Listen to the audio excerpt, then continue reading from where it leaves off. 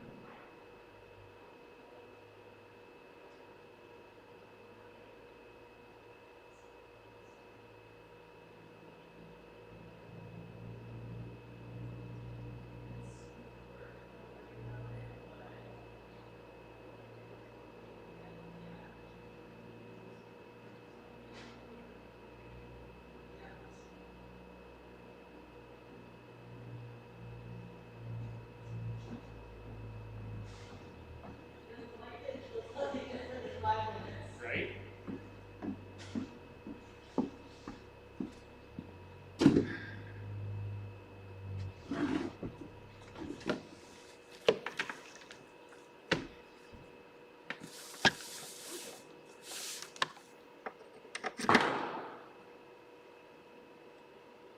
Really?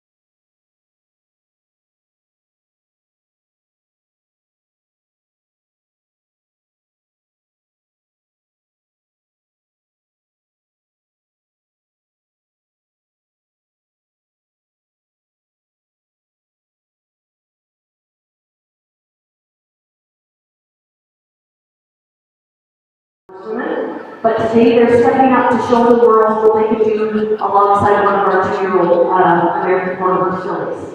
The ultimate prize of the state, of course, is a 6. And they are going to be shoulder to shoulder with some of the most well-known names in Colt Starting. So please join me in welcoming our trainers to the ring. If I can have Amy Nelson, Jason Smoot, Brady Bernier, Craig Block, Shelby Tosh, and our standing alternate Max, come on in. Yeah, please give them a round of applause. That is fantastic. I saw that rally, so he is coming in. We're also honored today to have 2 outstanding judges with us today. Horsemen who have dedicated their lives to this craft and have competed at every level of Colt Starting. If I could give a warm welcome and introduction to Mr. Rod Wilson and Dustin Cipolla. Starting us for today is our 2 hosts. These are 2 phenomenal horsewomen that I'm proud to call friends. Their careers have taken in kind of different directions, but keeping the inspiring paths. Let me introduce Miss Michaela Gross and Carola Saussure. They're the eye of the style. On a personal note, I just want to thank my parents for the people who started this legacy and believed in us to make this happen. So, let's first get to the rules to agree. The well-being of the horse and the rider is paramount. It's paramount. So every horse here is to be carefully monitored and the welfare will always come first. Just as importantly, the safety of these fine young trainers is also our top priority, so we'll be monitoring them as well to make sure they are taken care of. But now, I'm going to ask you guys to step to the outside of the ring if you don't mind, we'll meet our horses. So girls, my team is bringing the horses. We've got 5 2-year-old fillies here. They've all been through our weanling challenge. They're all registered American Quarter horses. And our competitors didn't actually get a chance to meet them last night in their big event. So they're going to be led in here. The first one is Gertrude. This is RHR Not So Lace and Tea. Our second one is Mavis, RHR Guns of Plenty. Our third one is Olive, RHR Cocoa Dots. Fourth is Fernand, which is RHR Jet and Dash. And finally, last but not least, is Gladys. Sorry, Gladys is Dots and Socks. Apparently, I do not have any coffee this morning, folks. So, those are our 5 fillies. So yeah, girls, you just keep leading around. We're going to get the competitors. They get to see how they're moving this morning. One of the things we're doing a little different too this year is at the end of every day, these horses are going to be turned back out of their pens together in a bigger corral. So they can just kind of calm down and relax because they are 2-year-olds. So we're just going to give them a little bit more time to decompress and process everything that they learned today. So with that, I'll have my competitors come in and you're going to draw a card. And we'll see who goes to who. And this is where I'm going to ask Ross to throw his pen. Thank you, sir. Okay.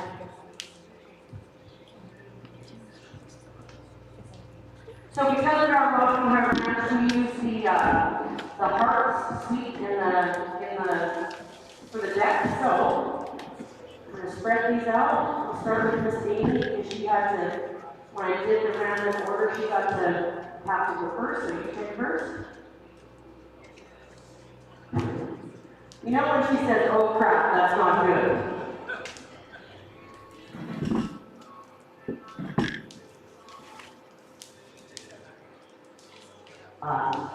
Aces are high. Alright, so, I hope that's the right place. Okay, show me your cards. We got a 2, a 10, a queen, a 4, and a jack. Okay, Miss Shelby, you get to pick first. Shelby is taking first now. Alright, your choice. Okay, then my jack is next. You're taking Olive. Just going to say a full sibling because tried to jump out around in Horse Expo this year. Okay, who's next? You're taking Gladys. Alright, Jason is taking Gladys. Less is the black. Okay, who's my next one? Who's got a 4, I think, or no? 4. Who are you taking? You're gonna take Gertrude. All right? Which means, Amy, you get Miss Davis. Okay? Let's give everybody a round of applause here. Thank you. Girls, you can take that back to the back. Now you see some spice. Yeah, they look all calm now. Just give them a minute once they're back in the contest. All right. We're going to start here at 8:30, and I'll get you my pepper sticking in the person. Okay.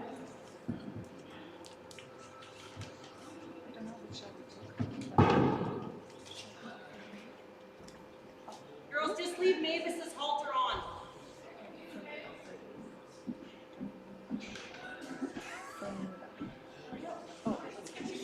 Is this for 9?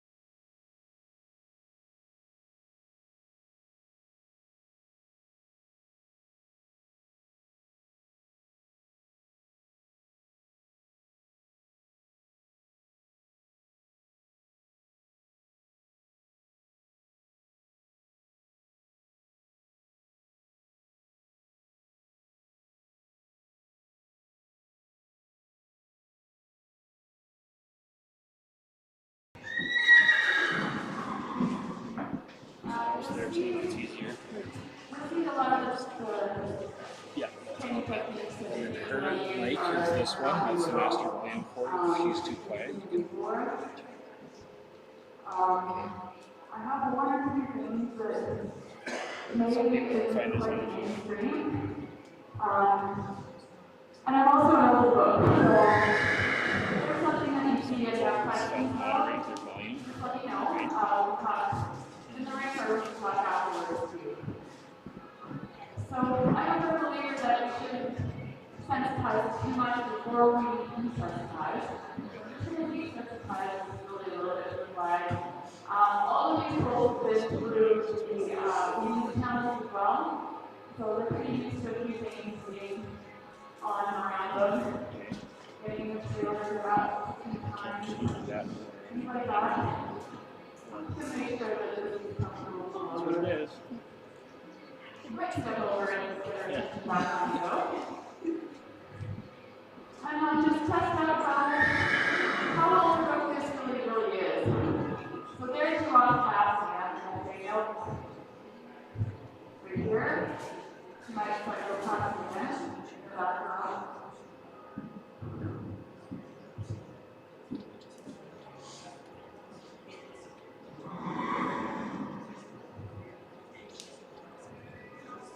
Just try to back her up here. Zero. See what you think. So this flag. Your chest.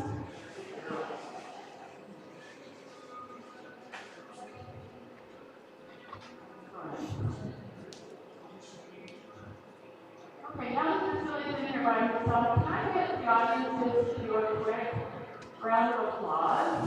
We're going to do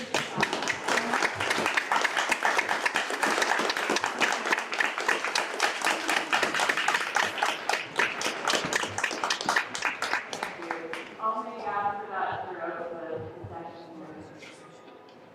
Okay, so let's start moving her around the line a little bit here. Just a little bit pushy on me. Back up. Singing away.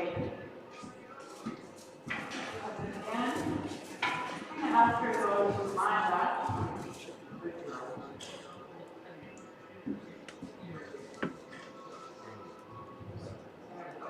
I'm looking for her willingness just to move the shoulders away from me.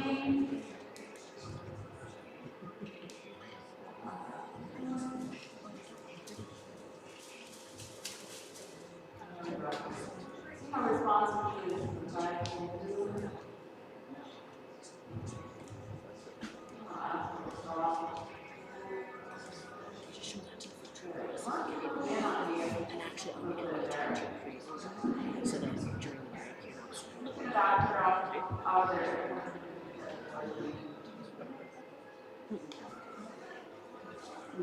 And that behavior is a bit of a colt-like behavior. Where a lot of times the colt will have an issue where they nervous and kind of lean on their mother, right? So I want to get rid of that. You know, I don't want to foster lack of curiosity, but I don't want her standing on me either.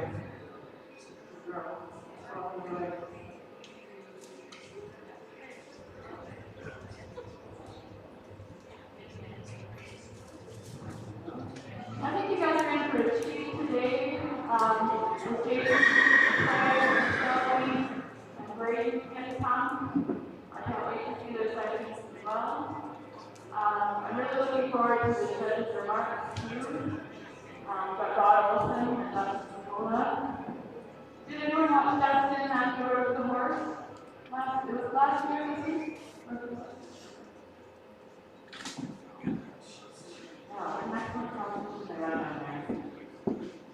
Okay, so again, let's push.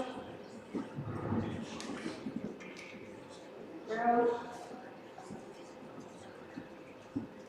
I'm going to try switching directions on her a little bit here. I think the direction change is to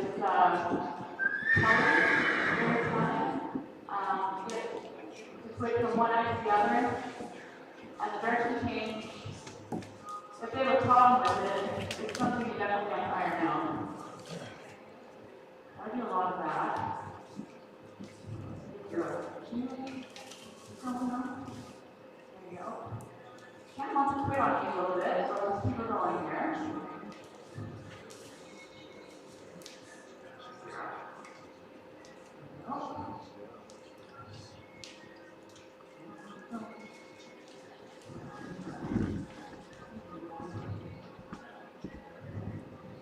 The last one is like, this is a high-tech instrument. It's a size slider. It was started with the dots bed. So just have that. You too can make your own if you're talking. Good girl. Just gonna give her a little moment here. Lots of these horses, I'll start to use some moves. I call it just zigzagging. I just want to invite her to put her head down a little bit here. I'm just going to put a little breath on her shoulder. When horses, oh,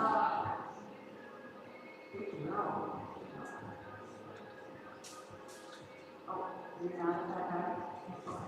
That's fine. When horses put their head down, they can actually hold their own head in almost like a traction. To keep pressure off the bull and pressure off that first vertebrae. It's kind of a happy place. So most of the horses I train, I invite them to go out there and different moments.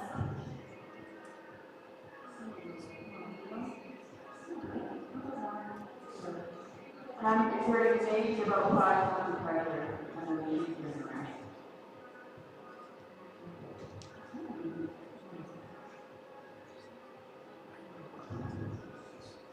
Work her down a little bit. Maybe she's not ready for relaxing time. That's fine. And I'll bring out the down here. Good girl.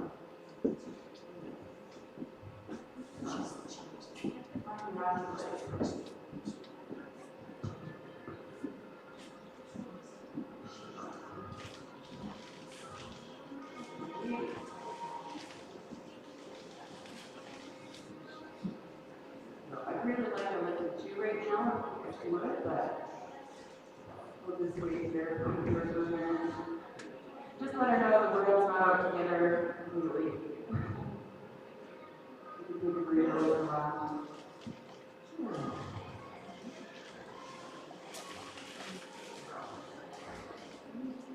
Slide her down and out again. Like I said, maybe use about 5 pounds of pressure, not much on the halter, just inviting it to the down.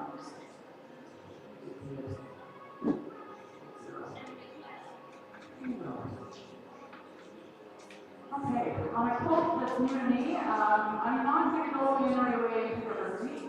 So as part of the finals, picking up feet is on the list of things to do. So what I'm going to do is I'm just going to use my rope, pick up these feet. Melody for the barrier was here a couple weeks ago. So that should be fine. There we go, see if it's safe. And get ready for our first 17 here.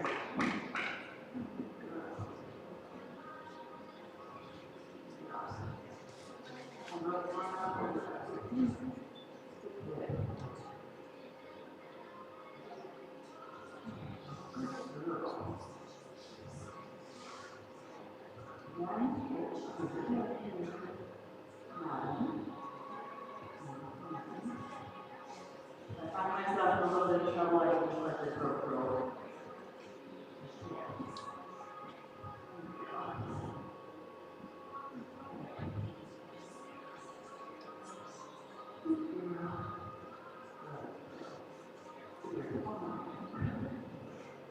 Something we have to work on. Down.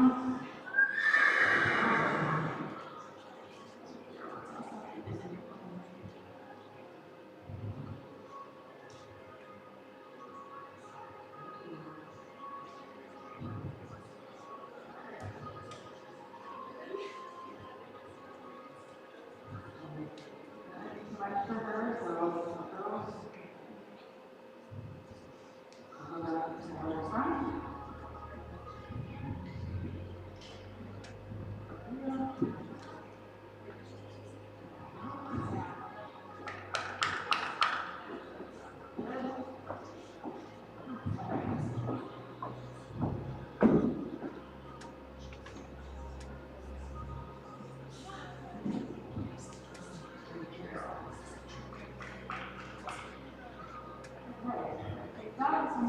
to on this side. One, two. There's a little bit of flexion just picking that up. I'll just try that one more time. Don't put too much time on it. Let's put one out to the pretty quick.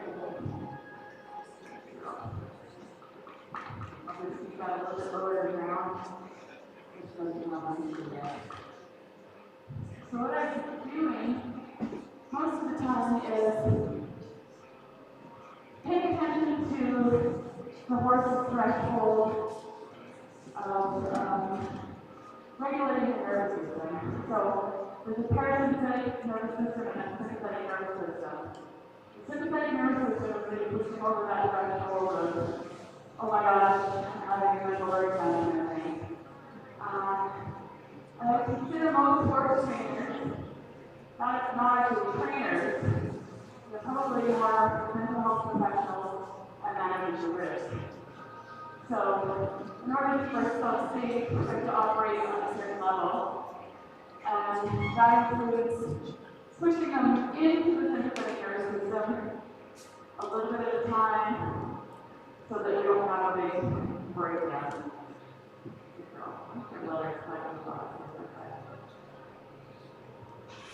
And the way I remember it is sympathetic nervous system is the freak out zone. The parasympathetic nervous system is where they're managing themselves. I remember it by parasympathetic equates to I have my parachute out. Parasympathetic parachute. My parachute is out and I'm now free. This part is a little bit tight in your mouth. Doesn't offer a ton of distance shooting. Kind of creeping in there a little bit. So I'm going to go around again.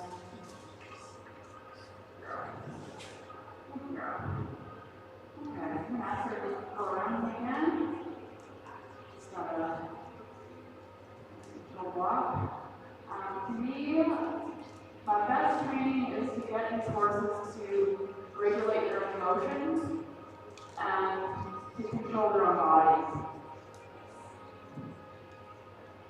So body control is paramount. This person's going off on a nice little walk here, that's perfect.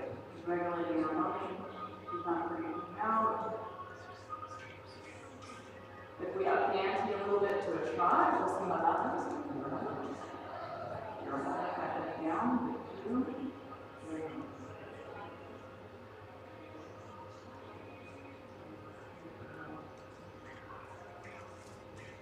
Just push up the nose and show underneath there.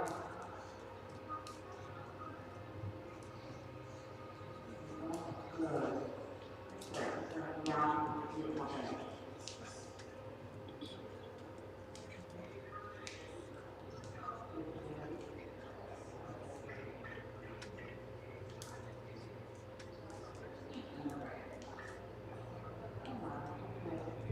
She might be doing a little bit of that move just to kind of self-soothe with that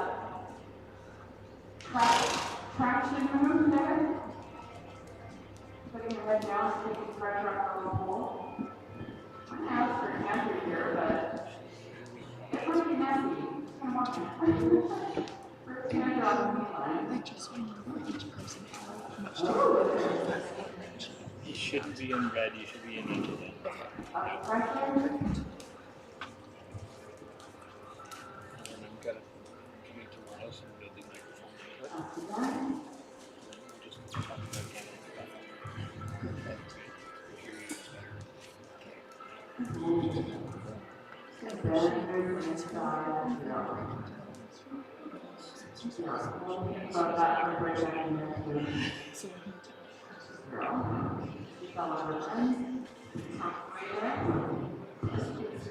That first ball, just checking out the other horse. Finally, again, some bite for the calming off. Not to stand in front of her. That's one.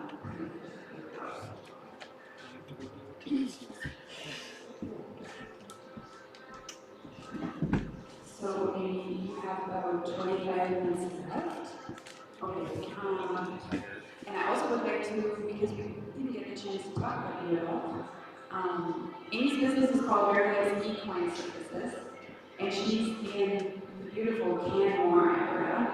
I love watching her Facebook and Instagram. It's unreal to watch what she can do with her horses and how she takes all the babies out to the mountains and actually gets them prepared for the comfortable in the mountains. So make sure that you follow her on Facebook and Instagram. Her name on Facebook is Amy Nelson Canmore, and on Instagram it's Very Latest Equine Services. You can also see that in the program. And don't forget about the TikTok. I joined the TikTok app a couple years ago, and there's some really cool horse training stuff on there. It's really creative people, but there's also a lot of junk. People pushing horses over thresholds, and then, wondering why the dogs don't react to they do. It's just a bit ridiculous, really. I'd also like to introduce Carol a little bit better to you. She's out in Madden, Alberta. Her page has all kinds of good stuff. Carol, you have a subscription right now too, right? I do. Awesome. Not about me. Awesome. Not about you. I'm going to talk about you all day. Yeah, check out Carol's page. And Michaela too, actually, I was reading your bio last night, Michaela. Studying dressage in the UK and then in Germany, like seriously, awesome. So great. Okay, this building is pushing on me a little bit. I'm going to back her up. Just pressing with that shoulder a bit. And I think not a lot of people kind of recognize that, but a lot of folks with their horses don't recognize the pushing with the shoulder, the barginess. We're going to have for candy here again, 2 point. Woo! That's pretty easy. I don't know what those teams say.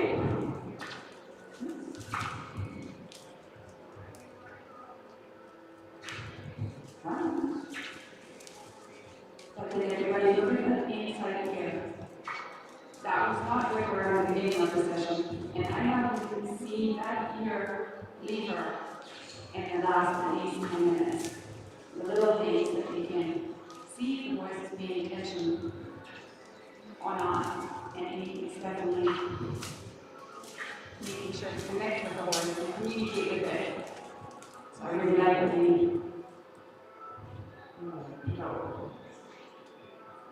okay, so let's let that go to be a little bit more here. I'll just invite her back down. You're happy going? Are you happy for you?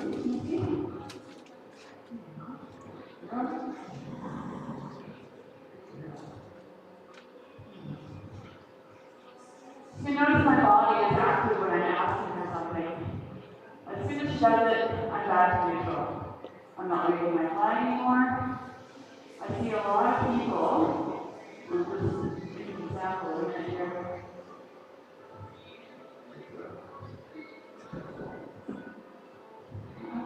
She's pushing on me, she's out here.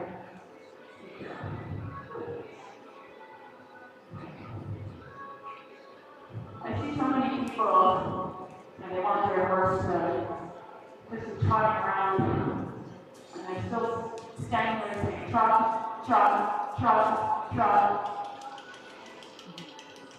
Even though the horse is doing already what they want. So I'm going to put my body in neutral as long as the horse is doing what I want. There, she stops. I'll try not to do anything.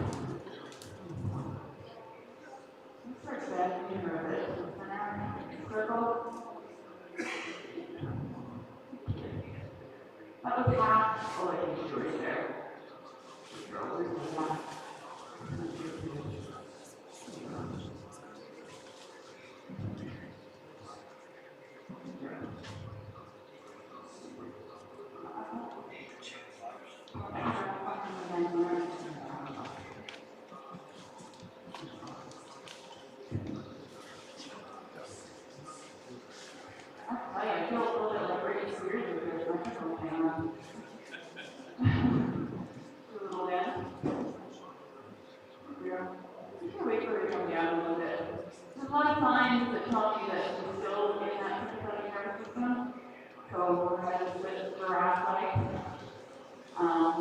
Usually when they're a bit more relaxed, it's soft square. They're breathing a bit, you know, a little bit nervous. You tend to come out, kind of puckering your lips, and wait for a little bit.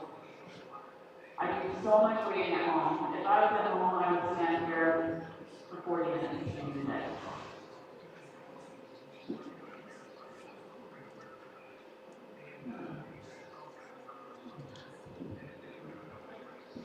Just kind of think about relaxing here.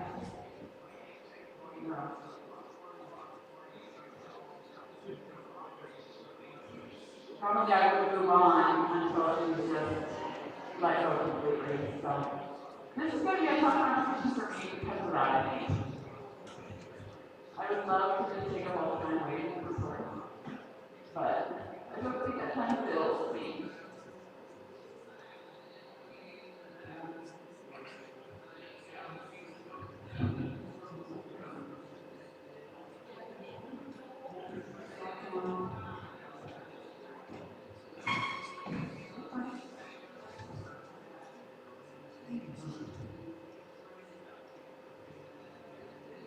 For a lot of these younger horses, this is the most time they spend away from a herd for a while.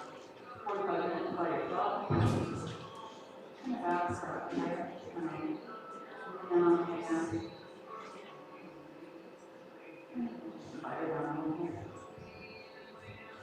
Again, I'm only using about 5 months per year on the halter and it's a big ride back and forth. She handles around me. I'm not going to demand that I have her attention right now.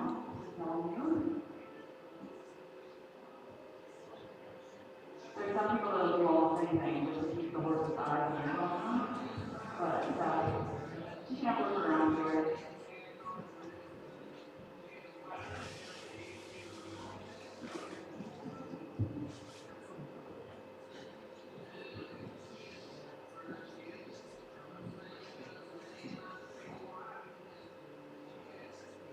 I think she likes it.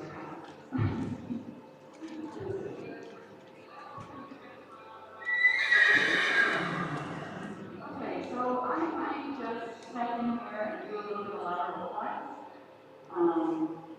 This is something that I don't script on at home. I understand that this is very, very good before I move on.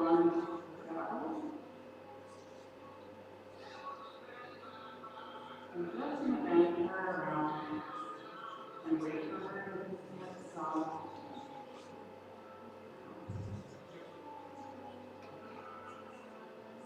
Stop the weight and move down the weight.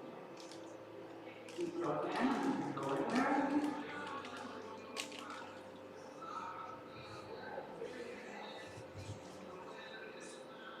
Sit around again there for that arm.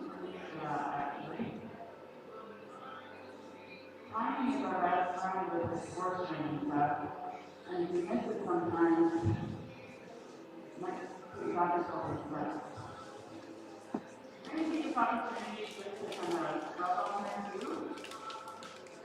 I'm going to stand this arm and my leg on the side.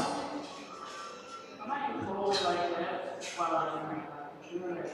And that was soft, and I'm going to use that right there. I'll try and move it quickly.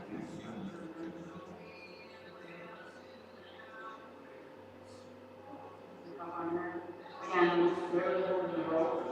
I would say about 2 pounds per on there. Okay, right there, try to use right time. Well under a little bit. And I put this tiny little leg over again.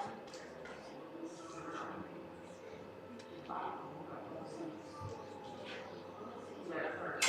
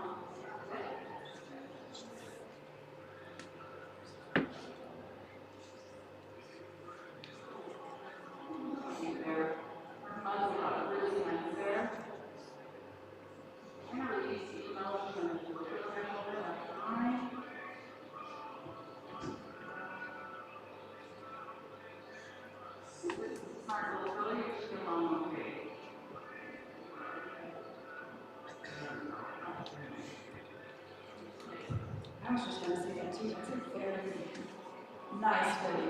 Yeah. I think he ended up with a really nice little filly. Nice and soft there. Usually, we can do it 3 times in a row. There are no rules. It's pretty great.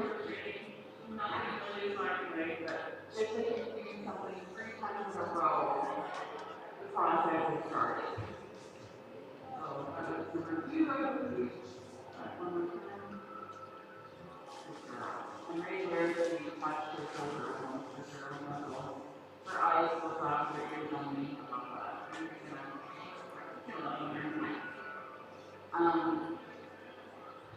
We can cause anxiety with this kind of thing too. We can push our love on. We can push them up into that situation with what we're doing with them here. For example, this kind of right. I've never seen a mare come out to the pole and go slap, slap, slap, slap, slap. It's always this. It's always this.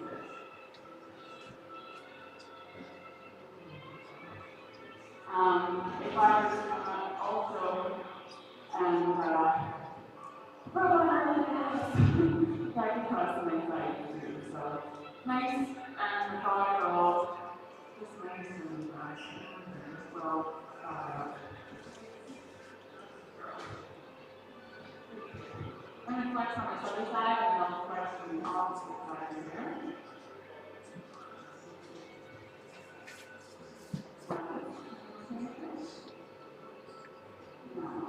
Feet on her hands again, so up a bit, feet are going to move again. We can talk about flexing.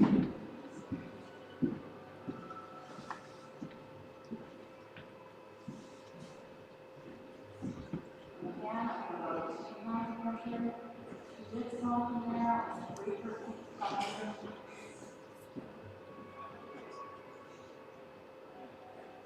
Just back to looking at the front.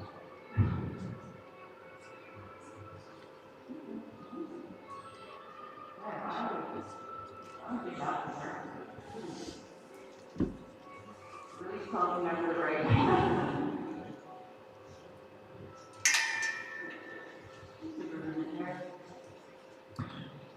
We have about 10 minutes left.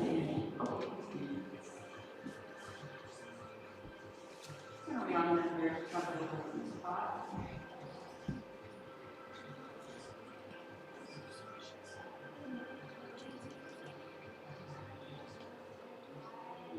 There you go. Now, that one might have been a little bit more about me.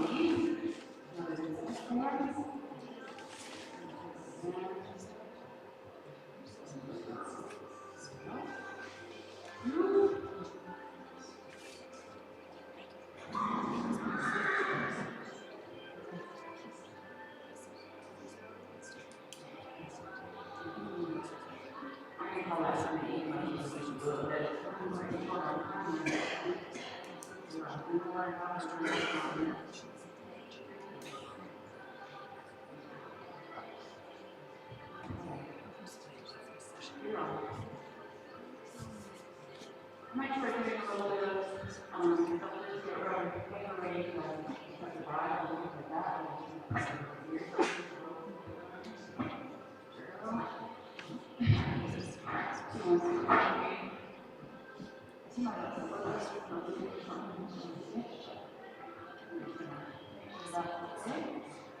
Okay, let's test our lateral flex on the other side. Let's see what happens. Let's a little bit there. Suck. Fine. One again, I'm going to stay with the and I'm going to do about 6 pounds of pressure on that toe. I'm going to give it that. And then right down here.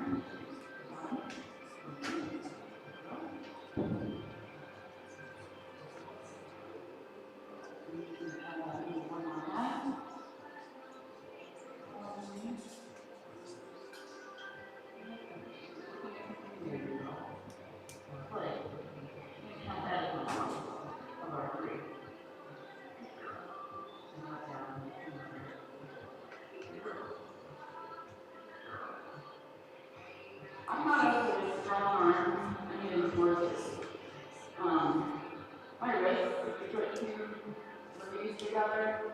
That's what this guy is. I'm not a tough girl. I'm not like super strong, but I have to use strategy in order to get these horses to do what I want on my terms. Without strong on my own. And it's not really about it. That's number 2.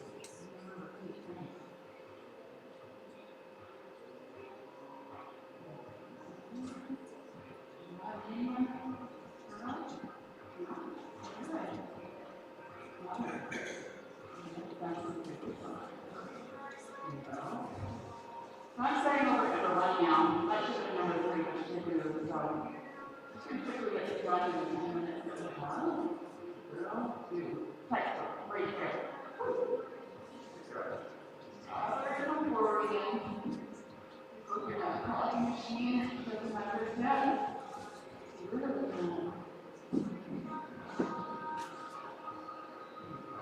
Great.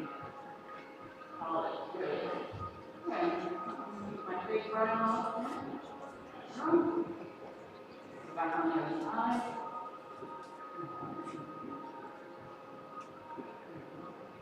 Just going to bring her out to the fence a little bit here.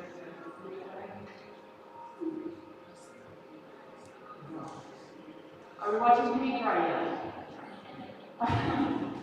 It's like good horse training if you are watching paint dry. And these are the moments.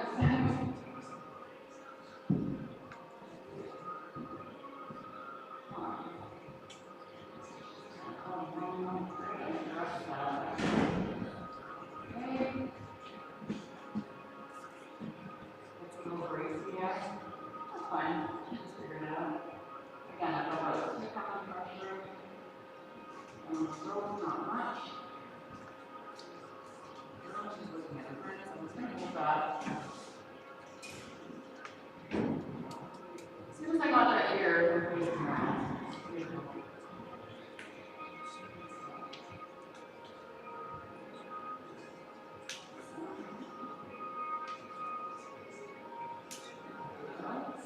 Again, as soon as you get that ear, people sound, turn right around. I'm tossing this rope over now a few times and trying to kind of this too. This was my tiny little leg when I was putting it over her body. This isn't even tiny little leg. Or this is the tiny little saddle blanket or saddle pad. Sure.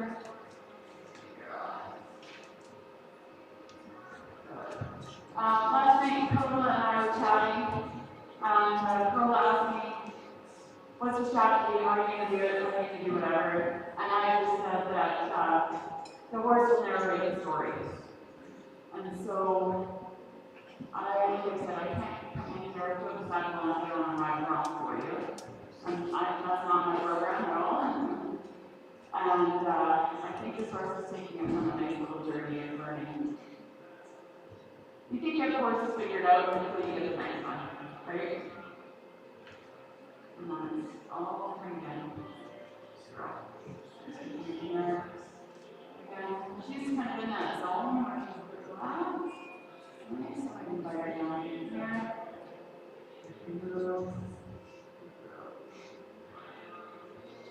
You can also do, if you're finding they're stuck a little bit in their muscle being really tight, nostrils uneven, you can't even come in here and do the highway release, which is just putting your thumb into the corner of the mouth and getting that release like that. That's a bit coercive though, and I can use that every time. I want her to let her naturally and produce her own endorphins.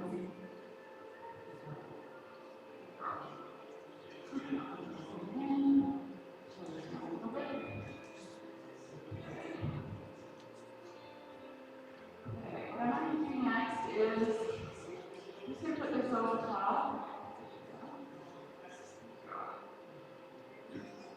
I'm going to just pretend this is yours myself. Open that up a little bit. 3 minutes maybe. 2 minutes? 3.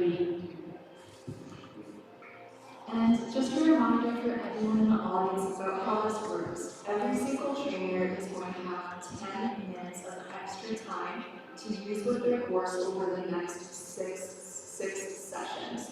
So the time is going to stop when the halter comes off of the horse, or sorry, when the horse gets handed back off to the trainer's assistant. That is when we call time.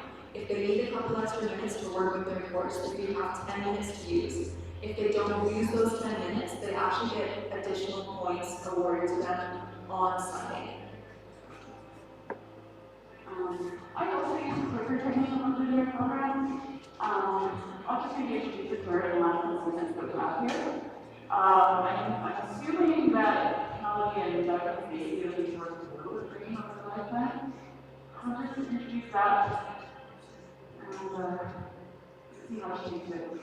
We can actually gauge and rate how smart a horse is on how fast they pick up the quicker. I'm assuming that this horse is 15 on it, so.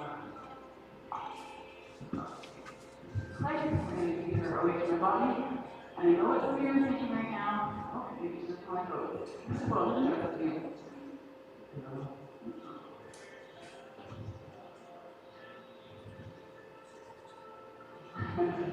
Some of these horses maybe haven't said, I am world.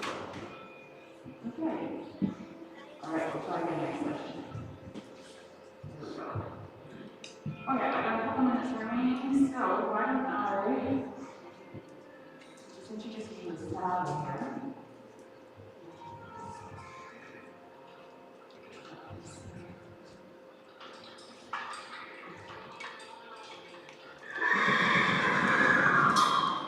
So 1 minute dedicating, and make sure it does know if you're not going to use any extra time. Super, no problem. I got the nice rating on right there. I can get a little strategic about this too. I can start putting the saddle on her when she's over here by her friends. Might not cause any issues there.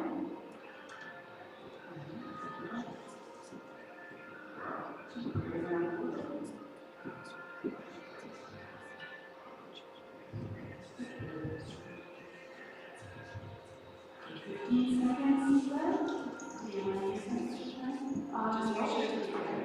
Okay, that comes off. No, it stays on. Just pass the horse off to your assistant and that will be your time. Perfect. And we're good. Thank you so much, everybody, for getting up this early, mostly. I will see you again.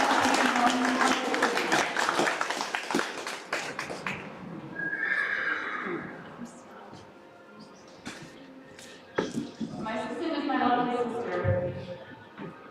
I think you guys are from camera, so help me out with her.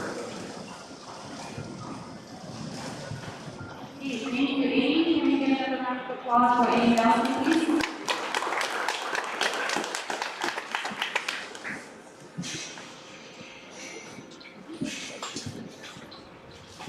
Alright, everybody, so just to go through some quick housekeeping items while we have a couple minutes here to reset the round for the next competitor.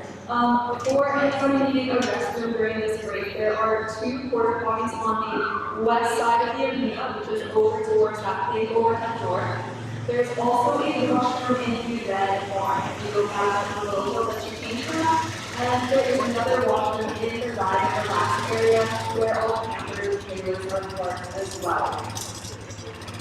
If we need to emergency exit for the legal home, they are on the website of DMS. And it is full, and it is in the pictures. And then for parking, we want to make sure that there's parking on each side of the arena in the pasture over there.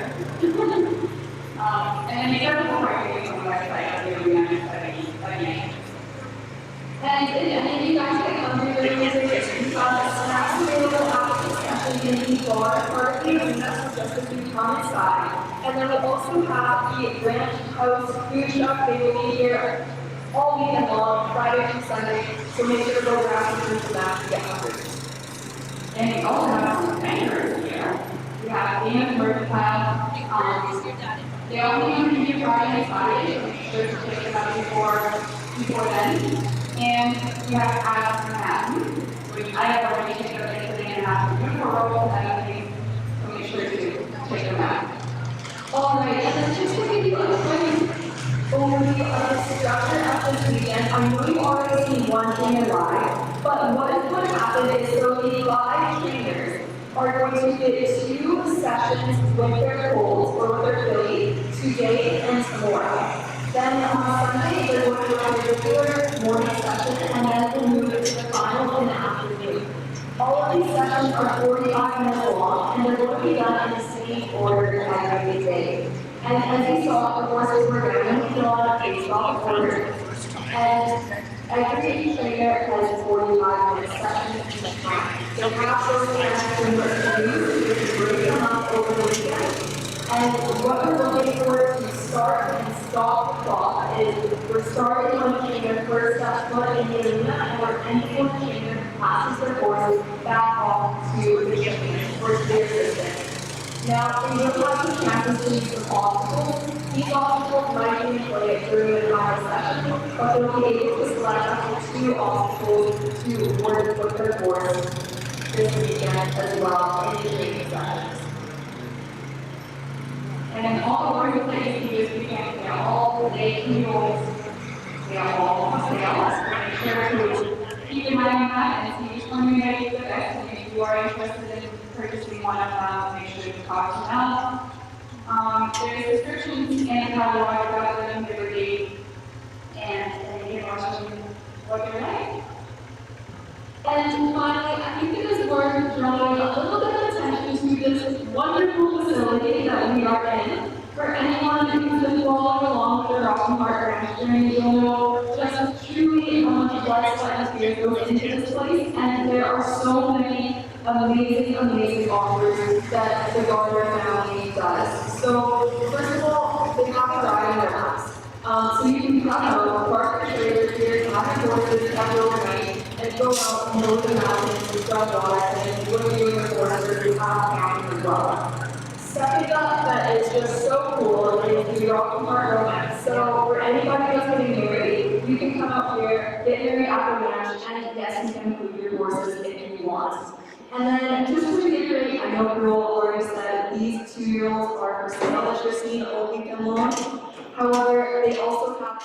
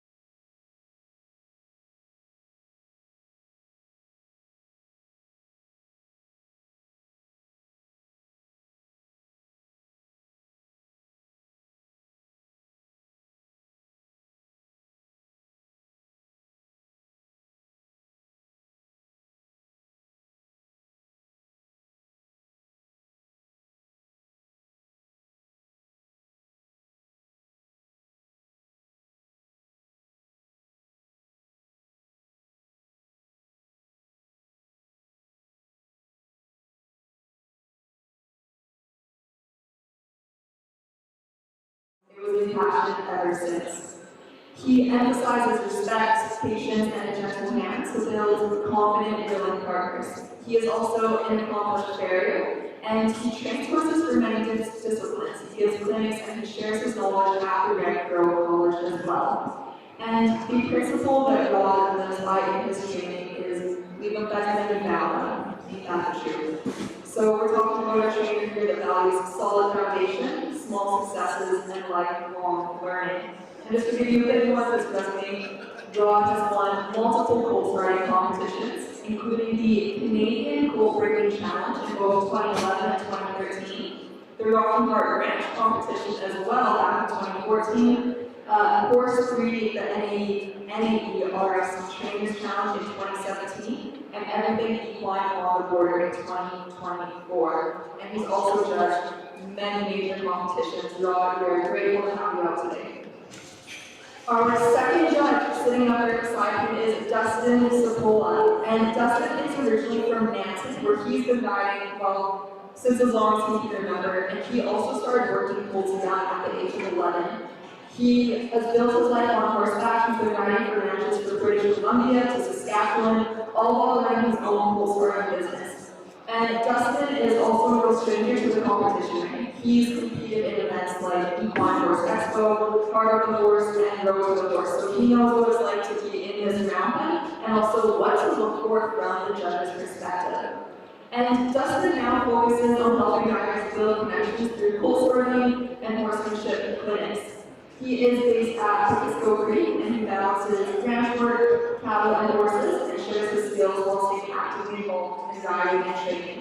So these two gentlemen are the ones that are looking at our trainers as they go through these 6 sessions.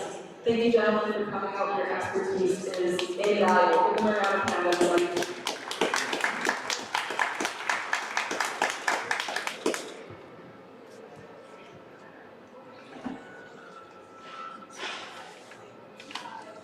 Okay, so we're just waiting for our next competitor, Jason Scott.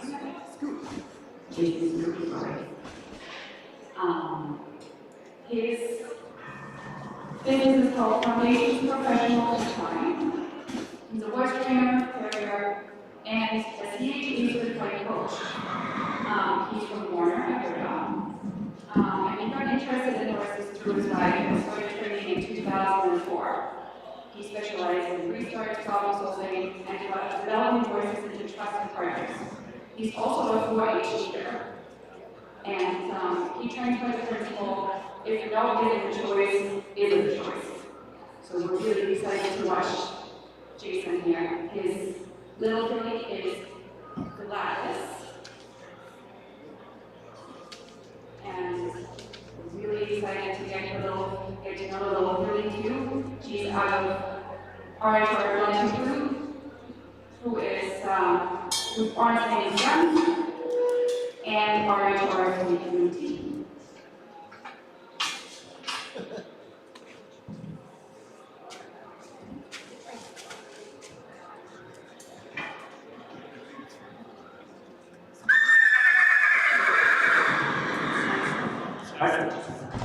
Am I okay?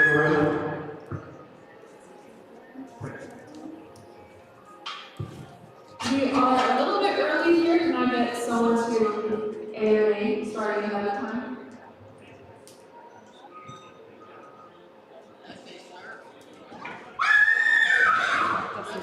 Alright, okay. In that case, it is a A, so your time will start when you step foot into the round. Thank you. Morning, everybody. Super excited to be here. An honor to have the opportunity to work with horses, first of all, and then to be invited to be able to come and work with horses in front of you guys. So it makes me super nervous. But to get the feedback from our judges, you know, I've been watching you guys for a while. That sounds a little creepy to me, but I think, you know, anybody that gets into horse training, we're pretty lucky right now where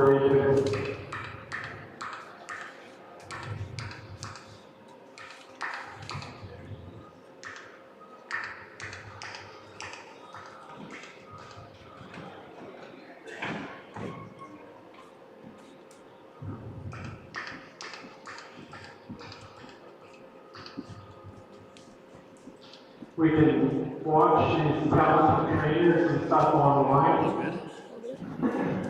And, you know, it really kind of helps you get going and get unstuck when you get stuck. You know, there's no replacement for in-person interaction with somebody that can watch what you're up to and give you some extra help that way. But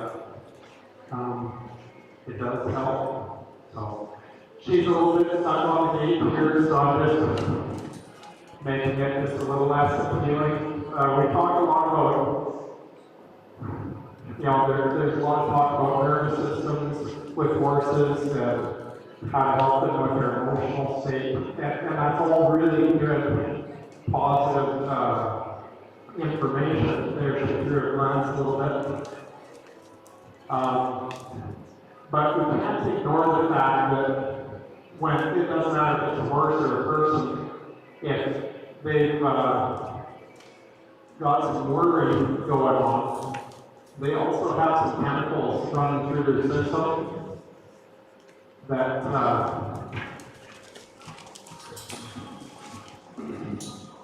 need to be dealt with as well. If those are in there when we're trying to work, that's going to work against us. So some movement is really, really good for it. So I'm just going to allow her to move around a little bit. She's kind of a nice little mover. I'm pretty happy that she's pretty forward. That was one of my worries. Probably my biggest worry is that I get a horse that's pretty sticky. There's ways to work with a horse that's sticky for sure, but if you've got one that's forward and good energy, then it's nice to be able to work with that. That's kind of what I like. So I'm just inviting her a little bit. It'll be pretty tough for her to come away from the gate. So I'm going to have more success if I'm working her away from the gate a little bit and then put myself in a space that she's coming back to where she wants to be. I can kind of give her the idea of what I want here, because really and truly, this is about clear communication, setting up expectations, and building some trust. I'm not huge on a lot of desensitization, even though it'll look like I'm going to do some desensitization. But I think it really has more to do with setting them up to trust you and to trust the aids. If we put an aid on that they trust and have quite a bit of confidence in what that aid needs and confidence in the rider, so they trust that you're going to take care of them. I'm not having to do much work in here because she's pretty forward moving around. If she wasn't moving, I would help her move right now, but she's going on her own pretty good. So I'm just putting a little pressure on when she's over at her favorite place to be, and then I'm just placing myself. Well, that should help, I'm just placing myself in a position where I'm kind of on the way back to the gate, and she can choose. She can go to the gate, and I'll just cause her to move a little bit when she heads over there. She keeps turning back, so I'm just going to get in front of that. Notice how it's taking less and less to get her to turn back. I don't want to be riding along and then have her turn back. That's not going to be helpful later. Nobody likes it when a horse shies, and that's kind of the same sort of thing. So I can already start laying out some expectations here and say if you're going around to the left, if I've asked you to go around to the left, then keep going around to the left. And I'm not really going to force the issue, but I am going to work at it. So kind of chip away at it a little bit. So I'm going to go ahead and have a little bit of contact memory. Connection is another big word that's tossed around. And, emotional connection, but also physical connection. One of the greatest perks about horses is that they can't lie. And so we have this really tight connection between what they do physically and how they're feeling emotionally, which is nice. You don't have to go home and think, you know, what did my horse think of me? What did they think of that reaction? They're going to show you if you're watching. So she had a couple of nice little releases there. When I came in and met her, she said, that's not necessarily comforting for me yet. She'll get so she likes that physical contact, but right now she's just a little focused on the fact that she's all alone out here. And she doesn't realize that she's not alone yet, that I could be the emotional support that she's looking for right now.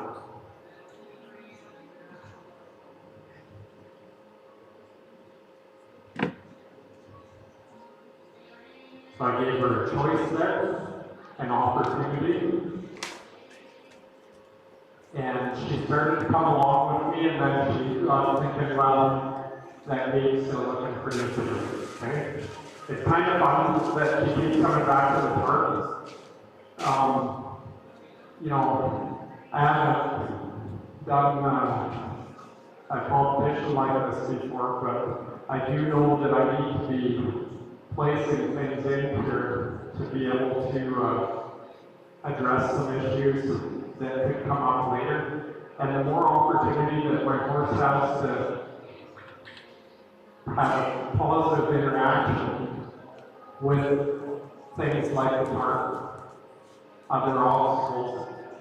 You know, sometimes horses that have a hard time with that stuff just need to see it a few more times. And so if I can have it out here early on, then that's going to really help later on, I think. So she came back in, had a nice looking shoe there.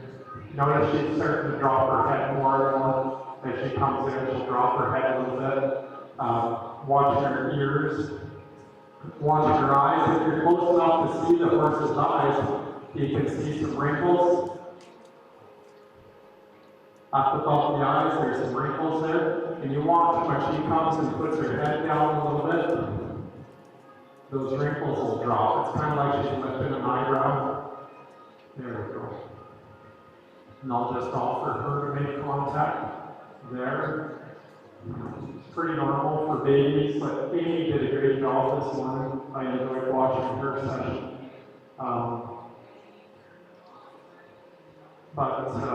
You know, just talking about them staying in a good thinking frame of mind. We don't want to keep them in a frame of mind where they're not able to think and process things well. It's like test anxiety. Anybody has test anxiety? I'm pretty sure I have test anxiety right now. And your horse is be kind of the same way, where it's a little bit tricky to recall the information that maybe you're hoping. I actually wrote a list of what I'm going to do in my pocket, even though I've done this so many times. I thought, well, it'll be easier for me to remember everything that I want to cover when I'm not standing in the room properly. Okay, so lead line diagram. I believe that the way to a horse's face and softness comes through the hindquarters.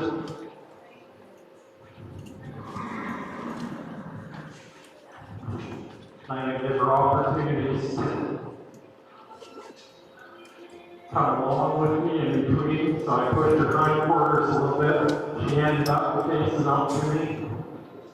So when she faces towards me, then she gets to really see how she's leaving it. So I'm going to do the same thing that I did with the gate.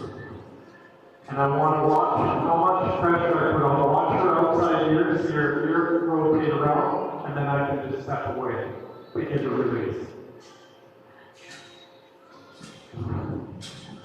Sorry, not to breathe hard in the mic here.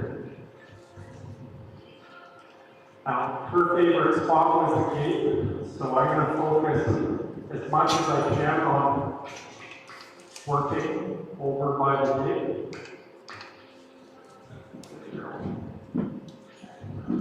I want to be able to pause movement because later when I'm riding, I'm going to want to cause movement too. I'm a big believer in giving the horse some direction first with the lead line. That the flag primarily means you missed the cue. Right now, it's not necessarily a cue yet. It will be if I'm consistent. So lead line up, breathe in. I can give a verbal cue if I need to. She just follows my lead that time. I go let her take a few strides, watching that ear. And if she gets a little bit stiff in the face, then I can put a little bit of pressure on her hindquarters. And you can see that ear kind of twitching a little bit on the outside. I'm watching for that. In the beginning, I give pretty quick. As we develop confidence, I'm going to ask for a little bit more. So if she twitches that ear a little bit, I might not release after a little bit right away when she has more confidence in what I'm asking for. So horse, the flag, and then I release. You can see right now that outside here is kind of looking at the outside a little bit. She's still thinking about her exit plan a little bit. And she gets closer to the gate and then she starts feeling better. So I can use where I'm standing in the arena or mountain, whatever, to my benefit and to hers. I don't need her to bridge any huge gaps this way. And if I'm doing a bunch of work over here, and then she does pretty good, and then I walk over here a little ways, and I can give her an opportunity over here to let go. And she has a choice every time we do something like this, just like when I invited her in, where she chose to leave in the beginning. And that's okay. We just come back over here by the gate and do a little bit more work. And I can start working my way away from the gate a little bit at a time. And she's doing a pretty good job of releasing when I take a break here. You know, she's doing lots of lifting and chewing. She's dropping her head. She moves her feet. And I would do the same thing if I came to, you know, work on this Philly's feet. If she needed to trim her shoes or something, if she chose to move when she's needing to stand still, then I can just cause a little bit more movement and then give her the opportunity to stand again. And we're going to start playing around a little bit with teaching her to stand still as well, and also to separate out what this flag means. You know, I can use a flag to help desensitize, and I can also use it to say you missed the gate. And have a little bit of thoughts on the desensitization part that I'm actually trying to sensitize my horses to the aid of stop and stand still. If I'm not asking my horse to do anything, I'm actually asking him to stand still. So there. Drop the hands. I'm not giving any direction. That's something that I appreciated from Amy's session too. She talked about lifting that lead hand up. And I feel like the horse should have the opportunity to know where you want him to go and how fast you want him to go. And I want to think about that every time I'm working with him to be consistent for my horse.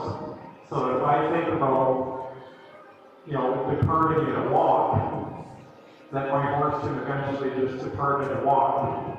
And if I'm thinking I need to go catch a cow, and I need to jump out quick, that they're ready to do that too, and then they're ready to walk off again afterwards.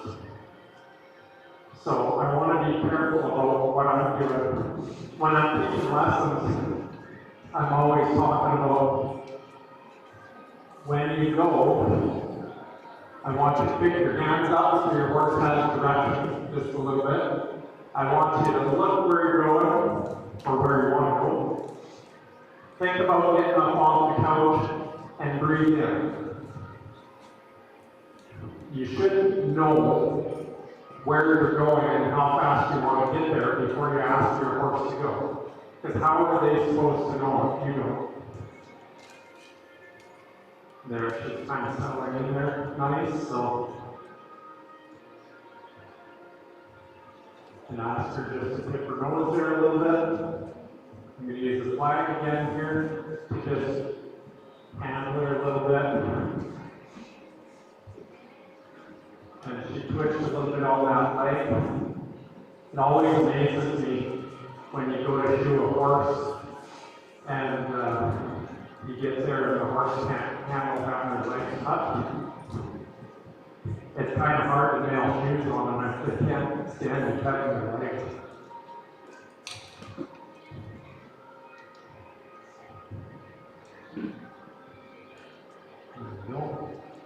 Okay, so we're going to go back over the gate here because I know that the gate is a sticky spot. She's doing really well, but I want to start separating out what the flag means and what it doesn't mean. Okay? In the beginning, the flag is going to mean to her pressure, and she's going to decide that she needs to do something about that pressure, which is good. We want that. But what I want is my lead line or my reins to be more than any other environmental pressure. So I can start to work on that a little bit with her here. With this, I don't know, the separation exercise, you might call it. But my lead hand is in neutral. I'm not holding her. I will direct her to what I'd ask her if I need. But I allow her to make some choices and search and figure out what I want. Okay, there's a nice thing drop. Just give her a second. It's really important to have some process time. If you imagine inflating a balloon every time you add a little bit of pressure on your horses, if you don't take time to let some air out of that balloon, then pretty soon it's going to pop. There we go. Nice working through there. Again, talking about the links between the horses, emotional state and their physical actions. You can see she's a little bit antsy there, and I'll just ask her to reconnect. It'd be unfair for her to ask her to stay physically, emotionally focused on me for longer than, about 10, 15 seconds in the beginning is a lot of focus for these guys, but it'll build up to lots of time. And later on, if you want your horse to be able to ground tie, they've got to be focused on what you've asked them to do the whole time with ground tie. That's a big ask. So that's something that comes a little bit later. A little bit of an opportunity here for me to get my arm on the other side of my horse. I've got my body up against this side, and I want her to feel comfortable with my legs around her, with the sit around her. And anytime we do something like that on both sides of the horse, that can feel pretty confined. So that can be pretty tough. Okay, let's move a little bit more. There we go. So lead hand is up, breath is in, flag is up, release.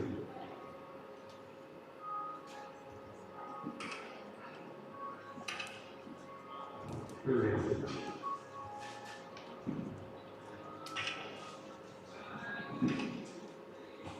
Notice I'm letting her come back to a walk before I correct her. and see how she just corrected herself there. She went to walk again and then she decided not to. So I need to recognize that. And the best way I can recognize that for her is to give her a little break, but not too long. Because we only have a little bit of focus. Row, look how free she's moving out that way. Okay, that's not exactly what I was looking for. I was looking for her to move her hindquarters out. But I do like how free forward she's moving. So I'll just ask her there, forward, breathe in. You guys can help me out with this. When I say breathe in, you can breathe in too. Okay? You could be part of this training process. So let's ask her to trot. Everybody breathe in. Lead lines up. Check that out. Again. Did you guys breathe in that? Yeah, some of you. I'm going to need your help in a minute if I ask her to help.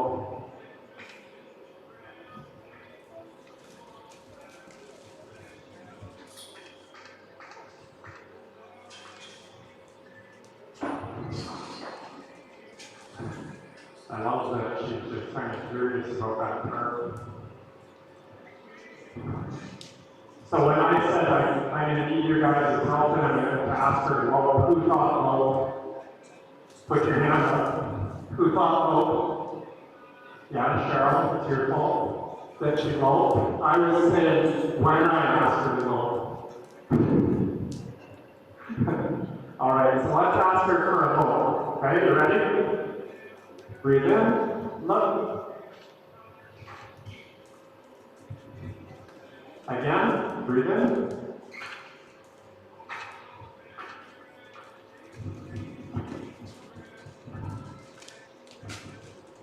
Again.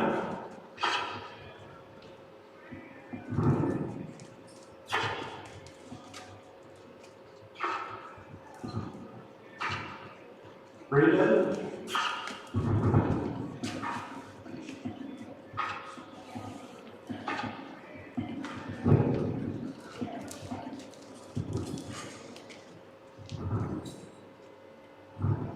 Relax. And I'm going to circle around her hindquarters. When she softens, then I'll step back and give her a release. What's my time like? You have about 20 minutes left. Perfect, thank you. Okay, I'm going to come into the hindquarters. And I'm going to start to build a little bit more of adjustability and speed in the hindquarters. Okay, I know it's messy right now. That she's not crossing over clean yet. But I want to start to be able to push on her a little bit and see if she can handle a little bit of that pressure without falling apart. I also want her really clear that if she goes out and starts pulling away on the line, that I can push on that hindquarters and hopefully get her bent. And later when I ride, I'm going to revisit that. I'll revisit that a lot. I like the horse that's pretty soft through the body and the face. And so I'm just really going to try to build quite a bit of confidence. Getting those in that hindquarters around. There we go.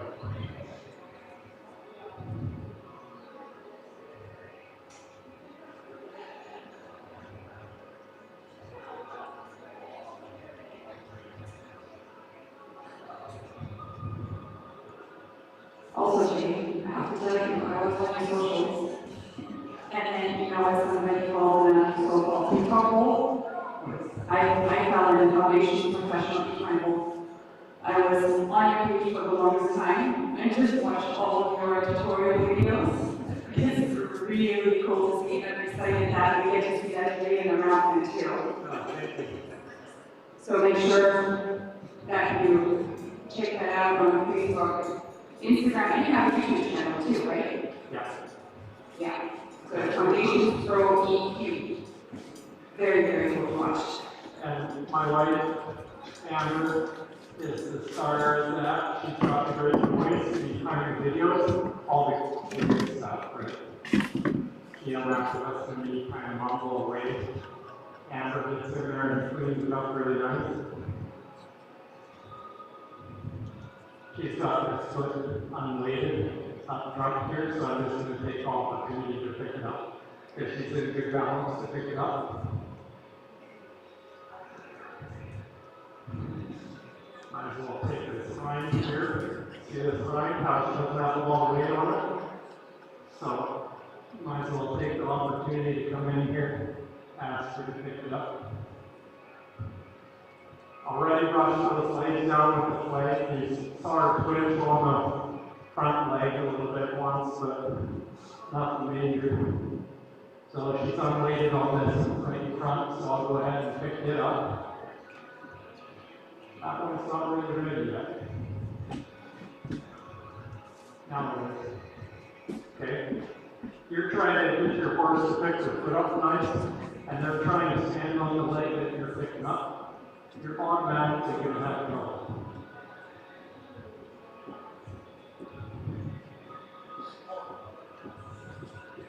Like that. Head down, she's thinking stuff over. Okay, you can almost feel her brain working.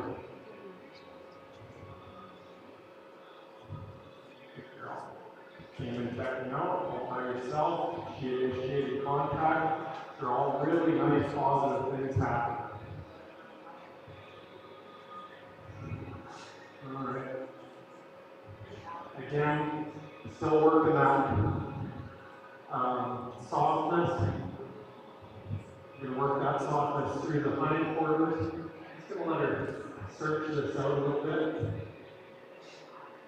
It's hard for them to step away. You saw how connected she is. She wants to follow me. So it's hard for her to bend away after I've established that connection. She's like, I'm pretty sure I'm supposed to come with you when you step away like that. But the mind's asking her to turn the other way. So that was a big deal for her. You see how she came back and she came up and hooked me with her nose?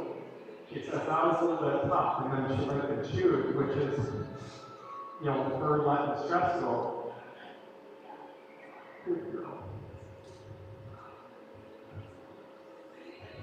Reduces that again. Lost her focus a little bit there. By working through this, we're going to get a little bit of focus back as well. I'm going to wait here when she tips her nose towards me. If I step away from her at that point in time, she's going to think she's supposed to follow me. So I don't want to move away when she tips her nose towards me. But once she starts moving her head the other way, then I can step away and encourage that. You know, if she looked towards me and she looked like she's stuck, I'd be better to take the slack up in my line and walk towards her head than step away.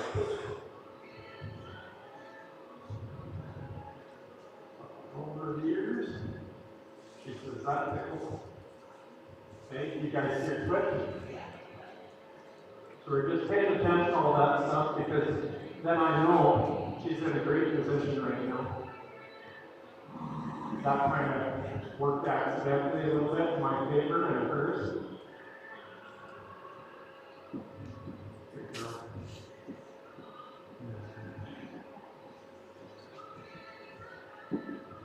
So this is getting her used to, you know, things that might touch her behind. I was training an Arabian cross. I don't know, about a year ago is when I started her. And roping is on my bucket list of things to learn to do well. I can rope well enough that if I've got to rope a horse to do some trigger work, it seems like miniature donkeys have to rope more than anything. Where's Peyton? Peyton's been there when I've had to rope some donkeys. She's helped me rope them. But anyway, I can rope well enough on the ground to get by, but I'm no roper. And, you know, I'll carry ropes and stuff, and I use ropes in training. And actually, I think it might have been a flag. Anyway, I got a rope for the flag. I can't remember which underneath this Arabian tail. She had about 15 rides on her. And she was really good to me, actually. She just went like this.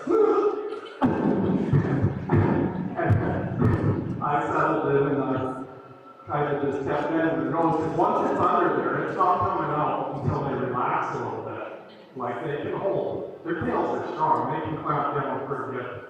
And so she had it in there pretty tight, and I just kept asking her to move her hindquarters out until she let her tail up and let it back out again. But, you know, I do that in my training. I'll put something under their tail because eventually it seems like that's going to happen. I just haven't planned on doing it yet. Put that horse. So yeah, having a lot of around behind them is really good. Good.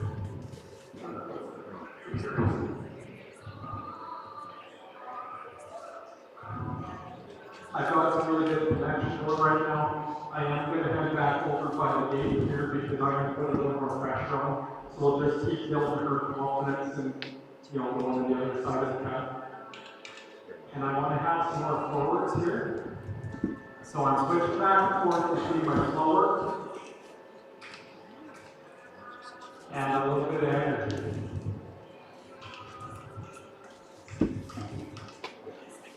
So there's pretty nice energy in the hindquarters there. And I'm going to reach up and feather with the flag. Lead the hands in neutral. That's how she knows when she's supposed to stand still and when she's supposed to move. Plus, I didn't breathe in. Did you guys breathe in? Or did you breathe out? Did you do anything? Did you guys stop training with me? I mean, how was your breath? Oh, we'll have to talk about that. So, we're going to breathe in and we're going to cause some motion. Ready? Here we go. Just feel a little energy. Breathe in. See if we can get her moving a little more united. See how she's scooching out? There. Now, hindquarters. And release. So I'm breathing out when I release. Okay, and if you pay attention to where you hold tension in your body, whether it's your shoulders, solar plexus, I don't know, wherever you hold it, for me it's here mostly. I want to try and let that go. Because these guys are so sensitive. You get them pretty trained that a lot of the times all you have to do is really kind of think about it and they're certain already get prepared to go and even going sometimes. So there we go, I can better put. So we're going to get a little bit of shoulder movement here because I want to get over top of her as well today. It's going to come around on this side, but we're going to move over. Always face it forwards when I do this because they're a little touchy in here. I just put it with the flank, but I'm putting quite a bit more pressure on. And if she does squat at me with that bottom leg, we can take it in there and not the front.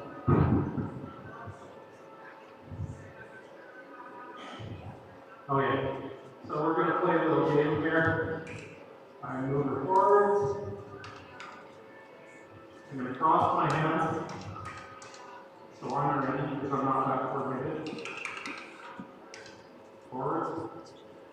Good. Do that outside here. Everybody see that? Hindquarters. And I'm going to wait until those hindquarters are a little nicer.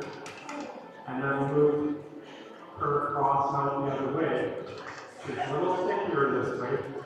So I'm just going to work on that for a second. But it's going pretty nice. It's nice and united there. Meaning the hind feet are following the front feet on the circle. Outside ears rotated around. I've got good focus. She puts a little tension in that line sometimes. So I'll just take my time, set my hands up. That's a little confusing sometimes. When you switch hands, they think you're going to ask them for something. And she's right. I just want her to wait on me until I actually ask her.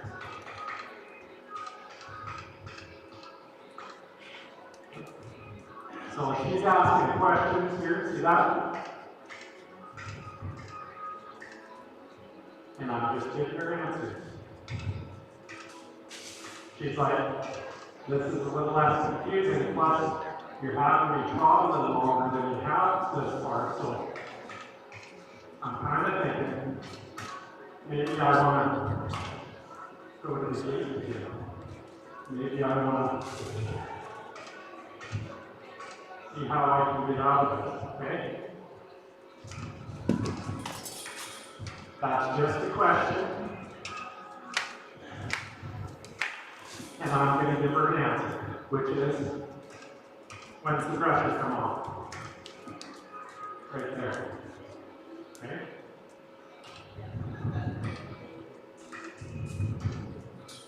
I use the fence to my advantage. We're lucky to have ground fence and stuff to work horses. There's some Lincoln shoe. I won't move on to move the heads and the shoulders because that was tough for her. So I'll just release there. You have about 8 minutes left. Thank you.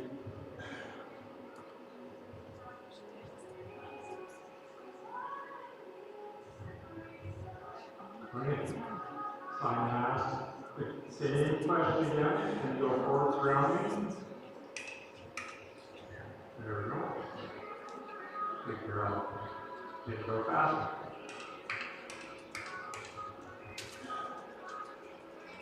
Figure out.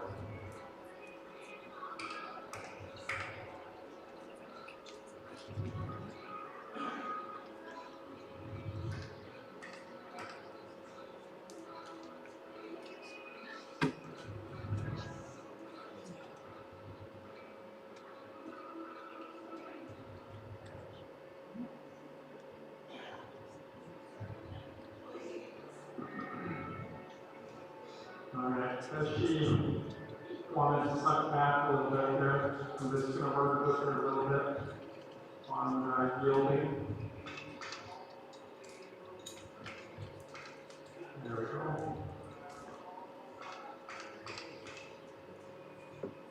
And this is going to help her. I put a little bit of pressure on the lead here. And if she doesn't give to the pressure,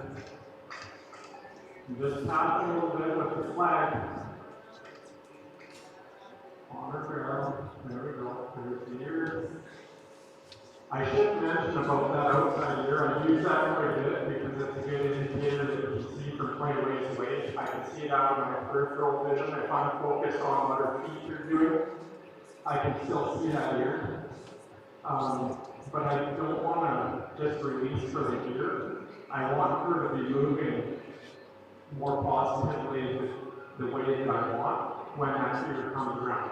Because if she tries to run me over and the ear flicks forward and I release, I haven't taught what I wanted and she feels really good about it. Go forwards. This is an easier side. And I can start to ask for a little softness down.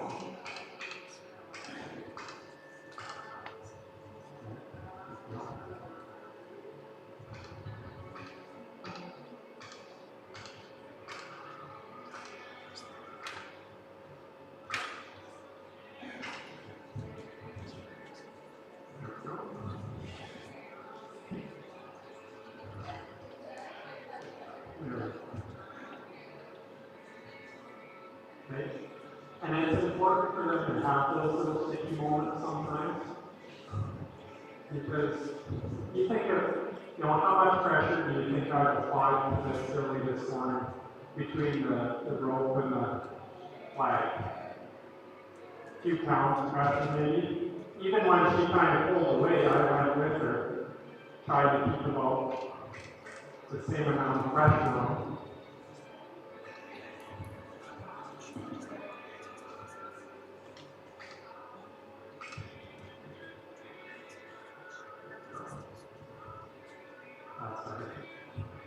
So, maybe 5, maybe 10 pounds at a time tops.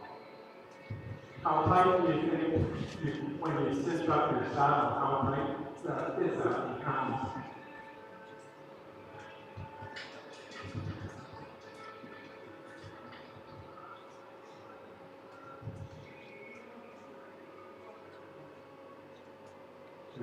There's engagement throughout with young horses. Older horses have it too. Young horses just have double extra dose.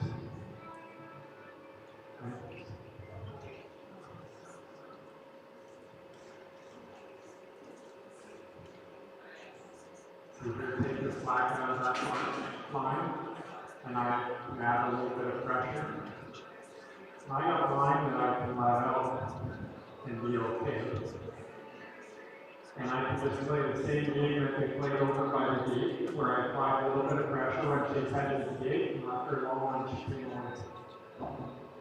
Now she's thinking about it. I'm not going to spend a lot of time out here.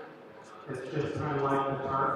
If I can give the horse more opportunities to see things that they're going to need to see before it's important for them to perform, then the better off they are. And that's pretty nice.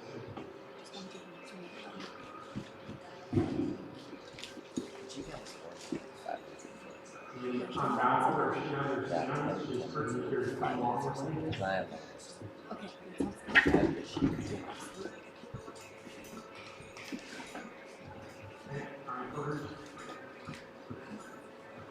So she has about 2 minutes left. Thank you. Not going to cross my hands until I'm ready to ask her something, because it's something that's hard for her to understand this depth. And I got my line short enough that if she gets a little defensive, I can do one of two things. I can either bend her nose towards me so she can't reach me with that hind quarters, or I can drag myself out of the way and she pulls her.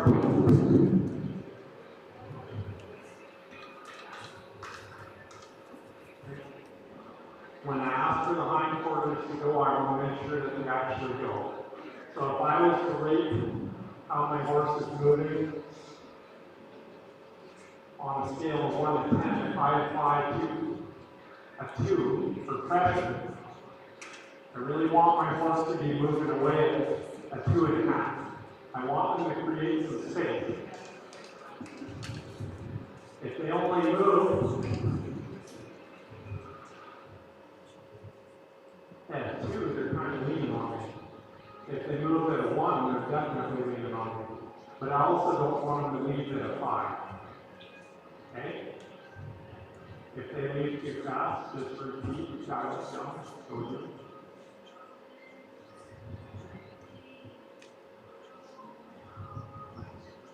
Okay, and come back over here. I can use my hip a little bit to ask for some movement. See that hind quarter is pretty easy to move.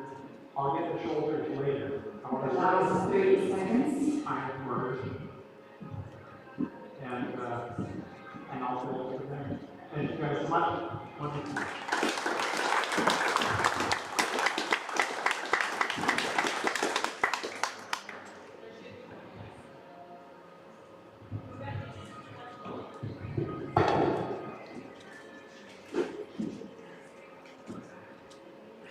Awesome. Thank you so much, Jay.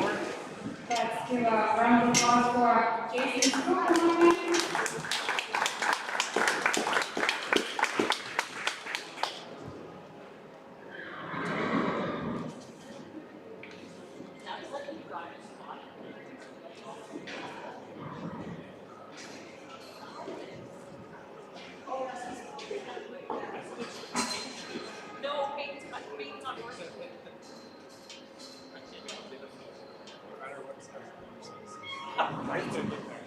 So the filly that we just watched is Orange or Oxen Socks from the US.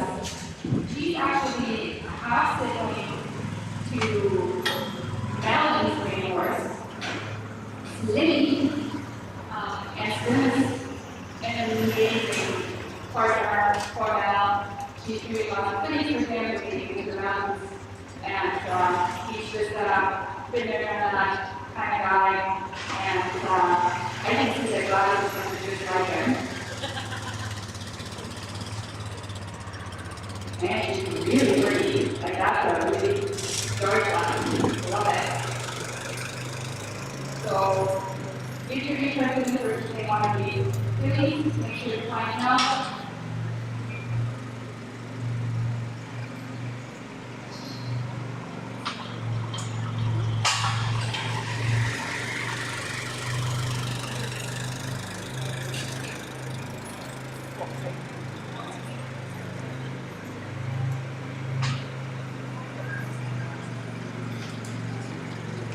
Okay, and we're waiting for the round to work. Now I come over to Bernie.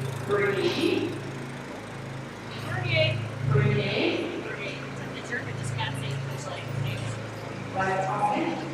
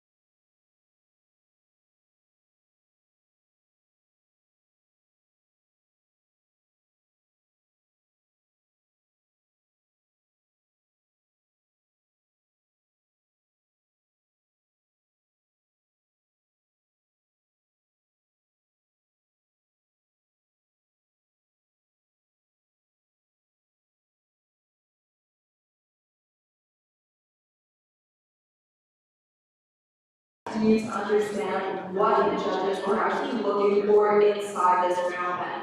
And this is a really fantastic thing, as every trainer has a slightly different working style. So what exactly are they being graded on? What exactly are our trainers looking on?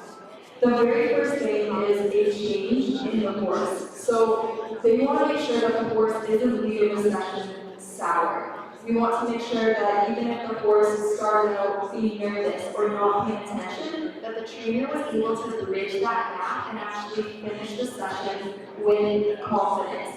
And then similarly within this little section I'm talking about here is worth 15 points.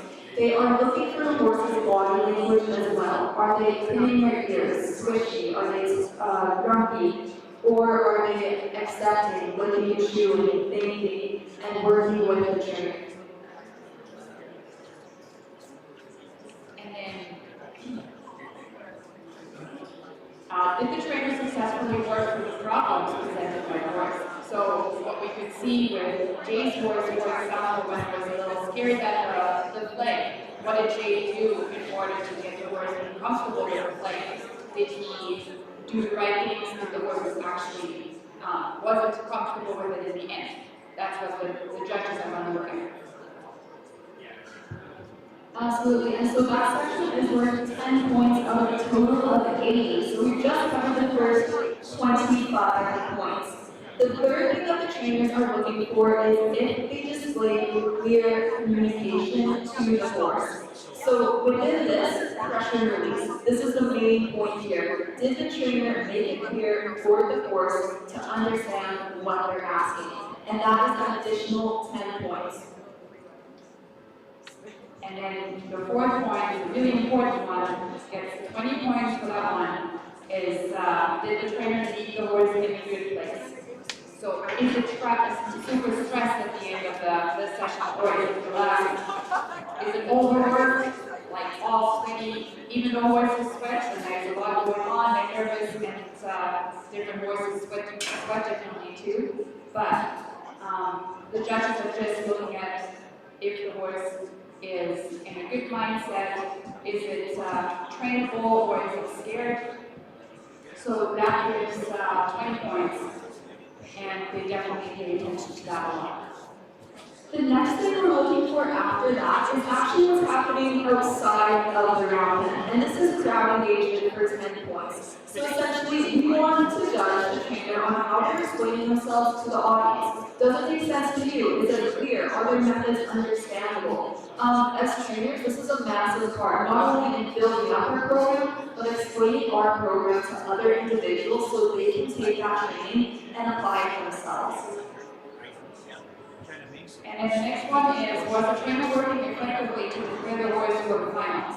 That one gets 15 points. So, did the trainer introduce elements expected in the finals? We saw the tarp, for example, in Jay's session, and yeah. And then the very last thing, I've talked about this already, but it's unused extra minutes. So again, every trainer gets 10 minutes for this entire weekend to use over and above their 45 minutes every session. If those are unused, the judges will add 1 point per whole minute left over. So let's say a trainer uses 3 minutes, then they will get 7 extra points added on to their combined score for the round. Alright, ladies and gents, so just to recap, here we have in the ring Gertrude. Gertrude is out of RHR Blue Survivor and RHR Lace Hancock. Me personally, I love my Hancocks, so I'm really excited to watch this film. And our trainer is Brandon Bernier. He's from Saskatchewan. He trains horses and offers equine services. Worked for a trainer at 50 years old and has been riding pasture and attending horse show school. His focus is building confidence, willingness, and trust in his horses. So as soon as Brayden is ready, we'll start his time.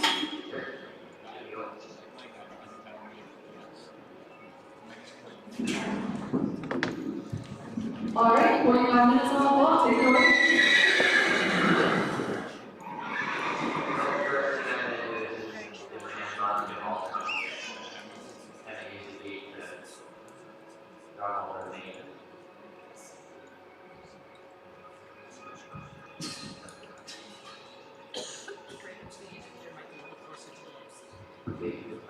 That's better.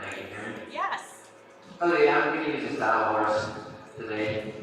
I fell off a flat deck here this week. My legs kind of bothering me, so save some miles maybe.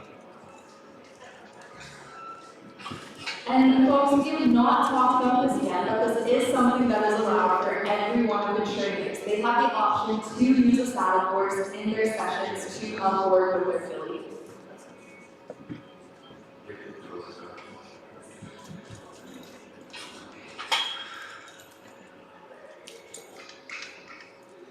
Okay, so I'm just going to walk around for a second with her mother going to smell my horse. See the pen for a second. So she doesn't feel like I'm starting on by attacking her. Feel the shank when she comes tight, I'm going to pick up on her and pull her a bit. Let my horse see it.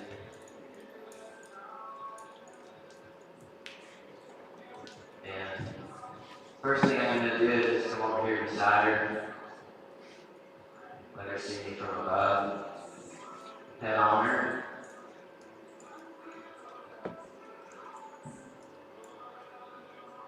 Kind of feel where she's at.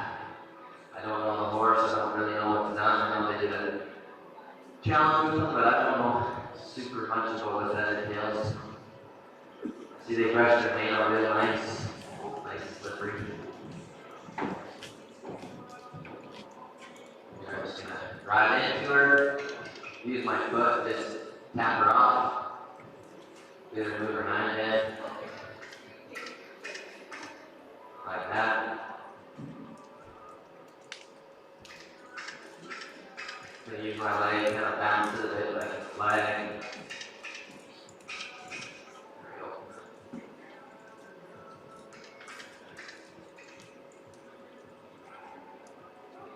I'm gonna change my energy, come in and just head on her.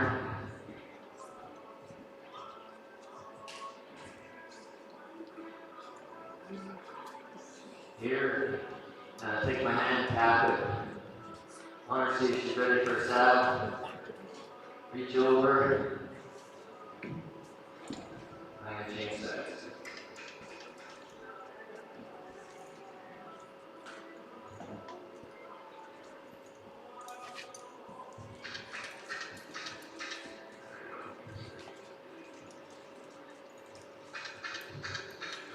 Kind of got some white stone around her eyes. Here. Hopefully I'm working at getting her to step away from me with the front end, and there she's close. That's better. Just give me some ground, like so.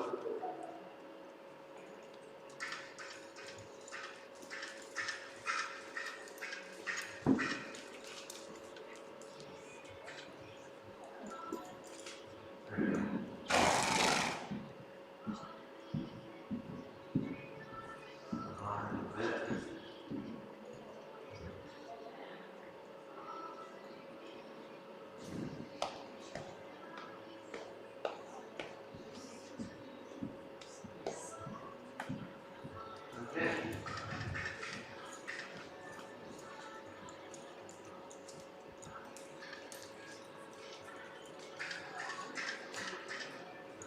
Switch hind end.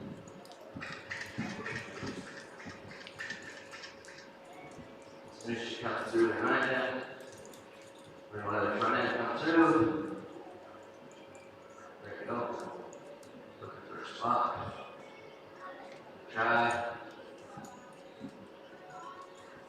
There we go. There's my foot.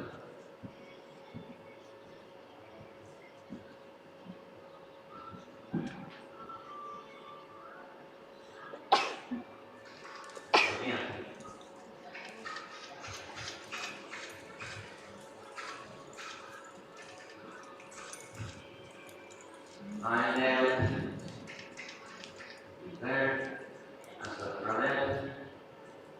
try. I'm asking her to pull a feel with this lead rope as if I were riding her. There we go. When I pick up and pull to my hip, I want her to roll her hip, so my hand places right here. She gives a big step inside. We're close. There it is. And I'll take this hand outwards. Pass the front end, come around. All of these things are with the thought of when I want her back, so she can relate them. 9 minutes.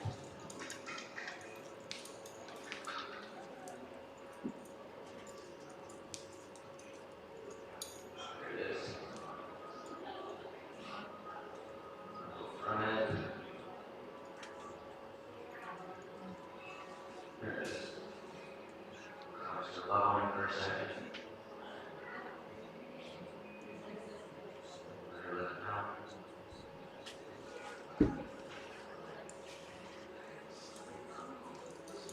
Same thing over here. Working on getting her soft in the halter.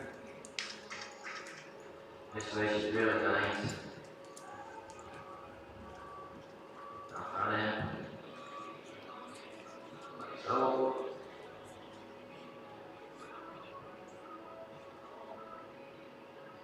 Let her look at you, let down touch.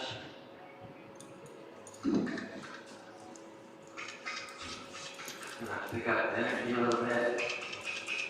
Get her prepared for a little bit more excitement. There, like so. Front end. Try again there. So. Arc again. All at the time I'm working on her ears. Working on her seeing me above her. All of the things. So. Go back to this side. Do it nice and quiet one more time. Build up the energy. She's getting a little softer this way. She still runs into my pressure, so I bump her. There, just like so. Here, alright, come through.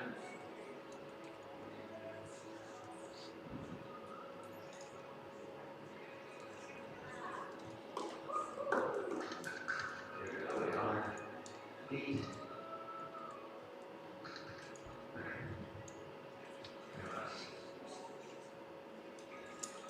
So this time I'll be a little more busy.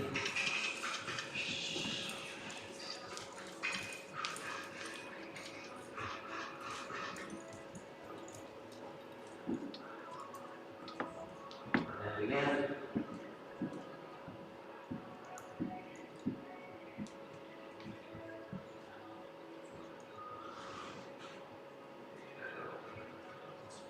Ish.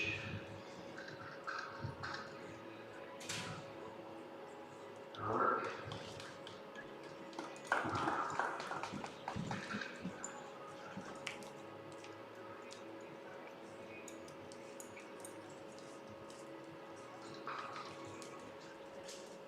So here I'm just gonna let her smell the pad, rub on her with it.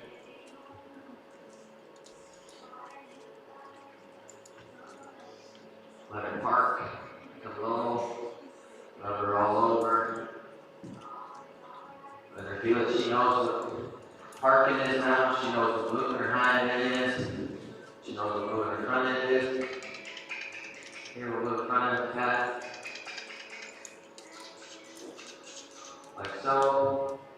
On the side, rub on her with it. It's nothing scary.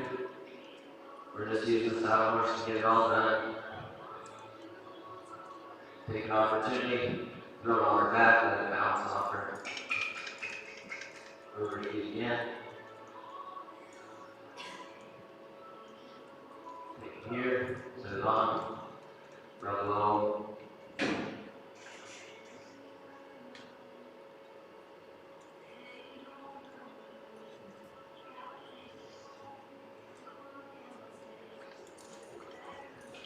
Now, some folks you might not be able to get to here as quick, you might have to use the flag. This colt seems pretty gentle. Not skipping steps, it's just feeling out your horse or your horse, finding out where they're at, preparing for what you need to, exposing them to things, getting them ready. I decided I didn't need to use the flag right away. Run on her back. It is. Because there's always tomorrow, right? There's tomorrow. Okay. Now there is something called doing something too much. She knows what it is, she's accepting of it, so I'm ready to move on.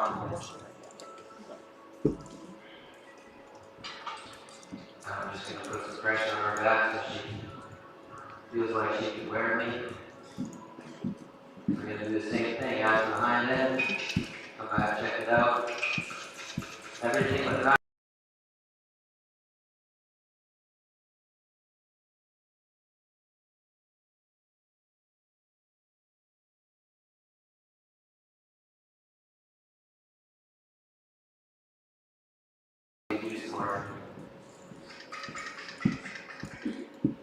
So we'll just start building that in there now.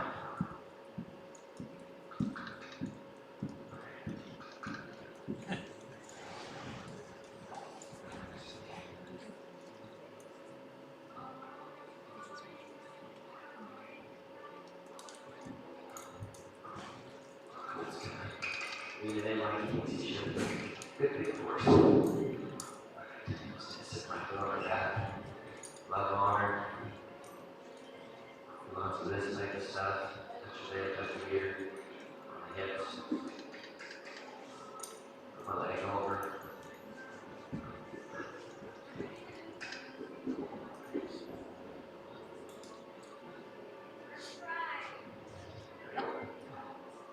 Lean on her. See if she'll wear me. If she has to move, she can move. I'm still having it on. I'm gonna hang on to her.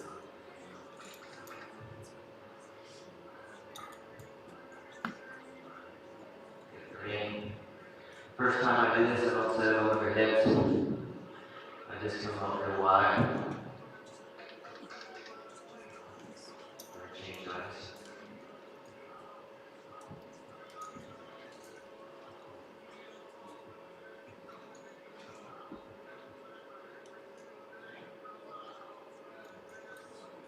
Go again. Here I'm preparing, going over her ears. As if I'm working on her. This time I might put it under her hips. Let her stretch it out a bit.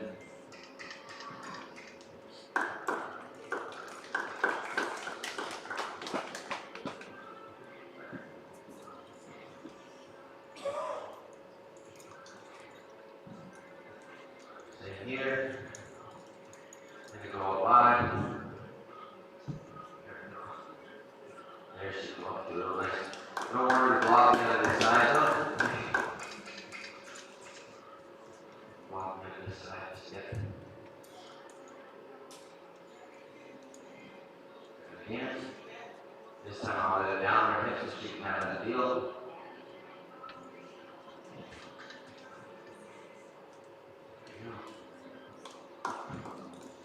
Moving on.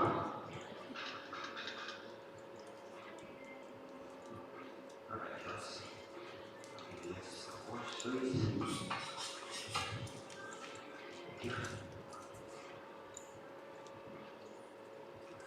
So just because I've done all these things, I've done all these things on the horse, don't mean it's going to be there on the ground just quite yet. Some horses, it's kind of, it's funny, you do all that work and you think you got a real dead on your horse and you get on the ground and they wake up again. So here we're going to do the same type of stuff. I'm going to send her around in there. And you have a very good stuff right in. Here we're going to send her front end around.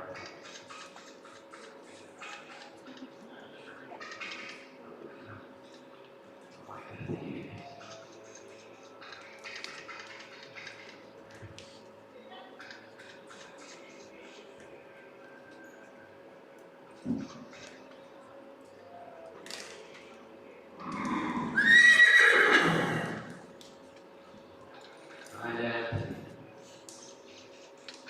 Right. Do it.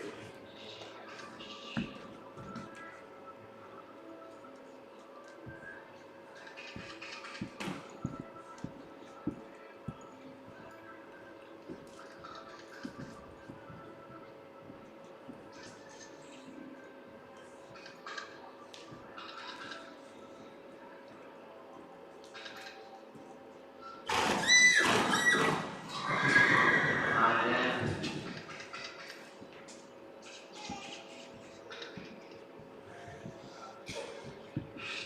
Sometimes these colts are real quiet. They kind of lean on you a bit with their shoulder. So, gotta do a little bit to get them off. That's good.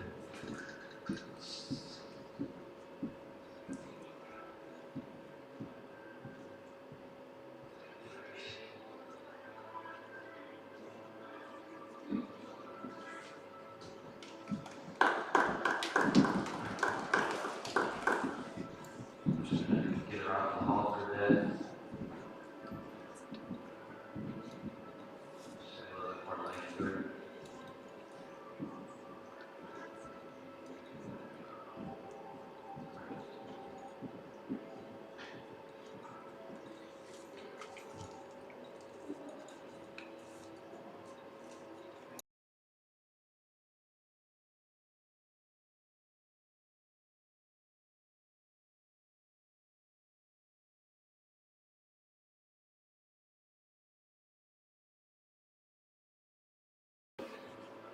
You notice sometimes with her when she gives, she doesn't give of her softness, but she gives out of a place of knowing how to seek relief on her own.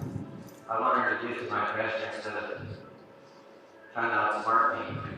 So sometimes here she gave with a bunch of slack and she held her head there, so that to me is responding to me.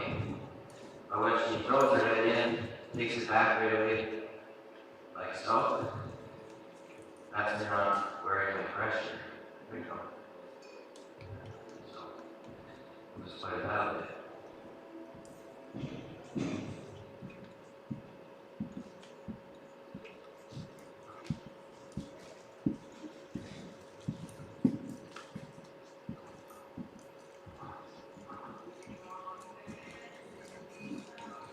Sort this out a bit. As soon as she gives me something, like there on the squid, for a second,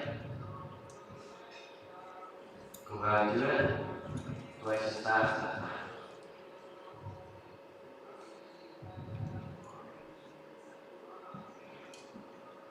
There it is.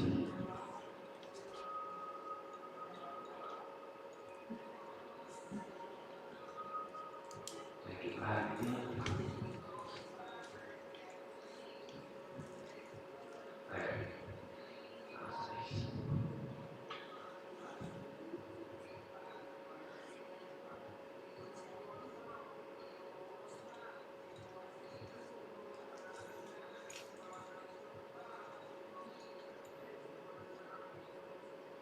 There it is.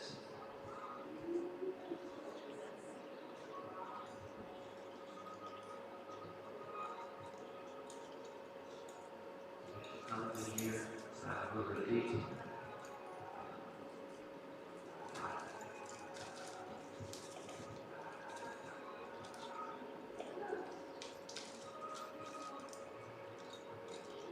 There.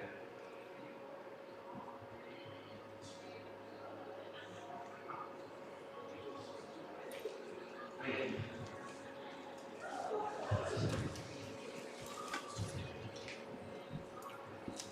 Before I go to 6 one up, I feel the rope around the belly, I feel some earth pressure. She's kind of just quiet enough that my shoulder and hips just move around just half a second.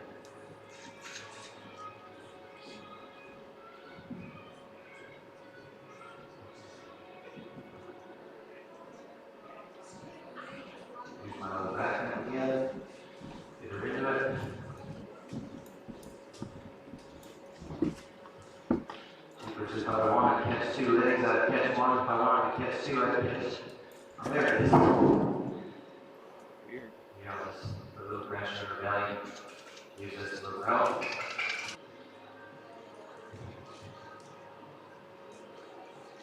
Now that I checked that out, I'll probably still come back to it, but I use my rope to check her out again. Here. Make sure she can tolerate some of these things.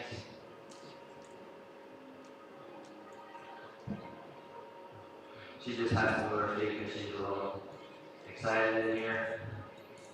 She's just a baby, so pretty normal. Her be a little excited on her own. Check her over here. Rub around her flank.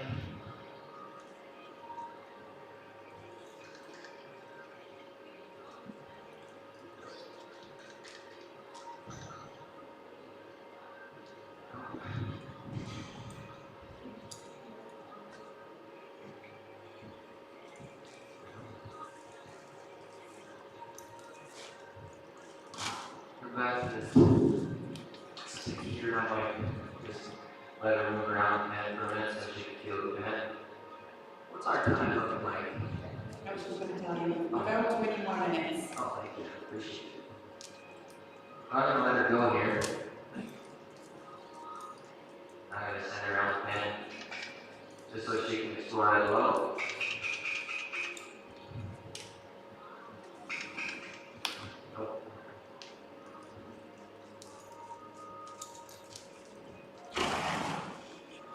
Here when she comes in on the crowd side, I'm not gonna, here I can beat her and get in front of her, but I'm just gonna work my ankle. And when she gets off it, she finds out on her own. So here I'm just gonna work my ankle. There we go. Sometimes we kind of get in the habit of trying to get ahead of them, which at times we need to.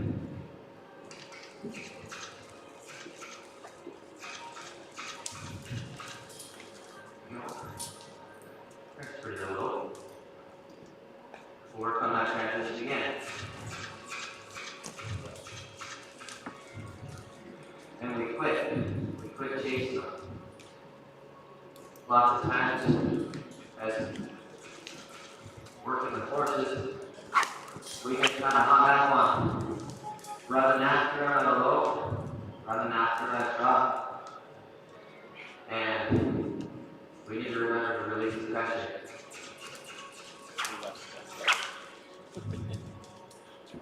Here I'm going to see if she'll have a walk.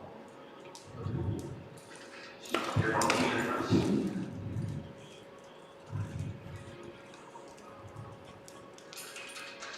Might have a little too much weight in it.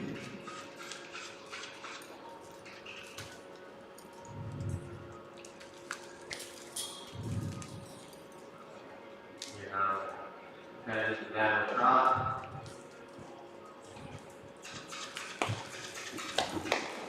Here, I feel like she don't care about me too much, so there's when I'll get in front of her a little quicker. Get a bit more abrupt with my signals. There it goes.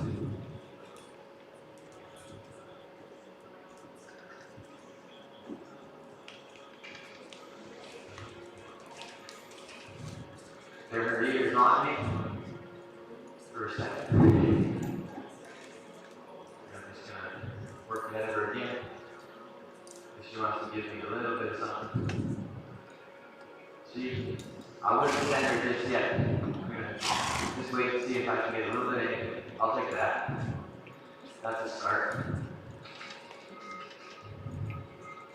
There it is.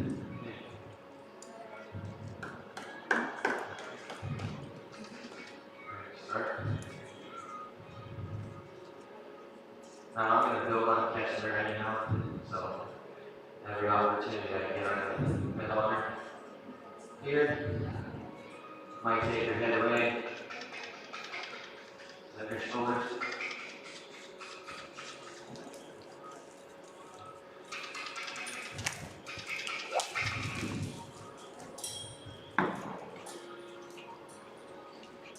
Trying to put a little pressure on it. Just by the gate.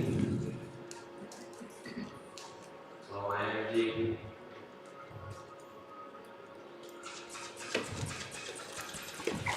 Build my energy.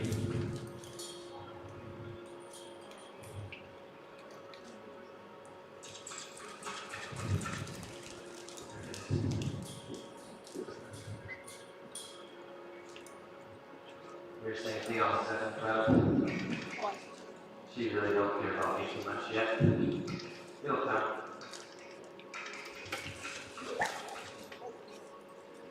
We'll stop her again. There. That'll work.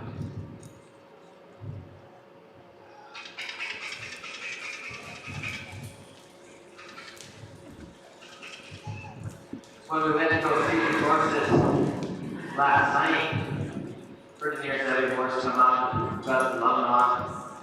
About that horse, this is one of two horses that stood defeated the entire time. So, that's any indication.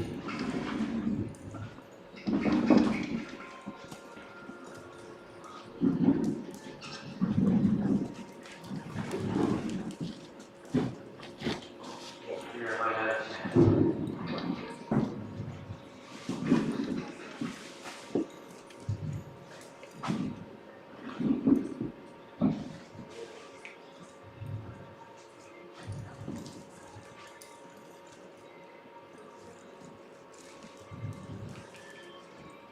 She used to keep the drawer in it. I'm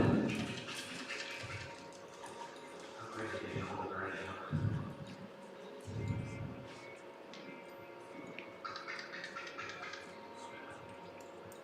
Here, I'm just waiting. I'm not gonna get worked up about getting it. There it is. So, if I have to use the gate for a bit, the drawer I will.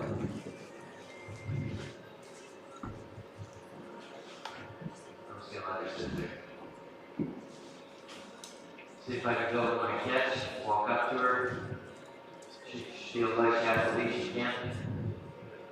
There, that'll work for me. 15 minutes left, Brandon. 15. 15, 1, 5. Thank you very much.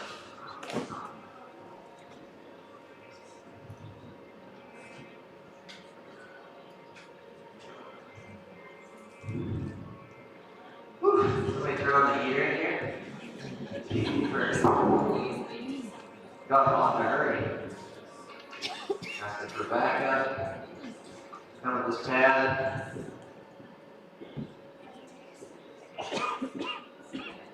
Throw it on her.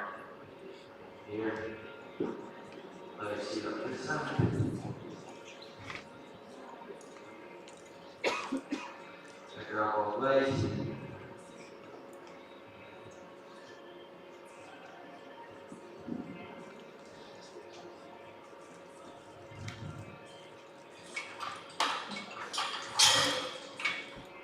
Rather not do it right on the fence, so I don't get squished. Here, I'll take that pad again, throw it over her back, no big deal. Pull my shank, set the saddle on, really easy and gentle, smooth. Rock it for a second. Here's how I kind of do something a little different. I like to move her just for a second with the saddle on before it's cinched. In case she has to take a little bother, I can pull it off. So far, so good.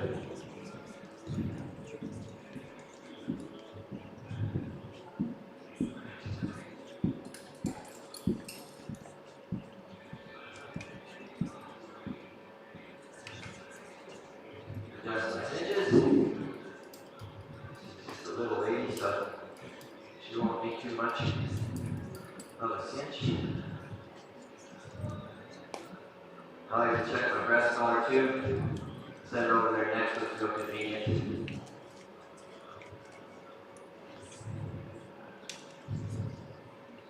Here when I cinch her up, I try and go smooth. Don't bite me, please.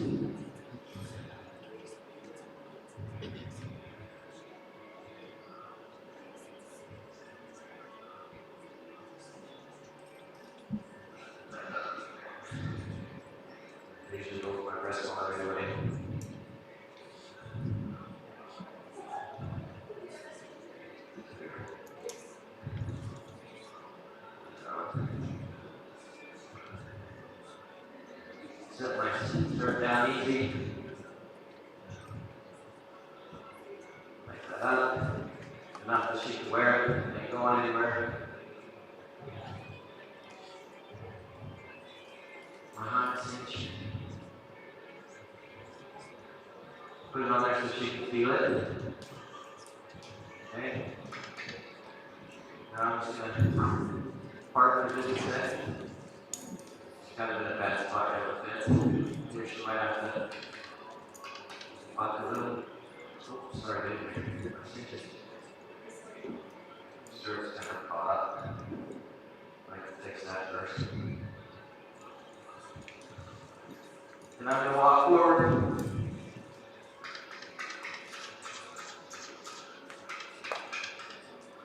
Just slow and steady to start with. Just gotta wear it at a walk. Or she can wear it at a trot. Alright. Oh, what's that? Who here thinks she's gonna buy? Who here thinks he's talking about? Sir, would you mind just stepping on? Thank you. I'll be in here. You have some of your longer breath a little bit. Shoot, don't do that. I'll do another roll of them.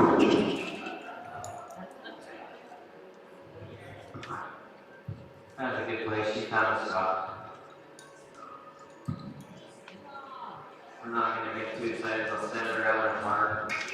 I just want her to take some direction.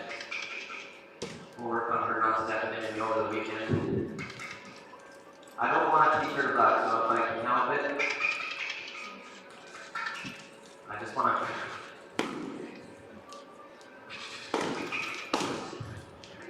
That's better.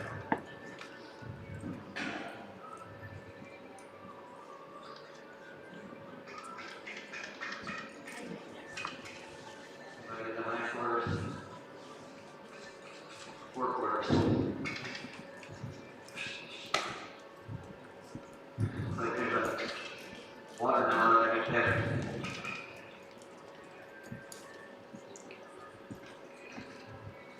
That's the hind end, like so. Front end, there it is.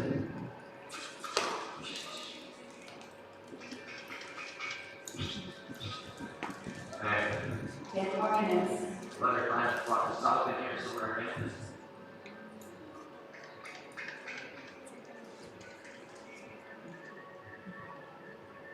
I always like to set it back after I stop. Get her respect in that halter. She's moving enough now I can check my saddle. Pull my cinch a little tighter. Make sure they ain't going over.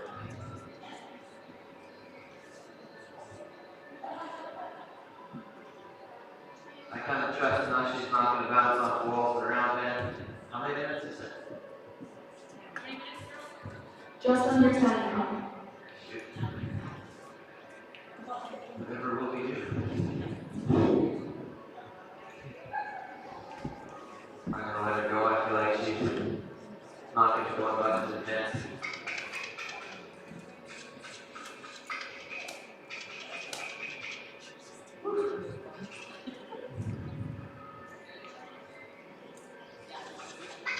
I'm going to work on that. Sending her around again. Here she's going to want to fight a beat. That's what she did.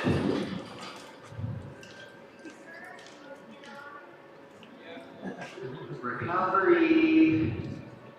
Nice and lifting into it. As long as she can find a spot to quick bucking, I'll be happy. Not like as much of a bucking now, but maybe it could be someday.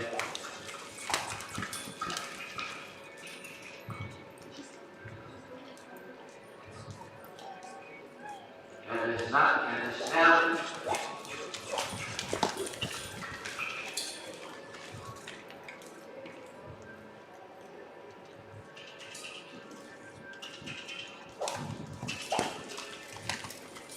There's the first time she's ever bothered too much.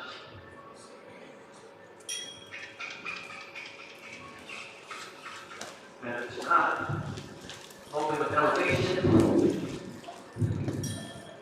There. In your back.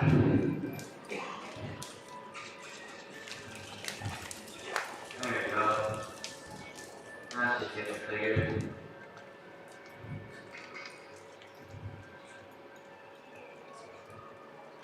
See if we can find a spot to walk in here.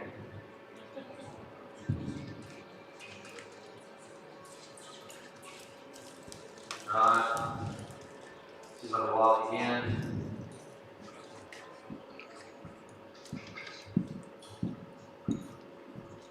There it is.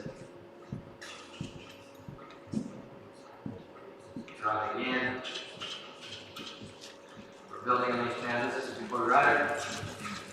Low. There it is.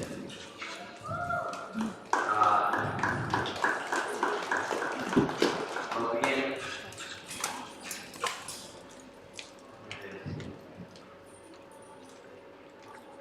Now I'm going to let her stop.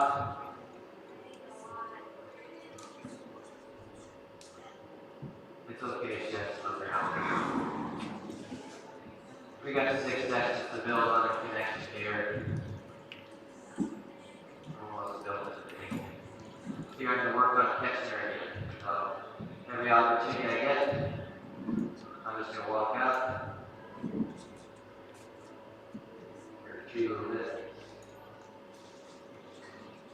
She isn't going to give it to me for nothing, so I'm just going to slow. Level on her. And just like chewing.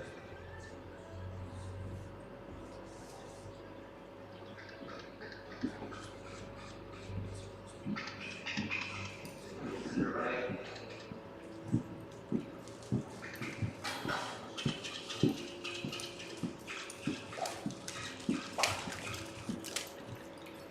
Roll.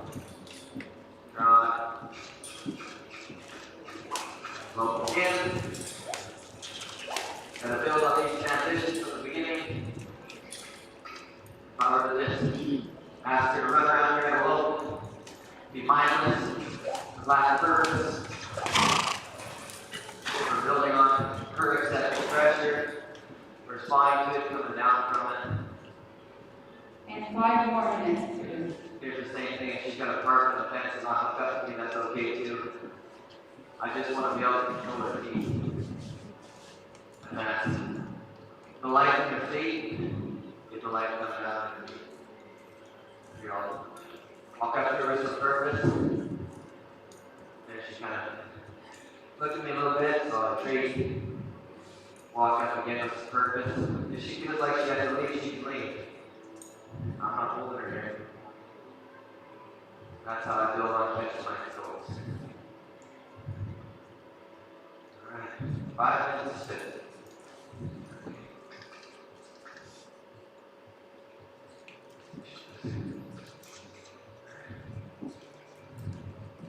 Work on a little bit of lunge, I suppose.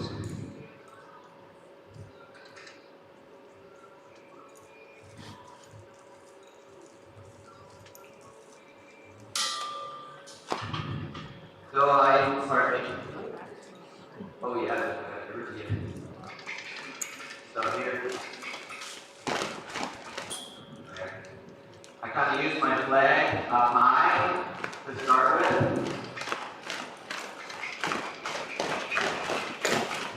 When she finds a place forward to go, I'll release.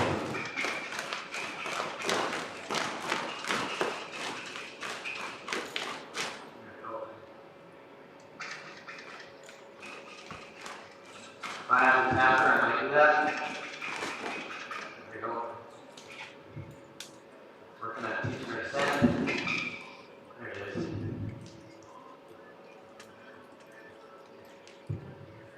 Deal 9 minutes.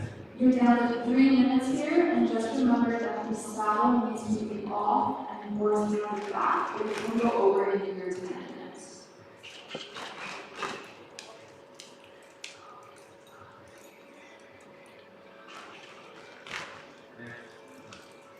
That's what I did again. What's the play there?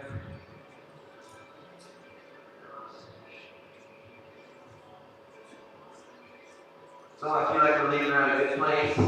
She's tight with the saddle as much anymore. She's been saddled. She got softer in the face. She knows how to get to the halter, left, right, backwards. She's accepting of me. We're leaving her in a good place. And this afternoon she's picked up new lens.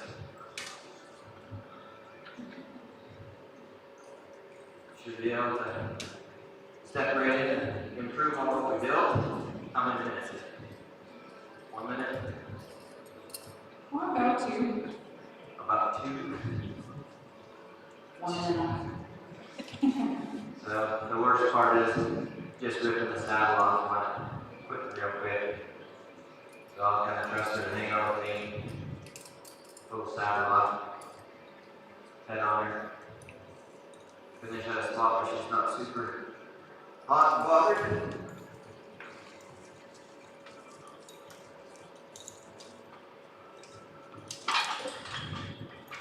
And you can just tell me when you want me to get out.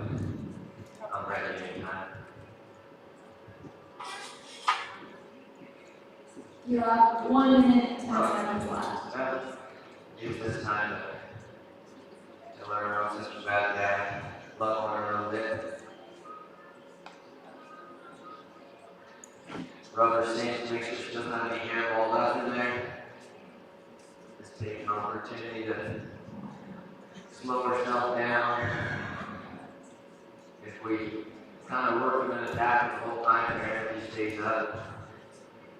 So here's my chance to get quiet and beg for forgiveness.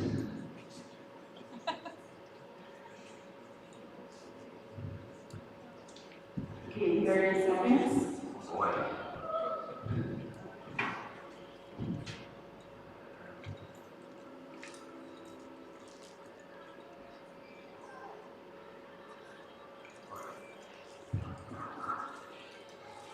Thank you guys for watching.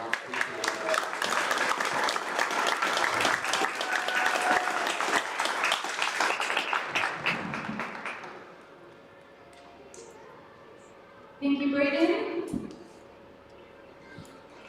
Okay, that was Brayden Durham, ladies and gentlemen. Give him one more round of applause.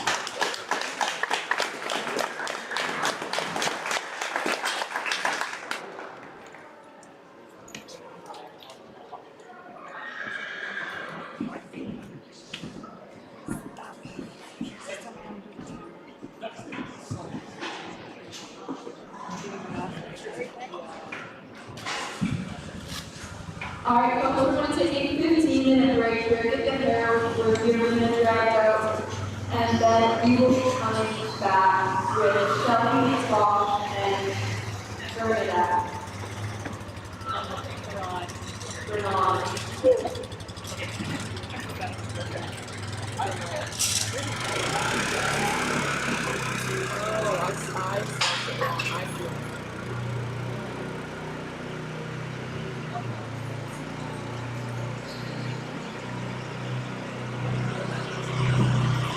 Again, we would like to thank the cars for all the ground for these beautiful towns, this wonderful round, amazing for starting schools, we really control all panels.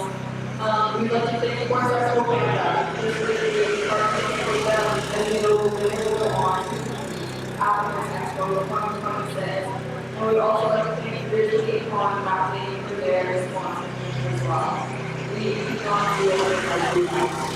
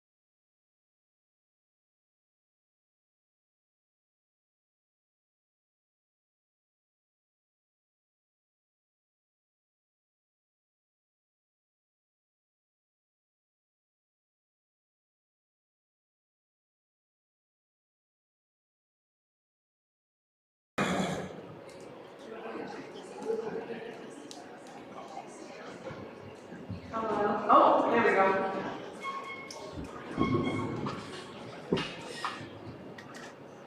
now start to walk now.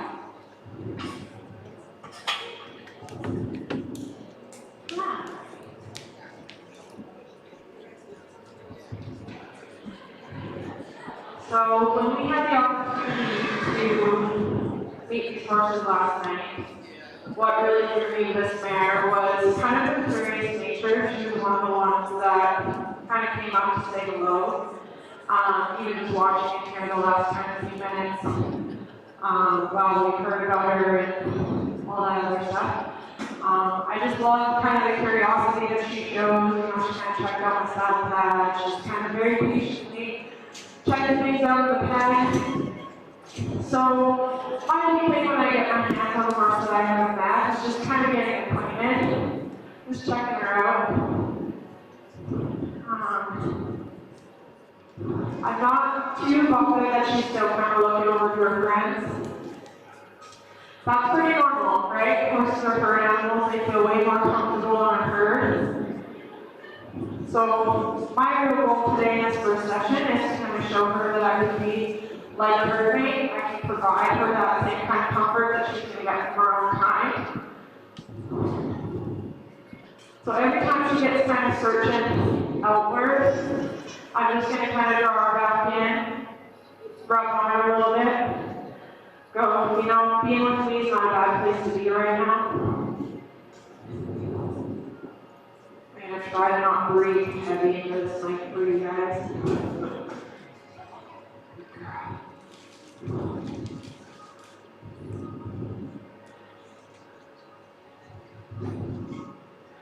This is also just a great opportunity for me to kind of check out if she's got any kind of ticklish spots on her.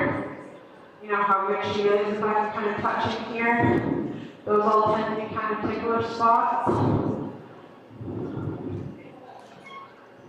See if she can kind of follow the field direction while she's still kind of taking in her surroundings.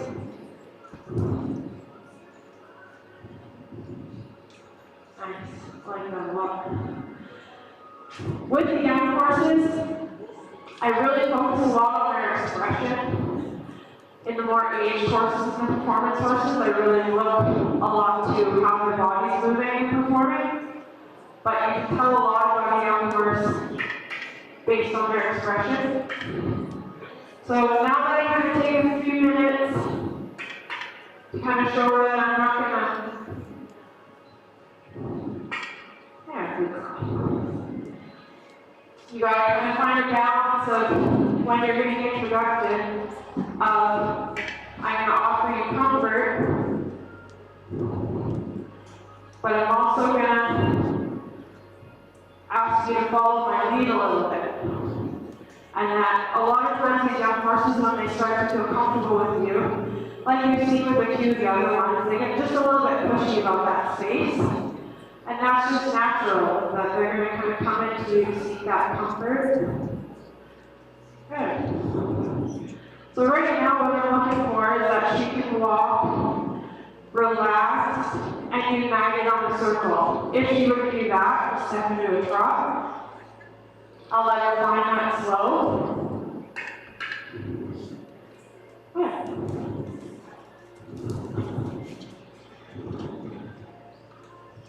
Good girl. I'm not gonna worry too much if she decides to step into the trot, because I actually want to encourage that forward movement. When she gets a little stuck by the gate, good.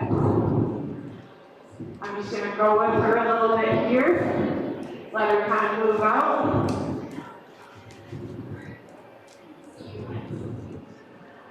Right, I'm going to see if I can kind of bump her and draw her back in.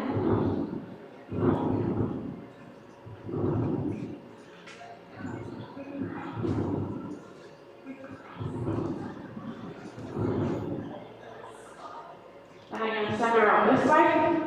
So right now my leading hand doesn't mean a whole lot to her. Again, if she goes and steps into that trot, I'm going to just go with her.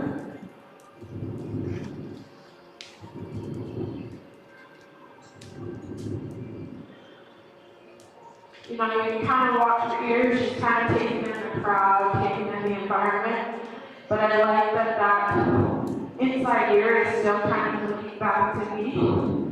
So I'm going to bump her a little bit. Now I'm going to draw on her a little. Good. I want her to realize that good things come from me. And if she comes back to me, she's going to get support. So again, she doesn't really understand that weak hand right now. She will as we develop that over the weekend.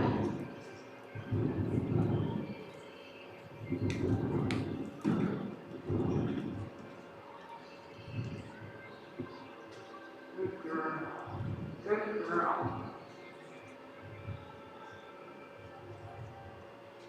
Redirect her attention. Now she got a little bit kind of fixed on the gate.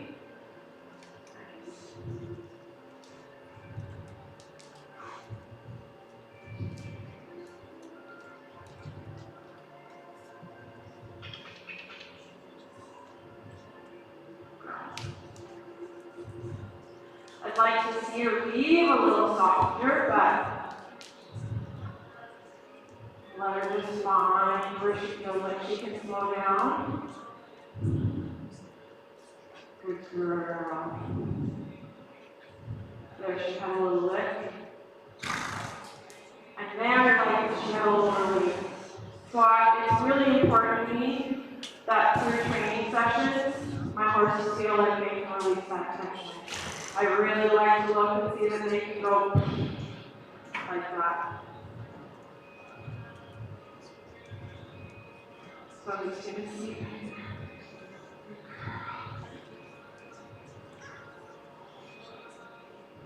Good, so part of this is she's a little bit worried about this flag. So we're just going to work this flag a little bit. So right now, I'm just not going to increase my flag. It's going to stay the same until she can find that place to slow down and stay. When she does, I'm going to put the flag. Okay, and then go back to it. Go, can you be okay with this makes some noise? No. And I'm just, when she goes to leave, I'm just asking her to reconsider. Then I'm going to cut her with it, but you don't need to be afraid of that. Yeah.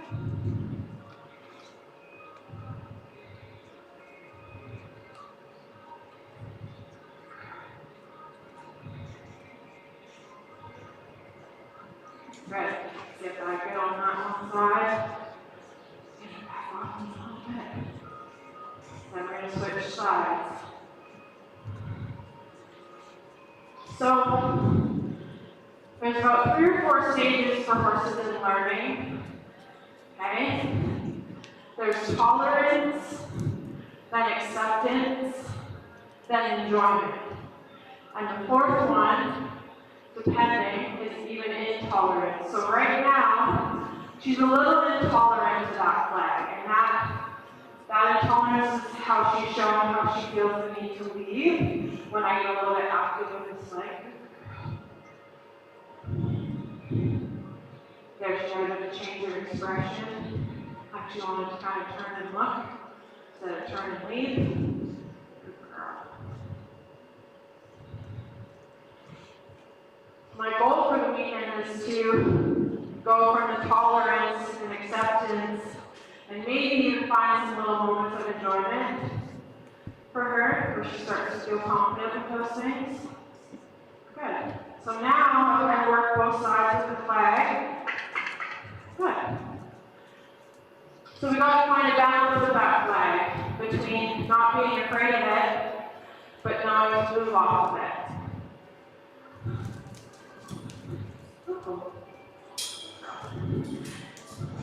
Okay, and you can get a horse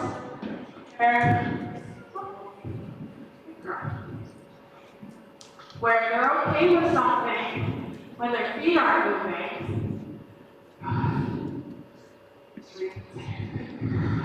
But they're still not happy. But then once their feet are moving, it's a different story. And oftentimes, offer that leading hand. just gonna block her when she wants to come in. Good girl, Peppy with that leg.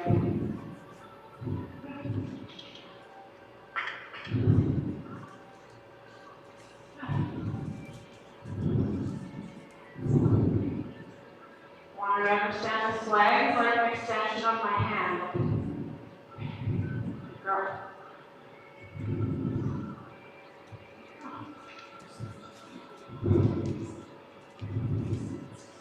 When she gets trying to kind of square up with me, we send her out again.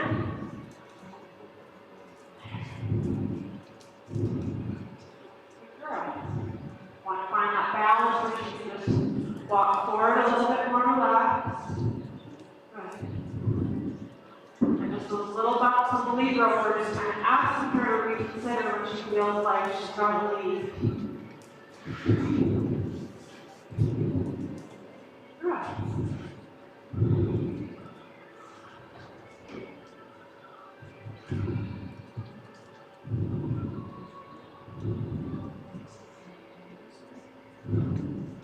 So a lot of times if I have one that's a little bit nervous about something, I'll just kind of switch it up a little bit.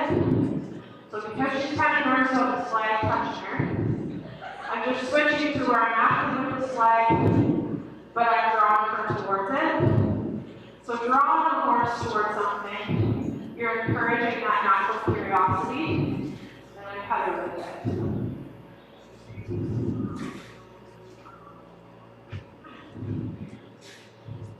Then I'll see.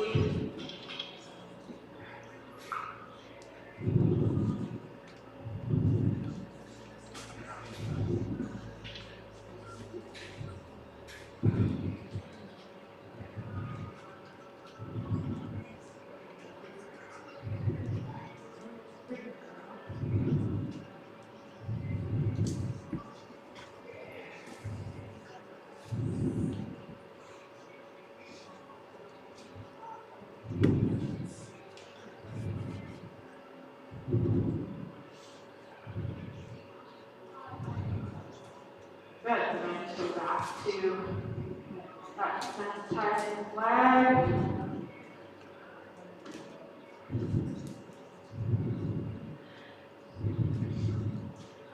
And while she's still a little bit reactive to it, I kind of keep the intensity the same. I don't get more active with it. Then as I feel like she builds that tolerance, then I can get a little bit more careless with it.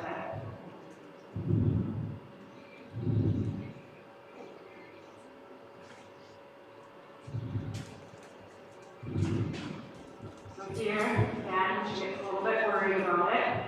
I just kind of sprinkle in moments where I can just pet her.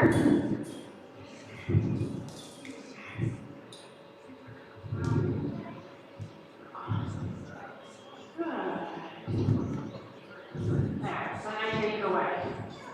So see?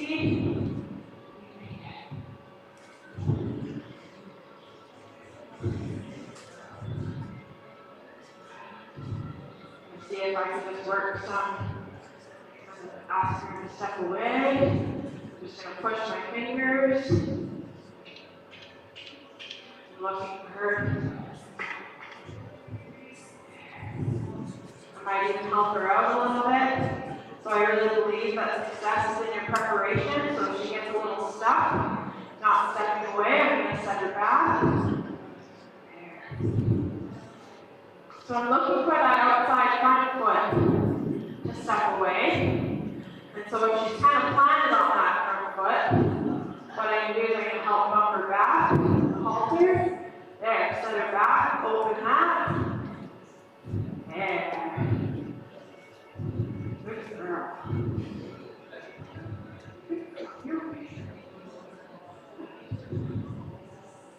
Okay, I'm going to draw her in a little bit.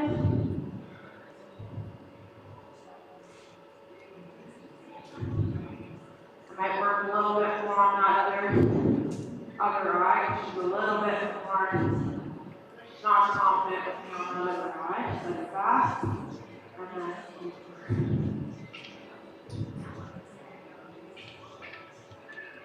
You have 30 minutes left, Shelby. Thank you.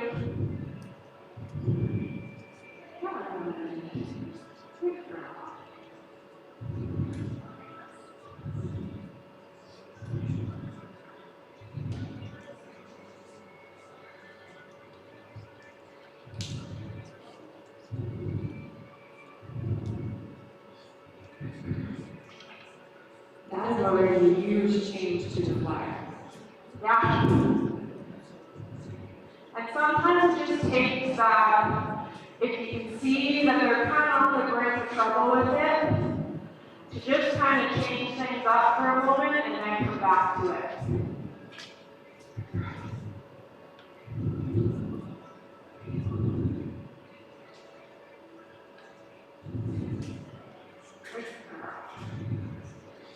Right, we can keep working on that, building on that through the weekend.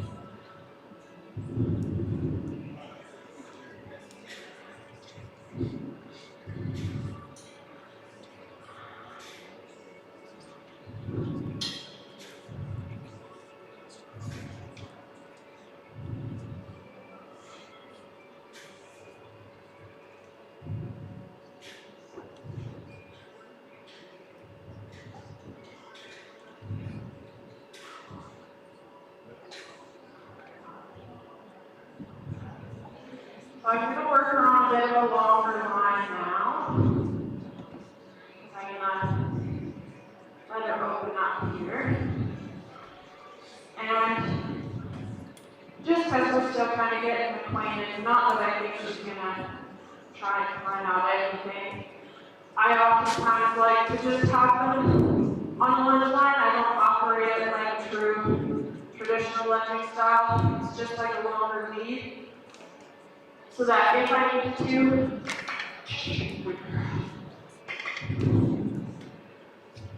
if they need any help to kind of disengage or de-escalate anything, I have that tool immediately available to help her.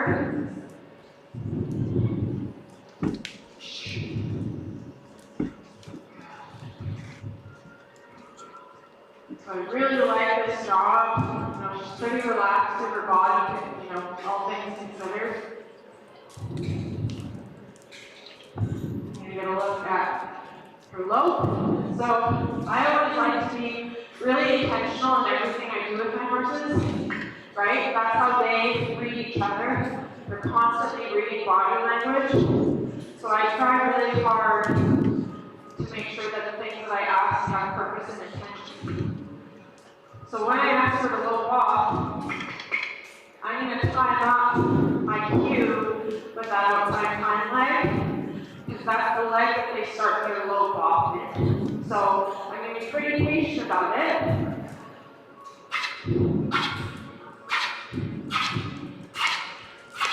Good. See how she got the right lead?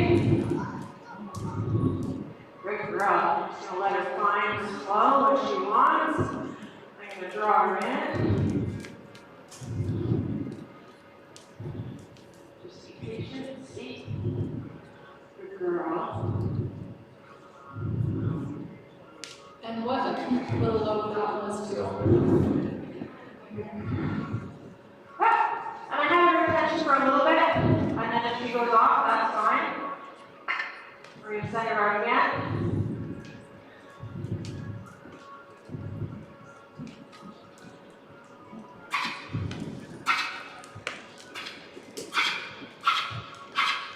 Good girl.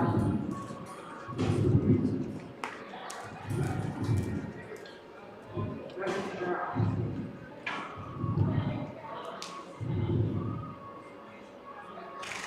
There. Another good release.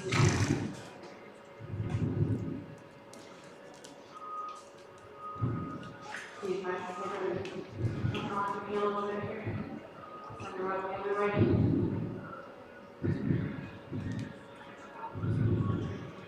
Had it for a moment.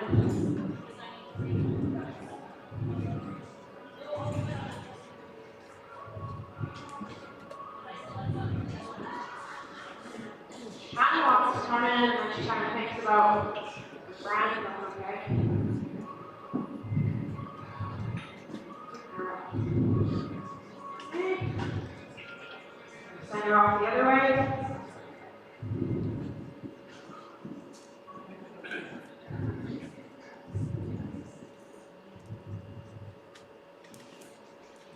See if we can get everything a little bit braver this way. She wants to kind of hang a little closer to the center.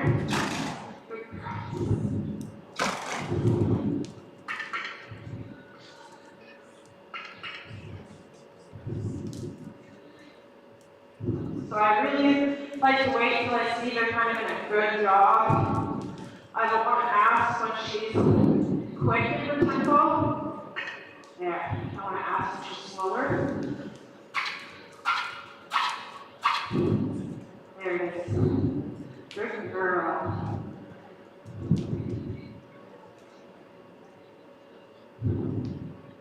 And I like to give her these little pauses in between. Because if you notice, kind of every time she's transitioning down, she's having her little little chew, or she's kind of extending her neck down to sniff the ground. That's all her having those wheels kind of turn and go, hey, I did that and that was a lot of trouble. And it's all those little things that build little seeds of trust in your horse, for them to know that you're not going to lead them into trouble, or you're not going to ask them a question they don't know the answer to.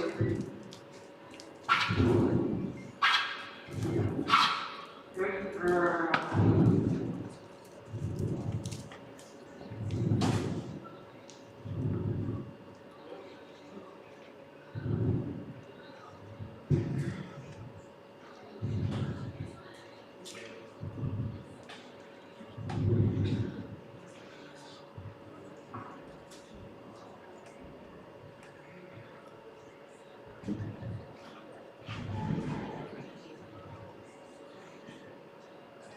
So I am not a cowgirl by any means.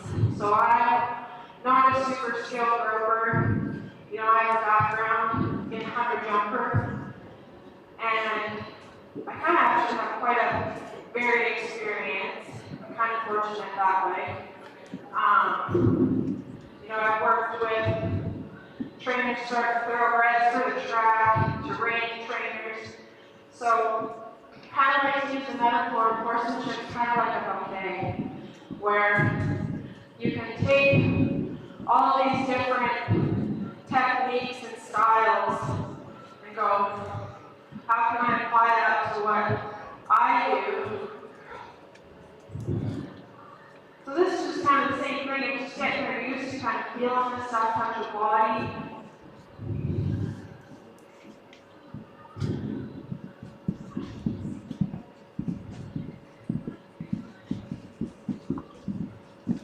You know, I don't want to be too careless about it, but I don't want to tiptoe around it either. You have to kind of walk the line a little bit and push her where she's maybe a little uncomfortable. If she gets a little uncomfortable, just ask her to step her hind end around. There she wants to be a little tight.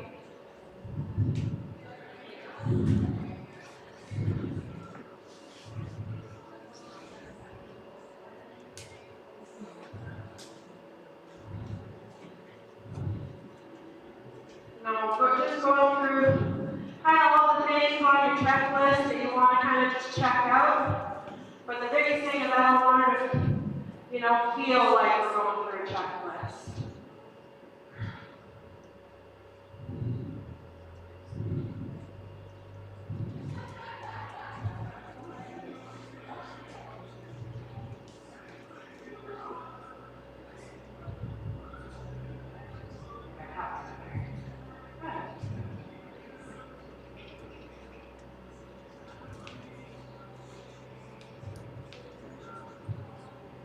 Here I just start to work with getting her to fall a little bit more still, not halter.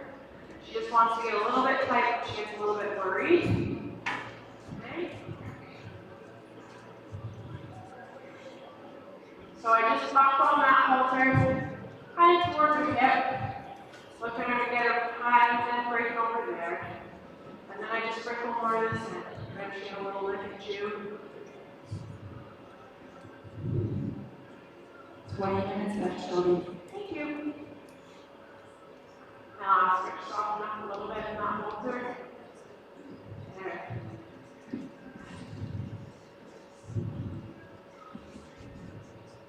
Just lots of, can your feet move at the same time, have things happen and touch you, and be okay with it. There's a change. Work that soft halter. She wants to get a little bit kind of stepping in. So a good way to kind of counteract that is you tie down your bumps when that inside front leg is on the ground, not as it starts to leave the ground. Because what you can actually end up doing is drawing your horse into you more, because as that foot leaves the ground, you're pulling on your head.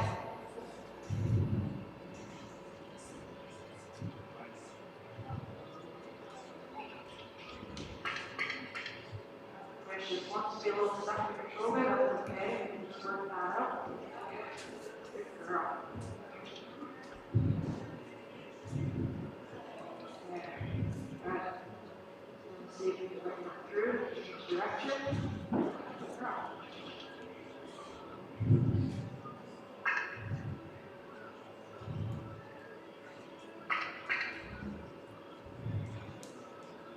See if we can work on getting a little softer and come on to this way.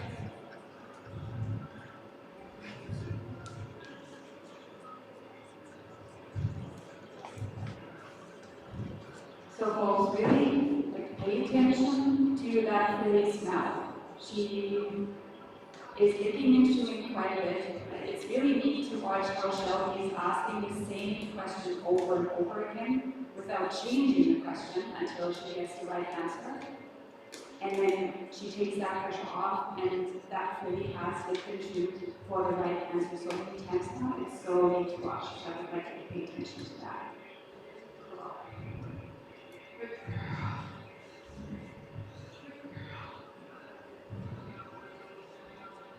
I'll just see if she'll kind of give us some little pressure.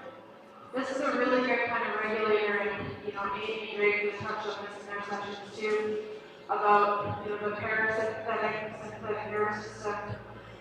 I find you can really tell where a horse is at mentally depending on how tight they are in their pull. If you feel that resistance in their pull, like here, she's a little bit there. It's a little apprehensive. But you can get it, you can tell the horse is really relaxed when they're like light and feathered in their pull. And it just is a little wiggle, downward pressure. As soon as she offers just that little bit, you release. And then you just go back to it. And I'm not going to expect perfection, obviously, there's lots going on, there's lots that she's kind of looking at. But every little try that she's going to make to yield that pressure, there. And that's just going to give her so much understanding how pressure is going to work in her life, and that she can actually control pressure, right, by releasing to it and not pressing into it.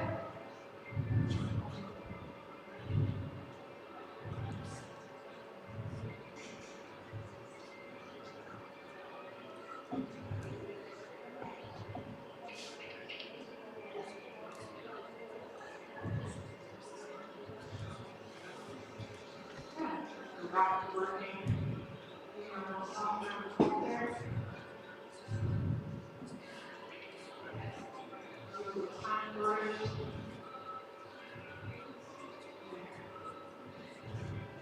So when she steps into me there, I'm just going to set her back and then ask her to come through.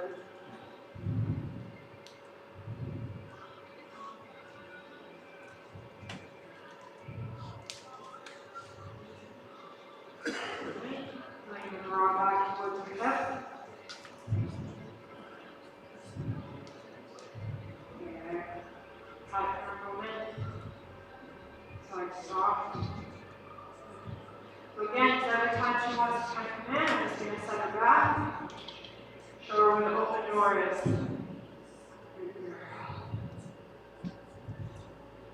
And not her coming into me.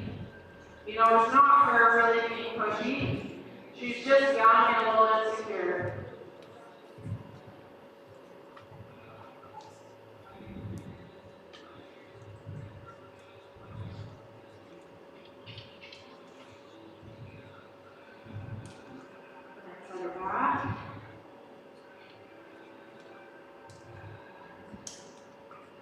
Got it. Good girl. Good. Pretty happy with that. Now, I always like to kind of work some stuff off the fence. Get them used to, if you don't have a saddle horse, get them used to you being above them.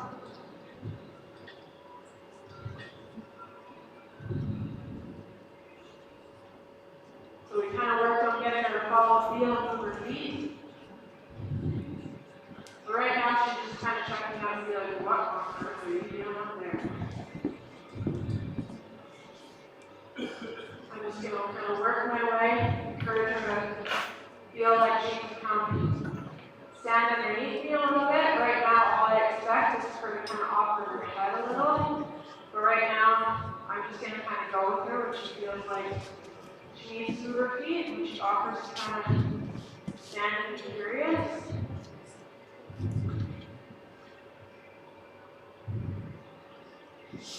Offer a little bit.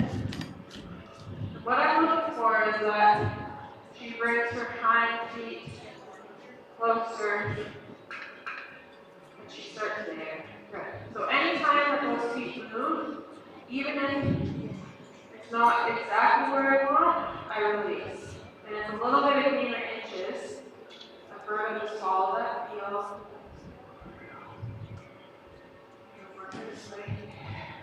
Good girl. So I get quick here. For right now, I'm running in the color, just gonna let her soak first.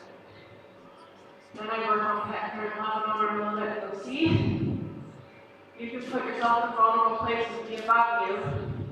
This is what a predator would do. And go, there's no trouble here. Okay, and I'll just see if I can get her to step back a little bit, follow that feel. You know, same kind of thing we were working on earlier, just a little bit of a different question.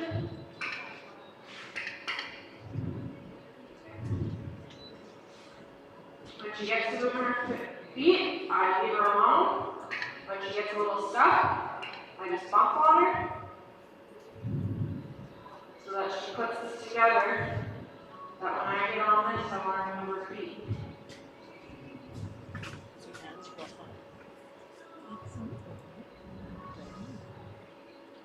Just pat on her. Been a little bit sensitive about her rump area a little bit, so I'll just work on that. Get her to reset.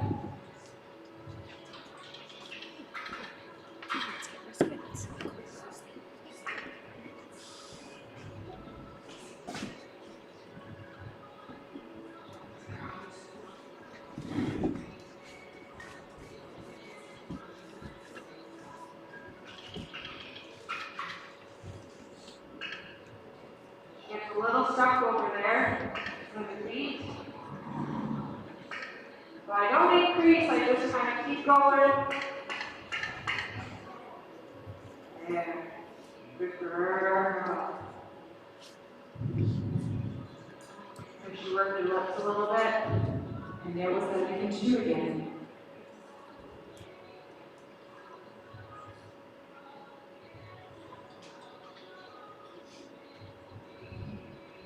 If I can, I'll work this just a little bit more. See if I can get her close enough that I can start to kind of rub her with the boot. There. Really good.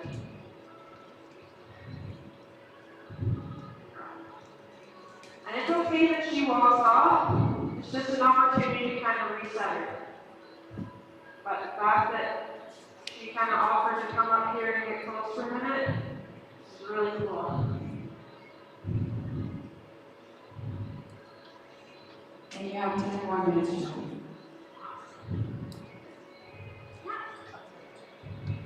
That's just her feeling my boot. I like that she was really willing to kind of come right back in after I kind of made her feel like she had to leave.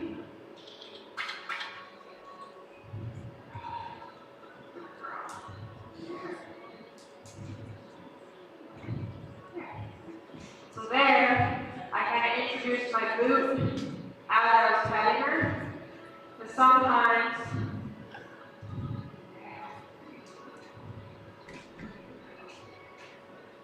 You can do kind of a couple things at once, just to not have her get so hyper-focused on one thing. So I pat her, and then touch her with my boot and go, you're fine, just a boot.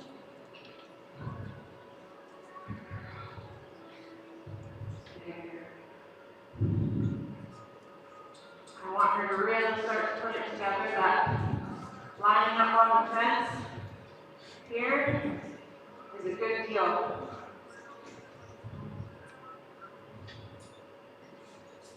Right now she's not super committed to staying. She comes, but she gets feeling like she wants to leave. So I'll maybe do this one more time before I move on to something else.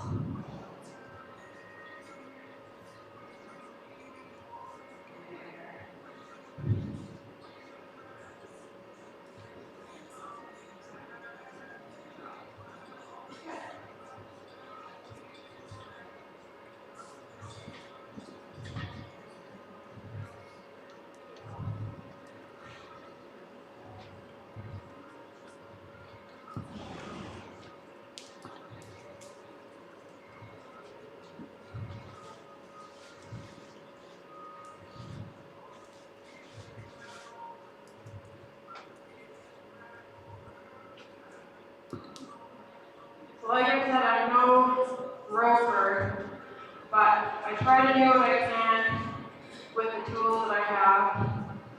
And she's going to have to get used to having something kind of come up and over her.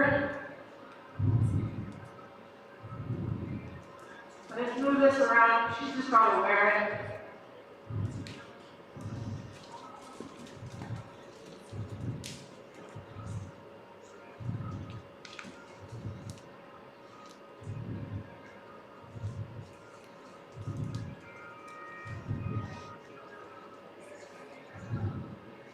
Feel kind of quite struggle with it. I can move on to working a little bit of the belly rope, but I'd like to get it where this can kind of go like this. She doesn't get super troubled by it. Even things maybe around her feet. So I like just kind of using this rope because it's not going to get all wound up around her. It'll just come undone.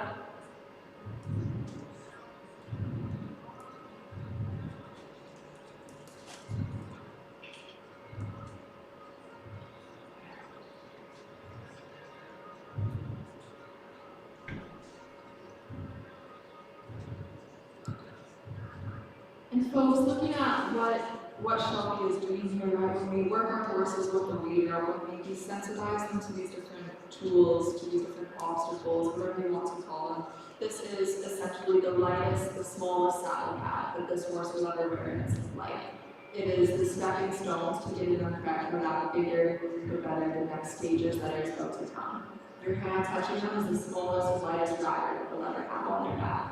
So as that progression that gets built up over your horse's groundwork career to be ready for that riding career.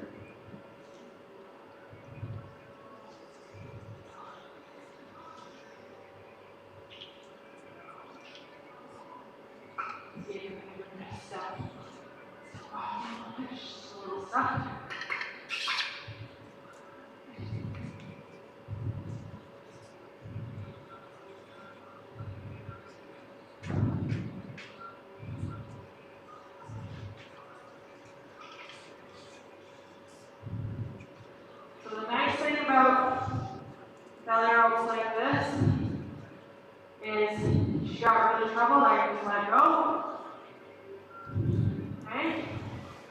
So I'm just going to get her used to just wearing that, feeling that. Feeling that traction like she would girth. Okay? Every time she offers to be slow and thoughtful, I release. She gets a little bit troubled by it.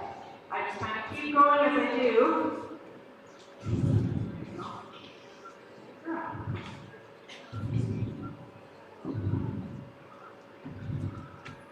5 minutes in. Bump on a little bit.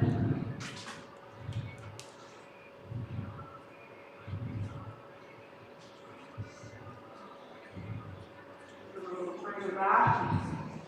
saddle got a back cinch. I feel good about that. Nice.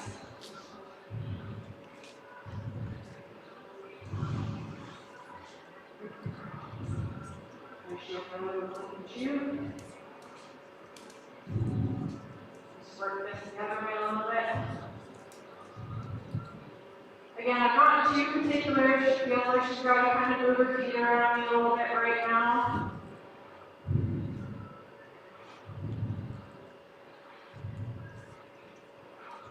She'll settle. The more we get acquainted, the more we kind of work through stuff together.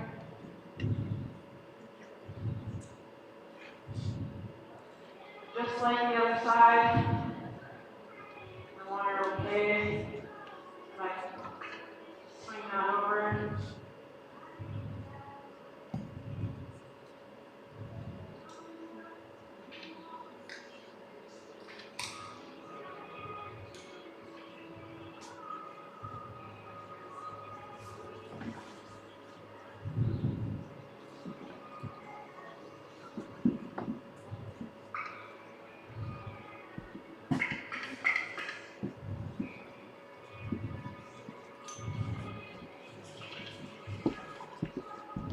When I watch this little filly too, and just see how everything starts translating over for her. How she was maybe a little skittish, a little unsure on that first side, and after Shelby worked her through, presented the answer very clearly.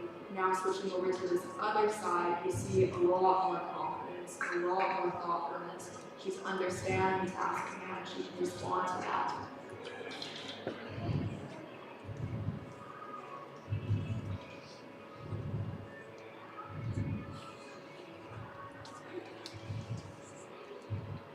I'm just going to kind of bump on this a little bit.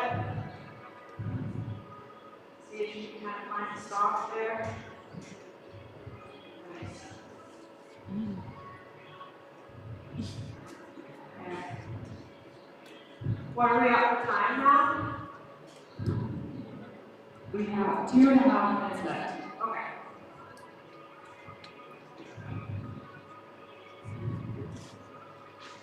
Good. So I'm pretty happy with kind of where she's been, getting better about things other than my hand, kind of touching her body. So let's kind of work on picking up her feet.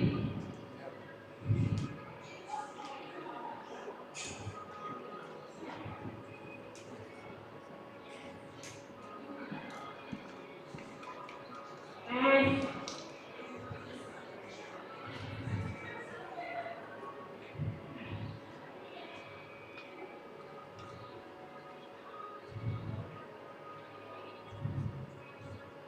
start by rubbing on them. Okay, just start with, she was already going to kind of step away, so I wasn't going to hold on to it and fight with her. Just use the situation that was already going to happen to my benefit. Okay.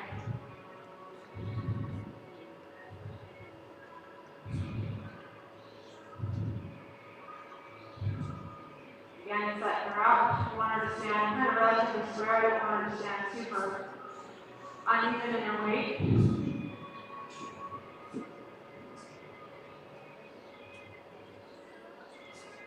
Okay, you have 1 minute left. Last one. Okay, just cut it a bit. You've already got it kind of cross for me. Nice.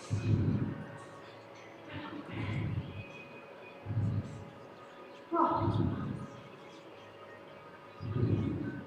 Kind of check where she's at here. Nice and soft. Okay. Okay, 30 seconds. Halter off, right? No. No, I just have to pass her off. Yeah, you got it. Okay. Thank you.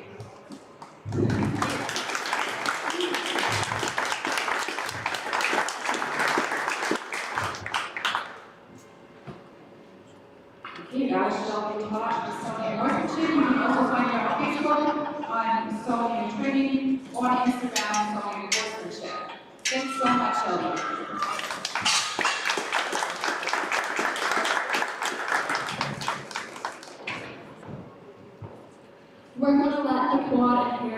back in here, folks, and take a quick 15-minute break. We will be starting back up at 12:30 with Craig Law and Olive.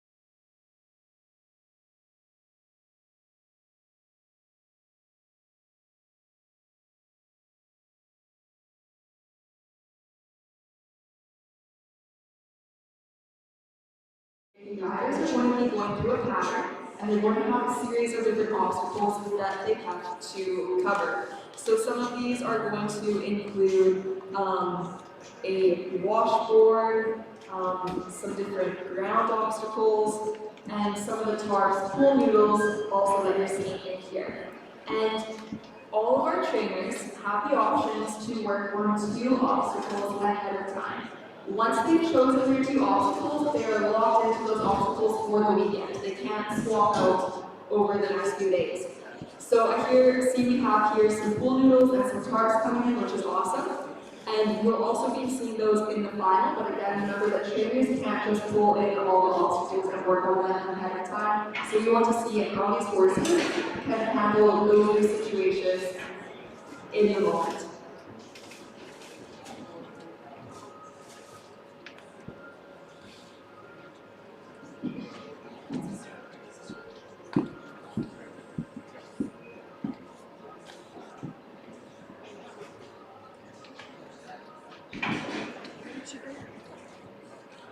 Future. Right.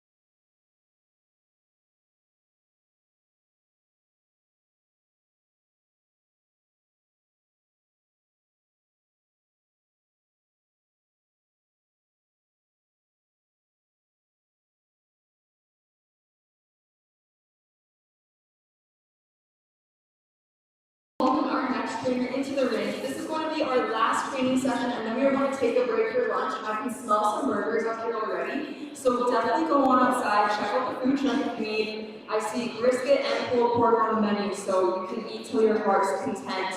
And just a reminder, in the afternoon sessions, so we're going to be having a repeat of the morning, meaning that the trainers are all going to go in the exact same order. So we'll have Amy Nelson with Mavis starting us off.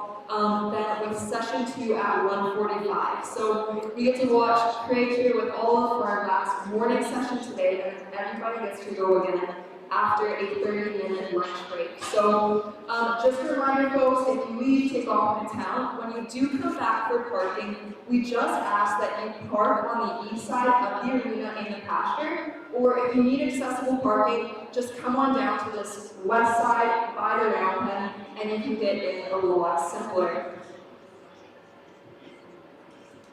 And then also make sure to check out our vendors. We have Dennis making tile and asking that. I've seen some really cool stuff here already. We're just in the barn right here, so make sure to check them out too while you have time.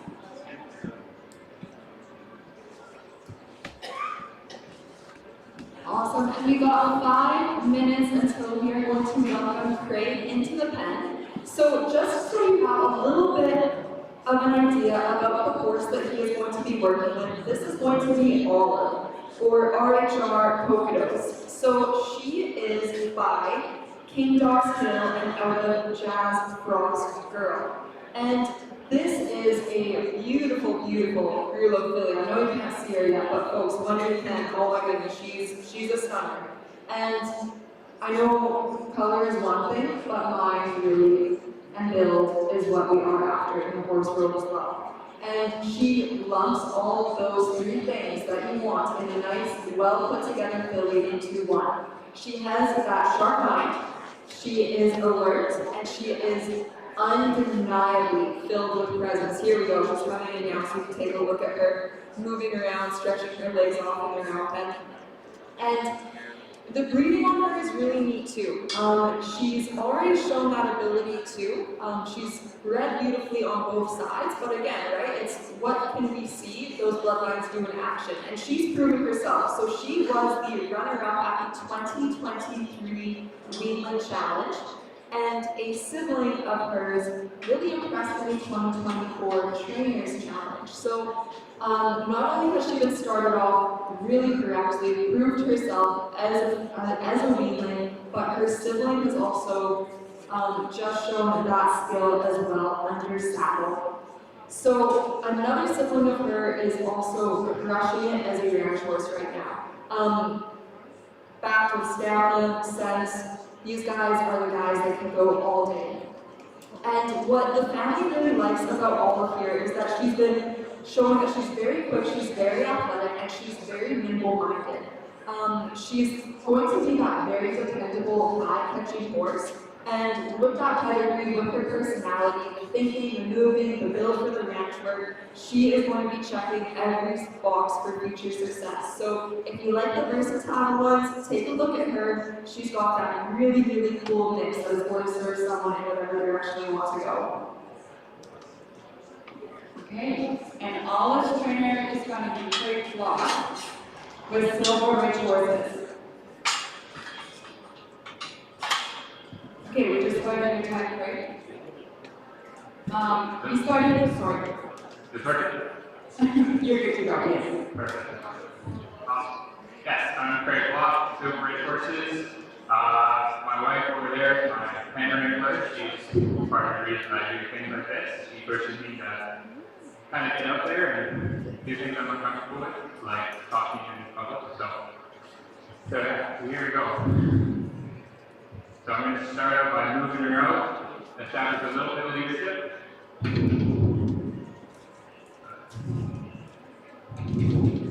So give her a direction.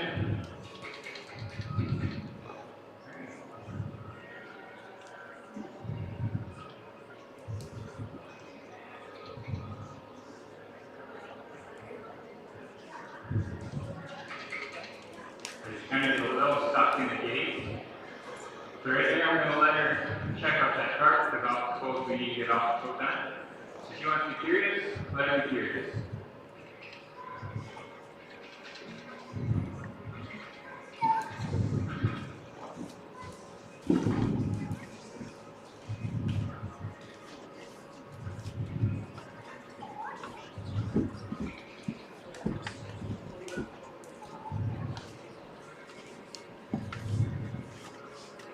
So let her cruise around, get a feel for the round neck, and all of you fine folks. I'm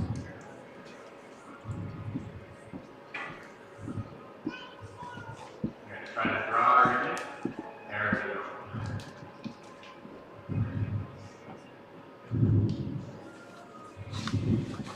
If she wants to come in, I would much rather come in and give me 2 eyes than turn around and give me 2 heels.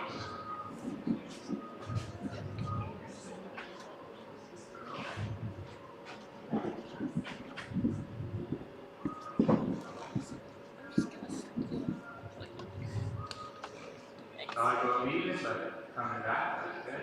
Licking and chewing. That's good.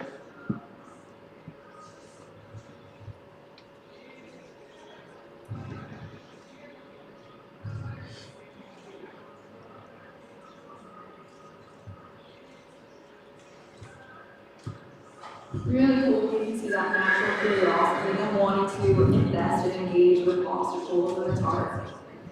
Yeah, that's one of the reasons I chose her. So she was my #1 pick. And when we seen her last night, she was the first one to come out and check us out. And she was super serious. She got a good eye on her. So I like that curiosity. It was good for the obstacles. Hopefully anything else I can throw at her.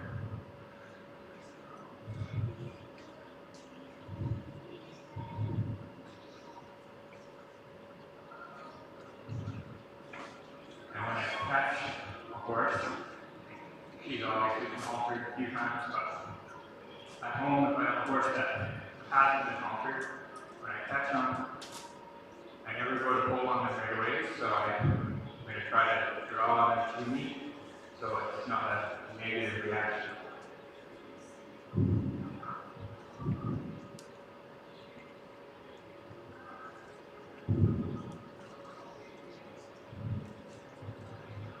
And just get her rubbing on her, show her I'm not out to get her. Get some of these sensitive spots out. There's a little spot there.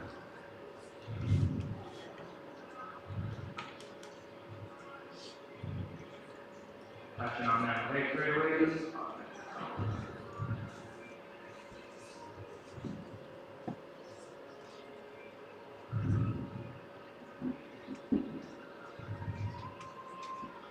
And this is a really good start to desensitizing without these tools.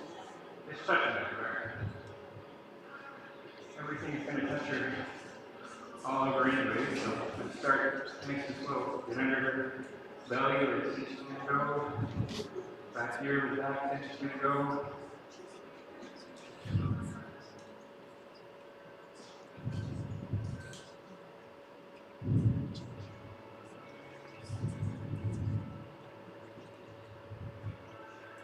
So you can pull on her tail so she's a little tight now.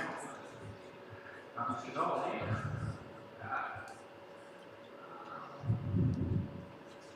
There we go.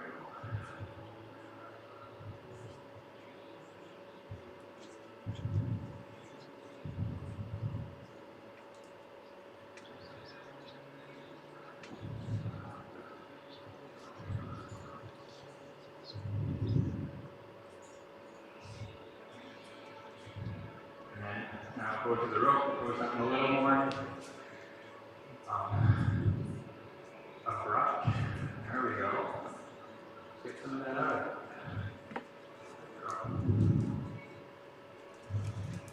And as she's moving around, I'm not changing my energy. I'm not changing what I'm doing. Just letting her figure it out. So I'm not pushing her to go faster. Just gonna see if she can figure out that it's not that terrible thing. Stop moving her feet. Her head come down a little bit. Just gonna lift it there.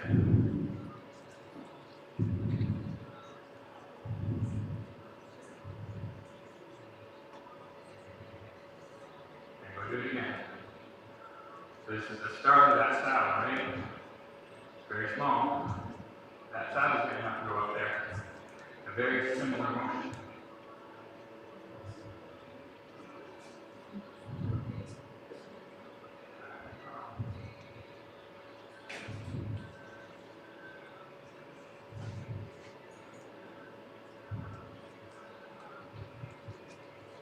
And give her some space, let her think about it. Sometimes it's nice to have them just sit there. Sometimes it's nice to have them walk out. It just kind of depends on personal preference, I think.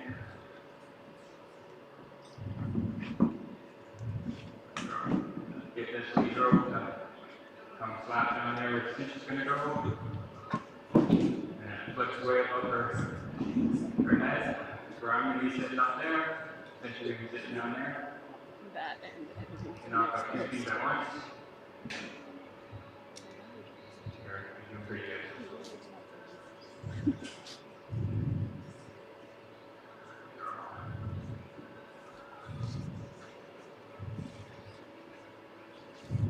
A little pushy, so when she gets in my face, I'm just gonna back her off.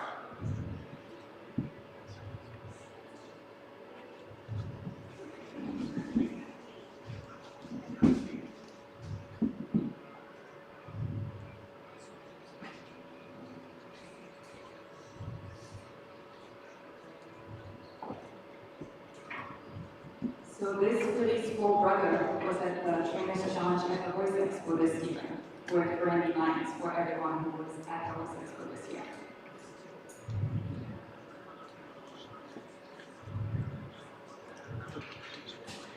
If she gets a little pushy, I want to stay on this side. She wants to put me in that other eye, so I'm just gonna block her.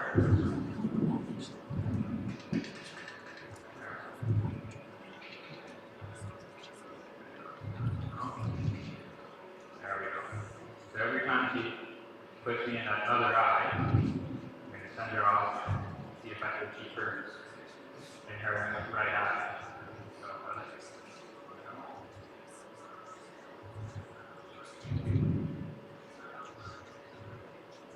there we go. Good girl. Good girl.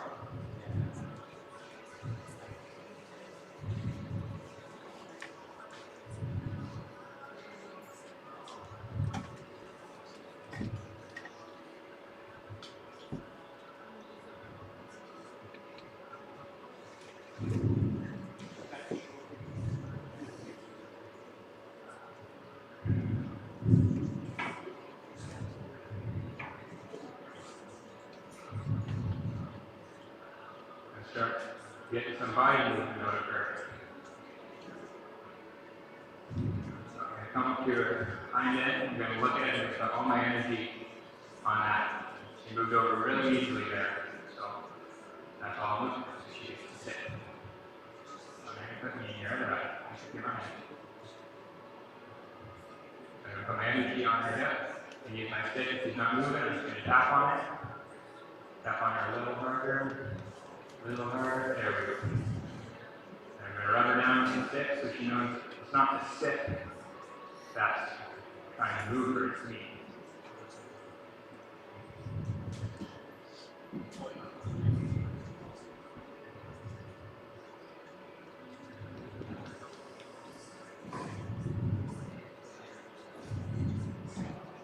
For that hind end, there we go. Move over more instead of her going backwards. And really cool there, folks. You see how Craig is asking her a question, and she's responding to that question, so asking for that hip to come over. And she was giving him an answer, backing up, or maybe trying to move her head around, but not the full answer he wanted.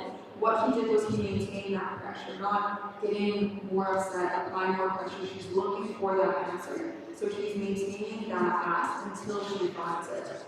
Really cool to see. Exactly, like your pressure should be added more so on the time they're not trying, not when they're actually trying. So she was trying, so I didn't add pressure. But if she were to sit there and not giving any try, I'd start applying pressure.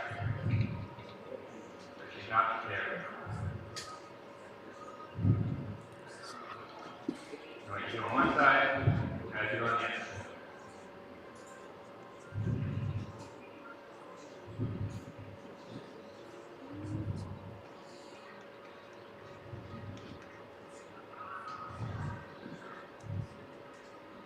Just asking for one step, I don't need to ask for more. She gives me two, that's okay. Gives me three. I'm only looking for one, it's super simple.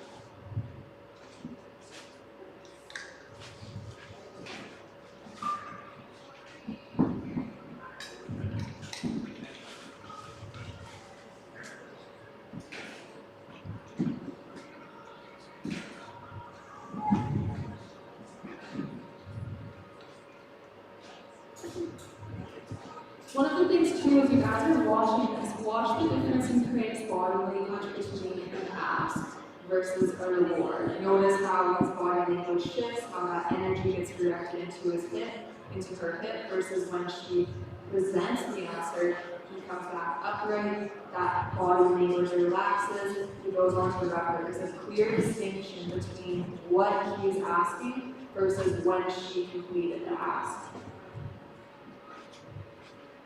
So we got the other back end moving a little bit, now we're going to move on to the front end. I'm just going to see if I can get her outside, so her right foot takes a step forward, or to the side, just like that. Super simple. One step at a time.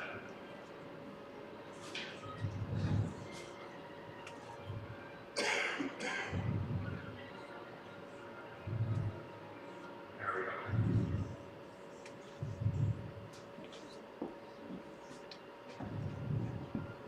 It's all about trying to get control of the feet. This horse's mind, their mind is in their feet. So if you can move their feet and direct their feet, you're going to win over their mind.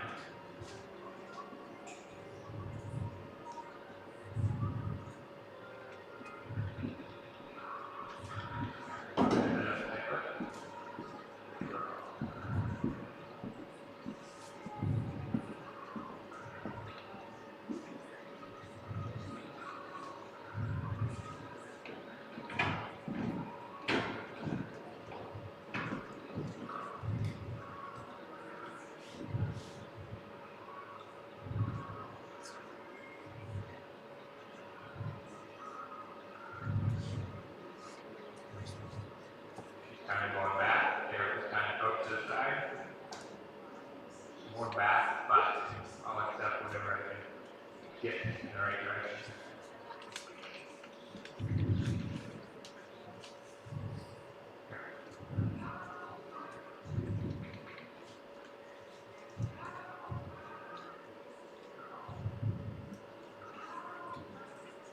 So now that we've got movement, we'll go back to desensitizing again. So that's how I like to do training. You sensitize and desensitize so that you can find a balance, getting your horse to move but not to be too sensitive. Ooh. Scary, scary. So we're going to let her follow it. We're going to try to teach her curiosity instead of chasing her with it. We're going to see if we can get her to chase it.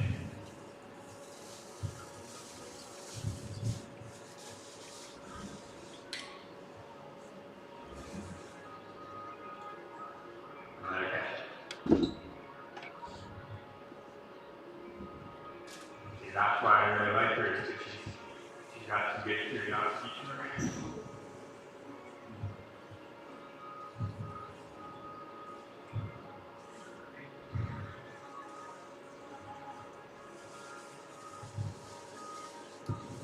Just look at her expression, folks. Just like Ray was saying, all that curiosity, that interest, that's geared forward, she's alert, she's even thinking after she processes things. Just that confidence, you can see it building up in her as she's going through this. We're going to see if we can let her catch it.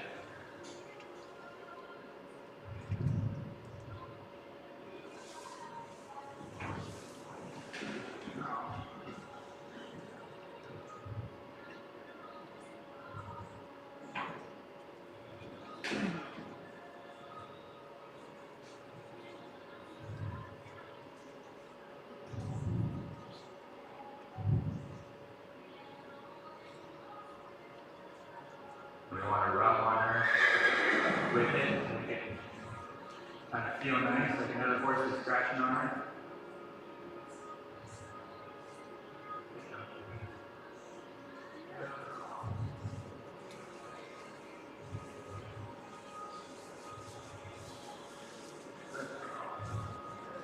Try not to do too much. Stay over here.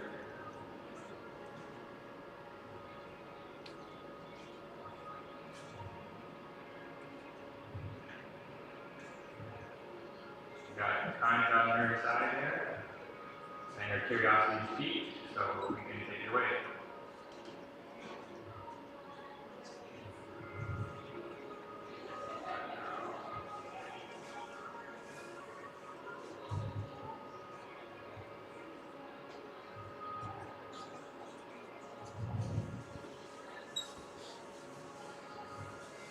That's a spot back here.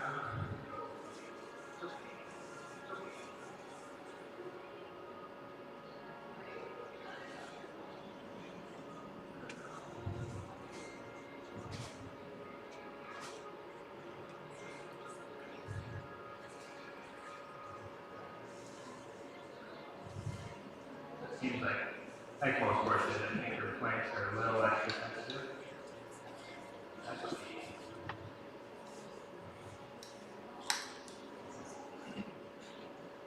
Even now, when she's looking already at you guys, that means she's not worried about the play, so I'll even take it away to something like that. She doesn't have to be looking at it. So she's kind of nervous about it.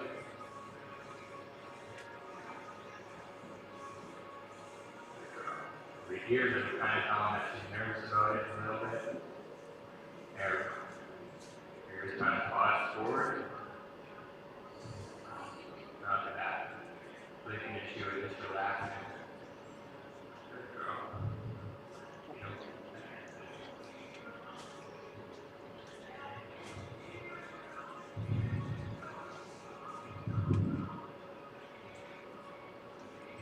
What's my time looking like?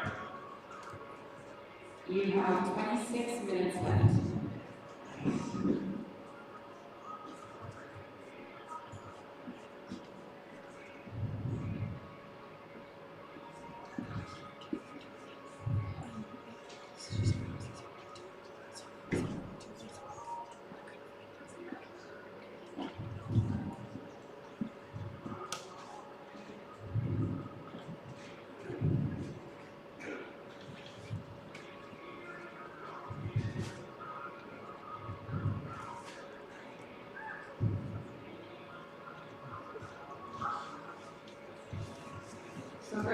on your socials that you actually prepared for this?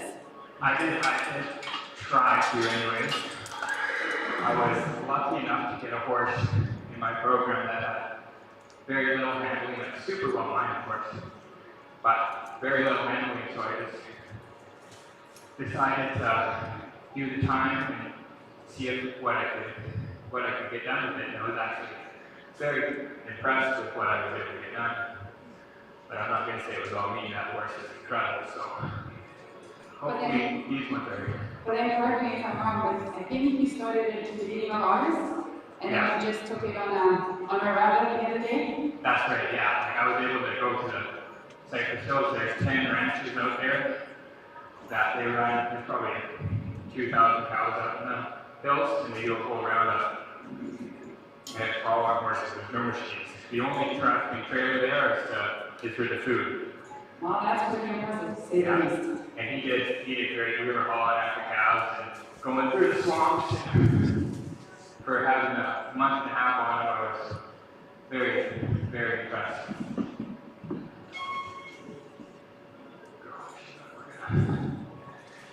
We're not going to jump the gun too much here. I'm getting a little ahead of myself. Just going to make sure this pad's good. There we go. Look at that.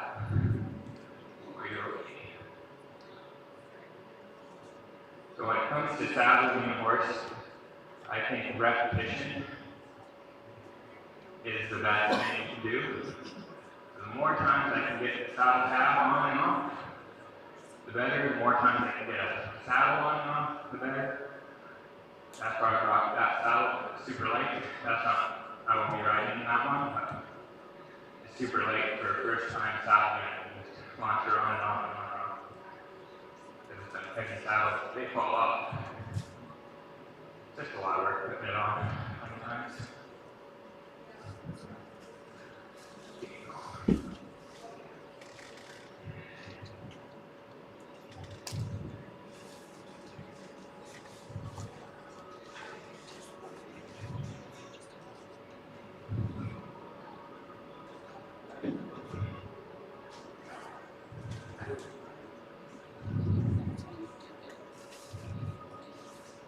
Most horses are right side here seems to be a little more smooth.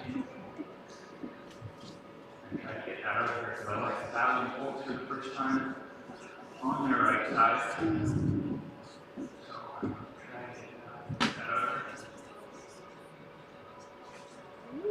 And I just grab on there where the cinches, give it a little bit of pull, give your X to that.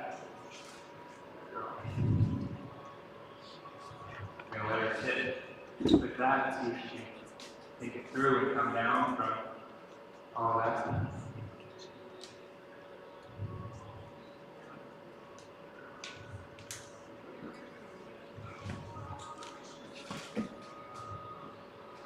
Can't be right on these young colts enough. So many times have I seen horses that good to ride, and you can do most things, but you come up here and you touch their ear, and their head goes everywhere, and you just want to get that sensitive out of them really early on. You're not.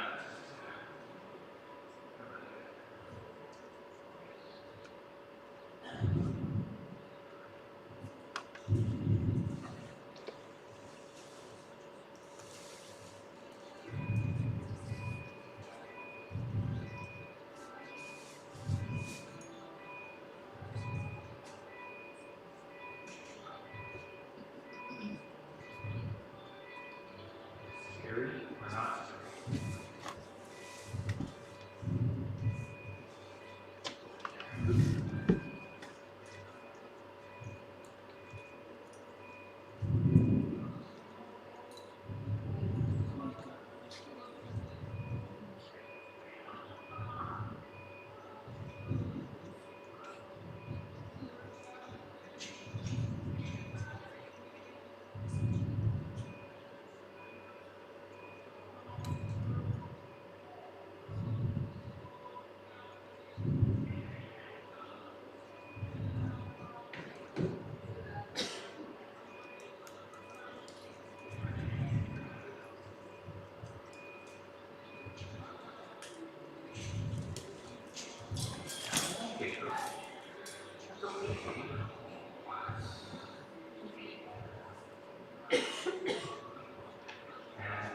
Said wide. I like saddle in here.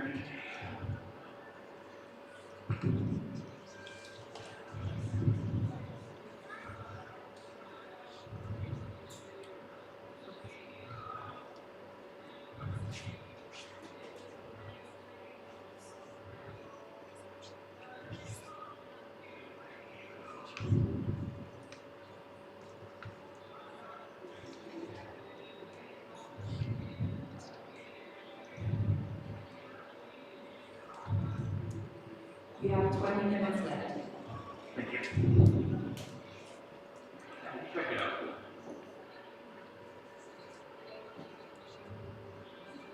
It's not good.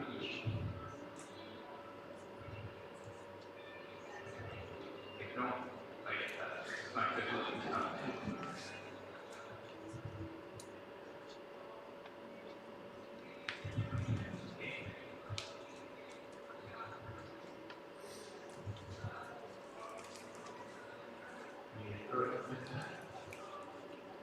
So she's trying to block me into that other eye.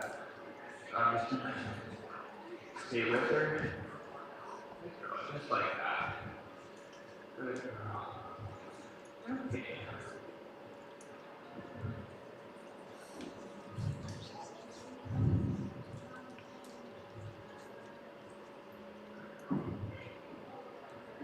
Get up.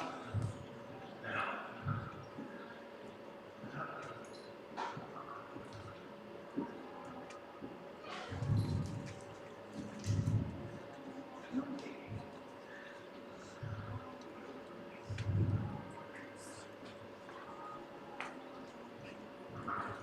We're going to move on just for a little bit.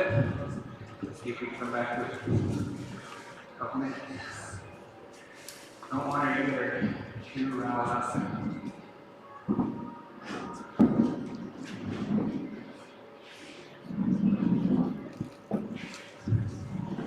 I'm sure some people in the audience are curious to know why you decided to saddle her from the right side. That's where all the buckles are. So you throw it on, and then I don't have to walk around the young colt too much. I can just unbuckle, go around to the left side, and cinch it up without walking too much. So you can see how much she moves there, so it just gives less time for the saddle to be loose on her back.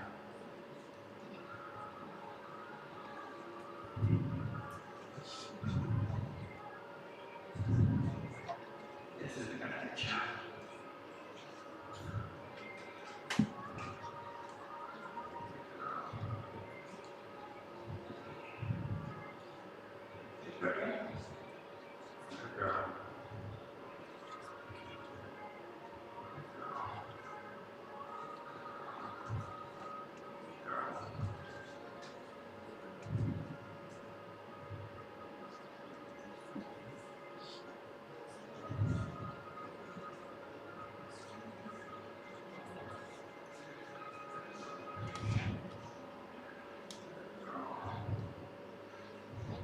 This slicker, we're going to try to just rub on her a little bit, make it feel good. But she knows that something kind of weird and wacky on her back can actually feel good. Don't jump too much. It's always fun when some of these young folks decide to play a game of, will you catch me? Because I really can't.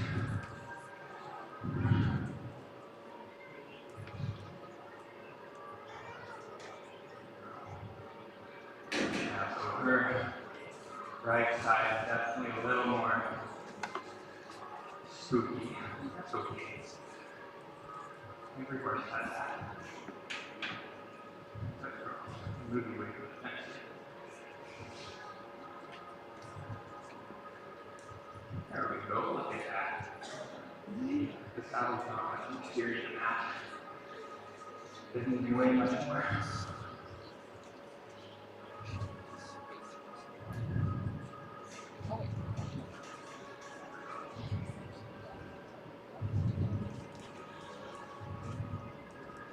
Keep putting it on her like this, how she calms down just a little bit.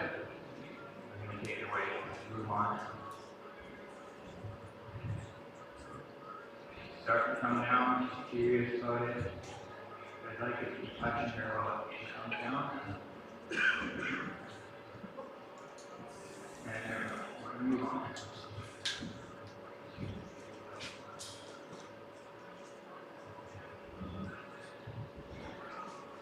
So now that we've tried to work on kind of getting her calm down, get stuff on her, we're going to start sending her out again.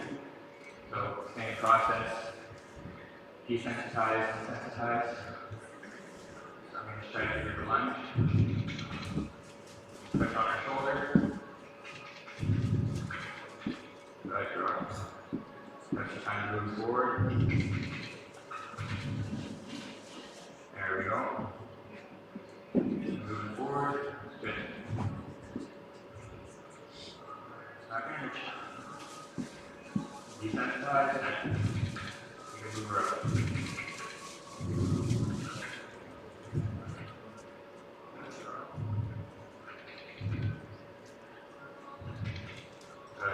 There we go, just like that. So, and she's still staying connected. She's not trying to take her head and squeeze you around me.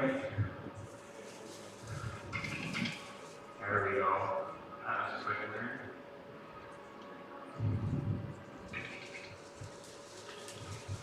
Good.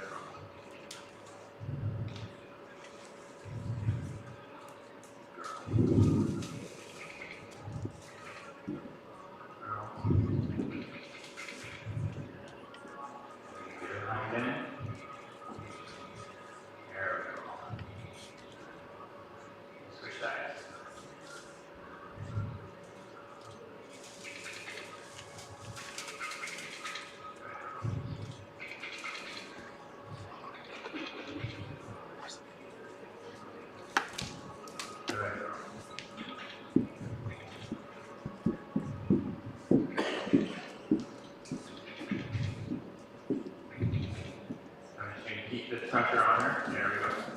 That's how she moves out. She's not really moving out. There we go. That's it.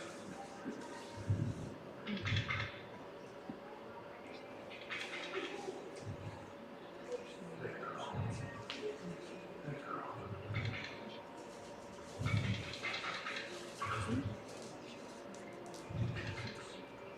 girl.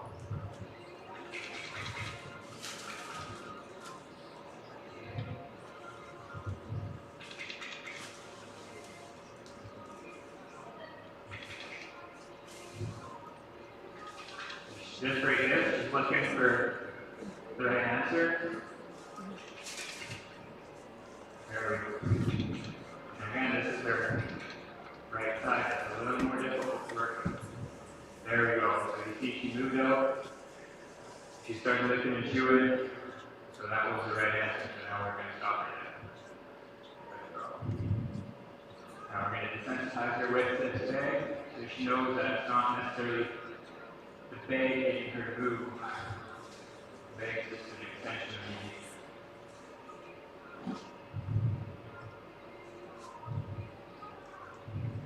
Very nice. They're out.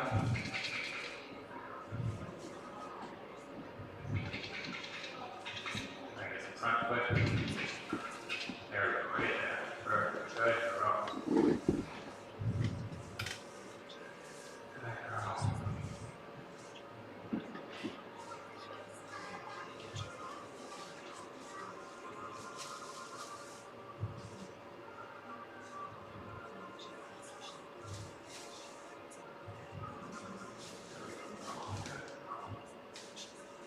Good girl.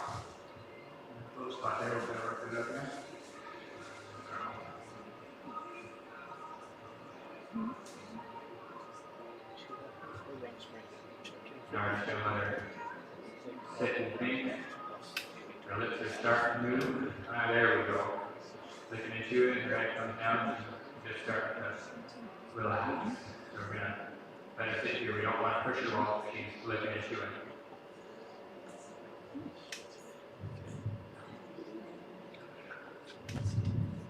What's my time? 10 minutes. Okay, perfect.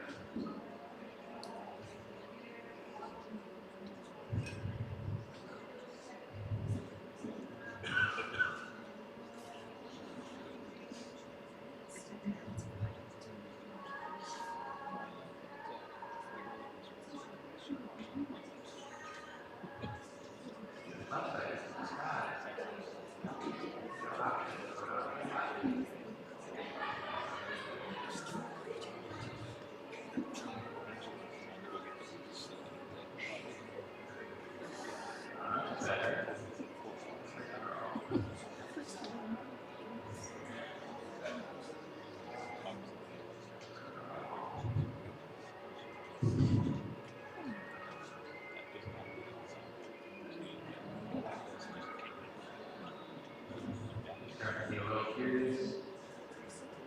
Let her be.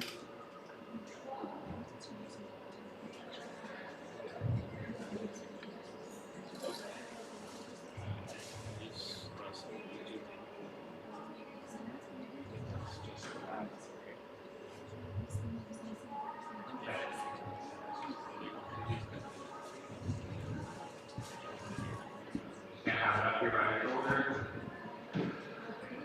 Relax with it. Continue. Good girl.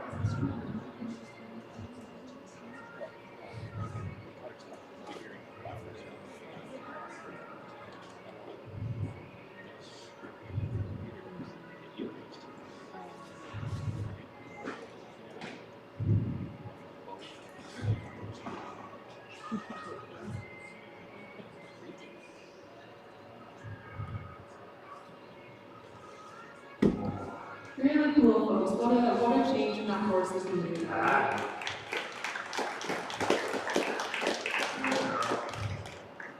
And that just shows sometimes the best thing to do is to step away and to come back to something later. So really need to see how that horse works through that bump with Craig there and has that change after she's had that time to think and process and learn new things and overcome different challenges and have that apply back to something that was a bit trickier before.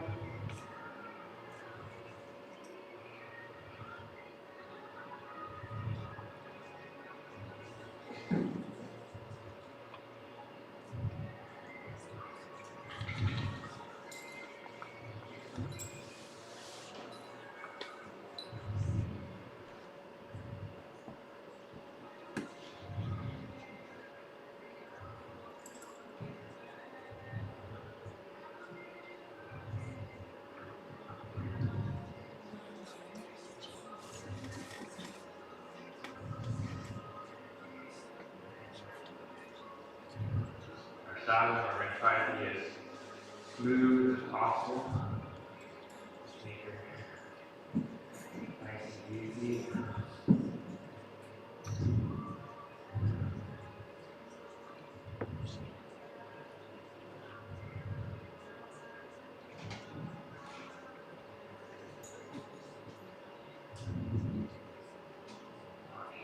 Get a little tight here. Okay, don't go up yet, come on. Make sure that won't come off. That's great.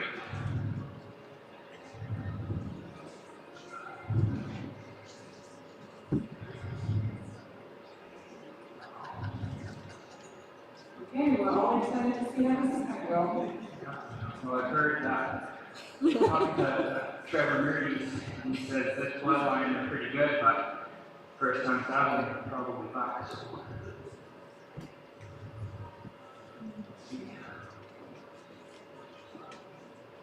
Let's get that rest all like that.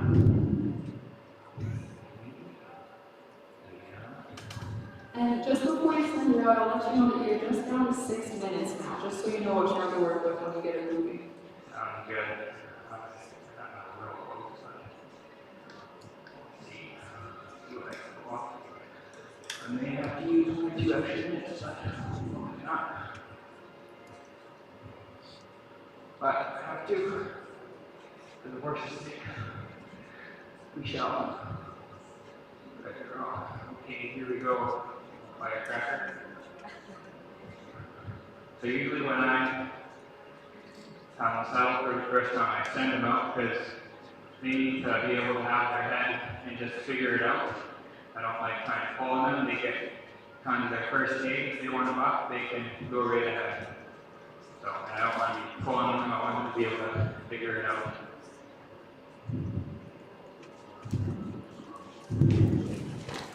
Now,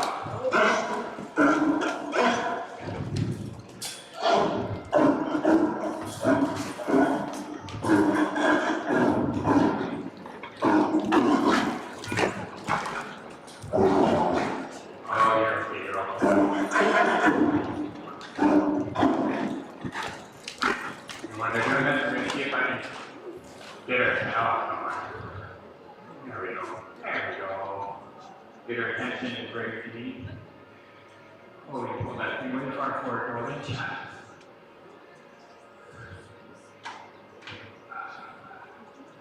Oh, girl. Are we close to the comfortable line now? Okay, don't go back to her, girl. See if I can't loosen this up, scoot it back into place, just so it's a little more comfortable to try and real high. There we go. I want her to, I don't want it to hurt her, I don't want it to scare her to death, but you gotta remember when you're putting on a saddle does the exact thing that every predator in this area does. Comes on their back like some cats, the cougars will come right here, so that's sitting right there. And where do the bears and the dogs go? Go right where the cinch is. So the saddle goes exactly where every predator goes in this area.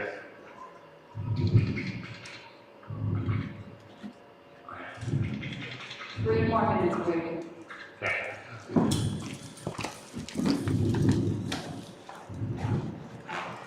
going to see if I can touch her eye. Bring her to me. Good girl.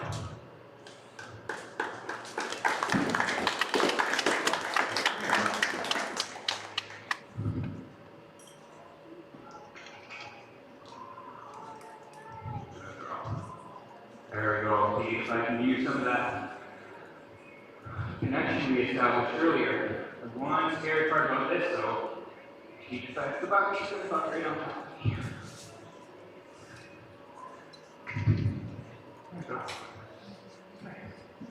Okay, we're going to get that saddle off of you, okay? I know. You'll go straight pretty good.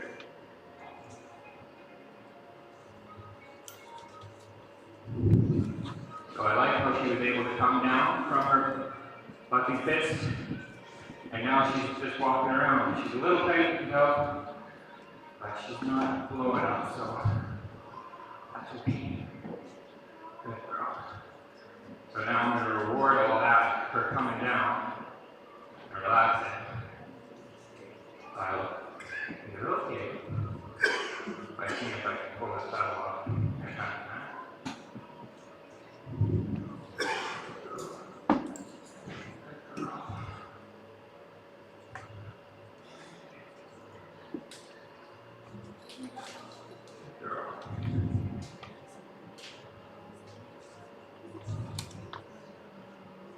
As soon as this saddle's off, we're going to just go to scratching on it for our fun 30 seconds or whatever it's going to be. You have 1 minute and 20 seconds. Perfect. That's enough time.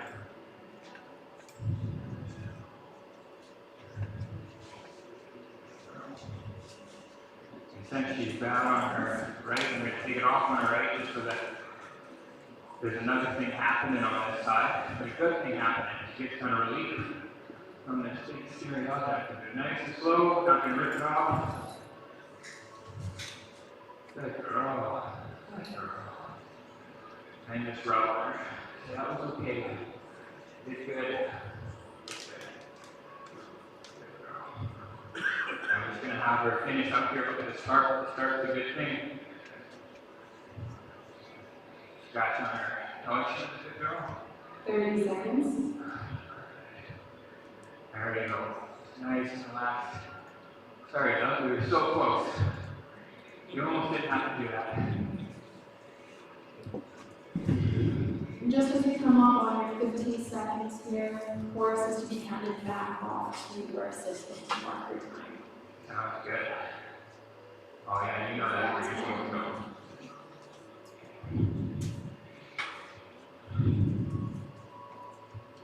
Awesome, right on time. That was the bucket here right there. Thanks guys for being out here and watching. Thank you.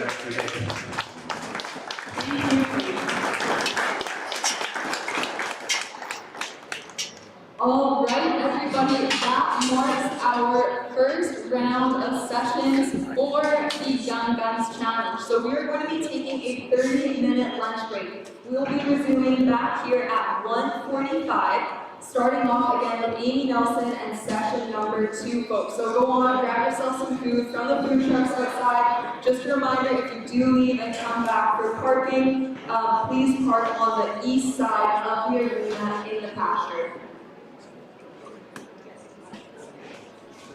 Oh, like right on time.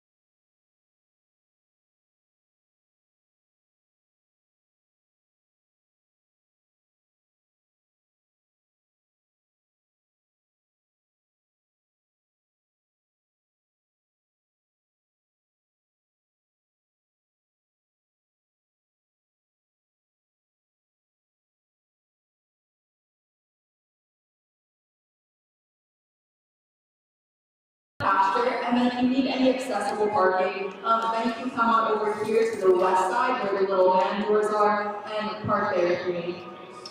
And then if you need any snacks or still your lunch, make sure that you go to the ranch house food truck outside. We just had a brisket and a pulled pork, and it was delicious.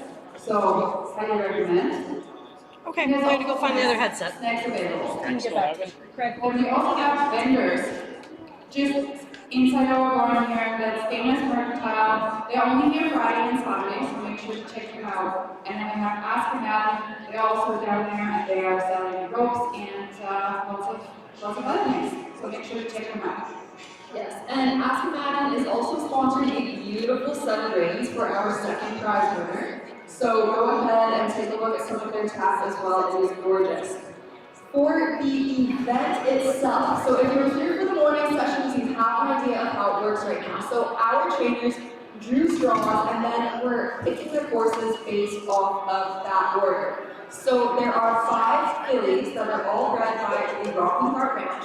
They all competed in the weanling challenge when they were just after 6 months old. And now they were picked out on pasture, allowed to grow up, and they are long 2-year-olds. Coming back in for 3 days of training here with our trainers. So, how it works. Every trainer has 2 45-minute sessions in a day. Today and tomorrow. On Sunday, they'll get 1 45-minute session in the morning, and then in the afternoon, we are going to have our final competition where the trainers will be asked to do different obstacles and ride their horse around the arena. Every trainer has 10 extra minutes to use outside of their 45 minutes in the session. If they use their 10 minutes, that is totally fine. If they don't use it, every minute becomes 1 extra point. And then we'll walk you through the judging a little bit later on here. But essentially, 2 45-minute sessions a day with the finals on Sunday afternoon. And then all the fillies that you are getting to watch today, they are all for sale. So if you're interested in buying a horse, make sure to talk to Mel. She's always somewhere around here. And if those 2-year-olds don't sell, they will be going out to be started over the next few months. So watch the website as well. Absolutely, and over the next few months as well, the winner here today is actually going to get a spot to compete at Horse Expo 2026 live in the round pen at Horse Expo. And just so you can kind of get an idea too for how the trainers are doing each day, daily scores are going to be announced every morning before the first session. So if you're wondering how everyone's performing, you'll be able to find out tomorrow morning. And that said, we are down here in the beautiful Waterton area. So if this is your first time coming to the ranch or exploring this far south, I think we only do it some justice by letting you know what you'll have to do here. So here at the Rocky Heart Ranch, there's a couple of really neat things that go on. The first is that you can come down here, bring your horse, bring your camper, bring your trailer, and ride out from here into Waterton Park. So this is the Rocky Heart Ranch Ride and Relax is what it's called. And you can make those reservations through the website and Melody, and then come on out and enjoy the weekend with your horse. And if you want a different change of scene, you can also come out for Rocky Heart Girl Fest. You can get married here at the ranch. And yes, you can absolutely include your horses if you want. And then just as Joel mentioned, how these 2-year-olds are going to be for sale, you can also purchase weanlings to fully grown horses through the Rocky Heart Ranch. If you are in the market, folks, chances are they have something for you. Okay, I see that Amy already entered the round pen.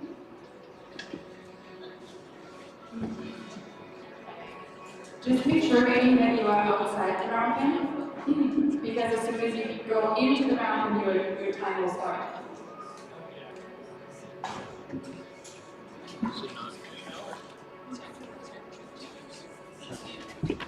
Awesome, and so the horse that Amy is working here today is Mavis. And so this is Youngs Guns Colt Starting, and she is a very, very cute bay-roan filly who you'll see here in just a few moments.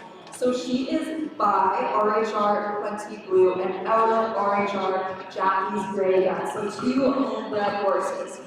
And perfect. And she is likely to gray out a little bit, but really this girl, going back to her pedigree, she has fantastic presence. So she carries Blue Valentine, Hancock, and Clay Gun blood for those of you that really like that foundational mix, but also have that athleticism in there. And she is that big, strong hipped, and confident horse. So when you think of ranch work, when you think of trail work, when you think of having a job to do, that's what she's built for. And the ranch's comments on her is that she is really that firecracker of a horse. She has that spirit and that energy to her, and that mind to handle anything. So if you are looking for something reining, cattle, versatility to trail, she's bred to excel in those areas. And she really has that spark and grit to this filly. And then the trainer is Amy Nelson with Very Lakes Equine Services. She was raised in Central Alberta and now lives in Canmore, starting colts and training mountain horses. She always wants to learn, she said. She's been to Europe and North America. And she provides science, horse sense, and voice whispering to create a truly remarkable horse. So we're excited to watch the second session. I've already started your timer, Amy. Good luck. Thank you very much. We have curious the license down here. I didn't realize, okay. I just didn't realize how much fun that was for you guys until I got myself. Yeah, I'm going to move this filly around a little bit down here.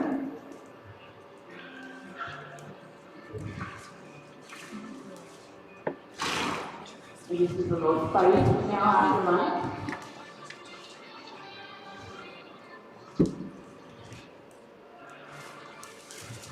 I'm going to put a bit of pressure on here. She's kind of touching the circle a bit, putting pressure on where her friends are at.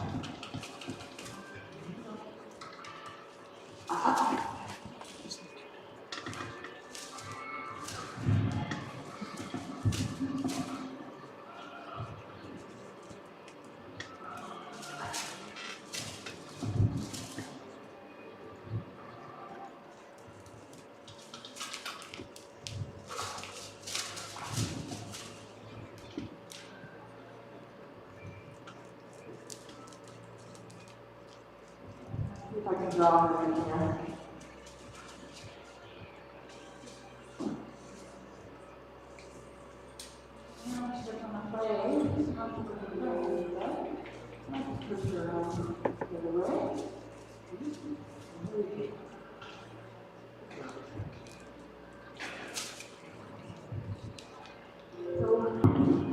Welcome to episode 2 of The Real Housewives of Horse Training.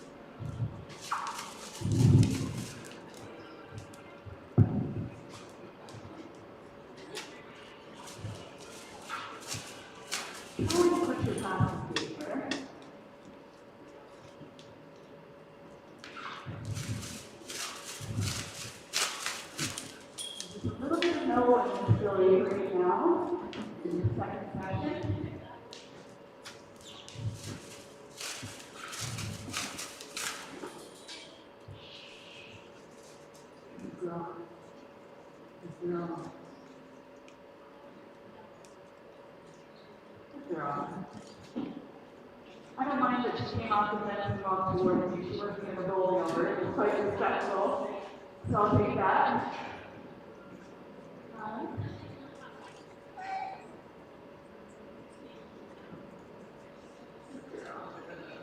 Friends again? There you go.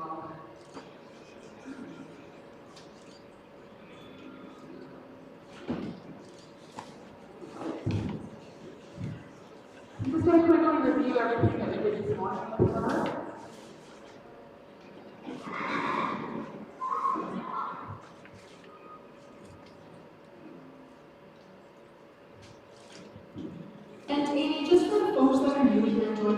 afternoon sessions. Do you want to give a quick recap of what you accomplished this morning and what you're kind of starting off now coming into the afternoon? Sure, no problem. This morning, I worked on pretty much the same thing, moving her around at Liberty, and then caught her, same thing, we did the feet. I just put my rope around her feet a little bit and picked them up each one. So I'm going to come out without the rope now and see how that goes.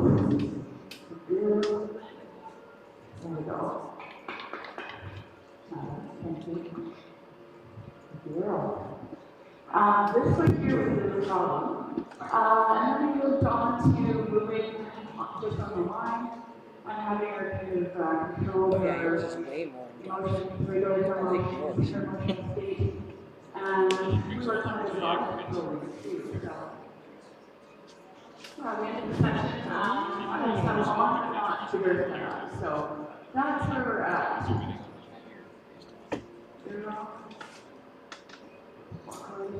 Alright.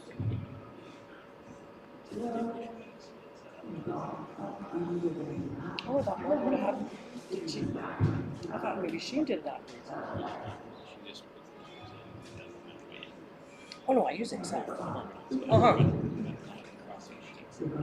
I do if I've got enough time, but I'm like, meh. There's a struggle with that part, so I'm just going to keep on that for a quick step here and leave that in good spot. You're fine.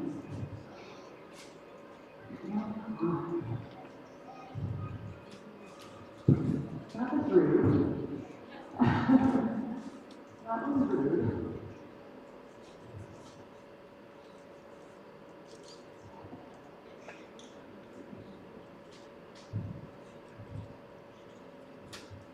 I don't want to spend too much time on it, but I definitely don't want to do work.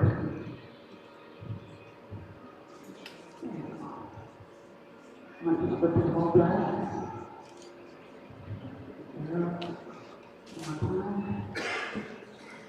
It's yours or mine? Mine. Okay. Mine's that one. Don't get too busy on this. As you can see, it looks like you didn't know easily.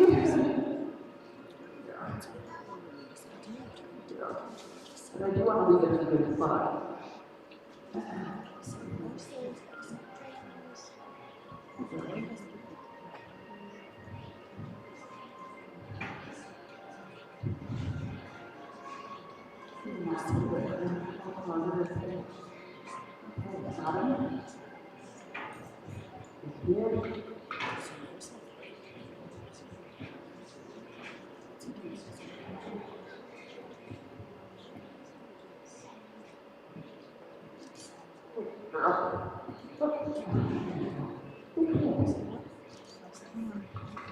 Okay. All right, move around the line a little bit. Well, bending to the left and right works really well for me. Oh, you're good.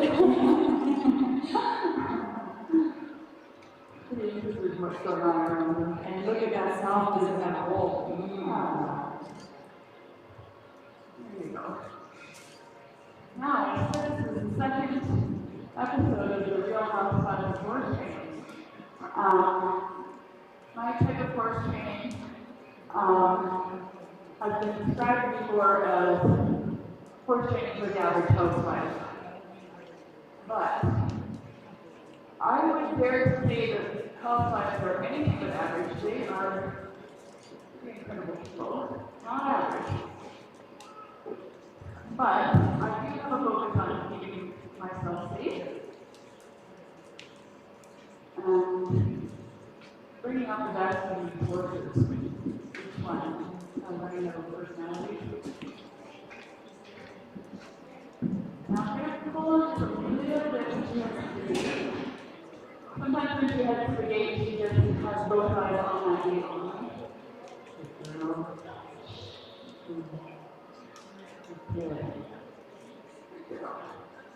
First, a little review of what we did this morning. Moving off really nicely. Girl.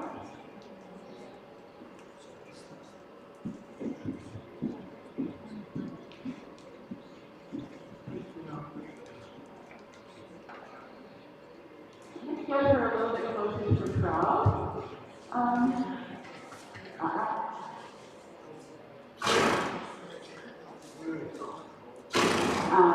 pushing out me with 9 centimeters there a bit on the inside. So she's pushing you through the shoulder a little bit. So let's get her to the crowd a little bit more. I'm going to get her going between me and the fence as well.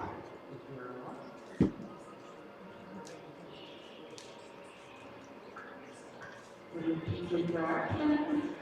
See the crowd out of the eye. Good. Okay, we're running. Straightly. All right.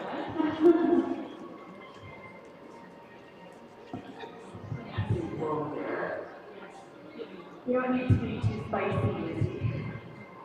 Spicy tamale.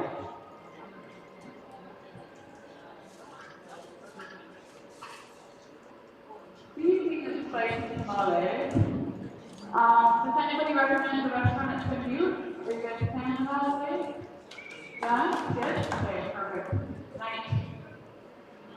I'm excited tomorrow morning on.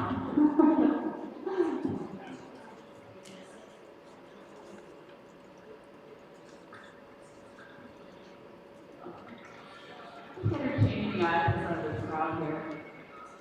Good. There we go. Get them through. Ooh, she is spicy.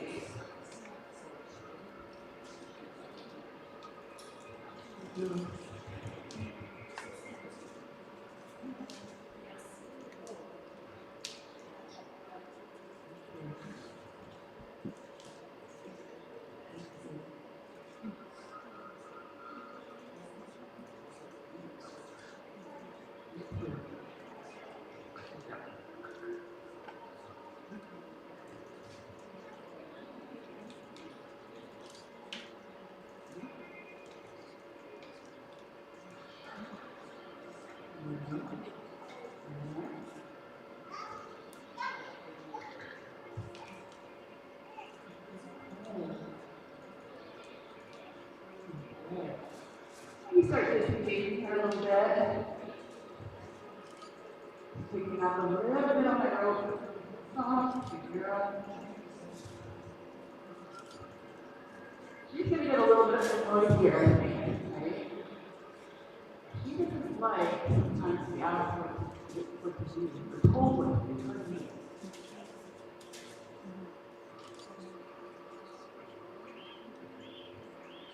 You tell the belly what you ask from there, right? That's how it goes.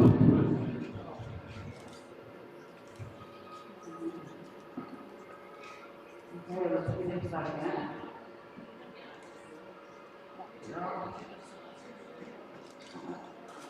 Gets a little pushy on her front end. I'm going to back her off.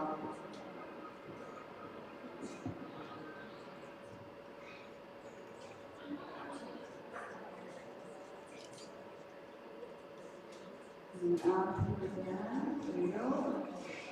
I'm just escalating my pressure a bit. I'm going to ask softly, a little bit harder, a little bit harder, a little bit harder.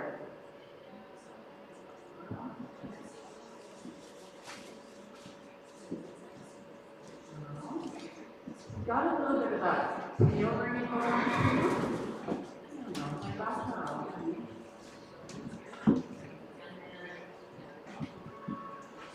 This horse could easily jump into my lap, I think.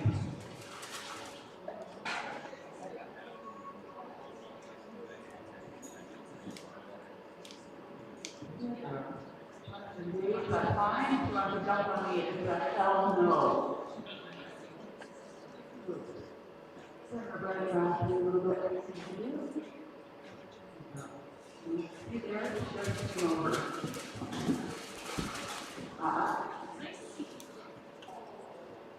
Ooh, nice.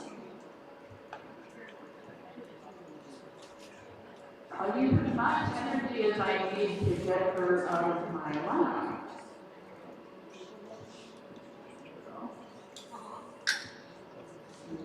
Good. I'll ask you to disengage again.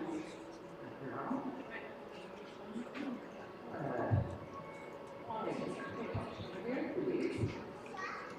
to really top. I go down, ooh, spicy here. To me, I don't have to get on this horse for the second. We could work on this kick out thing all session long, and that would be just fine with me. That tail switch is a bit concerning to me too.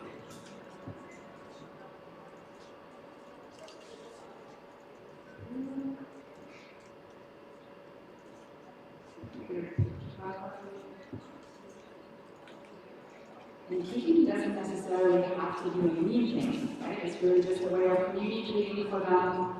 If she hasn't found her release yet by doing what she has tried before, she'll try kicking.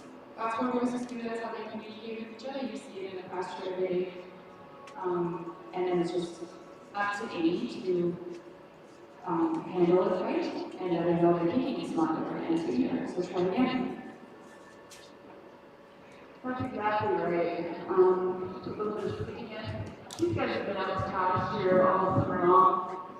They have been doing tiny little circles in the arena, so cycles might be a little sticky too. A little bit of body issues maybe because she's just sort of a stall for 4 hours as well.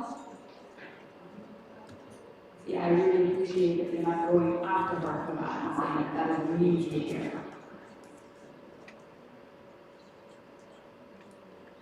I think I need to tell you that I'm out for that right now. I think we break a little bit of the stress.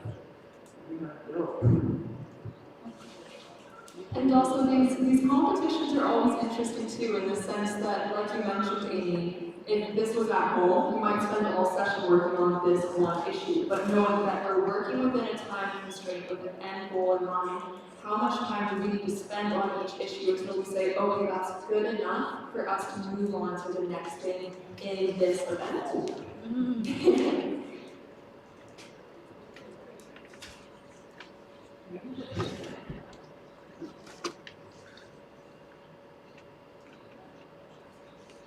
The last thing I want to do is get hurt also. So, we're going to do it there, not just going to be nice. Here. That's really pressure. That hips, you want towards the end, that shoulder. Over there.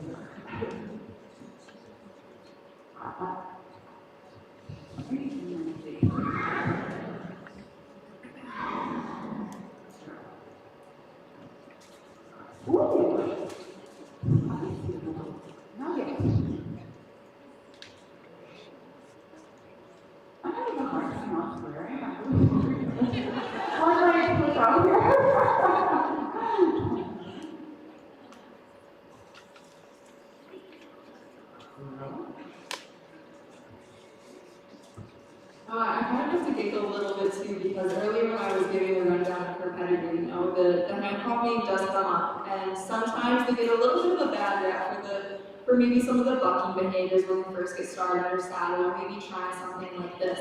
But the one thing that I admire about these horses is that once the correct answer is in their mind, it sticks with them. So what we're seeing Amy doing is assessing, seeing whether or not that correct answer is with her yet. It's not, so guess what? We're going to keep going back until it is.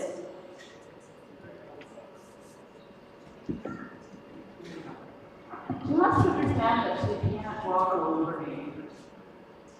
I can't even tell you how many more events I've been to where people are leaving their horse right under the chin, and the horse is walking all over them. And this is kind of where that stuff starts, right? So I'm going to take my time and iron this out because I do not have to place that at all.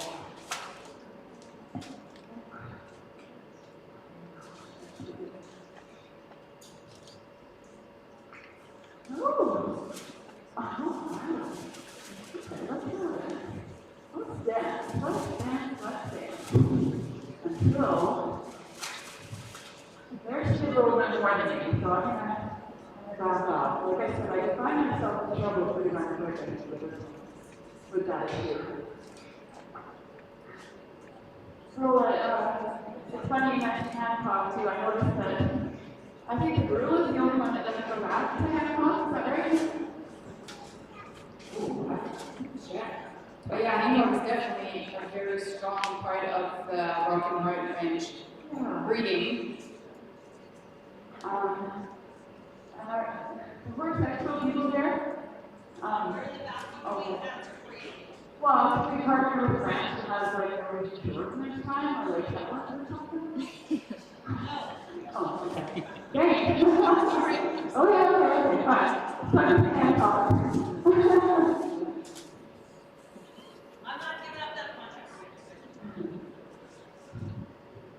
You out here. Oh yeah, try this again.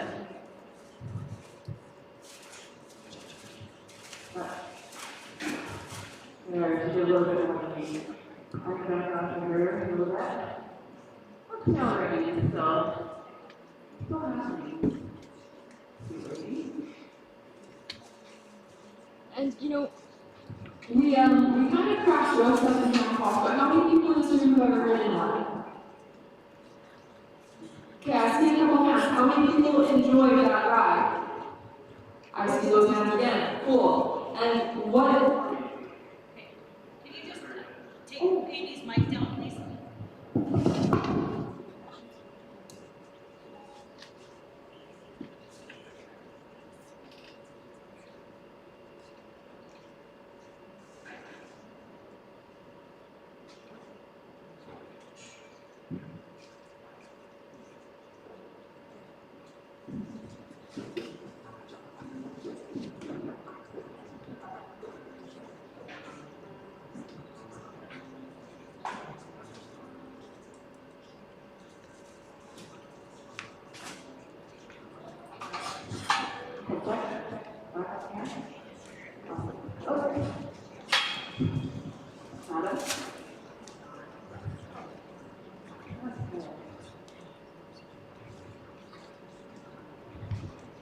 Let's work her out a little away from me.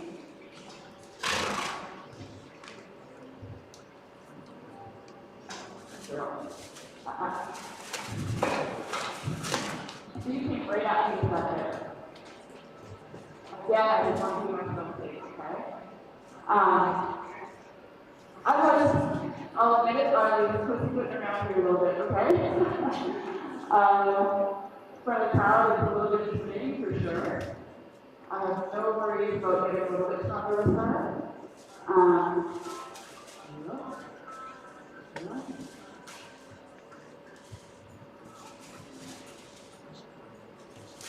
Last that it. Here we go, girlfriend.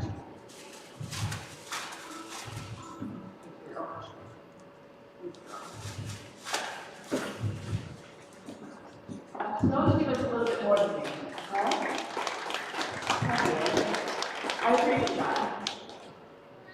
I was just joking about the yours, tell them.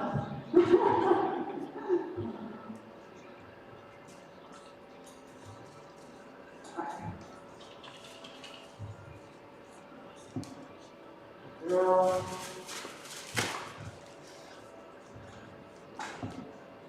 Girl.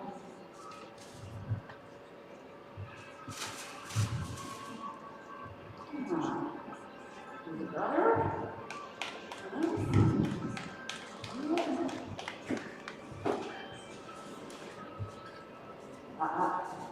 No.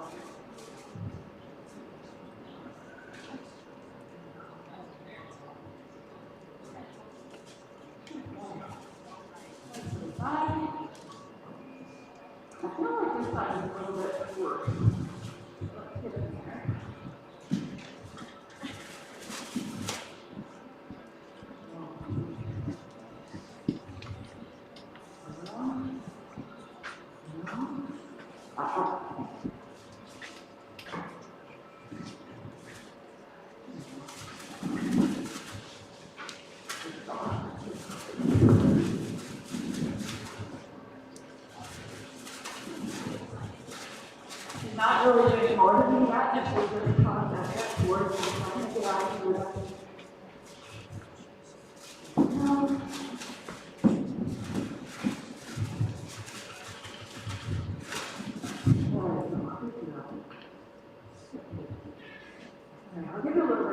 carpet on her a bit here.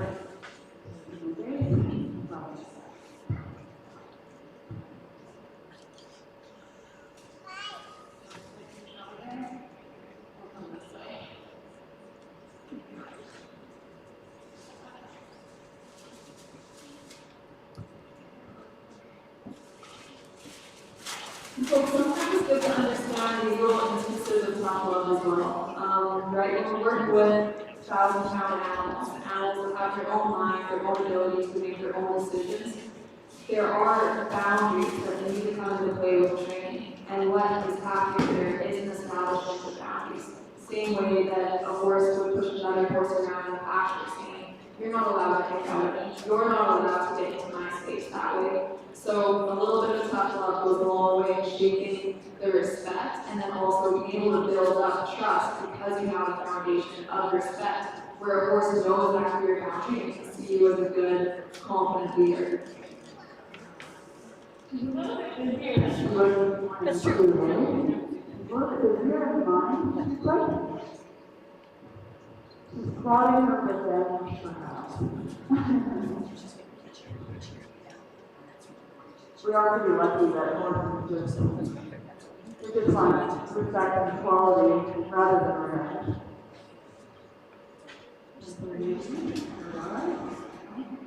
Not the back to them. Exactly, and that's what exactly. Part of that might be part of the, I don't know if I got that mindset on the left-hand side, too. That's fine. Okay, I think I might prefer to try to flex a little bit more.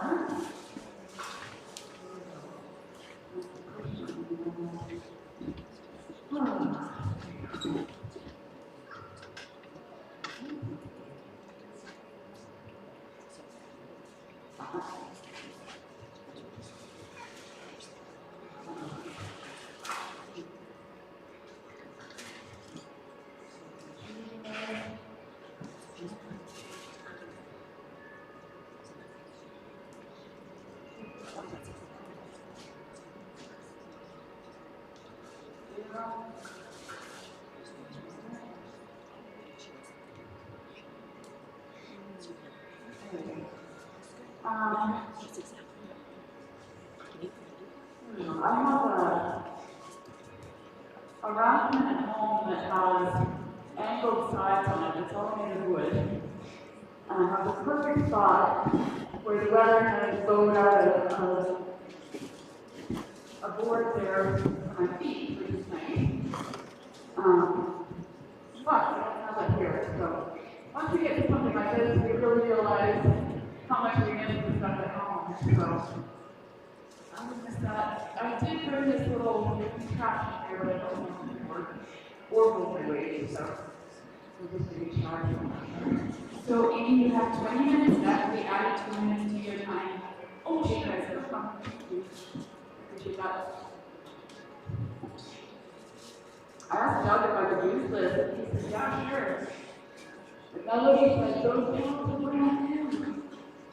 Don't have a thing. Not good. No, this is how for something else, I'll just have to do this. We were on the future. I'll let that fit.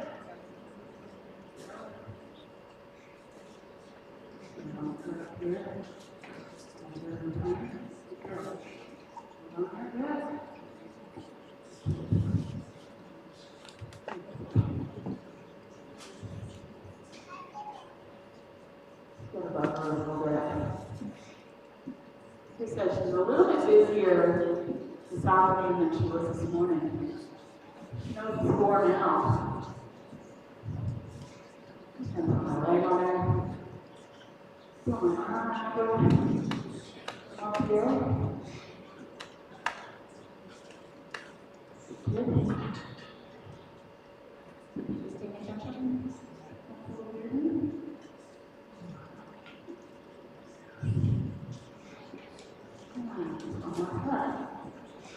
So she leaves me now from the fence, I'll get down and push her back to the fence. Leaving over there, up and down.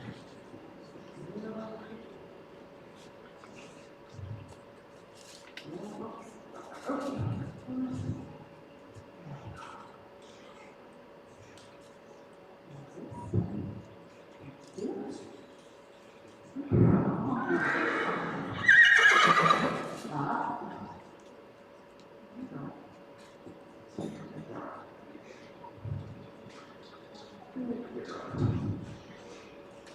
I'm just going to do a little thing going up there.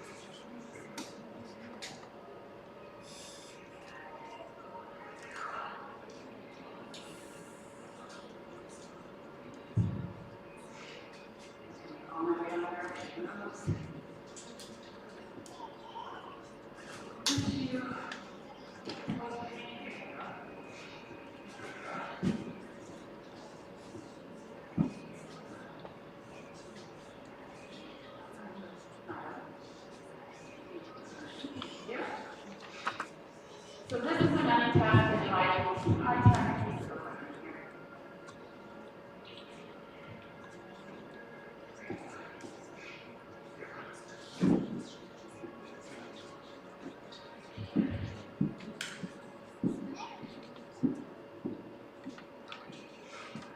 Put all my weight off here now here.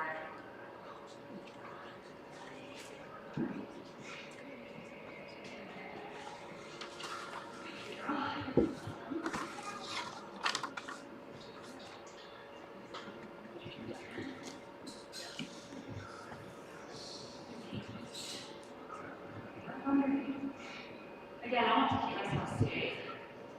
So I'll use this a lot. I don't have kids, but my husband works at the market. I have kids and the dog and the whole thing, and I only have 45 minutes to work on the whole thing. I'm home with no one else home. You gotta keep yourself safe. So.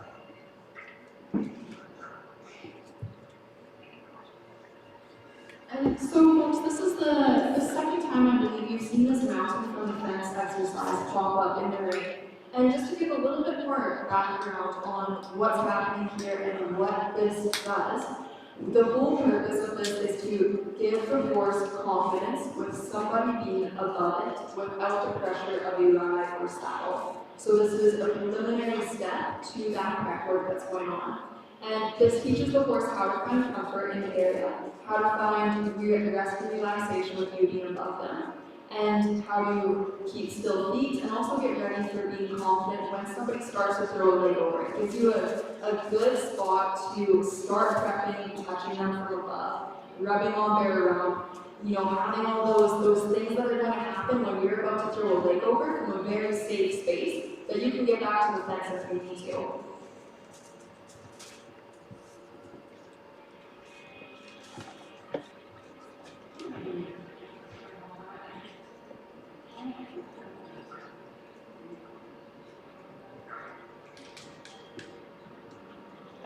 We can change tactics I think here halfway through. Very subtle, number one. And just managing number two. Let's try to do something that involves the mind.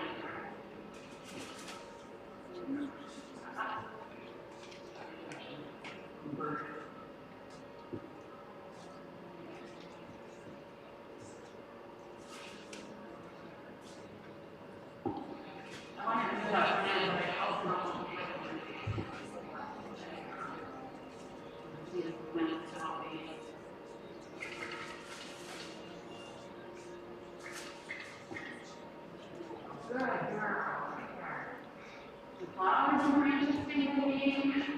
Her friends are more interesting to me. Maybe working.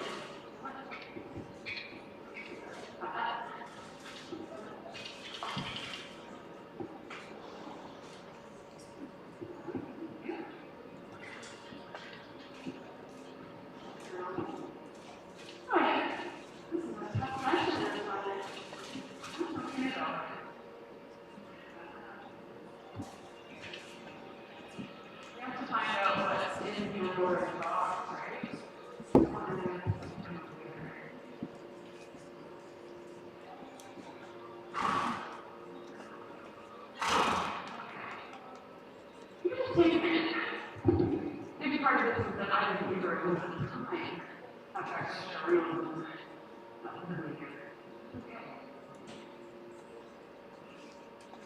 Okay.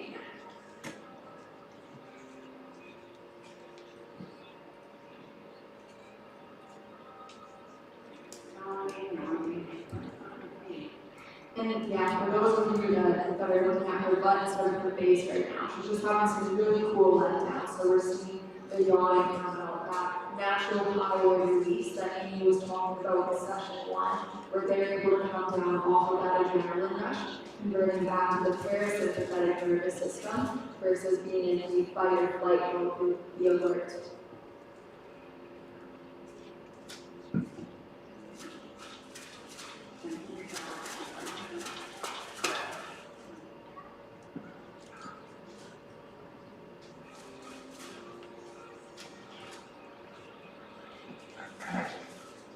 Yeah, 10 minutes left in.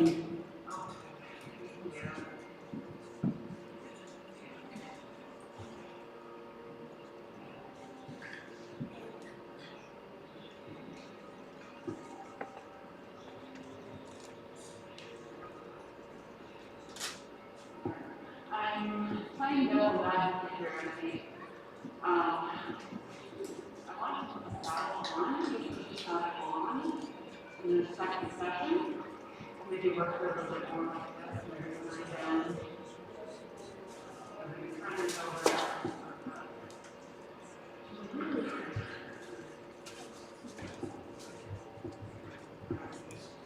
Head to the 8. Right. Maybe don't turn your toes.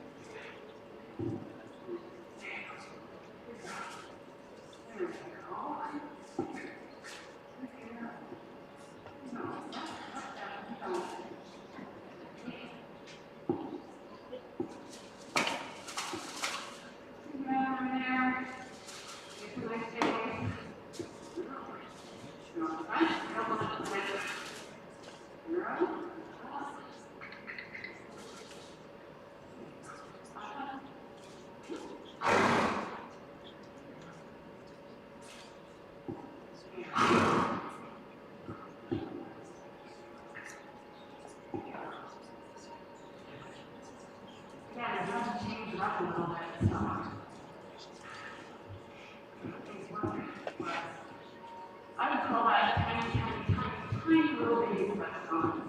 That was pretty difficult to get her shoulders to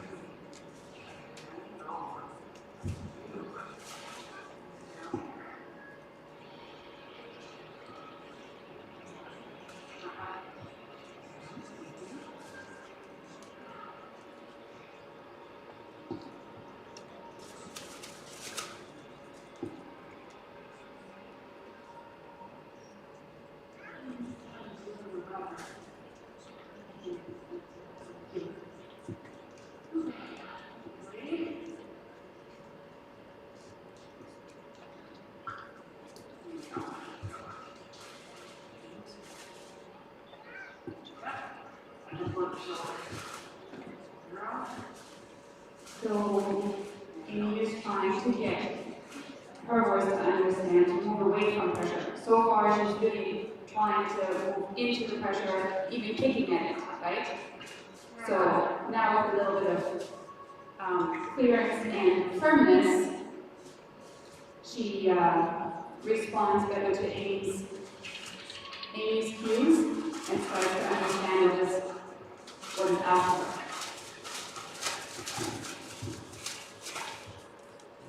And it's really interesting to look at these horses too and to think in your mind the translation that has to happen from this groundwork to actually having a rider on a horse's back. So, right, what we're establishing here is, again, what Colt was saying, moving away from pressure. So understanding the difference between coming in versus moving away and doing that responsibly. So not having to feel the need to kind of kick out of it, but understanding that clear communication and where that line is drawn.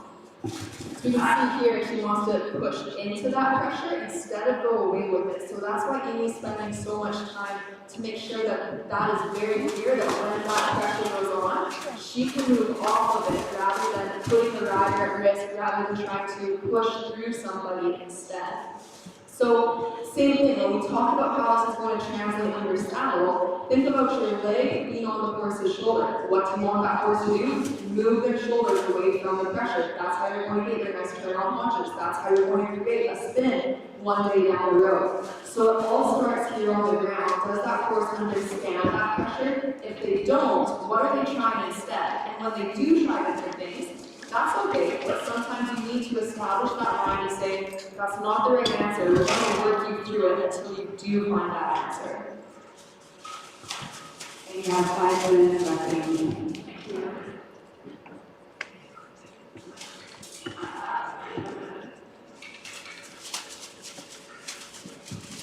Just for the comments, we do have points taken off for unnecessary roughness. We said before I was a little bit intimidated by the fact not, pushing too far, but this really is really pushy right now.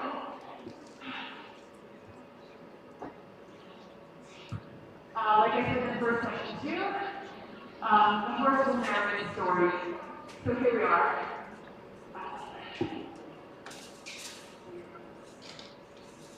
So we're having to be quite firm.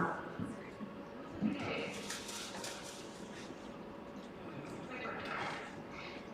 When we get in the saddle, we want to different body parts. The courage is going to be about courage. The courage is around. Striking.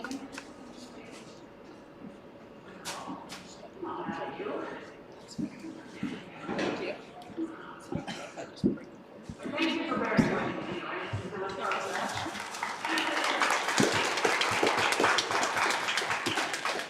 And with that firmness that you talk about, Amy, too, it's cool to see almost that the horse is asking you, are you sure? Over and over and over again. Because I can guarantee you that once that horse is confident that yes, you are sure, even though maybe she's trying you 20 times, she is going to say, okay, I know that my handler is reliant and trustworthy. And when that horse knows that the person is reliant and trustworthy, all of a sudden, all those other little pieces start to fall together. If that foundation is missing, that clarity, that communication, that yes, what I mean is what I mean, no matter how many times you ask me, that horse now has someone that they understand and can work with.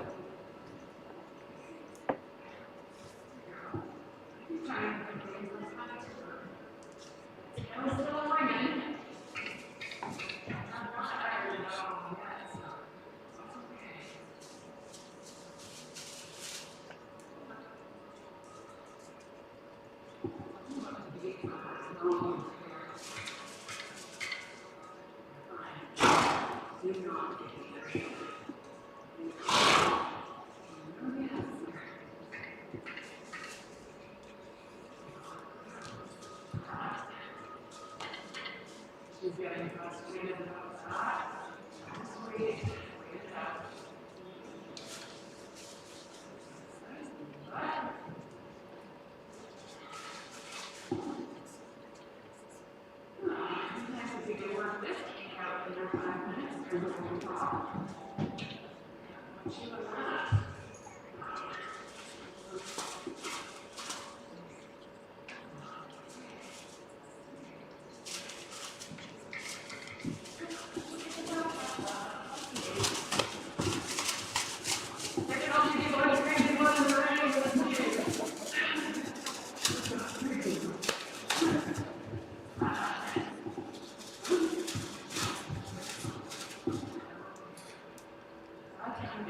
minutes left, Amy.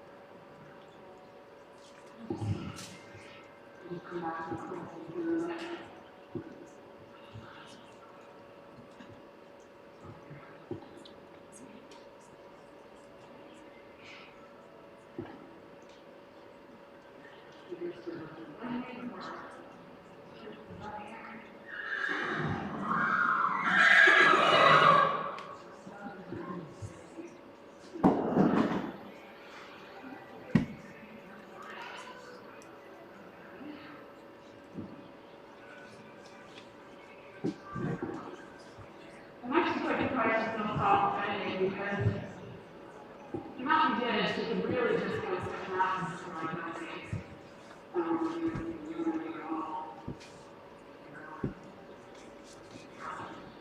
We have 40 seconds left.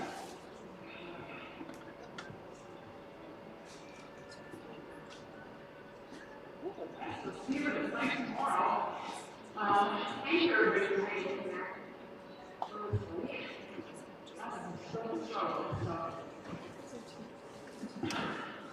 I'll tie that down when we're back.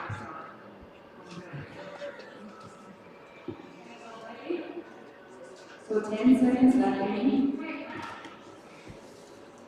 You guys.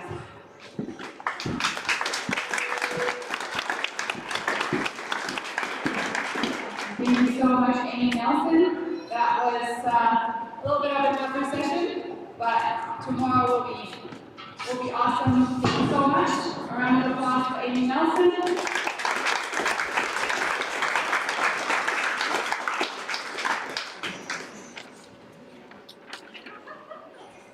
Alright folks, so we are going to have the squad come in and clear out the ground for our next session. If you need, we'll have about 15 minutes here. Go ahead, use the restrooms. Again, they are located on the west side of the arena. There's one in the bar and also in the ride and relax area. Feel free to go ahead, check out the shops that are here as well. We have Dana's Mercantile and also Ask a Madden. Some really great items down there if you want to do a couple minutes of shopping in between competitors here.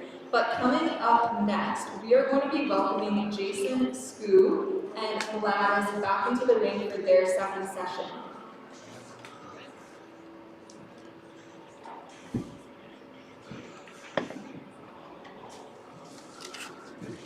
Everyone is saying thank you once again to our sponsors, Horse Expo Canada, Waterton Lakes National Park, Contracting. We're very glad to have you.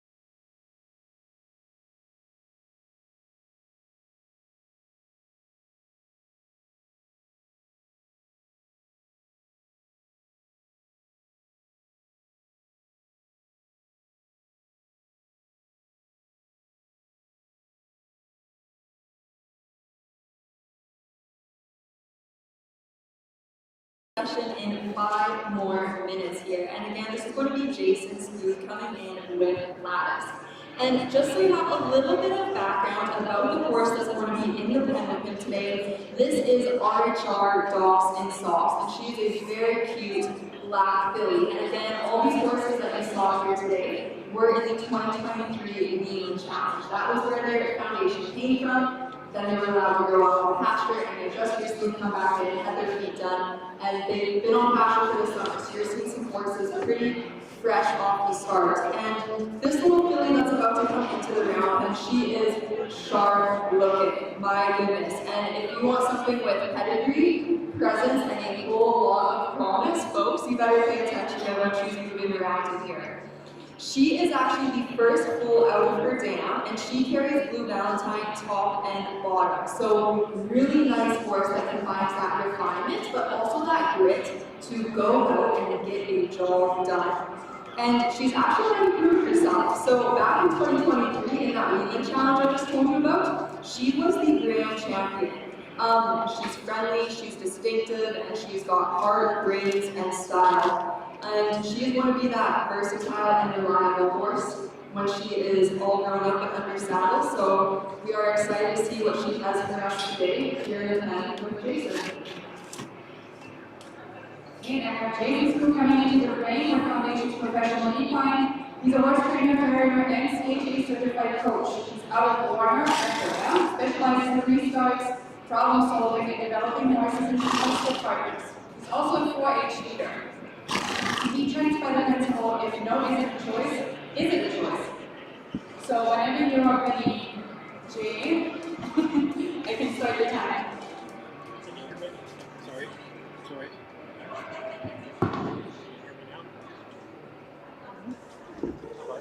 Other way. Can you hear me now? Yeah. I think I'm in. Well, there we go. Thank you. Jay.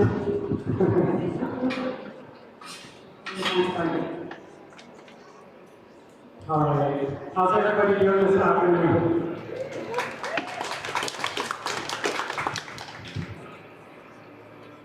So, this morning was all about building a connection, and we accomplished building some connection. You're never done with that part. So, just like we talked about building confidence in the aids, building confidence in the rider, trust, we're always going to be building on that. And so we're just going to revisit the same things that we covered this morning.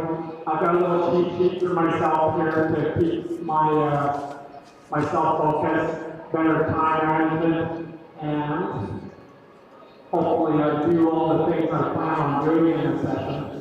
Ultimately, the horse is going to dictate the time, but at least if I have a plan, I can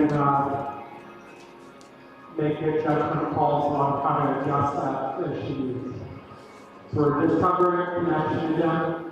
She's still exploring the gate. I mean, you look at how fast these horses want to go in the gate and how that sticks. It's kind of amazing when you stop and think about it, even though it's not a behavior that we want, just how trainable they are. Good girl. So I can just add a little pressure over by the gate. That's why my pen is set up the way it is. I've got barrels in the cart kind of over by the gate more, because we're going to plan on doing a little bit more work on the gate side and a little bit more resting away from the gate. So hopefully I can train her to come away from the gate without having to train directly on it the whole time, because I'd like to focus on some other things. So as I said, this morning was all about building connection, and I did that by moving through movement and moving the hindquarters. This afternoon is going to be about boundaries and expectations, and we're going to do that through movement and focusing on moving the shoulders more. Every time you stop to check out these obstacles, I'm going to go ahead and really promote that. Looks like that's going to be a tough one. I love how curious she is, how forward she is. And, you know, I just want to take a minute. I was talking to Melody just a few minutes ago in the stand saying, you know, how remarkable the quality of the trainers are that they got here for this weekend. Okay, we've had a chance to see everybody a little bit. And I've been to some bigger events that didn't necessarily have the quality that we're seeing here today in the trainers, and that's pretty remarkable. So hats off to you guys. Horse Expo and Rock Ranch, I'm so grateful for providing this opportunity for us. And just want to talk for a quick minute about the horses too, the quality of horses that we're seeing. So, I don't know about you guys, but I've seen a few horses in my time, and these ones are pretty nice.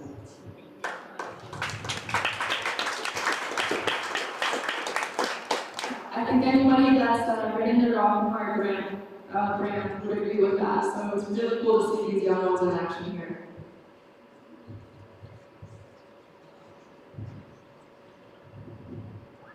She's standing in good balance there. And it's one thing to pick her foot up for a second, but it's another thing to pick it up and hold it. And then it's another thing to pick it up, hold it between your legs, restrain the foot, and then do work on it. Because we're adding a whole bunch of pressure, kind of like when you ride a horse for the first time. And we're asking them to do nothing but it. Most of the time, when we apply pressure to our horses, we're asking them to move. So, one of the neat things about horses is that they can separate them out so well, where we apply pressure, and they move off of it, and we can apply pressure, and they can learn to stand and live with it. Okay? Or do all kinds of jobs under pressure, like the pressure of riding. You think about how much pressure we put on with a flag, with a lead rope. I started talking about this earlier today and kind of lost my frame of thinking. But, you know, by the time you put a saddle on and you put a rider on and all that kind of stuff, you know, that's a lot of pressure we're talking about. We'll just switch eyes here. So, if I'm kind of the higher level, if I'm kind of the higher level thinker in this duo, then I can kind of set myself up for a few things. We know she's looking for her friends. She's feeling alone out here. And so she's going to go back to that gate to check stuff out. So if I want her to stand good, to, let's say, pick up her feet, or maybe I want her to stand good to saddle, it's probably going to look a lot worse over there next to the high hog sign, not because it's an high hog. You know, the shadow of the sign, and furthest away from where she wants to be. It's just like negotiating with people. Now, she's not a very big horse, but she's way stronger than I am, way faster than I am. Don't say it. So, I'm not actually going to muscle her into doing anything, right?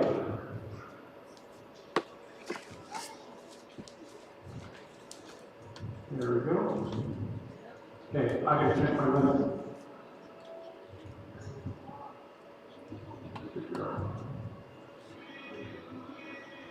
You don't make these rope gloves touch screen friendly yet. If anybody's looking for an idea of visual. How much time am I at? We still have 37 minutes. Alright, I'm pretty well on track. Okay, so one of the things that I didn't do much of this morning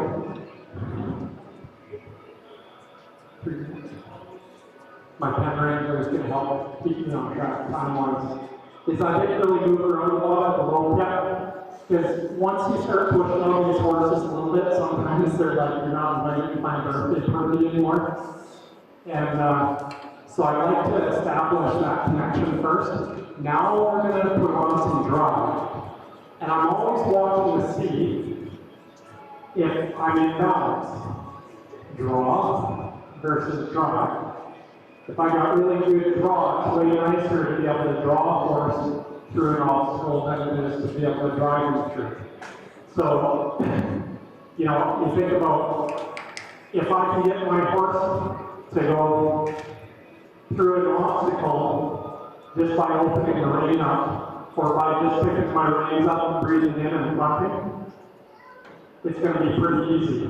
And they're going to be pretty relaxed going through the obstacle compared to if I'm driving them through with my legs and maybe my flag.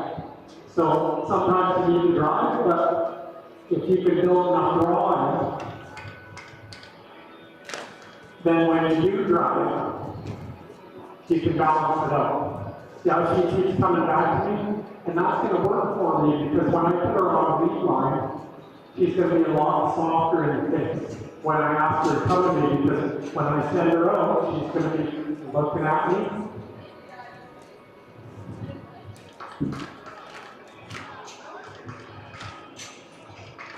Remember I talked this morning about giving direction to my horse? The number one reason why I want to give my horse direction with the lead hand instead of the flag, or whatever it is I might be using to drive, is I want my horse to be sensitized to the aids and somewhat desensitized to the other stuff, okay? So the flag would constitute as the other stuff. So I want her not to flee to the flag, but I do want her to respond. But this is how I want her to respond. I want her to go which way should I go and how fast, okay? That's my goal. My goal is for my horse, not to have my horse not respond.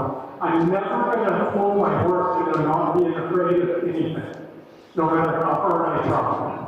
I can get him to freeze, but there's always going to be stuff that bothers him. The difference between a trained horse, so if you thought of me as, you know, a well-trained husband, okay? And a well-trained husband compared to the untrained husband, okay? You take them out to the movies, okay? I'm talking to the ladies in the house, take them out to the movies, and there's a scary part of the movie, and the untrained husband, when the jump scare comes, jumps 3 rows down.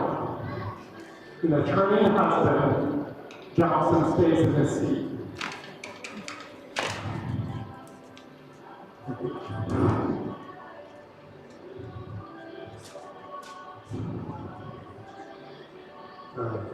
He's lost their time. I don't need him yet. I just might I thought I'd take time. Okay.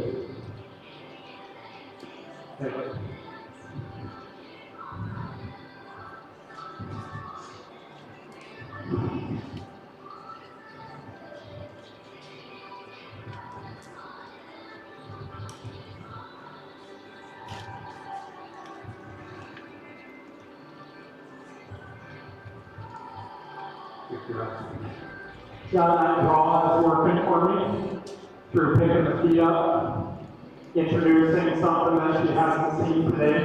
No doubt she's maybe seen the rope before, but she's standing pretty good for me when you say. I'm in her flank on the far side, I'm in her girth, down her forearm and her elbow. Those are all pretty touchy spots.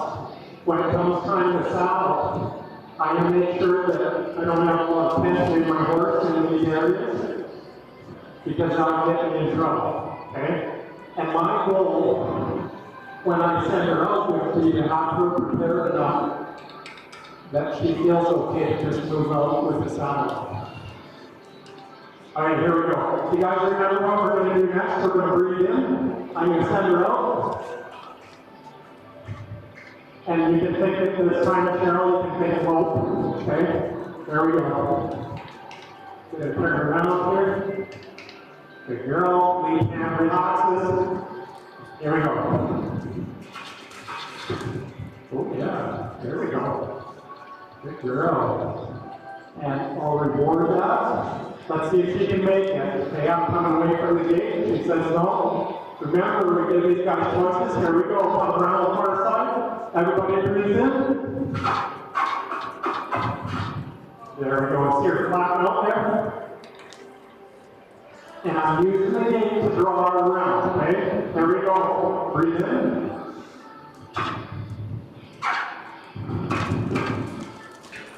Good girl. And release. See how she carried it longer that time? So I'll go ahead and take the pressure off. Relax, it's okay if she goes back to the gate because we still need to go the other way. Ready? Breathe in. Lead line. And you know what that means? That means do it again. Okay, breathe in. See how much nicer that was? I didn't have to do much, did I? Okay, here we go. Breathe in. Low. Look at that lead change, okay? Everybody see that? See how she's looking away from me now? We've got to watch for that balance between drive and draw. So now I'm going to say, can we draw?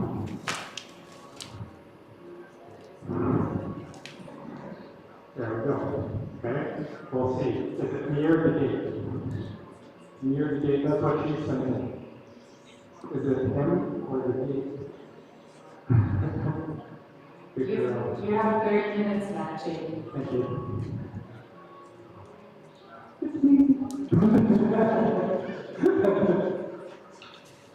And now it's the gate. So, not looking for focus forever.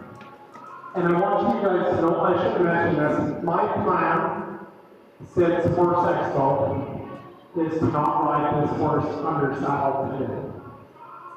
So you guys know, I'm not rushing to the saddle. I'm going to do things to prepare her for the saddle, but my plan is for saddling tomorrow morning. We'll see if I make it, okay? But the reason why I want to do that is I just want to, she's a little bit smaller horse. She doesn't have great deal of withers yet, that'll come later. And I want her feeling good when it comes to the obstacle day. And it would be really easy for me to make her a little bit sore. You know, when you start going to the gym, the second day you get a little bit sore. And then the third day you really feel it. And the third day is obstacle day. Okay? So that's my game plan. So I'm thinking about all the things I might need her to do once I get a saddle on her right now. I gotta check my list if I can remember what's next.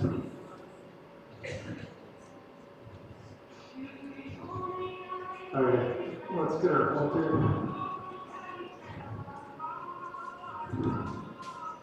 See if I can get this halter on.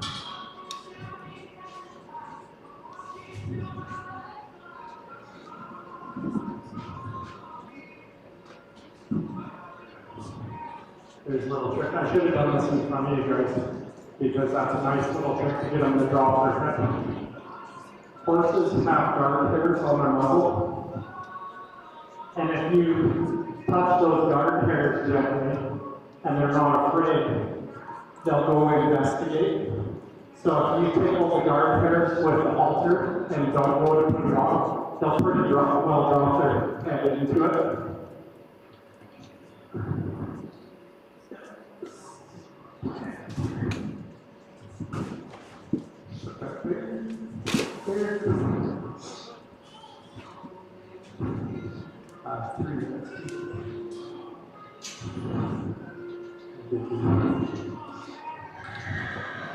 This morning I was trying really hard not to breathe heavy into the mic. This afternoon I'm not. I pulled my breath away too much this morning and I was pretty nervous. Not that I'm not nervous now, but you know, you make concessions. She says, I'm gonna head back to the gate because I'm a little bit concerned. I'm out here all alone, even though I'm with you. See, I have to remind her that we're friends. She forgets. So we're building depth in the relationship, okay? The relationship has a nice start. See, doesn't it look nice? But it's just the beginning. We gotta remember that. You know, that we don't want to rush the relationship more than it can handle. We want to stretch it, but never to the point of breaking. Does that make sense? No pun intended. So again, we work on movement, and I'm a firm believer, you can't teach a horse to stand still until you teach him to move. Okay, if you can get a horse to stand still, but they're not really moving much, you haven't taught them to stand still. But if you get them moving on cue, then you can teach them to stand still. And you see how this looks. I'm not holding her. She's choosing to stay. Okay? She knows that that's what I expect. And that's because when I worked with her this morning, I said, when my lead hand is down, that means stay put. And she didn't stay put this morning when I dropped my lead hand really late. But if she left, then I would move her hindquarters down. Okay? So now I'll ask her to go. See the difference? It doesn't have to be huge. It doesn't have to be wild about it. You know, I'll be as obvious as I need to. But hand down, breathing out. Everybody breathing out. Come on. Okay. And I'm going to be fairly casual about the saddle pad, okay? Because she's allowed her choices. I'm not going to be wild, but I'm going to be casual about it, okay? I'm checking those ticklish spots that don't tension, okay? Getting in the flank, getting in the armpit there, and checking out. You can see them twitch if they're holding tension, okay? And if they're holding tension, I might come in there and run a little, wait for that tension to release a little bit, and then get out. And if there's tension, I'll go back in there. But she certainly looks pretty nice too. Okay. Another trouble spot is under the neck. And the flag is nice for this because you got some distance between you and the horse. Just don't stand in front of them and do this if you don't want to get perfect stuff. Okay. Lead hand up, breathe in. And if I want her to catch up a little bit, I can push that lead hand out a little. Okay, if you try to, I lost my place. I know I'm supposed to do that. But I can't remember where it fits in my time machine. So good. 4, 3. How much time do I have, please? Time? 23 minutes. 23? Good. So, see, she's a little empty there, close to the gate. She's kind of hopeful, so I'm just going to move her hindquarters and get that focus and connection back. Well, I need.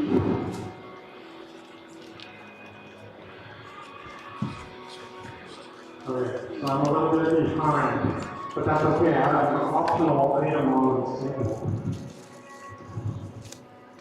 And one thing that I really do like doing is I like getting the rope on around their girth. And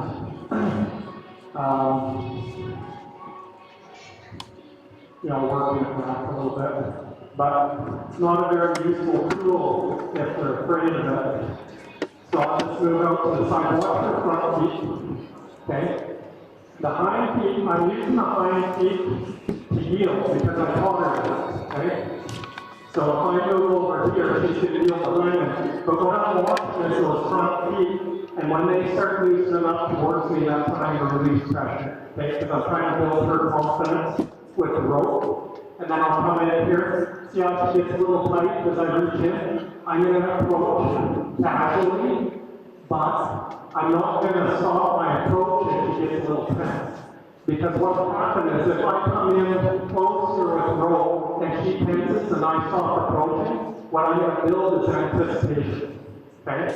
Where she's like, it's gonna, and we all know, say back to the scary movies, that the jump scare is always preceded by us going, it's gonna happen, it's gonna happen, it's gonna happen, and then when it does, I'm like, ah, right?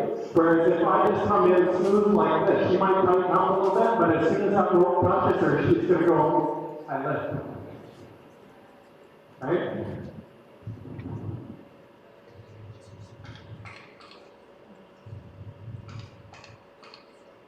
I'm a big believer in guiding with pretty steady hands. I love bowzells, so that's the only time I'll use a little bit of rhythm in my hands, is if I'm riding with a bowzel. You can use a halter a little bit like a bowzel too, but I like steady hands to guide and then drive with something else. So I'll use rhythmic pressure in my driving hand, and I'll keep a steady guide with my main hand or my lead hand, so that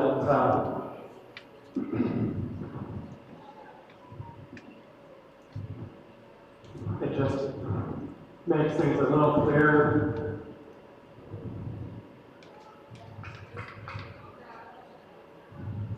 You can see she's pretty worried about stuff on her feet. So the best part about me not being so skilled is if I take time to prepare my horse well, I don't have to do that. Right?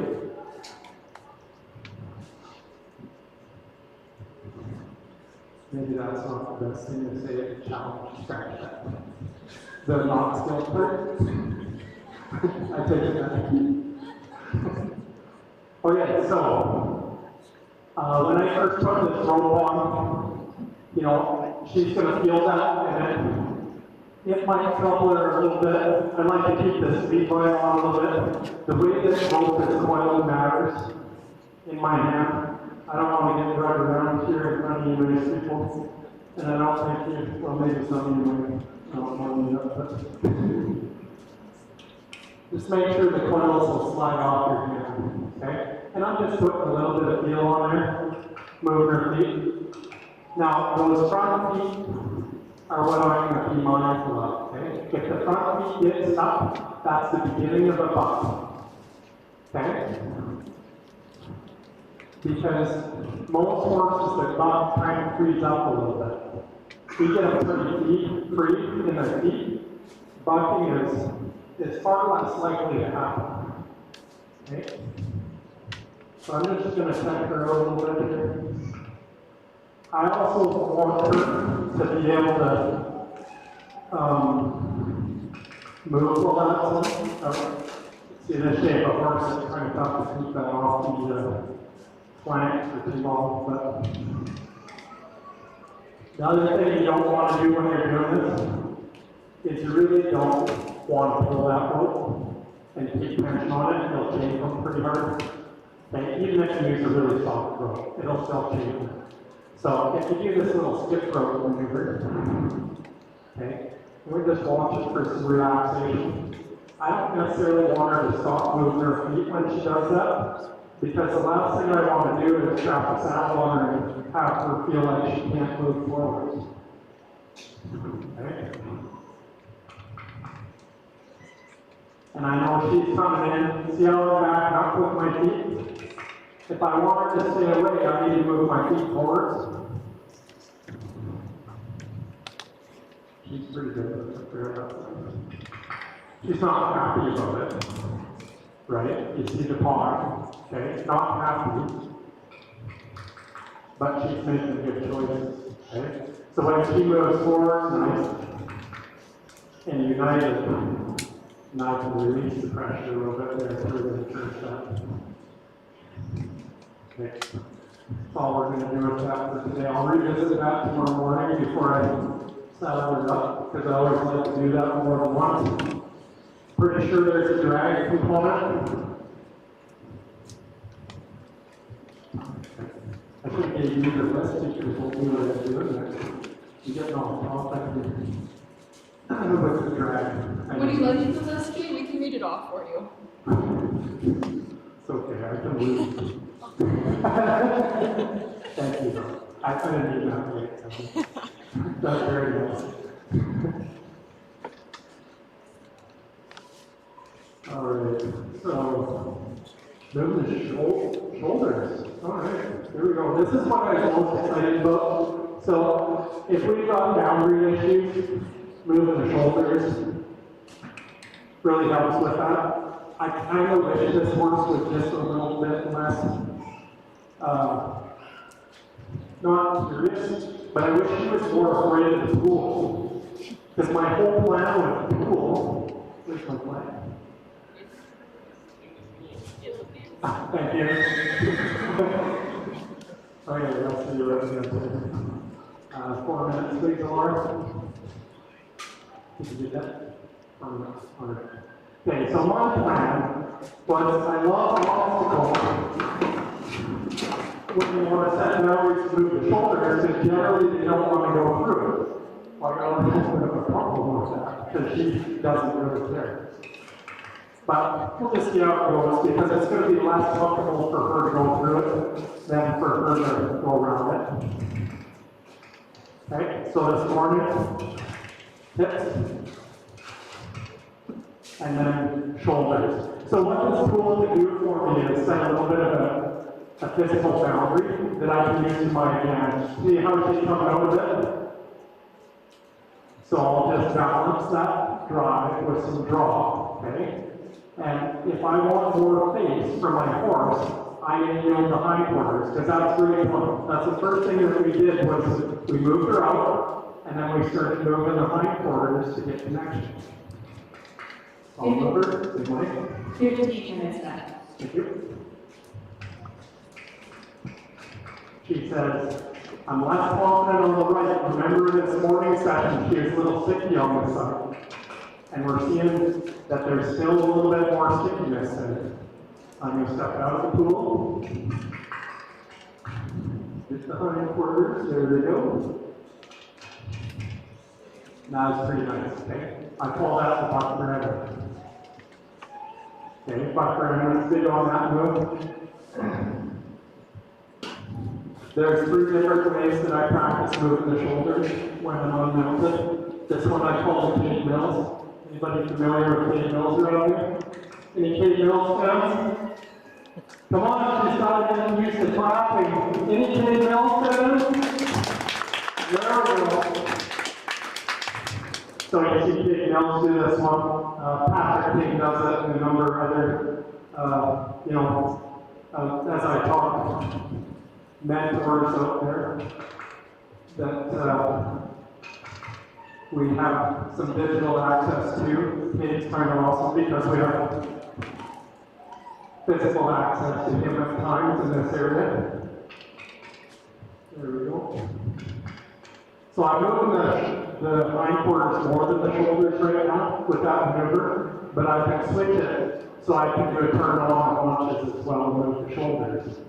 But that exercise is really nice because we can start to develop a little bit of a give to the halter, see? Okay? And if I develop give to the halter on one side at a time, then when I come past with both sides at the same time, it's easier for the horse to put them together. Okay? So I'm a big believer on, getting bend, getting softness on one side and the other side. Okay? So, you want to practice this one. Because I'm really going to need this, okay? Yes. Good. I'm not crossing my arms again this morning, I'm confused here. So I'll do that later because it's easier for me. Right now, I'm going to do what I can to make it easier for the horse. Yes. Shoulders. They see my lead hand where it's at. The other thing I need to make sure is I need to start figuring out how to get a little more forward.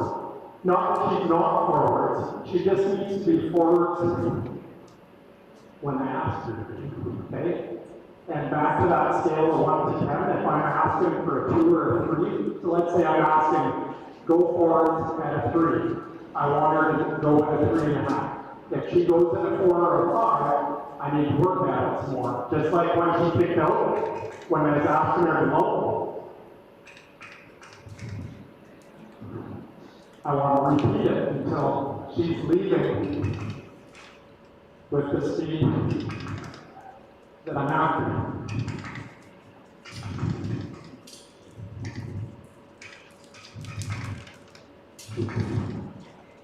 Right? Good. And I can look where I'm going to help really clear up my intention.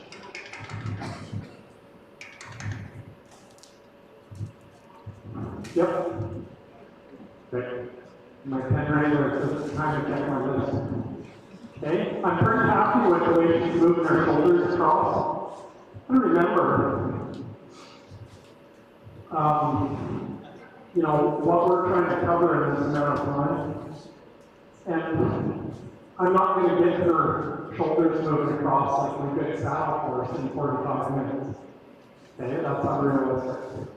But she's moving across 3 minutes pretty well. Okay, it says here to get on the fence.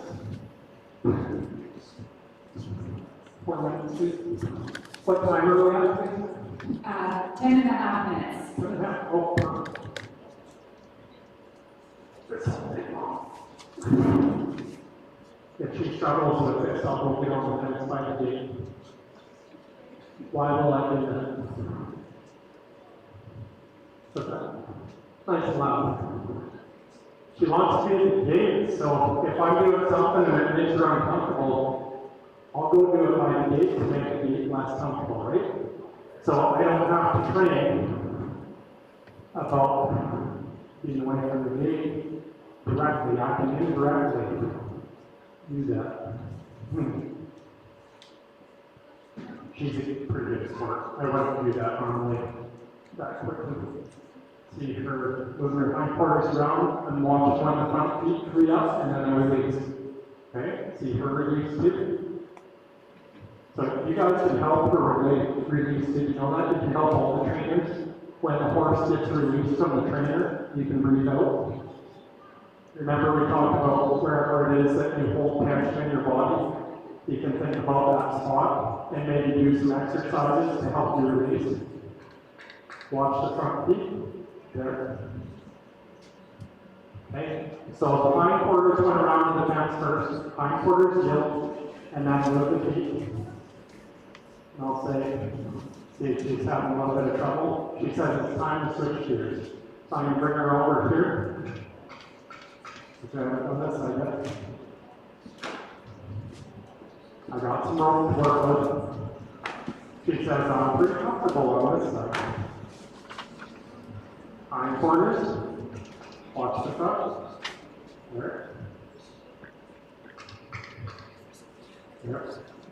Now, if the flag was given her direction, that'd be a real problem with the flag being in front of her. The best part about this exercise, with me using the flag in front, is I could stand inside my trailer if that's how I wanted to load her, if I didn't want to leave her past me. And if she got a little stuck, I could use that flag to help me out.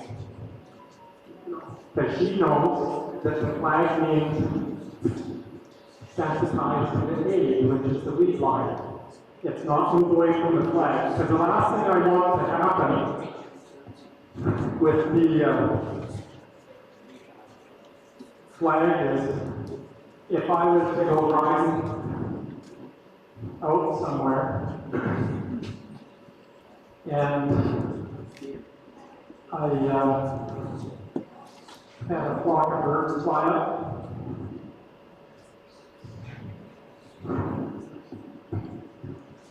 And she ran away from the birds. Right? That'd be totally reasonable for a horse to do that, to run away from birds that fly up. If they weren't trained, you know, like the untrained lesson, not 3 rows down. Okay. I think the mic is what bothers him more than the jumping.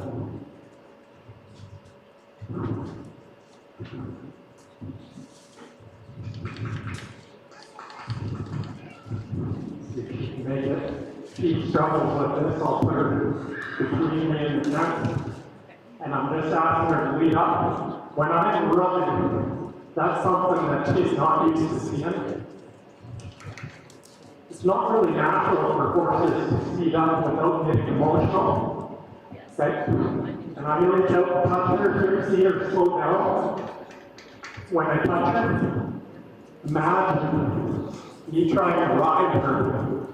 If she can't be with me petting her neck from the side, how hard that would be. There, that was nice. Okay? So I'm bridging gaps. If I take small steps and help my horse find success through those small steps, it won't take me too long.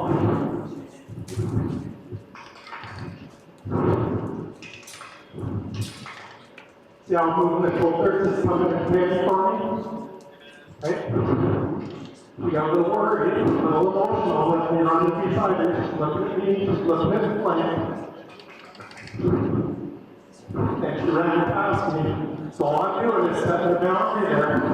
When she passes me, see how she chose to slow down? Good girl, that time she looked at me, set, turn her head in, outside your rotated around.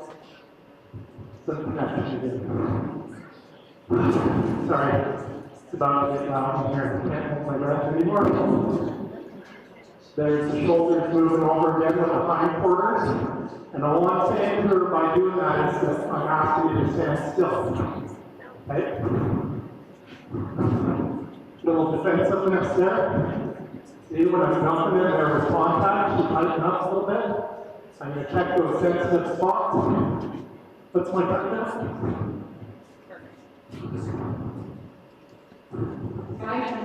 Oh, okay.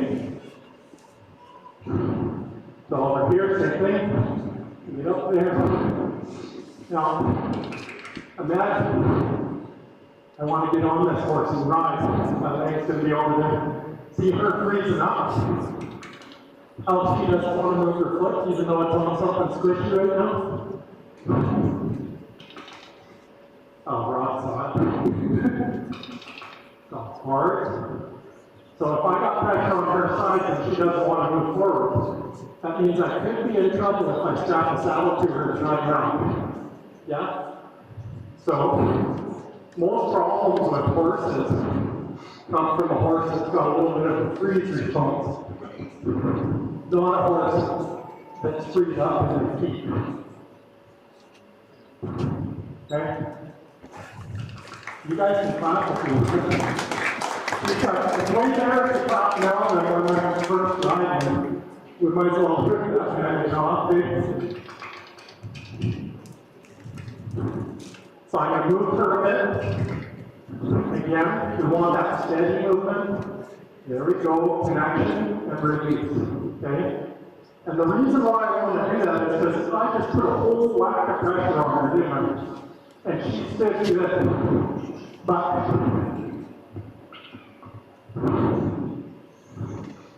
that's probably the most amount of pressure she's tolerated all day. Okay? I want her to know she did a good job, but I would like it to be more work for me not to be on her back for her. At least for the first little bit. Okay? Does anybody here know how trainers get good sense? Anybody? Put your hand on it if you know. 3 more minutes. 34. 1 minute left. Alright, there we go. There's a release. Check it out. Okay, trainers get good spin by asking for more.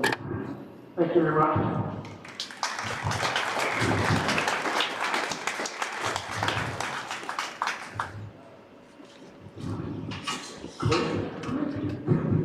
Jason's group with Thanks, everybody.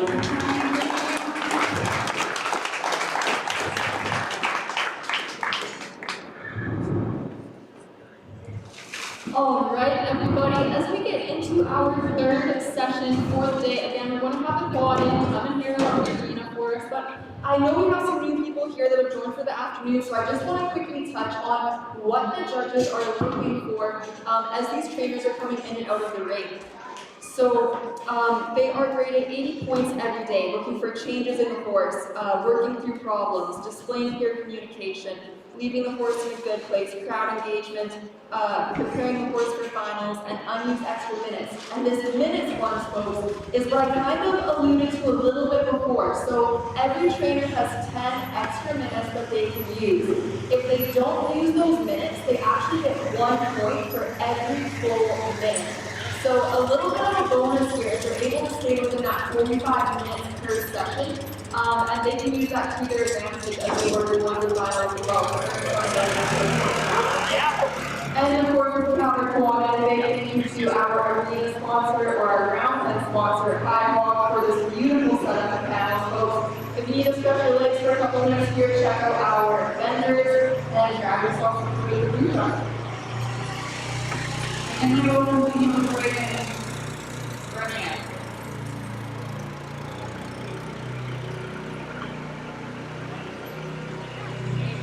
Oh my god, why is this happening so hard?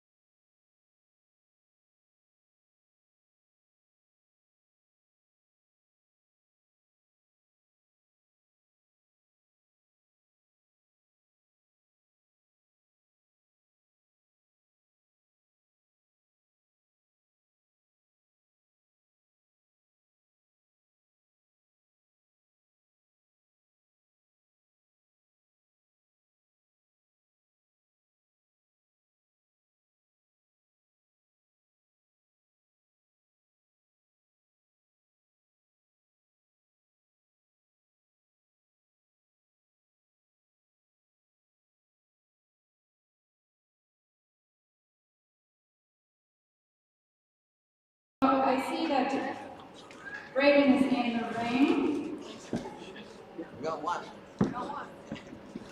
but the horse isn't there.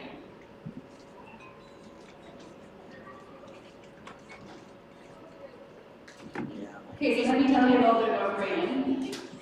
Brayden is from Saskatchewan. He trains horses and offers equine services.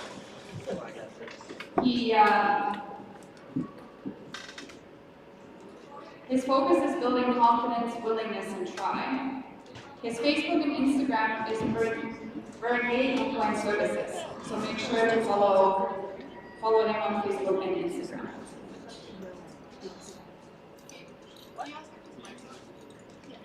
Is his mic on? Yes. I've been told to ask if his mic is on. Okay, It's good now. It should be good. Here we go. Okay. Just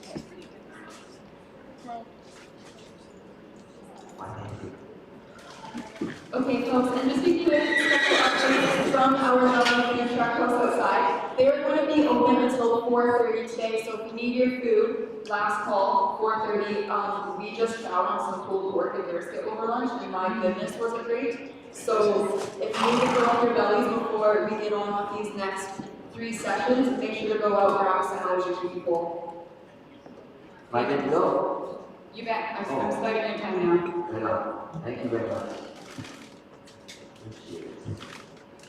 Alright, here I'm just gonna get the halter out there again also on it. And the over here, it's pretty convenient. We can work on the catch and stuff after here. I'm gonna take her out to check out and see what she remembers. And I suppose if she don't remember anything, it's because my application was wrong, but we'll check it out. See what else she got going on. She'll have to be a little bit sticky here, leaning on me, because that's what she does. I'm just gonna use my flag, push it off me.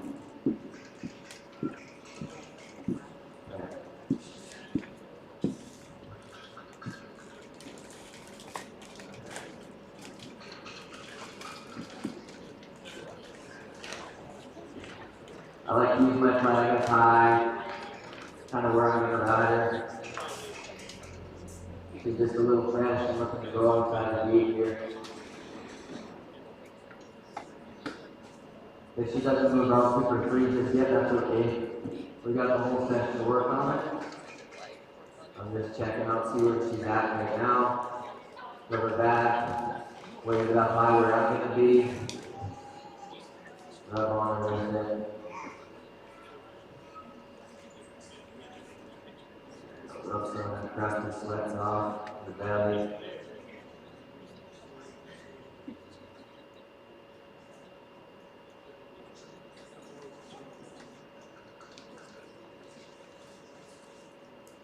Then bring a brush in, so I guess we'll use my legs to brush. Kind of sweep off the ground there. There we go. Get rid of this, just send it around once. Make sure I can do that before I saddle her. There we go, get her off me a little. She just gets a little confused where to go here. So then when she goes forward, some of these colts that have been loved on quite a bit, they just get kind of leaning into us, and we can use it for certain advantages.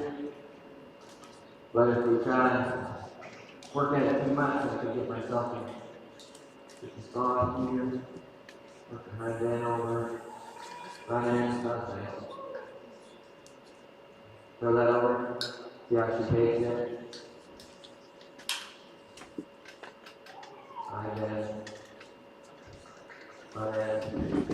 I'd like for her to just step across there instead of jump across there.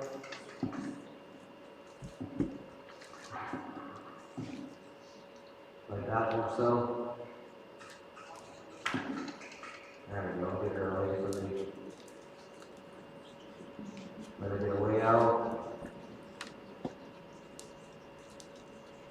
And reel her in.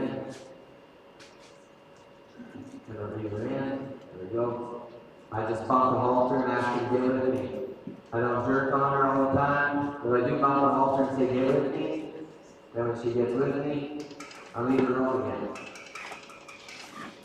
Here this reaction, she doesn't want to get bored, so I'm just going to keep knocking on that door. Knock on the door until she finds the right answer, and I'm not going to worry about letting her. Feel like that for a bit. There we go. Kick the dirt out of that silly. There we go.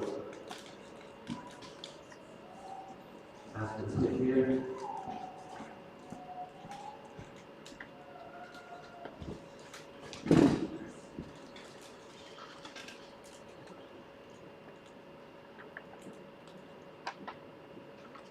These works is about there to saddle. Pardon? This one from this part. Justice, not yet. Thank you very much. Also, check his pad out, put it on her. And I said over there, let me see it on the other side. Won't make a big deal of it. I won't do it too many times. If she's giving me a yes, no point in asking her to give me a no. Sometimes you ask something too many times, they search for a different response. If you get the response you want, sometimes it's best to get out.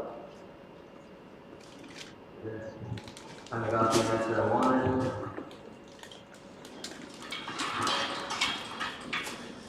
Take her off the fence again. Over here somewhere. Pull the hair up from underneath there. She's got a beautiful mane on her. Yeah, I'm pretty careful how I get it up on her back. Sit it up there. Gonna do the same thing. I'm gonna just let it move itself, hold my senses. Don't like some water.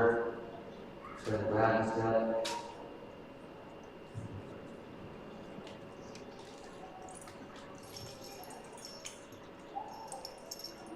I'm gonna make sure not to tuck under my saddle here.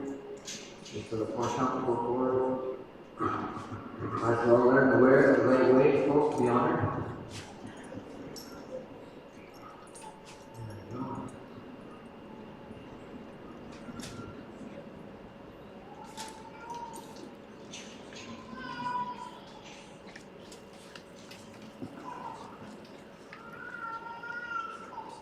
I block her with my left hand, reach down, hold my shank here, kind of keep myself in a good position so I can shut her down if I got in trouble, or rather if she got in trouble. Touch it on there.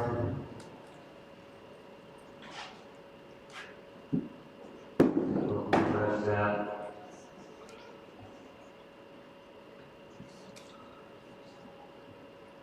Put my stirrup down first to a middle, in case I go pull his hind cinch in there and she has to jump.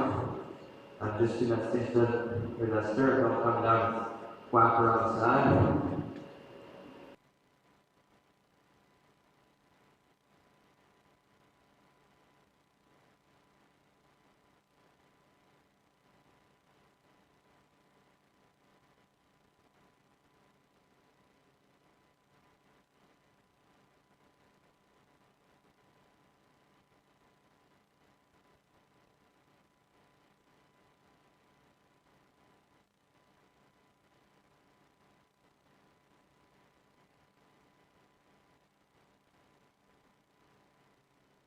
A few more inches. And I'm going to shut her down. I'm going to feel that.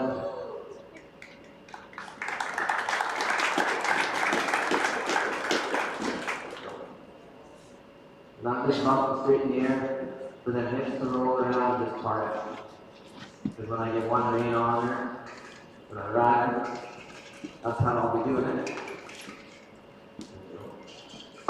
When she gets so tight, and after go lift it out again, and bump her.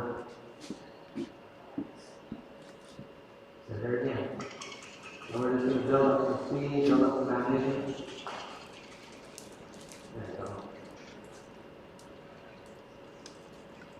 Take the hips over.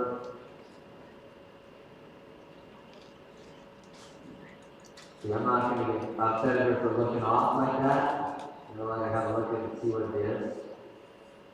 And here in a second, I'm gonna say, hey, come back to me. Get over it.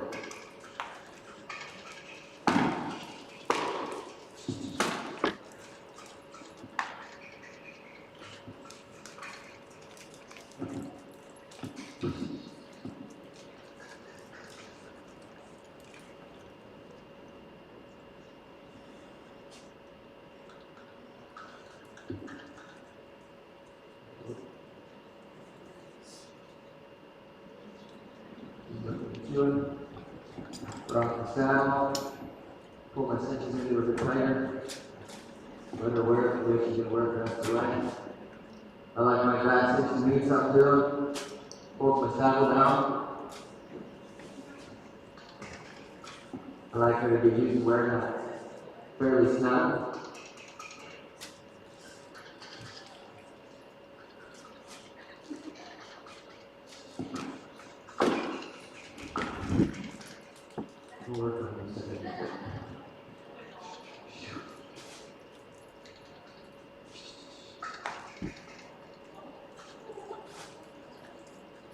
Okay.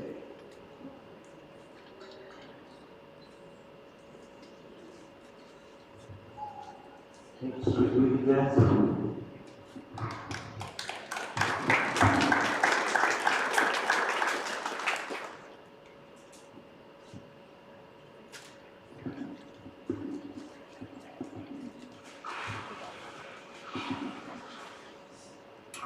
I'm going to send her around here. Show her some obstacles. At the same time as asking her to move out and free her feet up.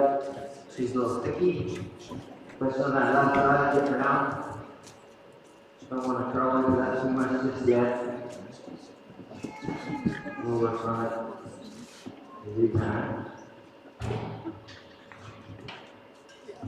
Pretty content to stand at that saddle.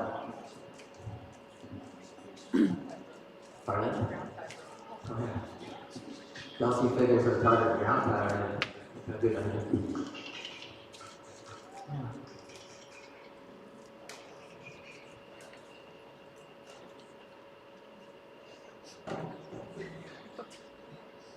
Go this way there, kind of feel that.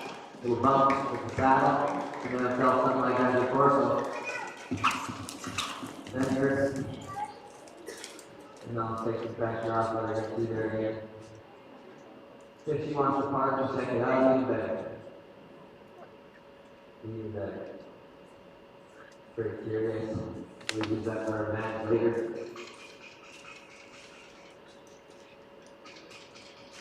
And then walk, and then drive. Back to low, transition. There it is. And take some pressure away again. Next to bump the saddle.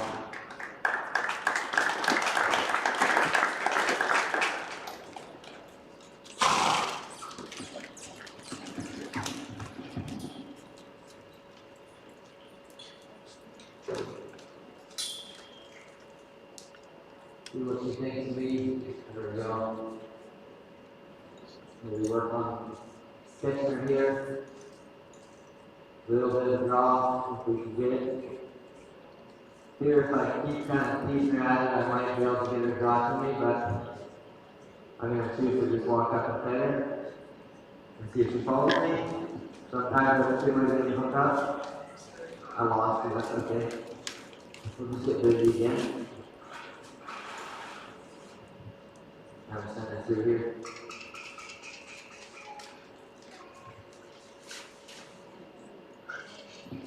Send it over that table so you don't draw back and not that part on your foot. Be quite mindful of that. There we go. If she likes it, because I'm taking some pressure away a few times.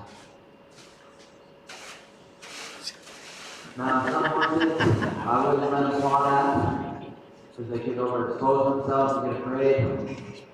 I feel like she's pretty confident about herself, as you can tell. So I'm not going to worry about that just yet.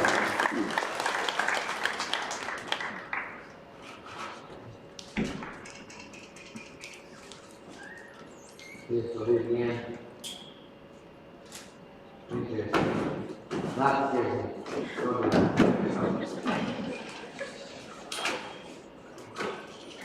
Extend a little bit. What I'm trying to do is be very creative on these obstacles. Just like so. That way later on, when I ride her, she has somewhere to go and feel safe if it can't escape with me. So here's again. Dang, horses. Victor. Here might be another opportunity to work on texture in a second.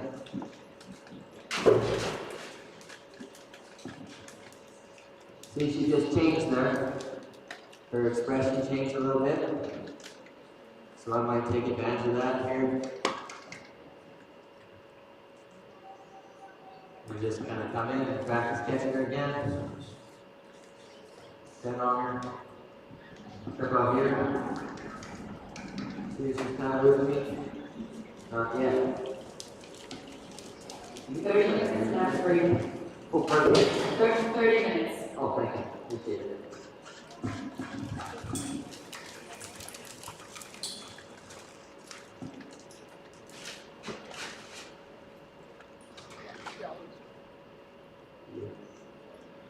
Get something going here. There it is. So not all horses want to hook up with you right away, and that's okay. It's something that's built over time. Not saying she won't be one that will hook up with somebody just at the moment she isn't that way. And that's just fine. It's all foundation we're building on it. I'm my right first, thank you. Do it as well. I'm going to rock my saddle here. Let her feel the shift of it. Brace her feet a little. Tap my stirrup up and down. Just once. I'm going to use that a little bit later if it's sticky. I don't want too dull to it. Put my foot in the stirrup here. Just rock the saddle. Step up here. Rub on. Step down.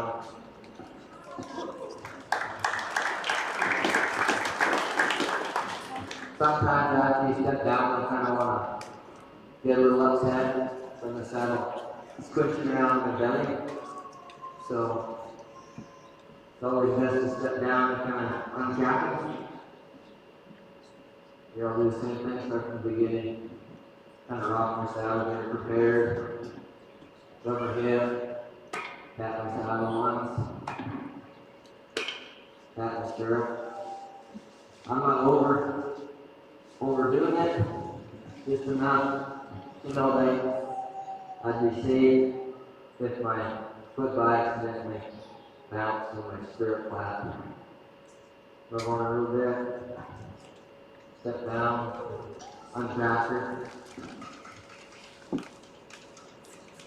I might just come here, get her to roll her hips around a little.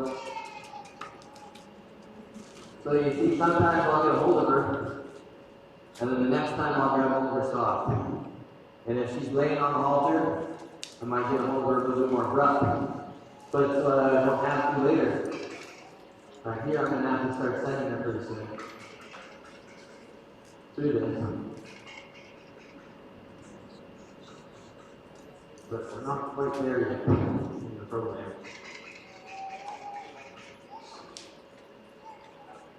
Just want to get this out of locker so they're back in there somewhere.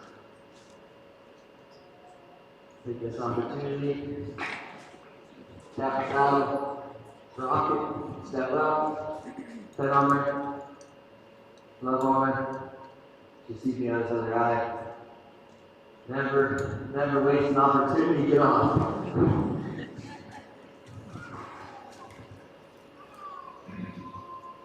Especially when it's planned. Same thing here, you rock the saddle, step up. That's okay. She's kind of looking at me on this other eye, not too sure yet. Step down. Now something I do at home quite a bit. Is I'll practice saddle moves several times in a day, so they get used to the process of it. So right now I'm just gonna work on some other things, and I'm unsaddle her, get through some other stuff, come back to it, see where she's at. It's a building process, so for me, I just assume take as many opportunities and building the foundation as strong as possible. So one thing at a time, kick at it about.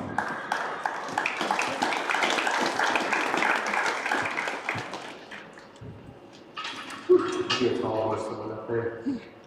Okay, where's the numbers? Here you go.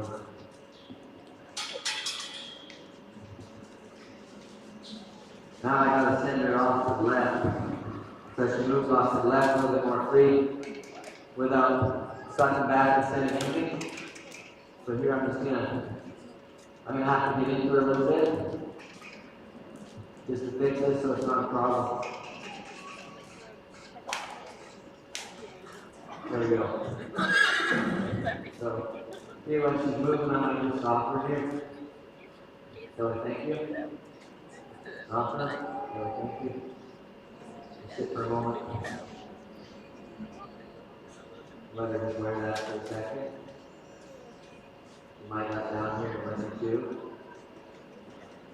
If not, that's okay, but I don't feel like it's down.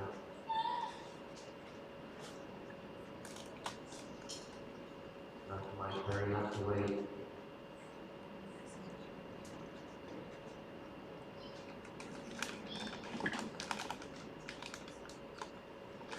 There she goes.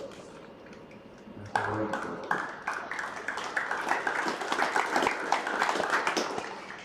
Here, I'll send her out. So if I can't send her like this, it'll be awfully difficult to get a ride done. There we go. And it's awfully hard to see them if they lay on your halter rein, so that's why we're working on all this. Here she's going to have to be a little up to that before it gets a little better. Good, bad, better. That's how the process works. There. So keep her to find a spot to stop again, because I took her out of the comfort zone.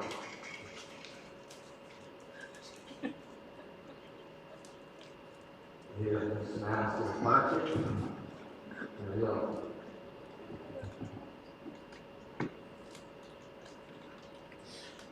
Some horses you never have to work on sending them like this.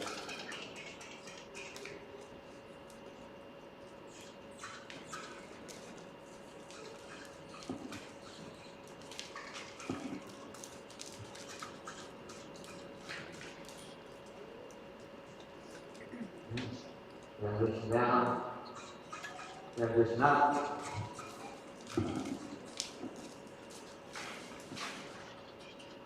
Kind of wind yourself over to the obstacle.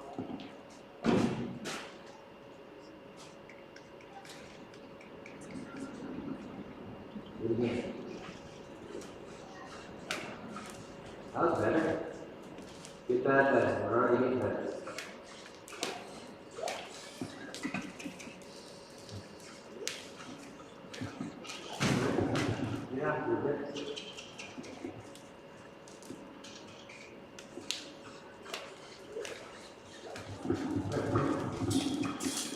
And I could think of that right now, or we're using the Russian things here.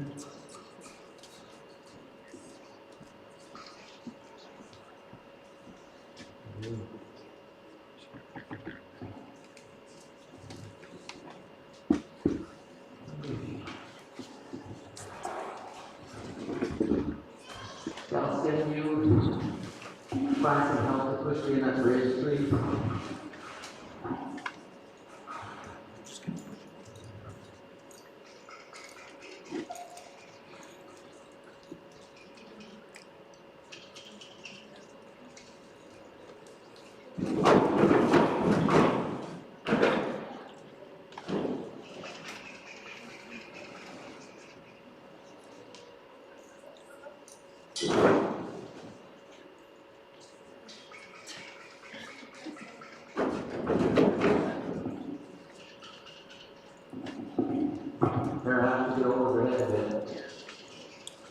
Because I can't have it root on me like that. There, this time too. There we go. A little softer about it. See where she's at.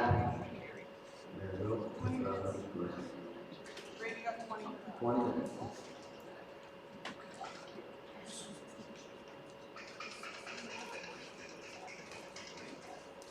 So she's a little sticky, a little upset at me.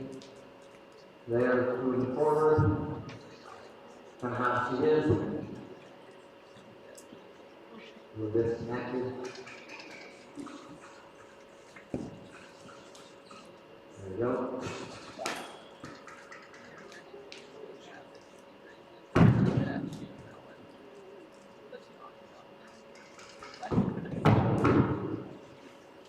working on just get her apart on there. There's the wheels. Here's tough, this is a tough side.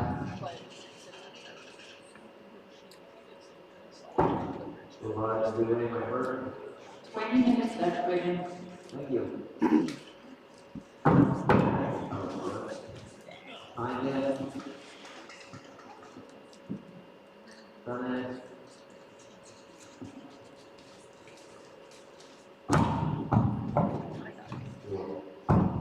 We'll get there. I'm going to send her again that way. Woo! There you go.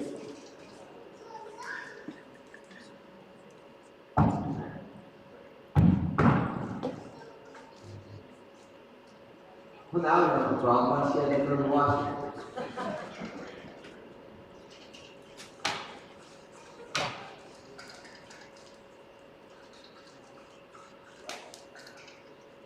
So we're getting her to go forward now. Without being an enemy as much.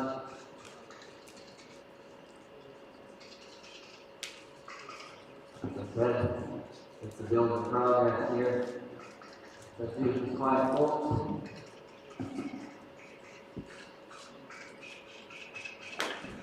There we go.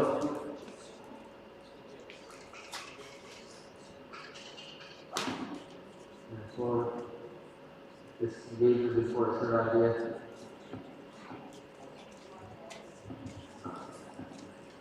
Come back and do the saddle again. We are going to move on there. She didn't feel like she was ready. My goal was just to throw a paddle on her like I do it every day. Move on, and she was kind of giving me a red light. So I checked it out again. That's a nice mat. There we go.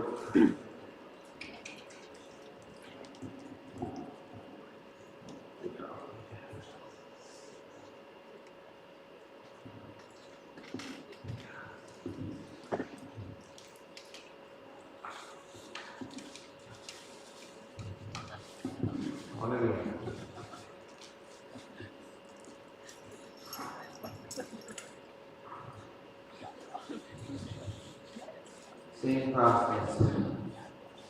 Make sure everything's right. Here I'm just going to decide to draw her back a bit. She'll be totally okay stepping on me. This is how she is.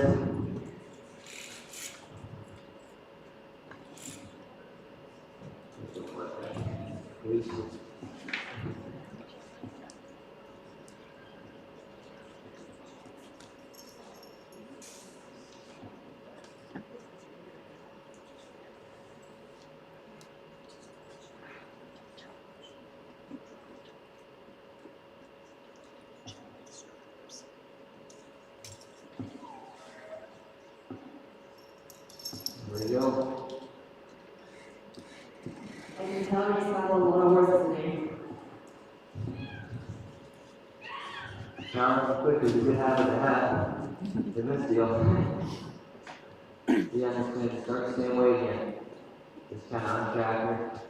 Here on the middle stitching work, so you kind of want to hook over there. So kind of got to be careful. This is the bad direction.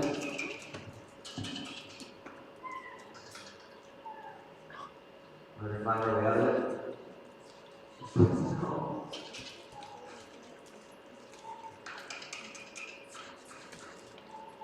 We just gotta work through with what she's doing. She's tired, she hasn't worked, she's soft. She's put on a lot of miles today so far. I have big goals for her. Sometimes the goals aren't always what happens. So we just kinda gotta adjust to fit the horse. Just like so. There she felt like she had to get backwards on it. I'm just gonna adjust my approach to it. And I'm gonna back up and send her. She don't like me sending her from behind. So I'm just gonna adjust and fit the horse a little bit.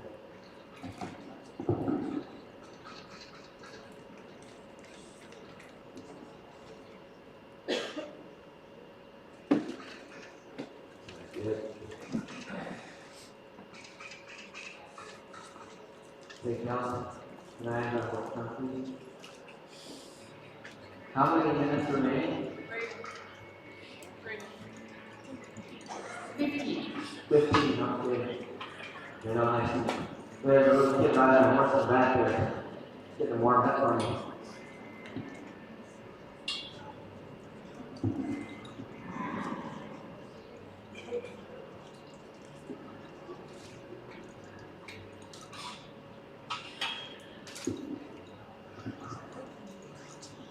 And that's good, 2 shots.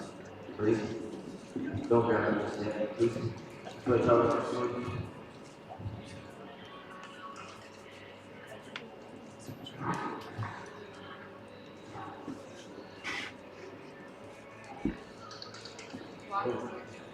You don't have birds on. No.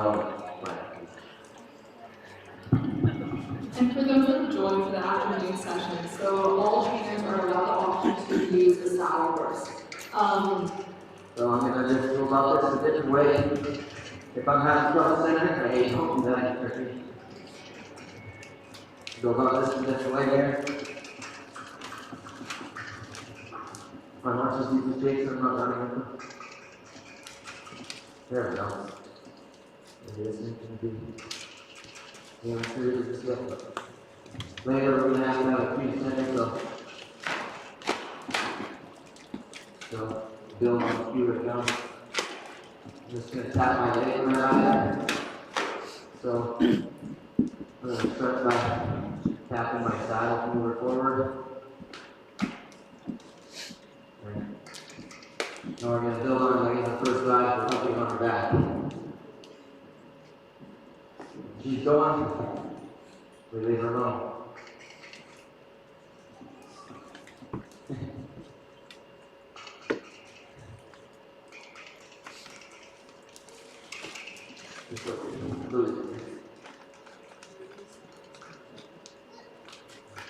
We gotta remember, we haven't been doing this for very long. There we go. And I'm going to find a spot here further. Like so. Go this way.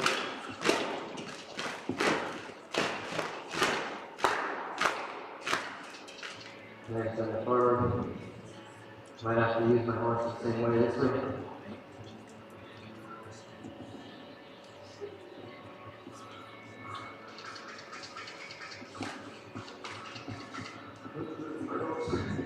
Feel like I have 5 thumbs in there sometimes.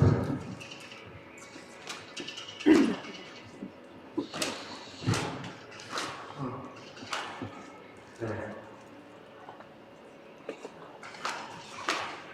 If that's what we get, we'll be happy. That's it.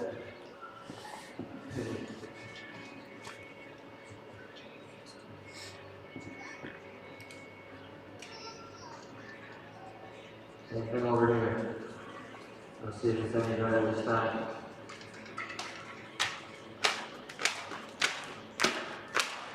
There, forward.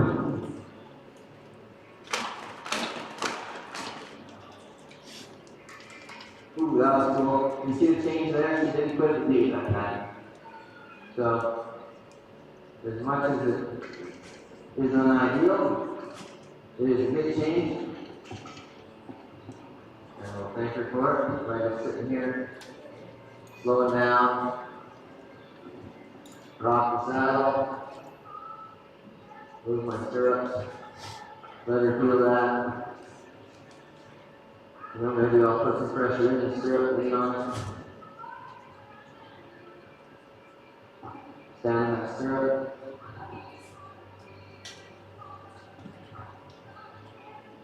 See if I can untrack her. Maybe from here this time. Over. There we go.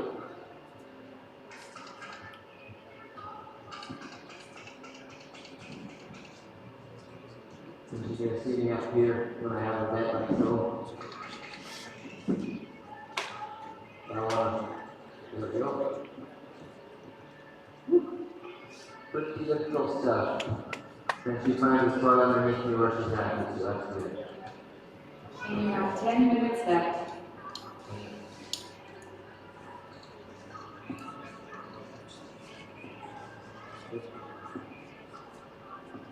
Whoops, I'm not very close right now.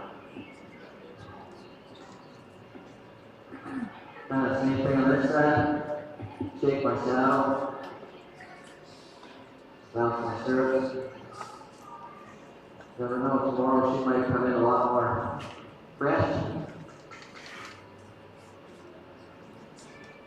So we'll kind of use up the quiet stuff in there for a second.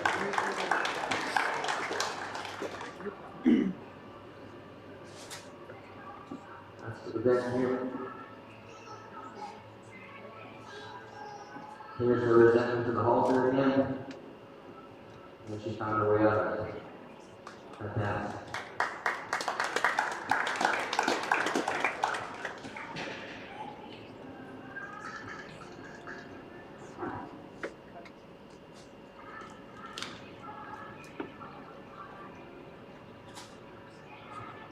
Same thing here.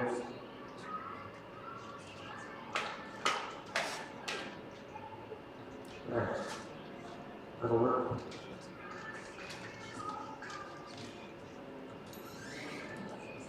How many minutes again? 8 minutes. Yeah, still has 8 minutes. Alright.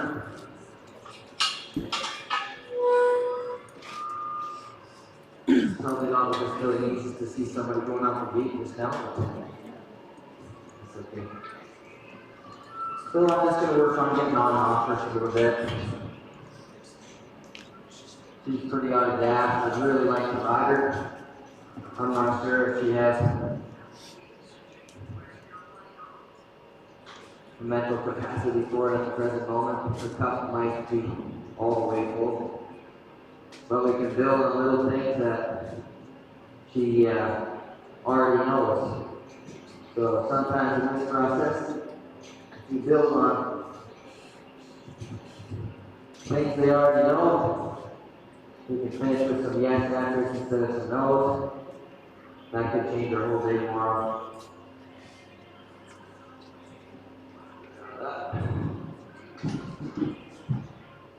Kind of rocking a bit here.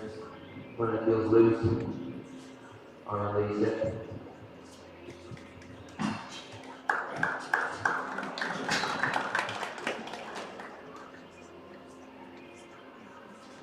Same thing. Just trying to pick up the front foot.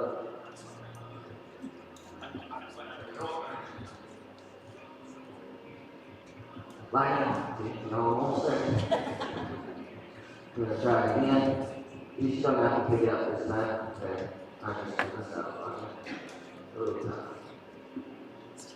Do a snack foot. Same deal. Pick it up. Push it off. Pick it up. Get soft. So you can put it down, get balanced again, and I'll just go again.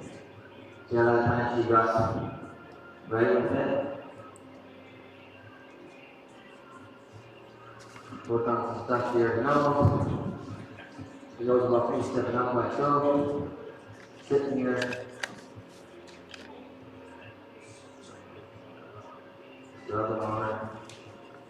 Would you mind warning me at the 500 mark, please? I might take an opportunity to take her one step here. I'm so close. There's a step. There's my never wasting opportunity to step off.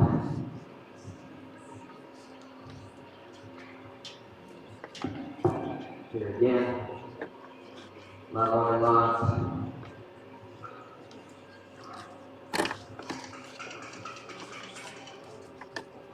There's the step we were looking for. Kind of unpack myself a bit. Step down.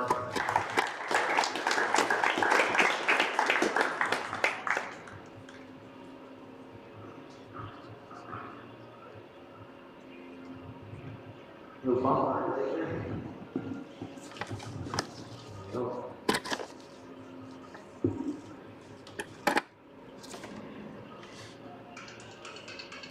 My untrapped her.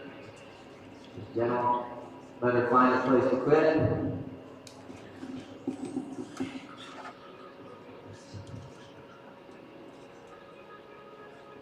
There.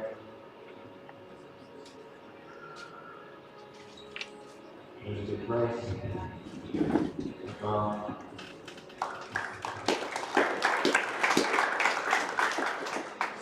And 4.5 more minutes.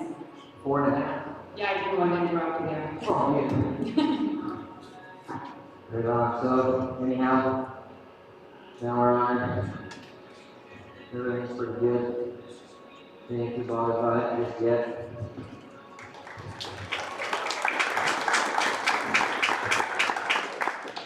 He's totally done with me, so I'm gonna pull my saddle off and save myself and be owner of a little bit of horse for the future here.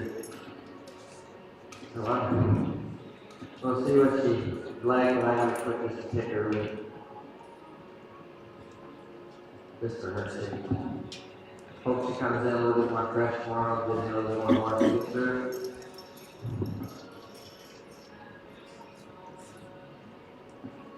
For a chance to cool off.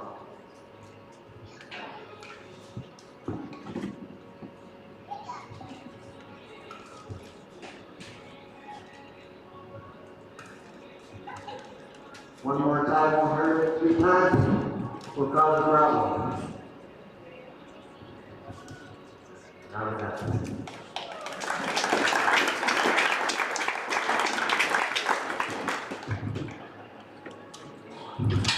I'm just going to do it these couple times. You still have 3 minutes if you want to work on something else. So here I'm just going to work on her. Give her head just a touch.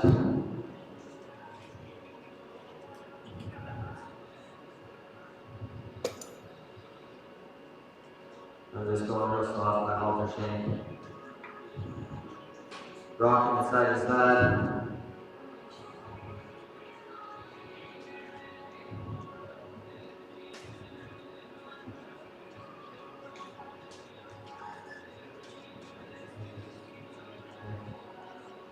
So gives her chin, gives her feet back, release there as it's dry.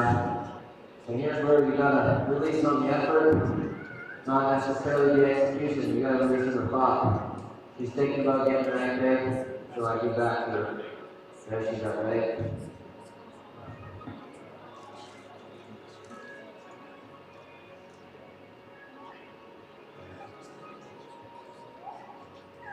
There's the back.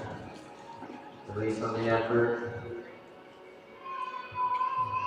It's alright, she can figure it out. And work together. There. So yeah, she's getting back here now, put my finger on the chain. She's drawing back. Just right.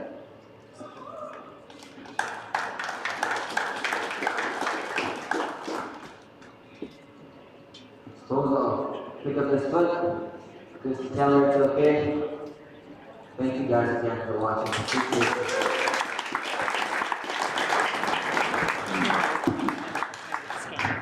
Cindy Brady Bernier with Bernier Equine Services.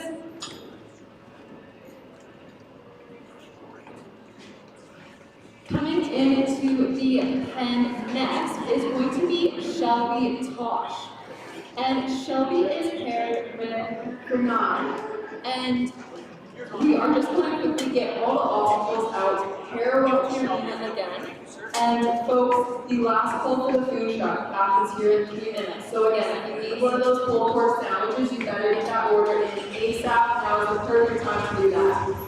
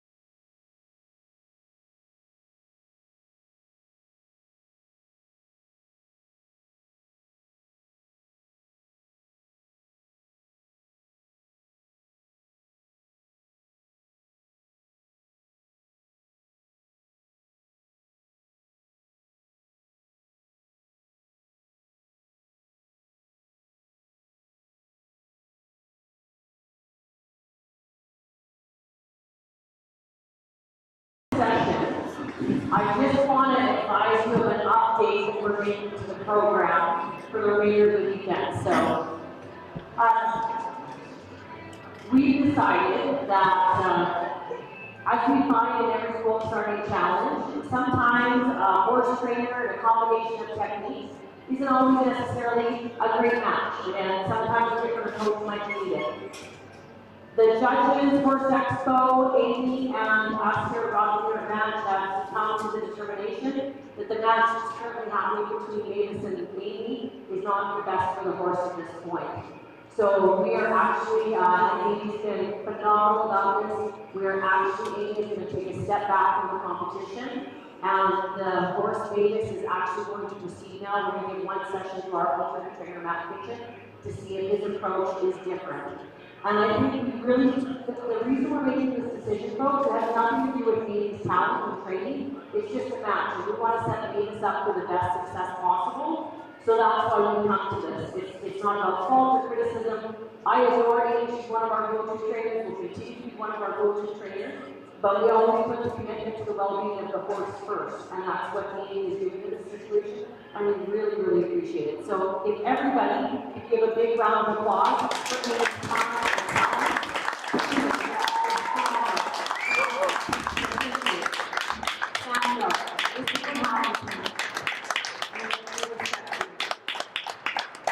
So what's going to happen, folks, is Matt Kitchen is going to take a session right after our last session tonight.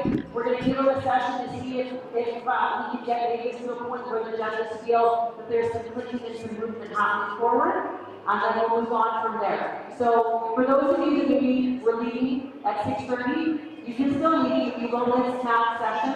It does mean our VIP dinner, sorry folks, it's going to be bumped about 45 minutes. Our barbecue dinner is going to be about 45 minutes later tonight. Okay? So with that, please, let's give Amy another big round of applause. And we can bring in Mr. Shelby first, and you will continue.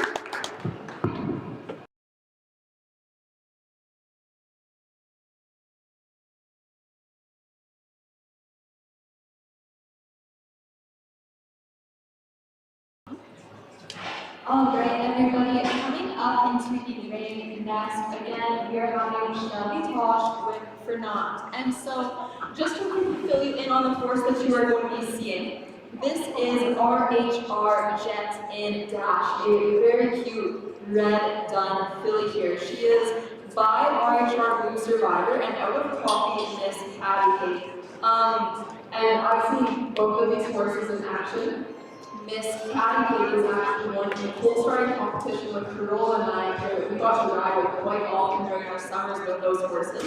And I've worked with horses personally from RHR Blue Survivor, and we get some really, really neat lines from him. So, Fernand is going to be that horse with elegance, grace, and grit. If you want ranch and run lines, this is the one to pay attention to. She is athletic and graceful, and this is going to be that horse that excels in western dressage, word equitation, some of those more refined disciplines, but also at the same time, if you need to pull her out and go do some ranch work, she sure as heck is going to be able to do that for you.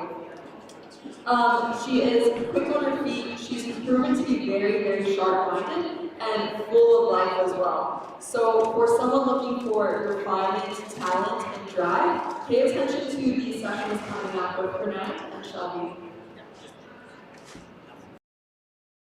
Our trainer is Shelby Tosh with Sodium Horsemanship. Shelby came all the way from BC, where she runs her program in the South Okanagan. Been there, it's absolutely beautiful. She focuses on horses psychology, biomechanics, and building a strong partnership. Her Facebook profile is Sodium Training, and her Instagram is Sodium Horsemanship. So make sure to give her a follow. And whenever you're ready, Shelby, you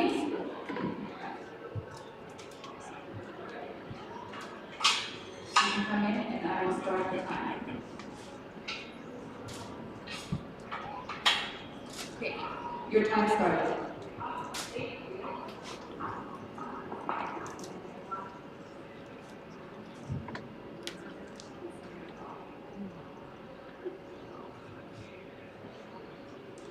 I really love gauge where this trainer is. So we're just going to kind of pick up where we left off this morning. We worked just a little bit of following the field, looking road, kind of sitting acquainted, disengaging that hind end, kind of working on how to not step in my space with that front end. Getting her used to kind of carrying the rope, putting over her back, having that drive around her belly a little bit. So we're just going to keep kind of building on those things that we started this morning. So right now, I'm just kind of working on that united circle. Okay, the united circle means that the hind feet are stepping into the footprints of the front feet. Okay, now I'm going to ask her to just roll high and close. Yeah, set her back out. What I'm really looking for now is that kind of smooth. She doesn't feel like she gets kind of hurting away through it. That she stays nice and light on the rope. Trying to take her around so she's trying to look at things.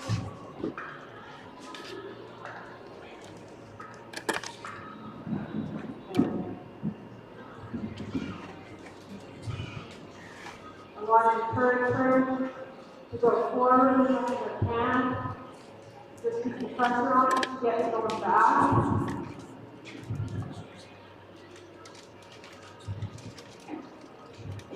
I'm just kind of letting her step things out.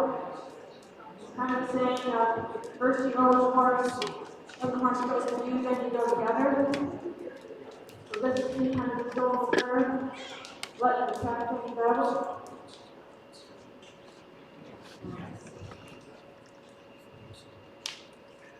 I like that she's not too engaged. She is a little bit, but there's been a few that are a little bit sticky about that.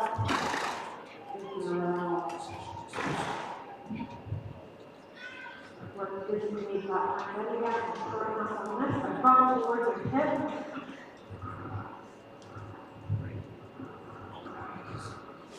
Then you can set it back. Through, work the thing on the other side.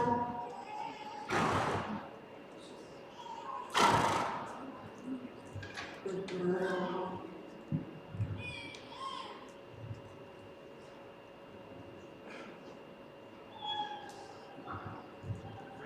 A little bit more protected on this side. Just get a little bit stuck there. Just kind of work on it. Bump a little bit. Get a little touchy, I don't think too much into it. Let her find that forward. See if I can work through it. If you wanted to keep doing where it's stuck, I just come here and I just break it down to her in a smaller chunk. I want her to realize that I just wanted her down in the neck and soft and kind of through the shoulder and the neck off that rope. And I just kind of stay with her, soft and stretching.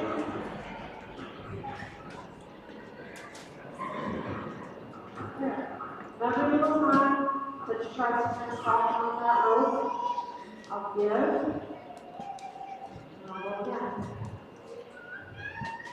If I want you to soften kind of through your shoulder, through your neck there. Instead of just wanting to kind of pivot, keep that right shape. I'd like to really kind of move forward instead of getting circles backwards.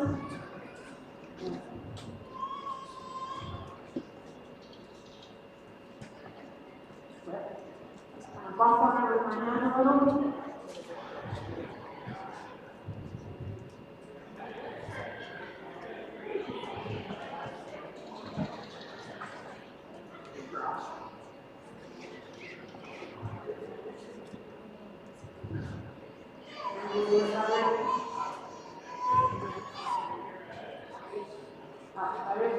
Then we go send her out again to it can get really easy to get kind of in and working on that, getting yourself on the halter a bit, and you kind of bend left and right, but then you lose a little bit of forward.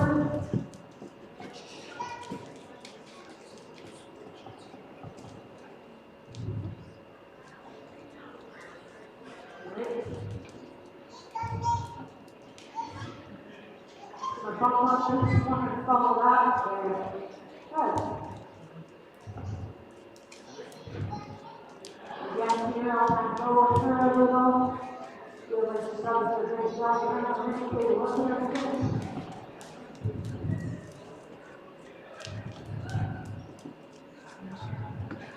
Slow our body back in, give it a strong circle. We're just kind of stick to your side a little bit. And it's really important, so when you get one that's a little bit sticky like that you bump and you don't get to just pull in, because then you just create a bit of a tug-of-war scenario. If I don't lead on that rope, she can't lead on that rope. Yes. Reward every little try. There's trying to move your hip away softer.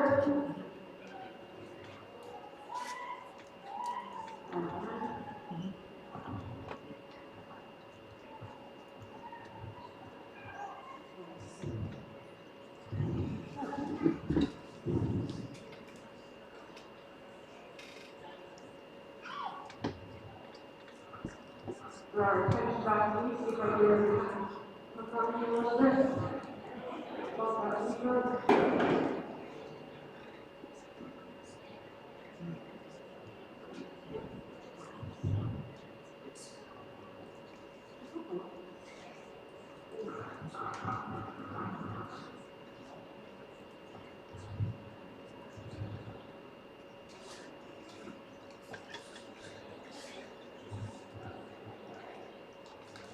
Good, so we're just swinging the throat again.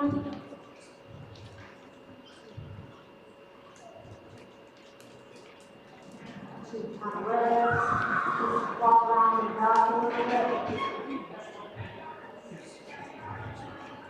Rubber with it.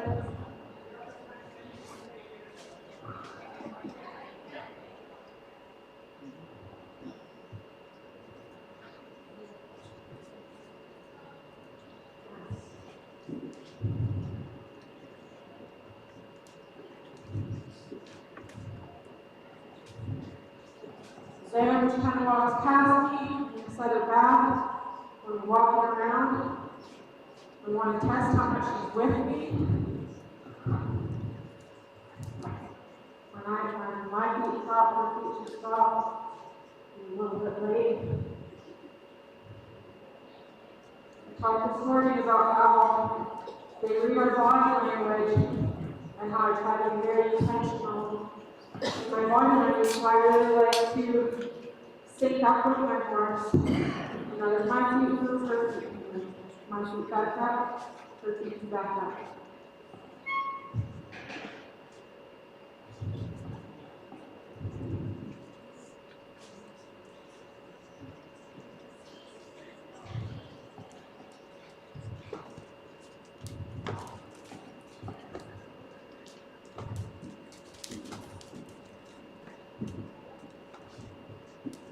So again, this is just me trying to encourage you to be a little bit more curious. Where the reflect this kind of power on. I want to encourage her to come forward and a little bit more hooked on it. I like that she's moving forward at least. She's not going back up. And she takes a step forward, I take that pressure off.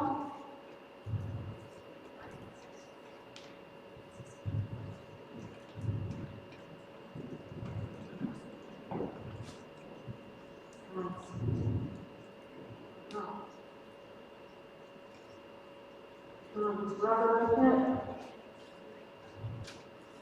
A little bit touchy about things, kind of touching the rump. Just rubber with that. And I'll just kind of keep moving with her. She kind of moves her feet. When she slows her feet, or stops her feet. I'll start 5, 10, keep on leg.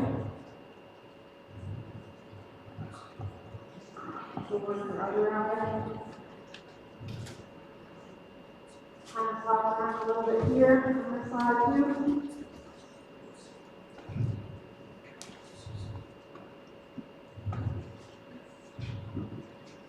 Kind of more confident looking at the world around it.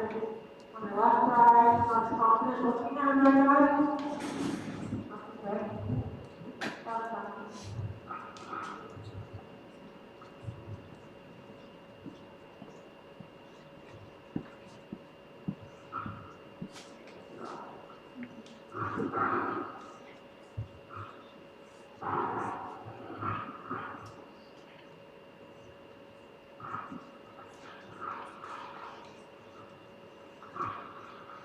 I like to kind of scratch on it a little bit.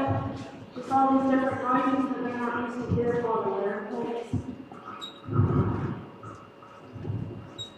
Same thing, when she thinks to slow her feet, stopping, I'll stop. Yeah, even just a strong moment.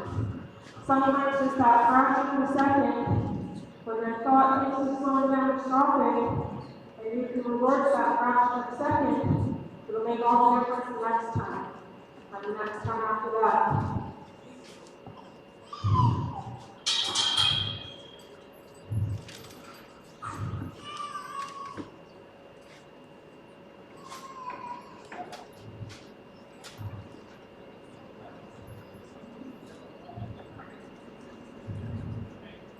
So I'm just going to keep kind of working this side, which is not pushing you guys.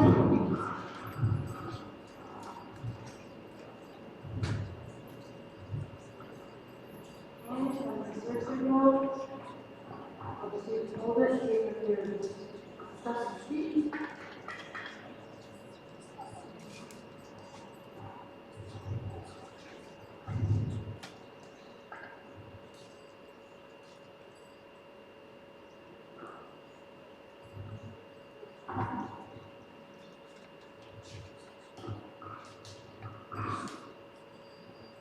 I really like using the surf single. It's definitely more of an English foundation tool, but I just find that it's kind of a good little bridge between this and the saddle that just has more going on. And I can kind of moderate how tight I make it. I can do it up slow without having to be really worried that if I don't do it up tight enough, then you're going to walk around and then really intimidate her.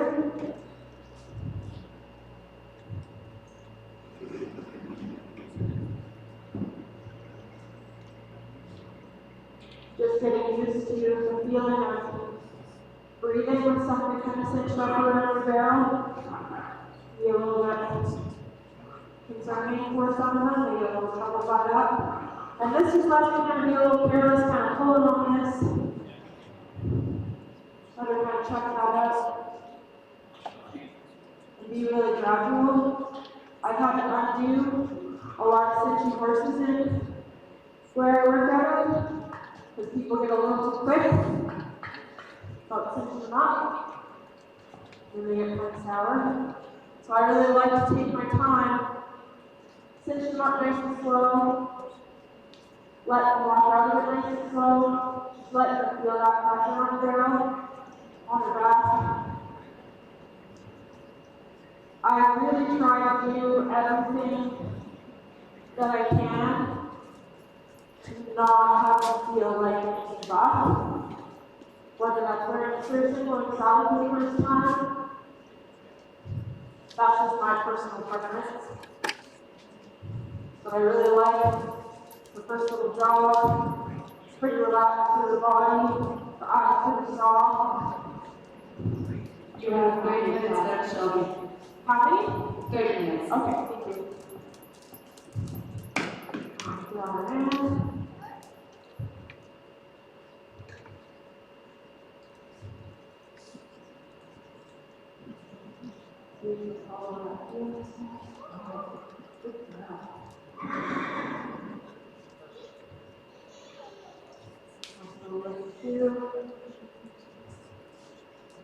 Really nice little horse. Really takes everything in stride. You know, processes the new things that are asked of her. Really good frame of mind.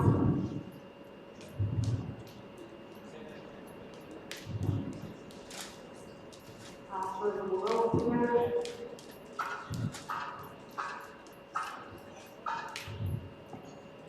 Beautiful.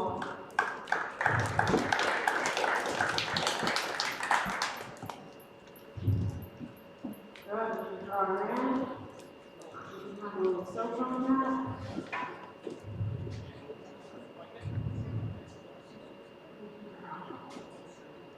So draw the other way.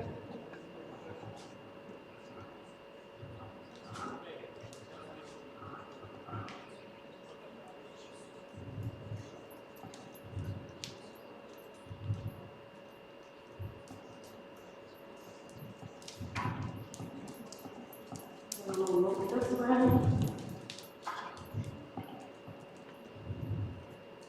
Really nice. Slow my body, slow my energy. Nice little release.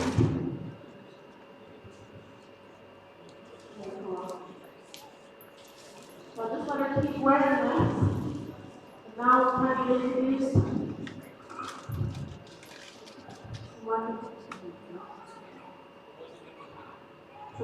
some obstacles.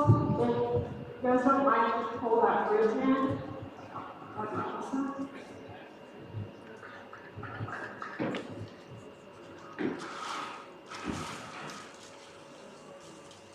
Same thing, like to kind of introduce the cart the same way. The more that you can get them thinking forward and curious, then I'll just drop it.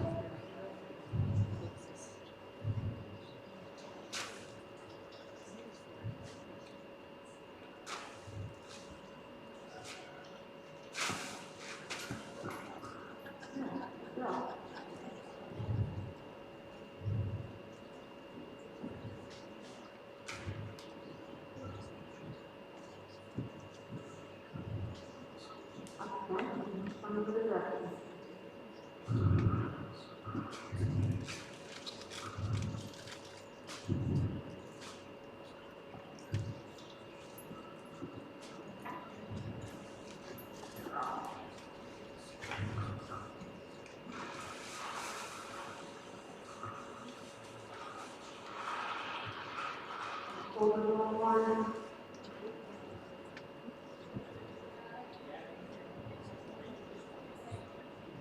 Don't want to really get to drive her. I want to just let her kind of not have curiosity for it, let her take her over it.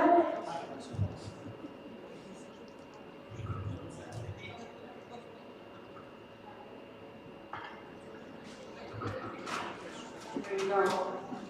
Good girl.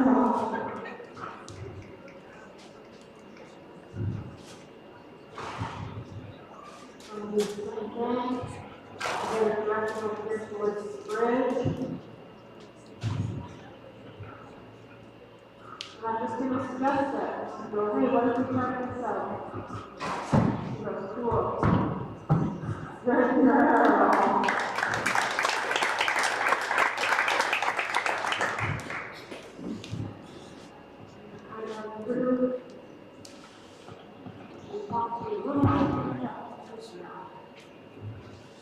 You just bump her towards that open door that she's just not sure is open for her yet. So I really like kind of integrate these little things, kind of introducing the other stuff, because I think it's less for that. It's just kind of giving a little bit of a mental break to just kind of explore and be curious, and then come back to some of the stuff that maybe is a little bit harder for her.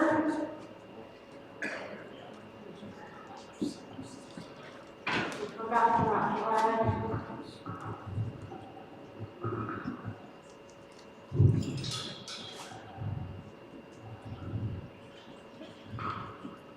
She's a little bit worried about this morning, so we'll see how much that carried over. That carried over pretty good. Really happy with that. Like I said, the morning working with the flag, I want her to feel like this is an Just with my hand, because I can cutter with it.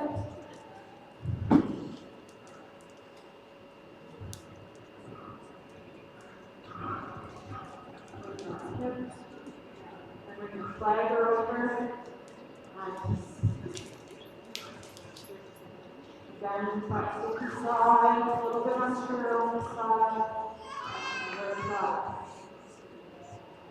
And rubber in the hand, cover with the flag. Like this improvement that I can cut her out with my flag. She doesn't want to tuck the tail as much.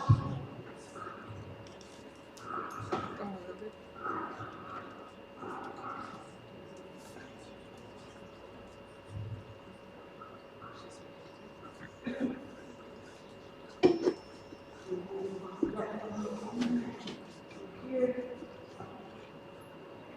And up front.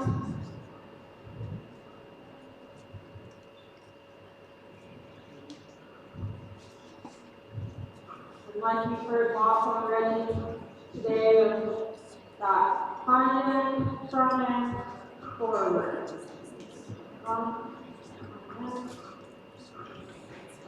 Through.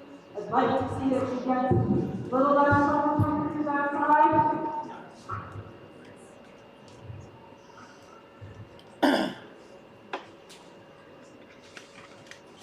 Lead into soft gears. A little less weight in that rope.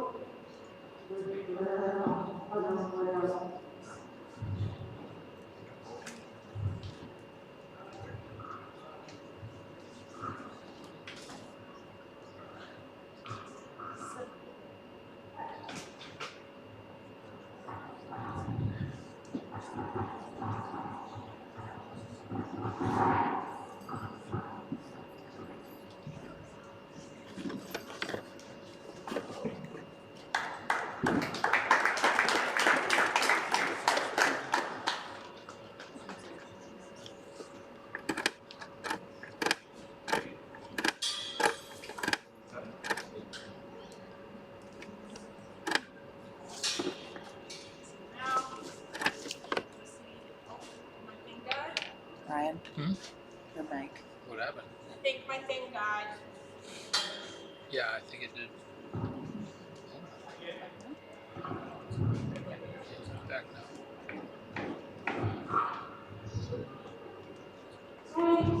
Oh, there we go. It wasn't me. It wasn't me. That's not what no input.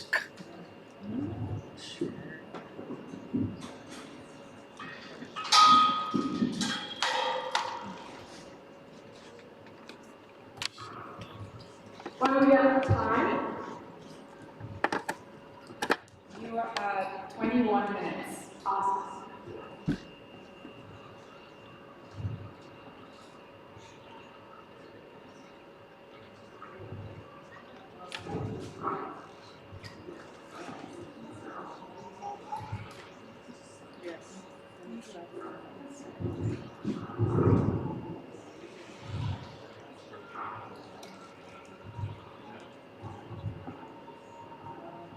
That's okay, it's just trying to move a little bit.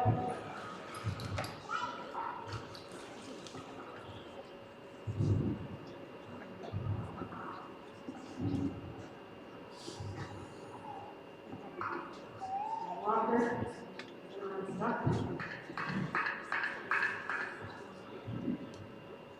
I'll just hold this and kind of wiggle it around.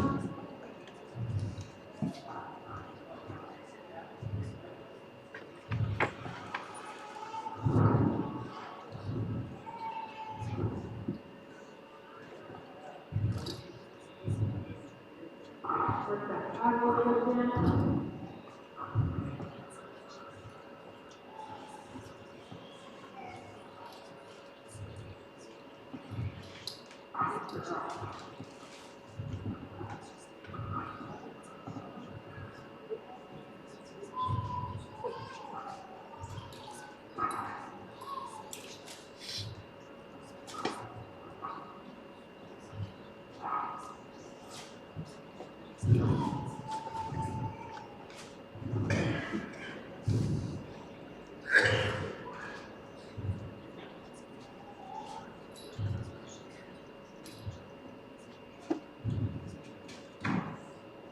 waist. Any fine here and smooth. So I'm not sloppy. So I'm not taking my time.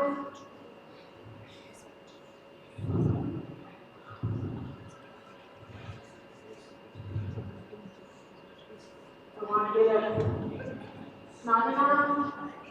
So I'm not going to worry it's going to go blind. But I don't want to stitch her up too much. We got a long weekend ahead, and I don't want to get her too body sore.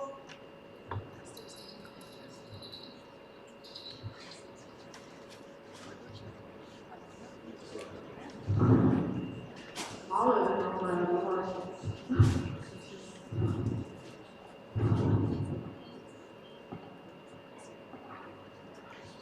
Want that fast spin so she feels it, so it's not super consistent.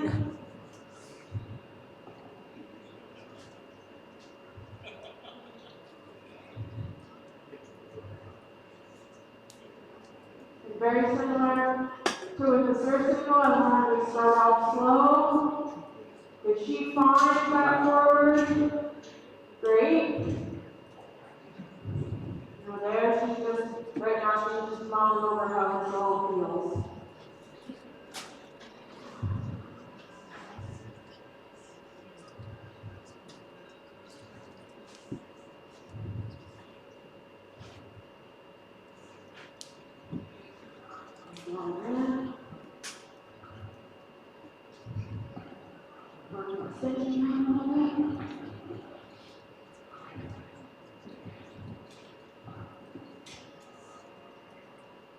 Yeah.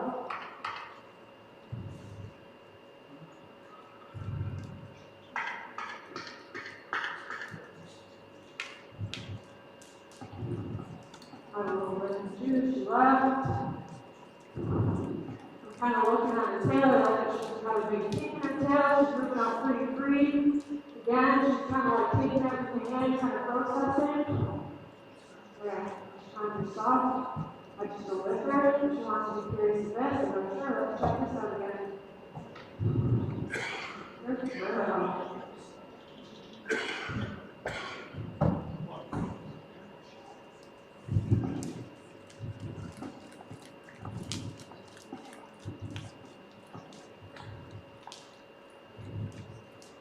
Good, lost a little rope this way.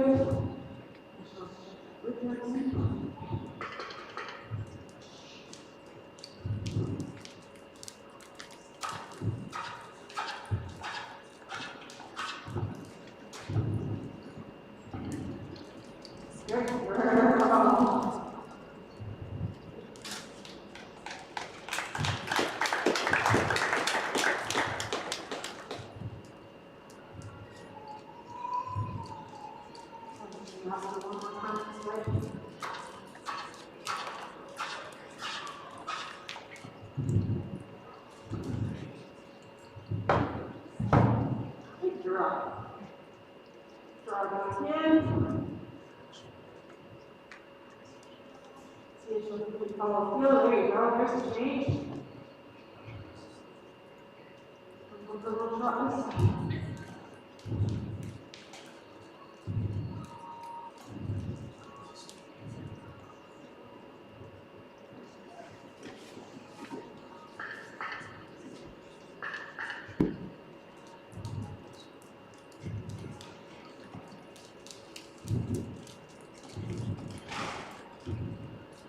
Woo! You got a nice jump. A little disappointed in that part of your finals coming from a higher jumper background.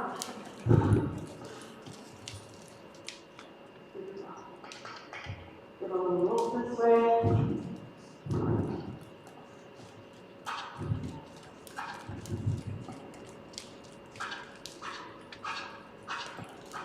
And time it up with that outside hind leg. Helps us find that correct knee every time.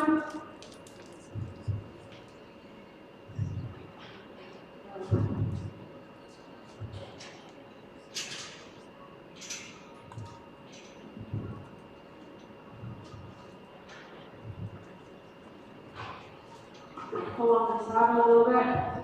Try to feel a little more back.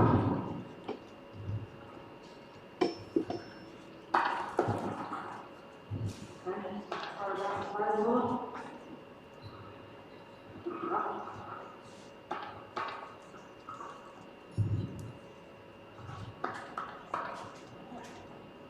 Do a couple, move on.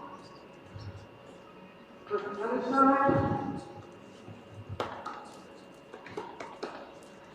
Just like you kind of scratch the pad, got to learn that the stuff can noise and don't do anything. You need to respond.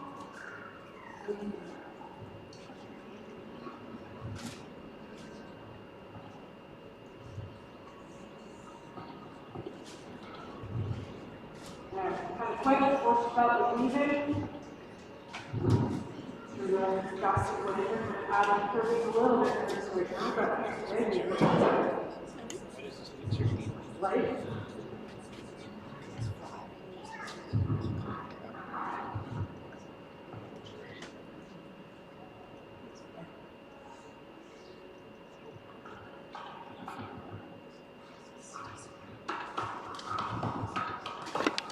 This way, kind of rub this and make a different noise, tapping it, which is fine, that's not a big deal. Think about falling down, and just rock.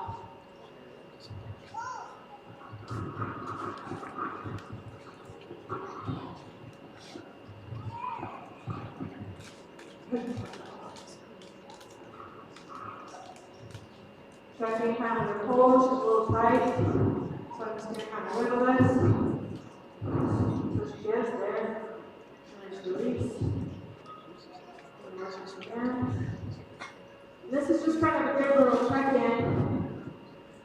You know, we ask kind of a lot. And you get kind of like on the brink. Like, not having caught a rice boil over it. Moderating how much you eat.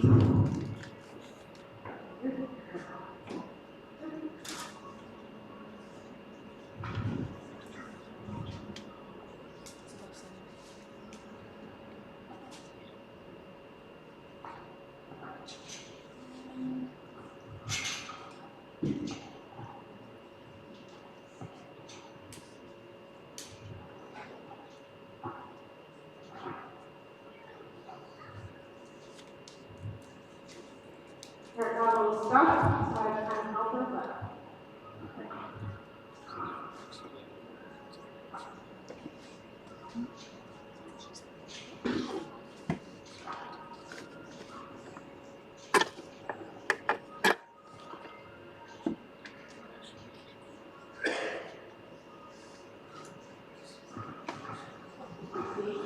Follow that.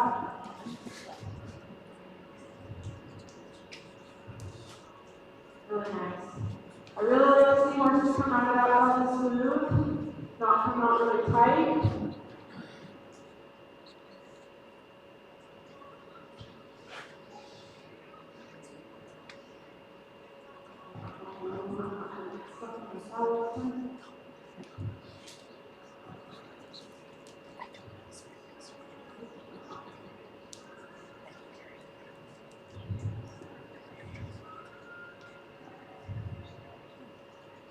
Now we're going to do a little bit of kind of like ground riding. Send her out. See how she'll feel about being all on the This is a really good time for changing eyes. Right now I'm on the left side, then right. So she draws, I disengage like I just caught her. And I bring her back around.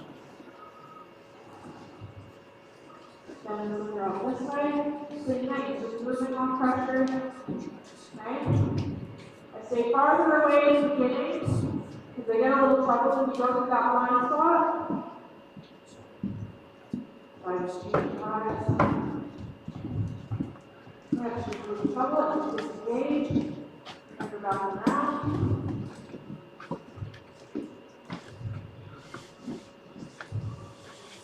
You want to kind of leave, I'm just going to go over and go, yeah, this is what down towards this. On the inside line, and pass your front line for this.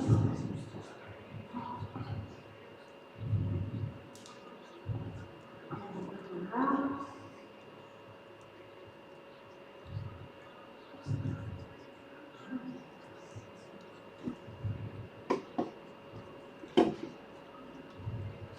Then we're going to bring her down to the fence, work her on the fence a little bit again.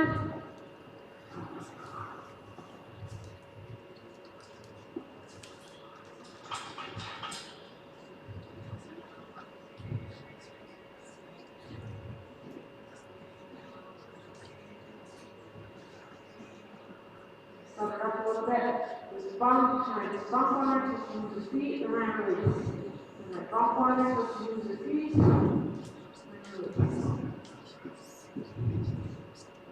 Follow up there upward.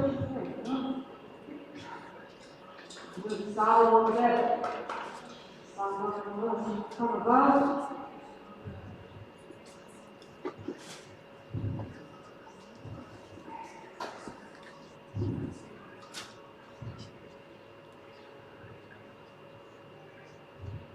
See if I can just suck up a little bit more. Wet a little.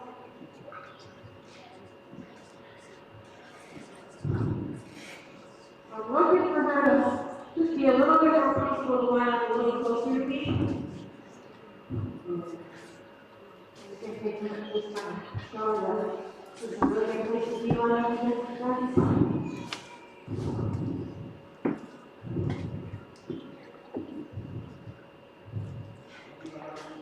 That's really good.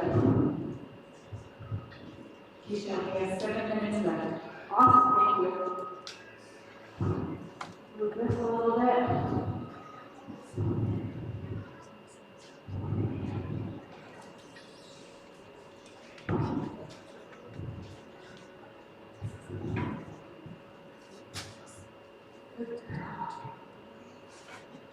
I don't want her to get used to being having boot drag over front for the rest of her life, but right now it's really good that she can kind of feel that, not get worried by it. Pull the weight in the stirrup. 6.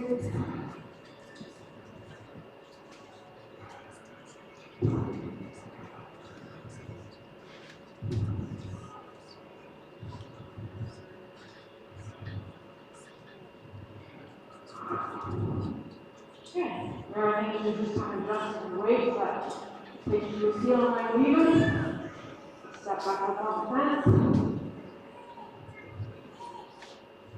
Here you drop a little weight. Really good.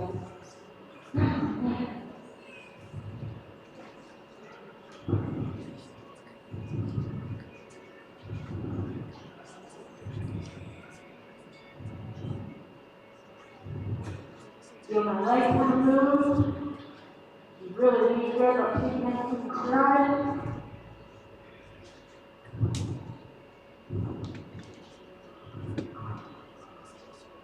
Very awesome.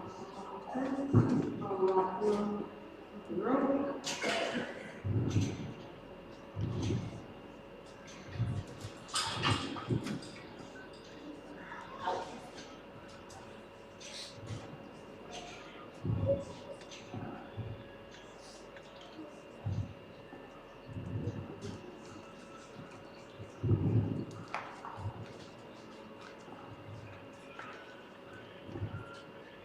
You're going to have to attempt to be keyword here to swing a rope or an order.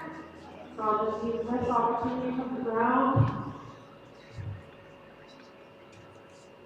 Get used to that coming over your head. Being really mindful that I'm not a good rope swinger, so I really don't want to get close to where I might accidentally like hit her in the head or anything.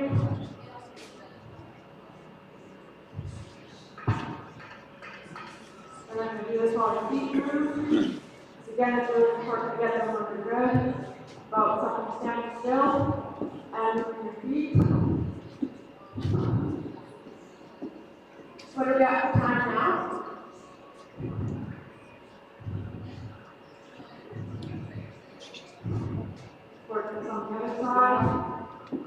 4 more minutes. Awesome. And to work it where it swings kind of over her back and over in front.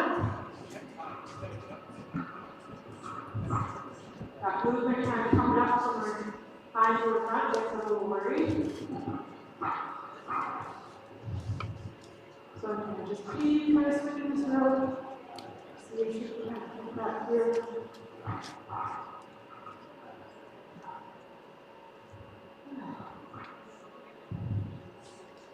Get a little in the shoes, oh, okay, I'm not happy to do that.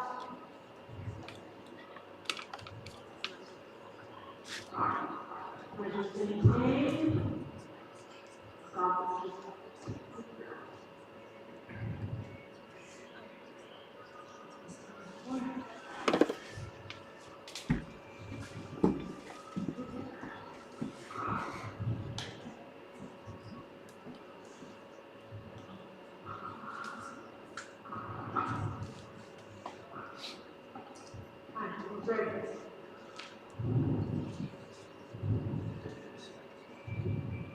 She's honestly probably ready that I could step on her back, but I'm all about preparation is where your success lies, so I'm not going to set her up. Maybe she needed more time for something. I'm happy to just kind of let her play around with this, build her confidence in this stuff. You can see all of it anyway.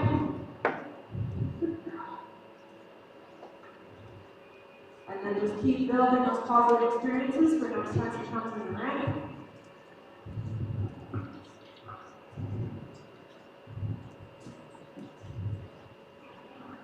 I just want to get her to kind of look on it a little bit more.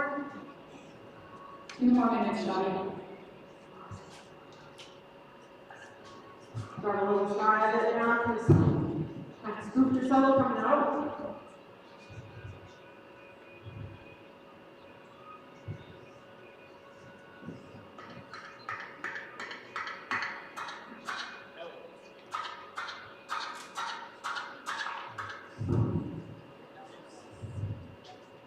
Forward step, release. That's a change. It's little, but it's a change.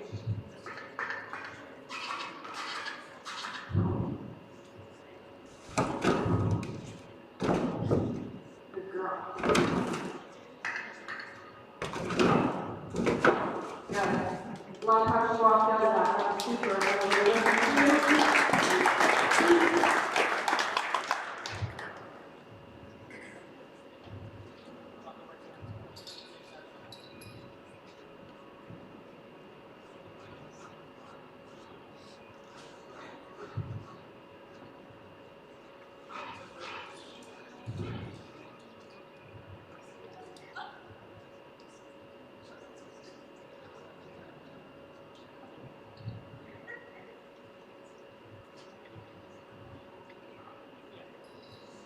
Give you 40 more seconds.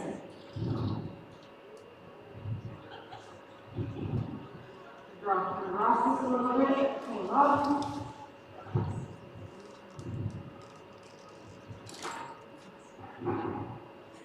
Awesome.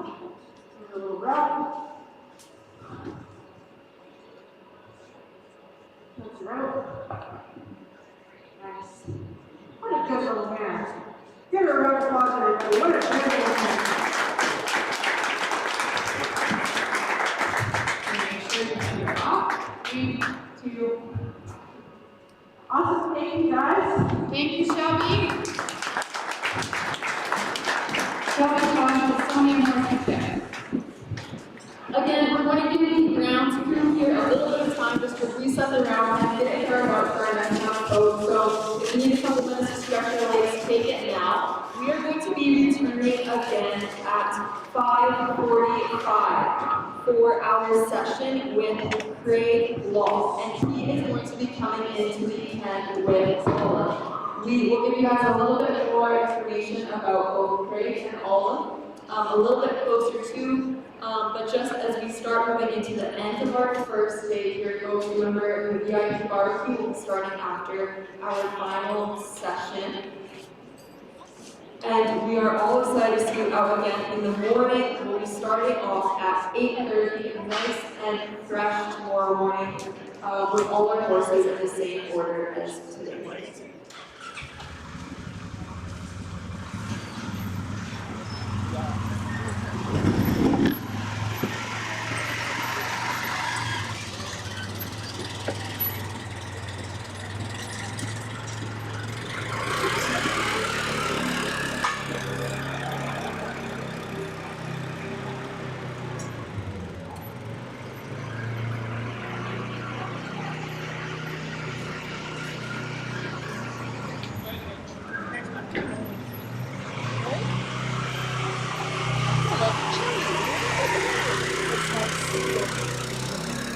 I already switched it. I got the name.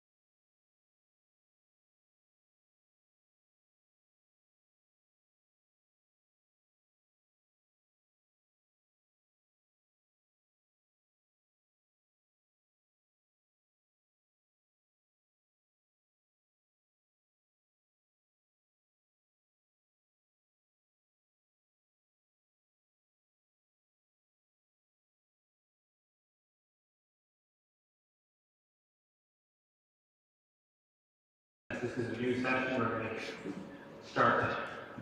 We're not going to go right to where we were, where we ended. We're going to take a couple steps back again.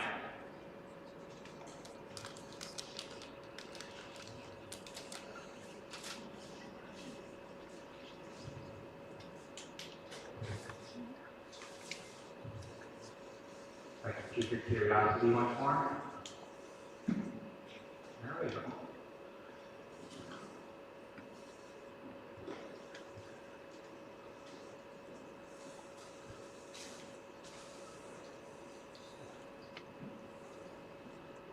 What you're going to do.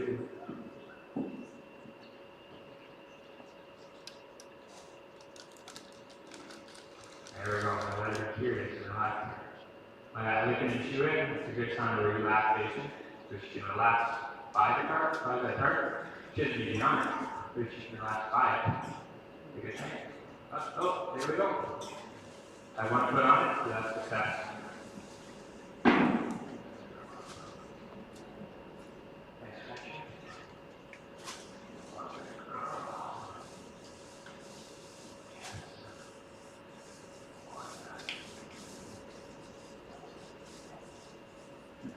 Down our legs. If she's going to move, that's okay. I'm just trying to keep it on her. Until she shows a good sign of relaxing. Where she kind of took her focus off me and onto you. And she wasn't quite worried about it.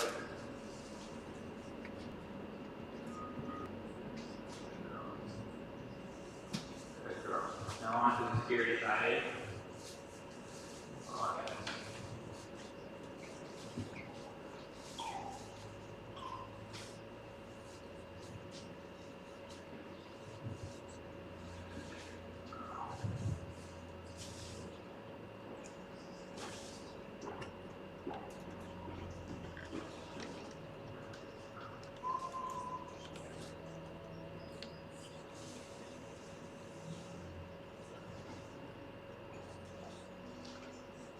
See if I can put it on her more so than just kind of glide it on her, like go from the ground and up onto her. That'll help get the saddle on her. And you see how nervous she gets there? We just take it nice and slow. Ground, gets all nervous. There we go. Just not looking away.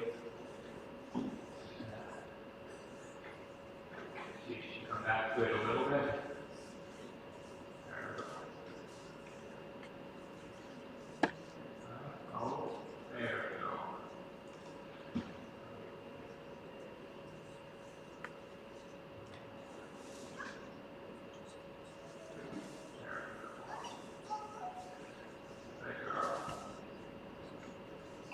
There, you see how that foot went and just relaxed as soon as it got on her? So we're going to put it there.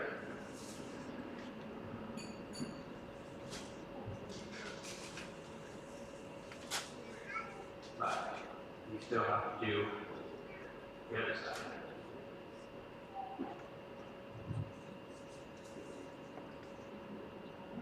So look at that. Good girl.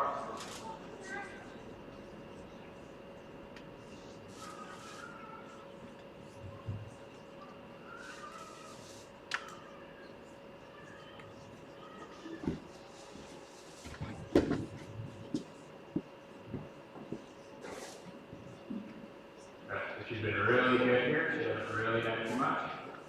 So I'm going to quit her on that one.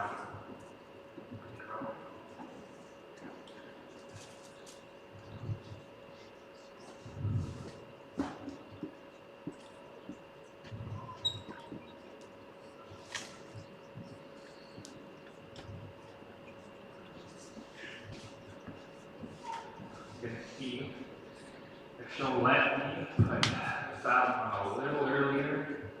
I think she needs a little bit of time in her saddle. Let me see if I can get it on a little bit. Get it on.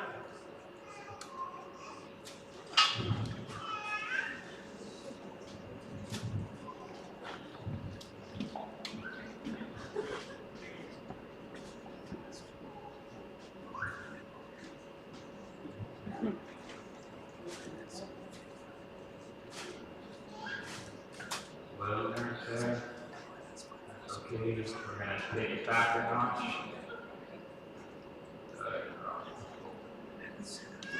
Take it away.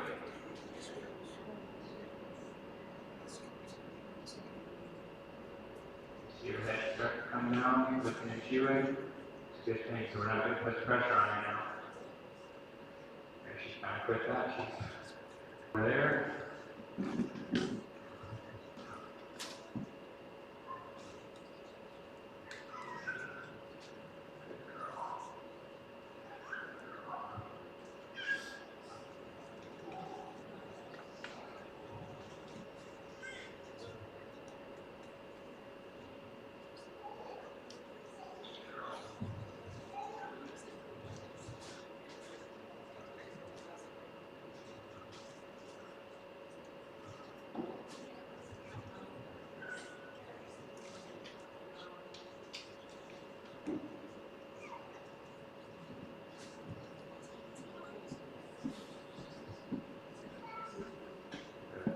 Now do it on the other side.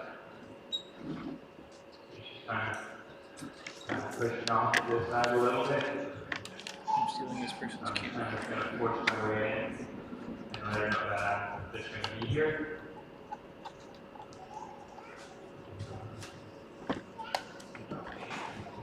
Relax to it.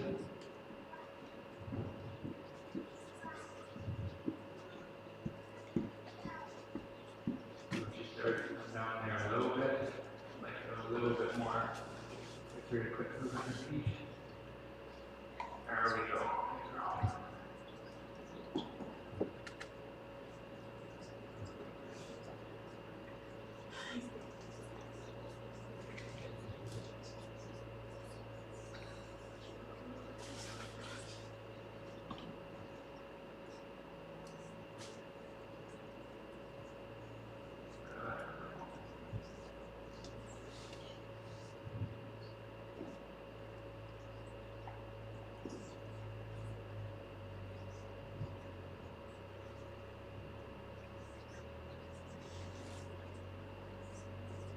A little more exaggerated with it. I brought the Peppy San to this session, so I don't feel like putting that non-action at times.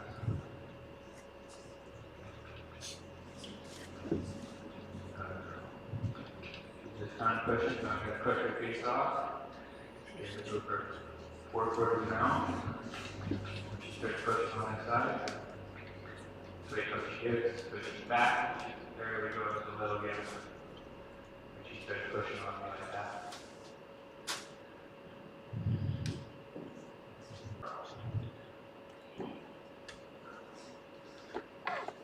So that belly feels, cinches in a little bit. Girl.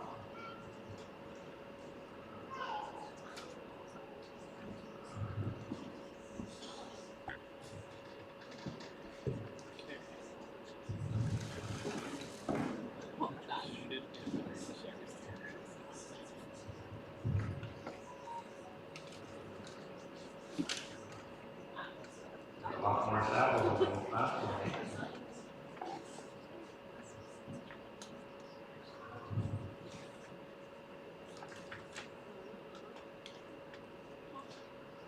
I'm just gonna get her, put it up on her, beside her, and then hopefully swing it on.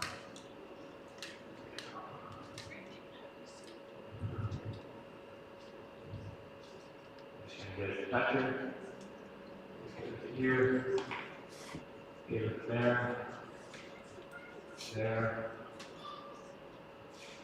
there. There, good.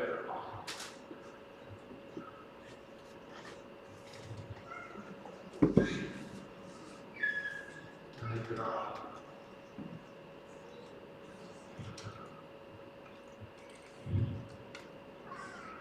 That looks so bad.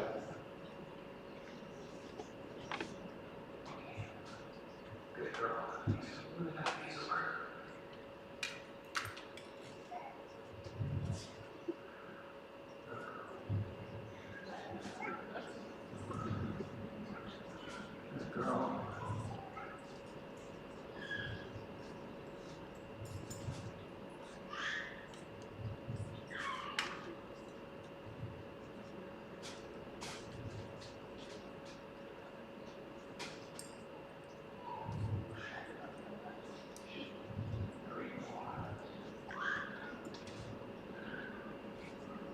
hopefully the space sticks as it goes.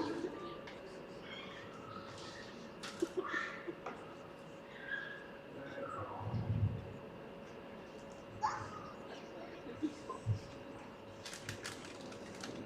we're going to try not to kind of sneak around her too much. I'm going to try not to be kind of goofy and sloppy and make silly mistakes. Just because she is second time out, so.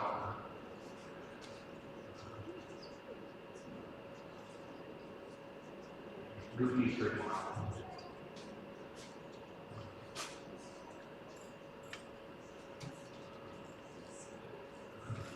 Look at that. See the licking and chewing in there? Her foot came up, so she's relaxed. It's really good, really good. So she's not holding as much tension.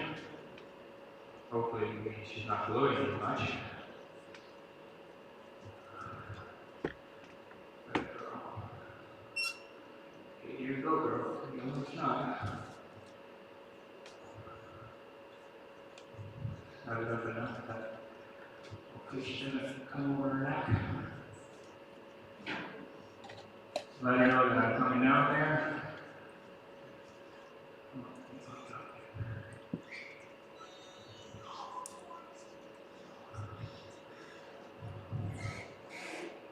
Good girl. I can't get this. Let's fall around again.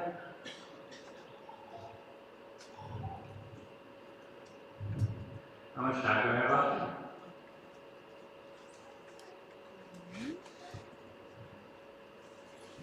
Just a little bit over 20 minutes. Perfect. Not bad at all, girl. Not bad at all.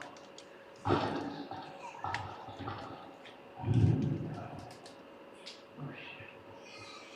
Feel all messed up here.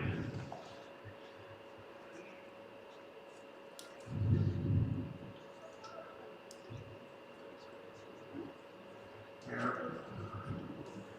That's okay, girl. Sneak her up to the other side. Take this rest over a little bit. And see if I can get her to walk out before I pull and send her out. See if I can get her just to relax to the saddle so that she doesn't really go to bucket again. We'll see how it works. Okay, girl. Good girl. Now you can grab that.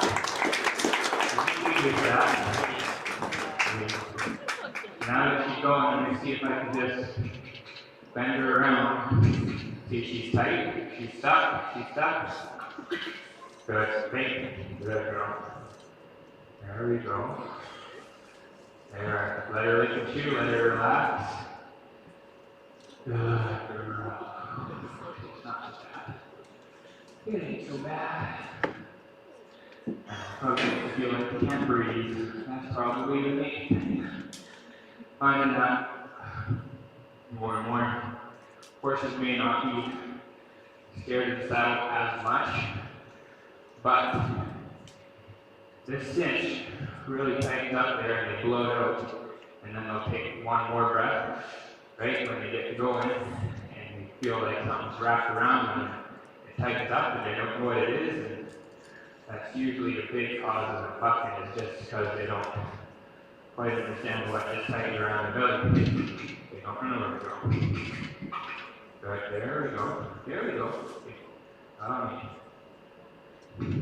So connection's good.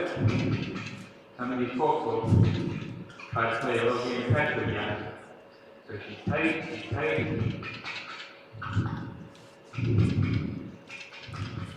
Good girl. Good girl. It's okay. There we go. I don't mind necessarily kind of smacking on their rear end a little bit. Kind of too hard, but I know that I may have to when I'm up down the saddle and need them to move out.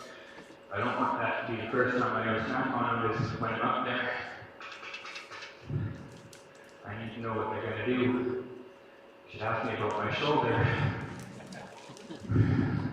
Some people like that when they know what that's about. Good girl. Good girl. I'm just trying to get her to go forward. Move out of that.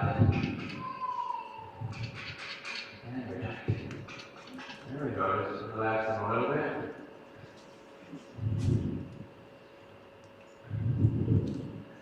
Good girl. So now she's not really moving out, so I'm going to let her go and I'm going to send her. She needs to look. She needs to get out and stretch out.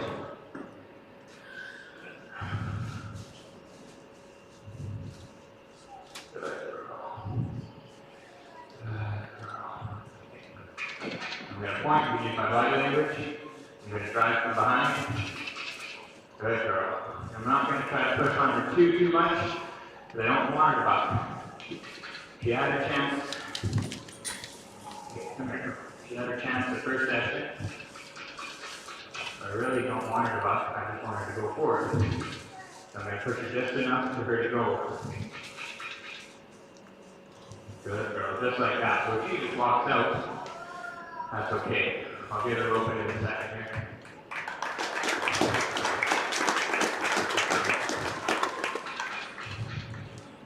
Good.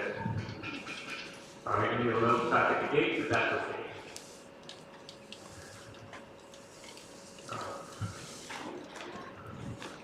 And catch your eye, catch your eye. Good girl. So I'm going to talk to you. When she goes to buck and step in front of her, see if I can change her focus. So it's not about getting her to answer a quick bucking, even though that is the goal, but it's to change her focus on what's actually scaring her. Be like, no, it's okay. I can get her to change the focus from when she's nervous.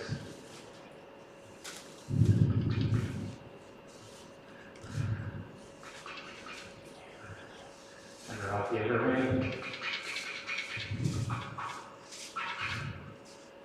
There we go. Yeah, okay, darling. Good girl. You see, whenever she gets connected to me again, she takes a nice breath and she starts licking and chewing. She starts calming down. That's really nice to see how fast she can go up and then how fast she can come back down from her moment. We want a horse that can come down from a moment like that. Stuck at 8, so I'm just going to send her off. Okay, I'm going to see if I can get her open now. Good girl, there we go.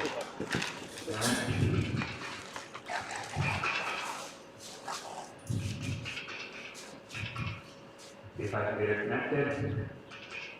There we go. There we go. There we go.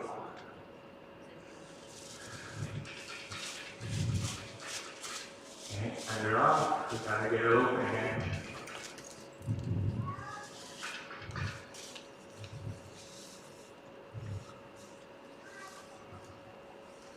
There we go, lifting and chewing, start to relax.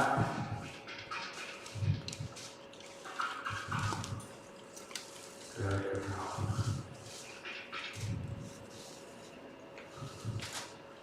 Good girl.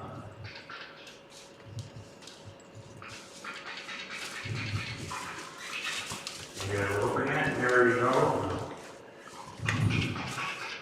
I'm going to see if I can push her out of it. Get it stuck there. There we go. And see, she loped out nice. There we go. So I'm going to reward that really good behavior by letting her sit.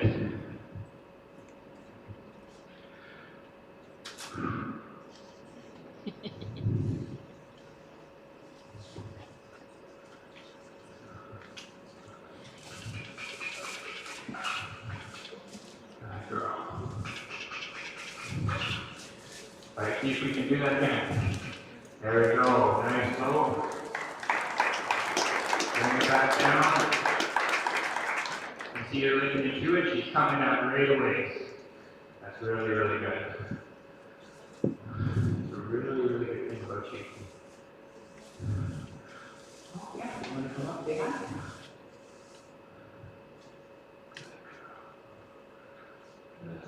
You want to go again?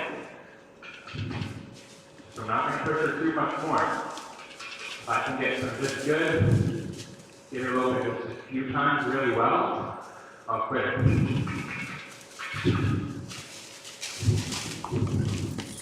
There we go. If she can handle the pressure of me coming at her like that, without losing her mind, and bucket, like she has been really good.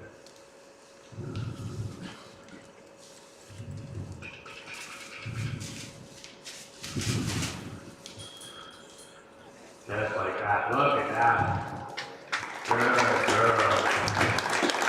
Good girl.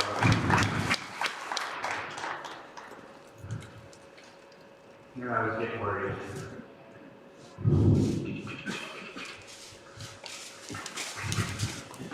Good girl.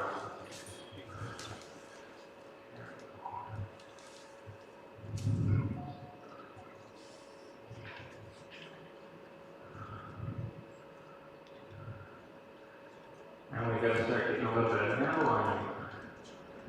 Right?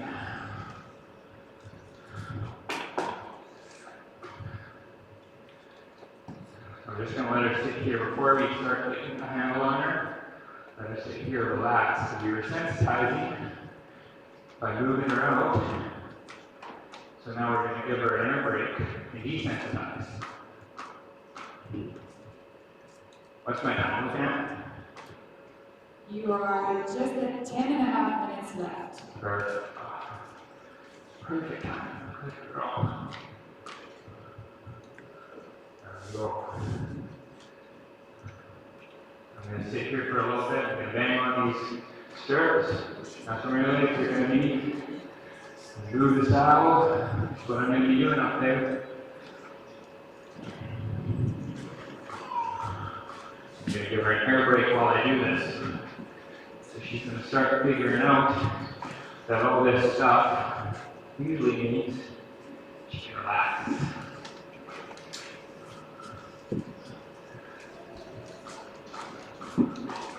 Good girl.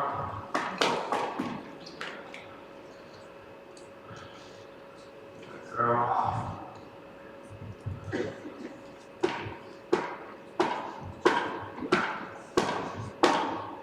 Good girl.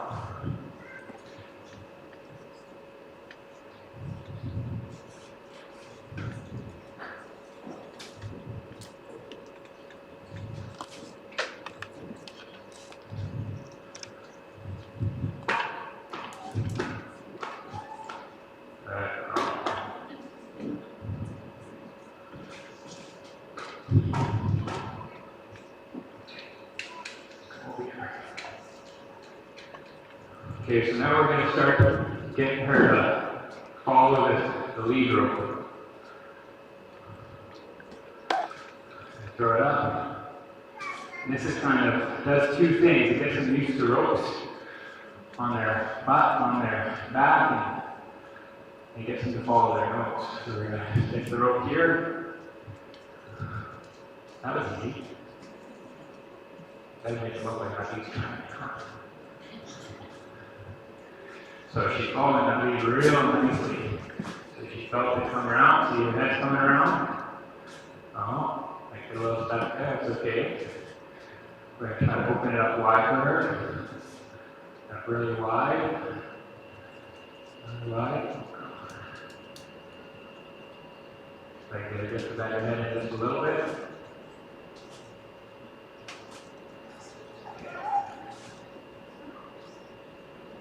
There we go. There we go. Stick it around her back. There we go. And follow your nose around. There we go. Good girl.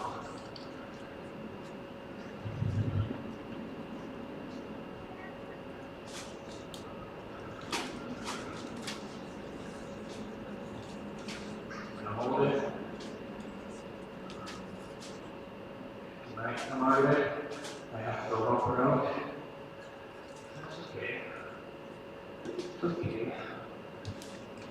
There we go. There we go. There we go. Oh, yes. Yeah. And back to the other side.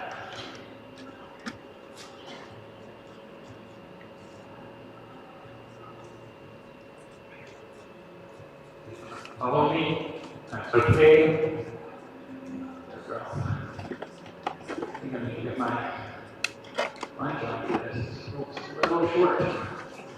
I'm going to put it up here on the canvas, see if I can encourage it on this one. Maybe so a little more rope.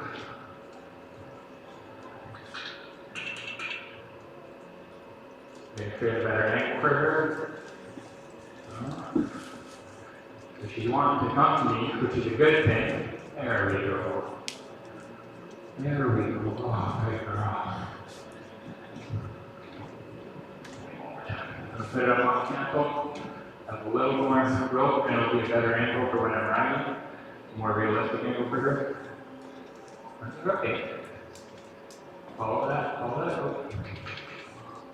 Follow that rope. Maybe you can feel it. So I'm going to create a bigger angle for her. And there we go. Good girl. Good girl.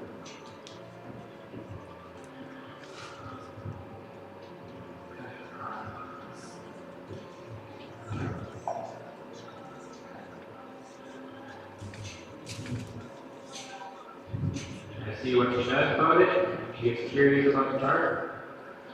She relaxes to it. That's okay. She doesn't need to go on it right now. I just want to see if I can get her by it. See what she does.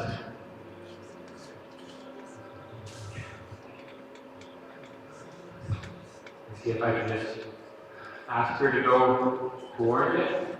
It's okay if she doesn't go on it. I want to see if I can pique her curiosity to it. See there, she piques her curiosity. That's okay, she can come out of it now. Okay, 5 minutes left. Okay, sounds good. Let her not do too much before I get that saddle out. See what she does about this. She can just be curious about it. Doesn't have to go on. You want to try it? There we go. So she tried. Now let it.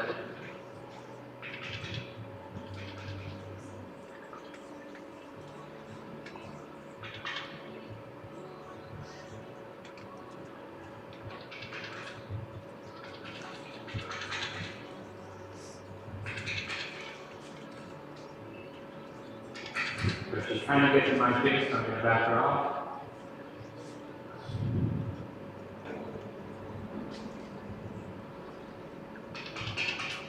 There we go. She went to it. She got a little curious. That's okay. I pull the saddle off before I scramble to get it off. Try to get it off nice, relax, easy, instead of whipping it off. Because I'm going to be making mistakes if I whip it off too fast. All that's going to do is set it back.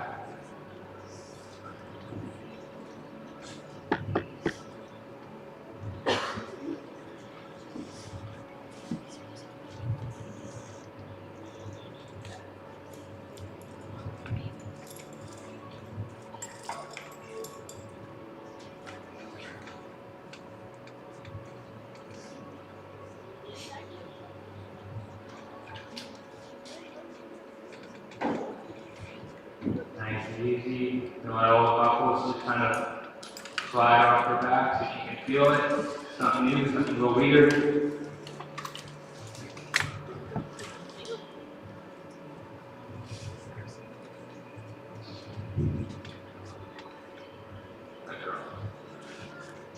Now walk her around, walk her over the rails.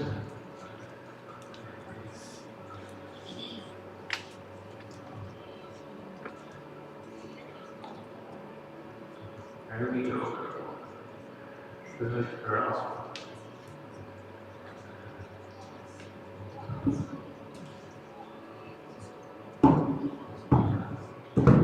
girl. Good girl. There you go. I like to end my sessions with these obstacles because, see, I'm not pushing on her, I'm not making her work too hard. They realize that. She really likes to follow you. Yeah, she's really nice. I really like that. And you have about 2 minutes left. Perfect. We're still minutes in on this. Just chill. I, of course, was working on this summer, and I ended up section on my bridge for 4 days. On the 5th day, I got on it, I told him to go, he ran right up to the bridge, he got on it, and he just looked at me. So you get knocked now, right? So, they'll start seeking out these obstacles. You do it right. Good girl.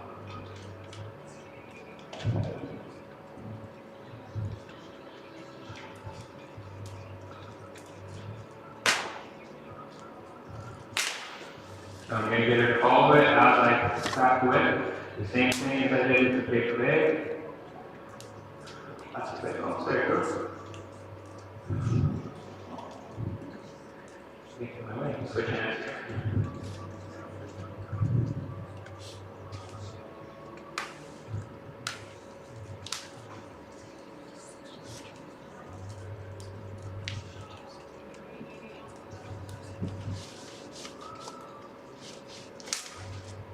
More. 30 more seconds. Perfect. I shall quit her now. Thank you guys for being up here. I hope you enjoyed the day. You know where you're going now. Awesome, thank you so much, great. That was a great job with several of your choices. I'd like to have one more applause for him.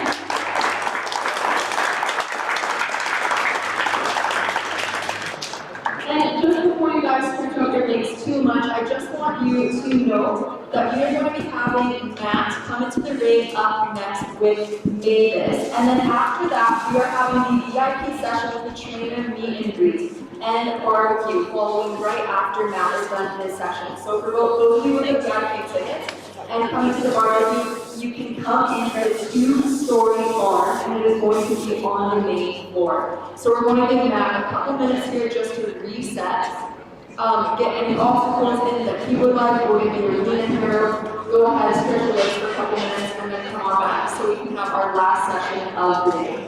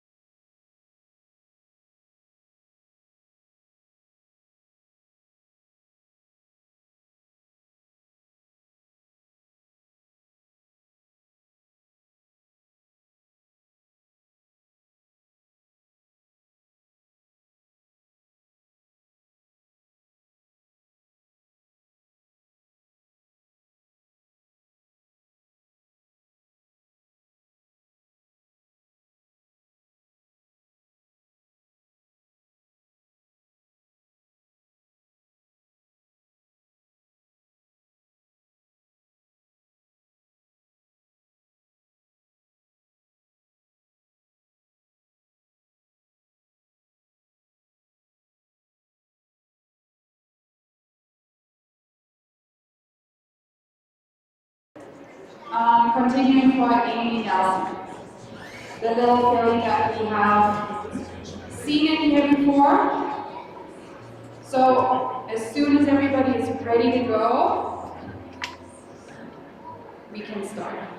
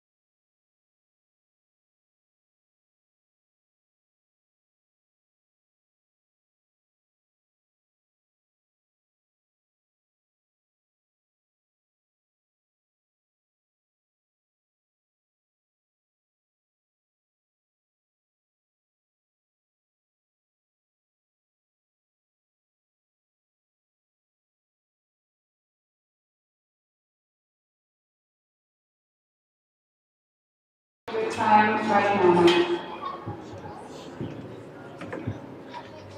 Okay. Hello, everyone.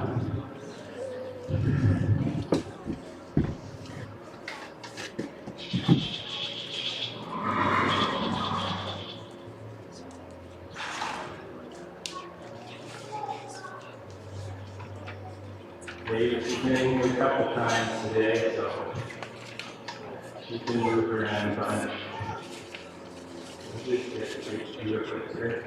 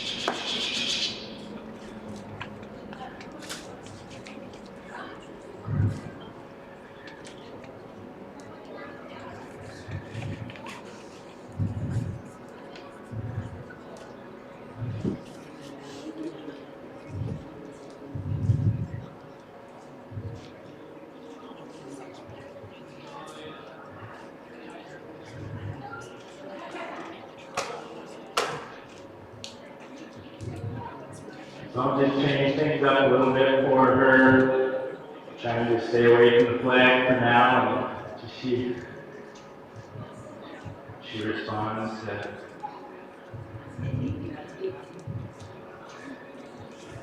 For me, I like everything to give me that nice soft lateral deflection and have that inside hind, step across and over.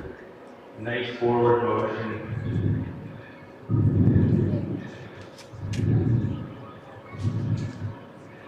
Nothing I do is original to me. It's all from great clinicians and mentors.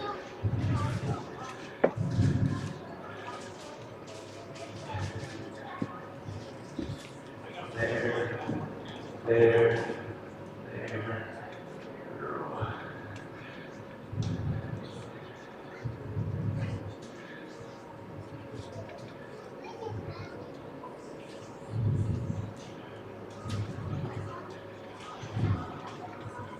Right again.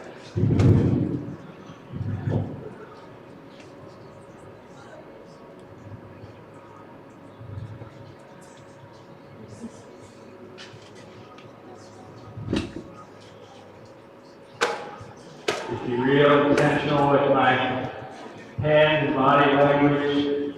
I ask her to go out. I'll open that up with my hand. Build her up.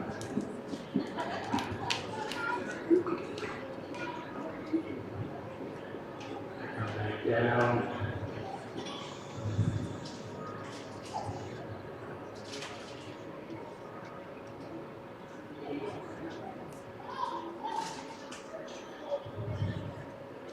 You should follow a bit of a feel there. Good. Get that over again. Help her out.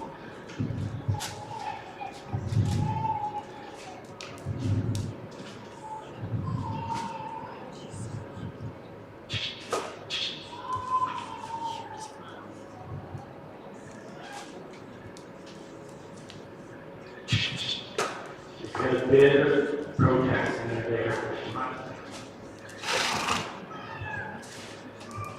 Keep your eyes on the knee.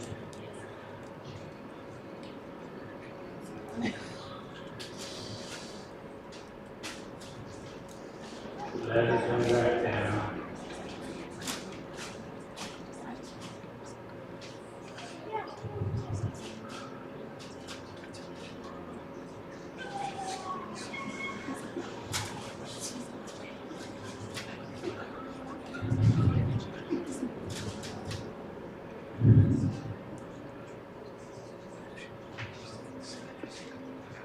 Just rub her all over. Go straight to have her and get her thoughts from there, get it moving around. Keep her mind working. See if she'll follow that feel. Good. Good.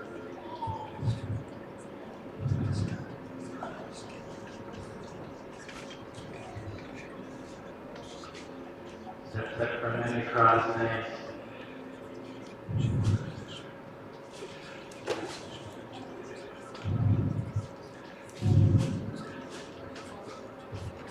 Hind end, bend over, there.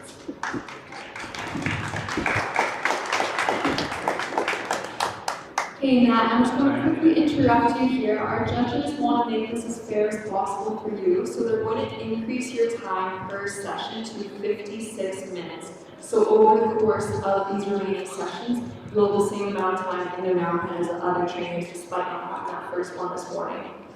Okay, thank you. See if I can talk 56 minutes. I'm my biggest challenge to this, but very grateful for the opportunity to be here. Thank you, Rocking Heart and Horse Expo, the opportunity to work with me.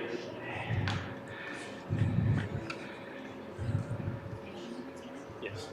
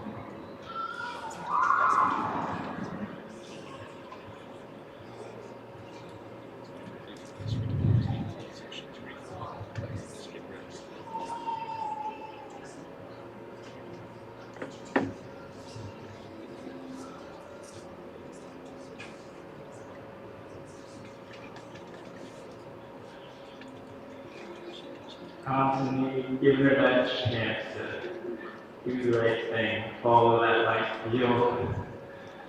We'll just get her ready to do everything that saddle can present to her.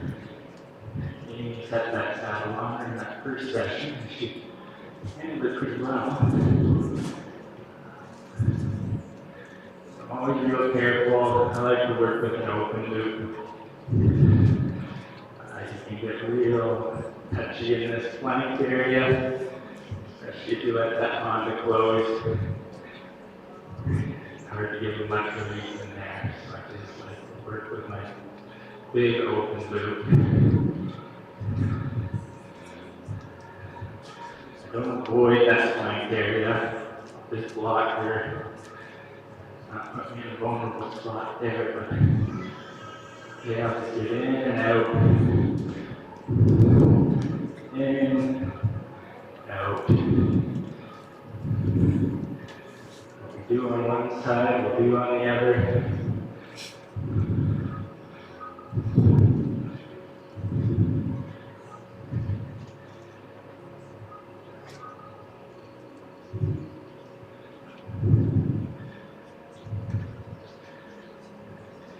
Constantly encouraging forward movement.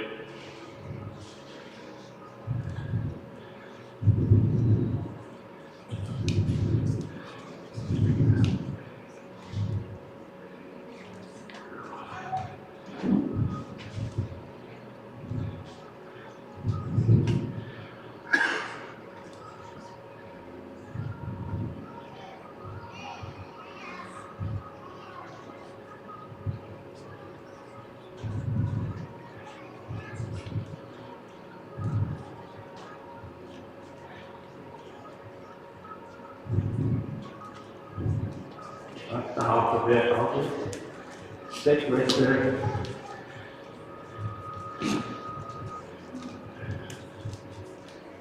When she comes down, just let her switch to the right there, pretty happy.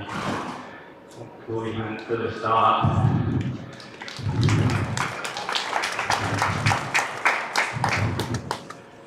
Maybe I'll go back there. Just see.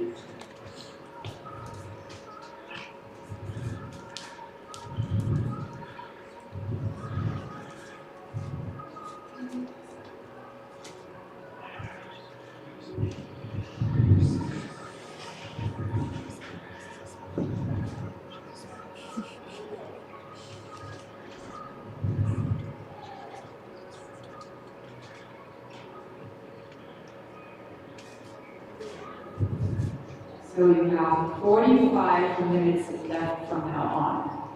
Okay, thank you.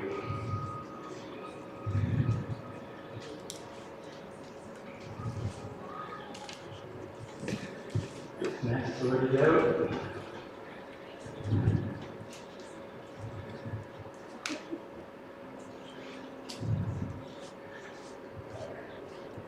And then I also would like to point out that there is a little mistake in the program.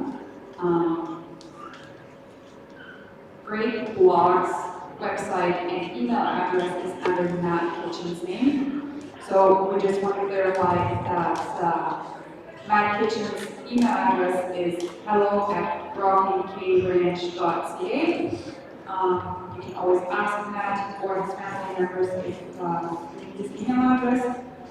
And his Facebook and Instagram are correct and programmed too. So on Facebook he's Matt Kitchen, and on Instagram you can find him under Rocking K Ranch.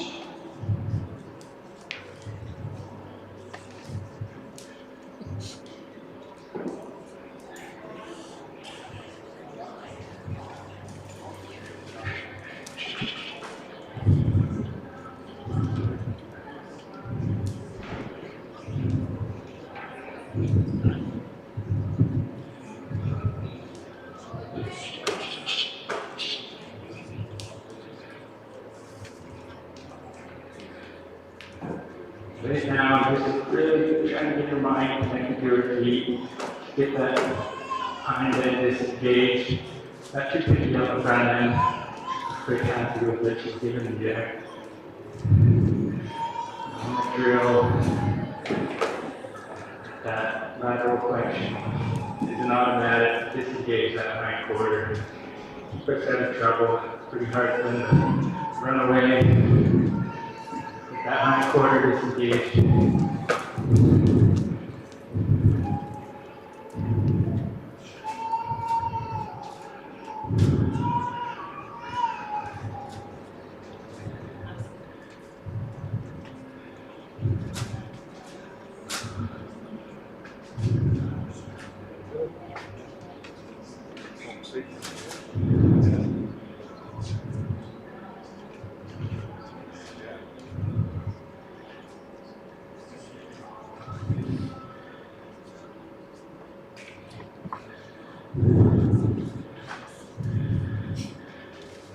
to just not come around her too much. I'm not going to force this. Let her head where I want it. Just let her think it out.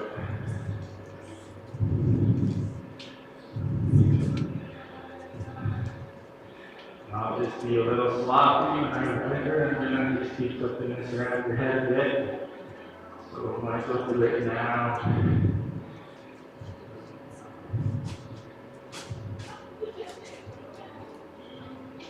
give her a chance to think about it rather than force it.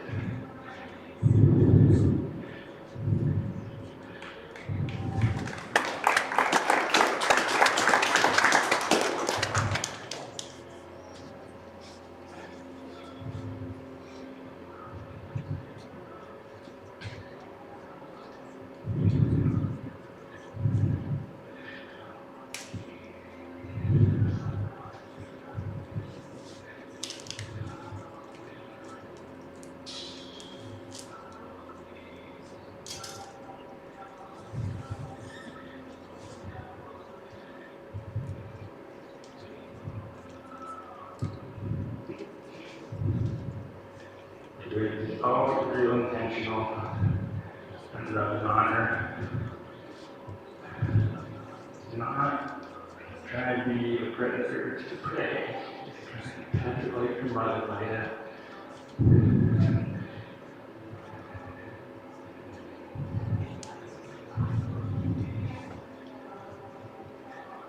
Trying to touch her everything like touch her over the weekend.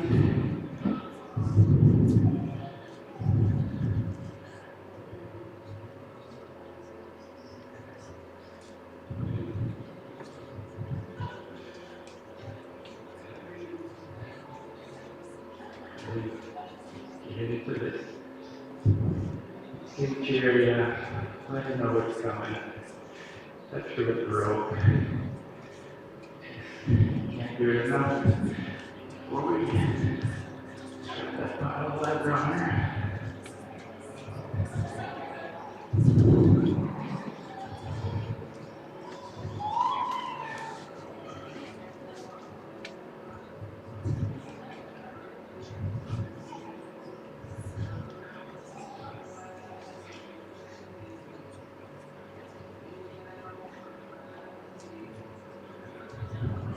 And then I also snooped on your socials a little bit, Matt. And I saw that you have been to quite a few clinics, which I really love. I think it is so important as trainers to constantly educate ourselves and that we learn from others, because there's so many different opinions, especially in the horse industry, and everybody has a different one. So it's so good to constantly learn from different people. So yeah, I saw that you went down to the States to see Dr. Inman, which I'm very jealous of. And yeah, really enjoyed the videos that I saw on your Facebook. Yeah, thanks for. We try to be lifelong learners in everything we do, whether it's cattle or grass or horses. Yeah, it's a lifetime to learn it all. So happy to be here to learn from everybody that's here as well. So yeah, I'm very grateful for the opportunity. But we are also very excited to learn from you and see what you can teach us as we can. So yeah, same, Craig mentioned it. Nice to throw that saddle on. That's right side the first time. So you don't walk around your head once. And then I always just keep my lead rope looped over my arm. So if there's any action, I can quickly just, I'm trying not to influence her a whole lot on her head. Constantly rubbing her and letting her know what's coming.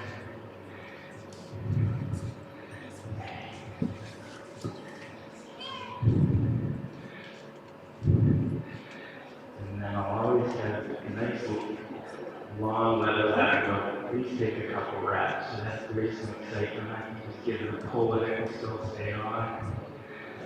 Just slowly do her up. push on their neck or shoulder at the same time I pull, just so it's not 1 point, just give them a couple points to think about. That eye. Now she's just, there a little bit, rotate and move. That snake out in front of her.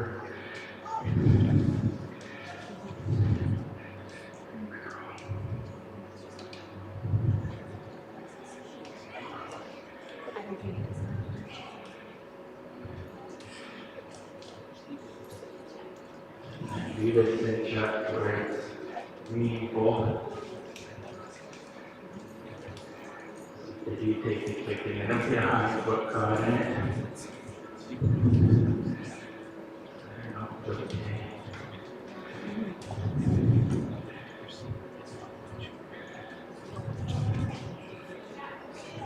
Just trying to encourage some positive movement these first steps.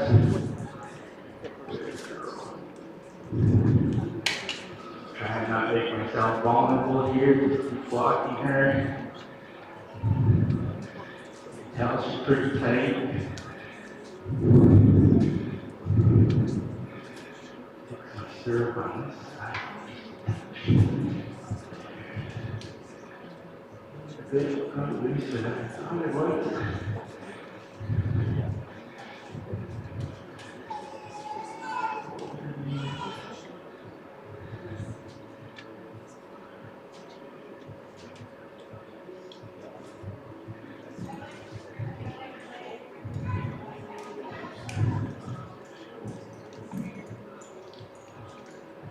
And chew it. Just thinking about it.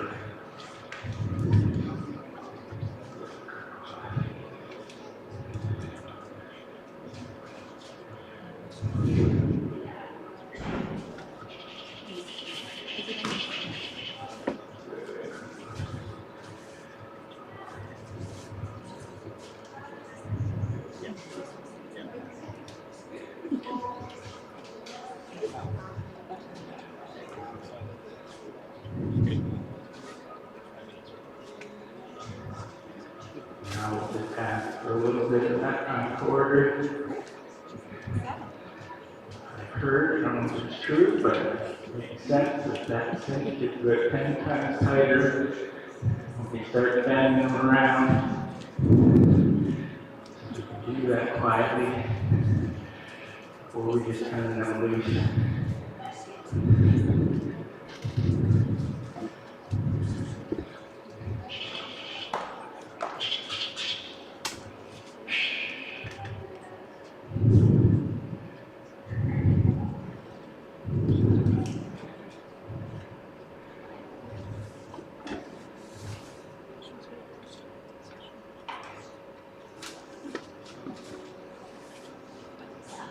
Just be consistent. Now I'm going to bridle her, halter her from now on. I don't want to be reaching way up in here. Remember.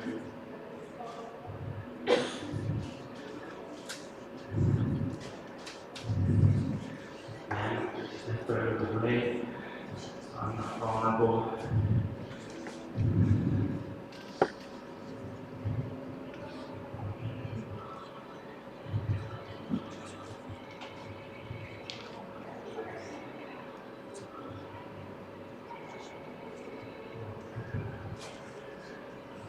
Just get out of both eyes.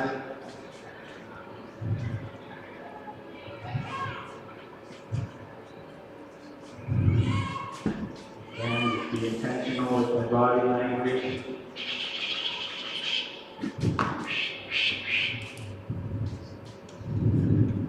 Good.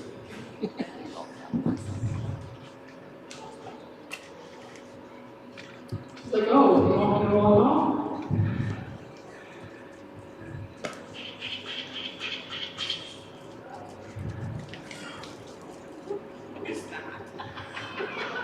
Easy, girl.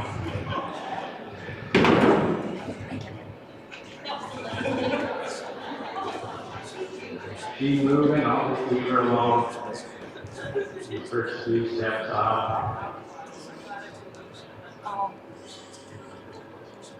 a lot going through her mind right now.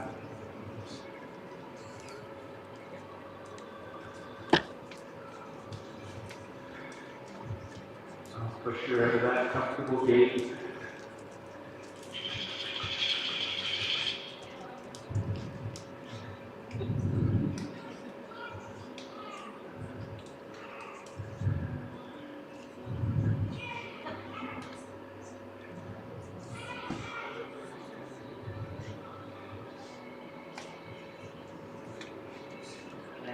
Lower and clear over there, she's still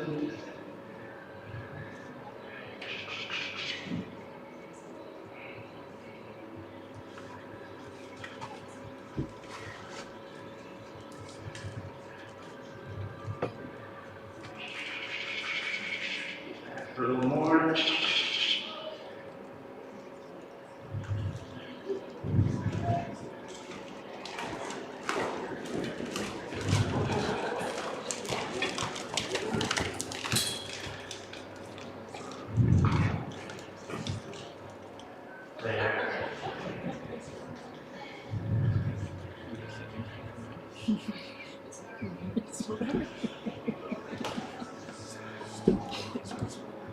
She's like, wait, it's still here? Still there.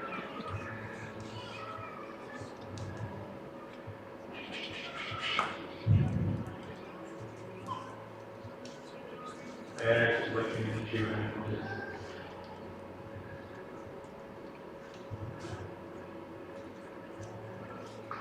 Just constantly reward her with good, meaningful pets.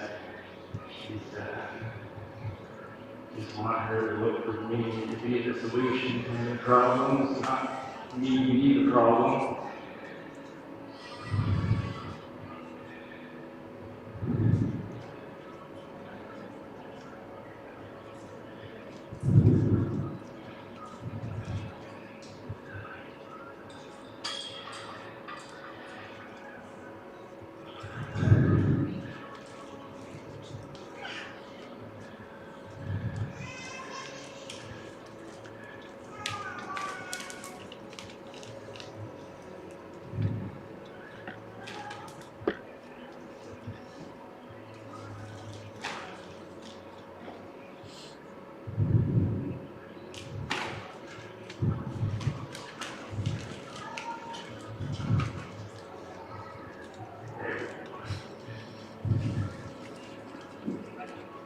And you have 30 minutes left. Next. Okay, thank you.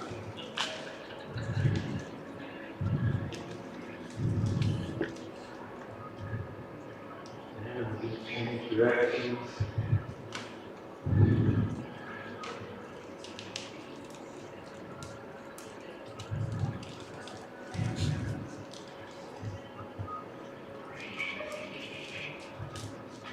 Yeah, just looking for her to level out. Release any of that tension. See if you can anything.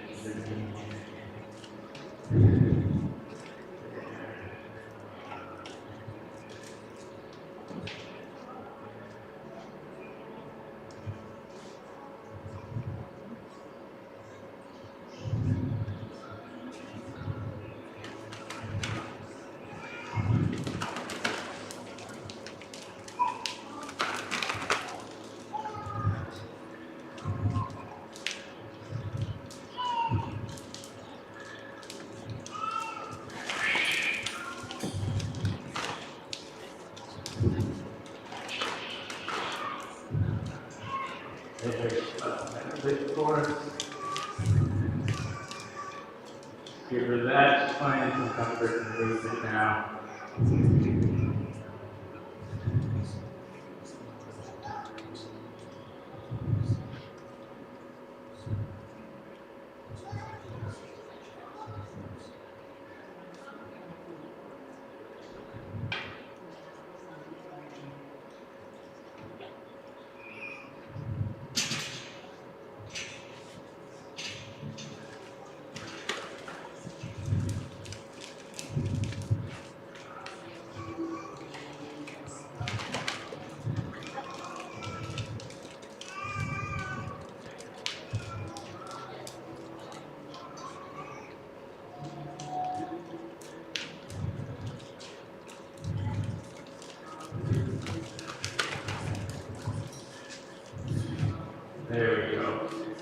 Pretty happy with that.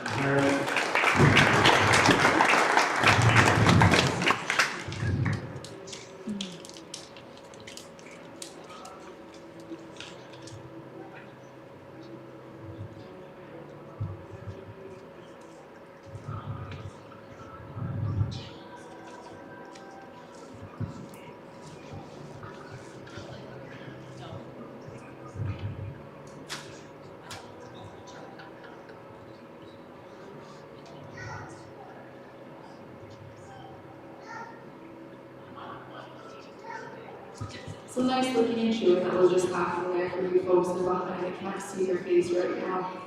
And I hope one of the things, you know, after sitting here watching over 10 sessions, being able to look at all the different ways the trainers come into this pen, work with their horses, and all the different principles that exist, and the exercises within those principles too.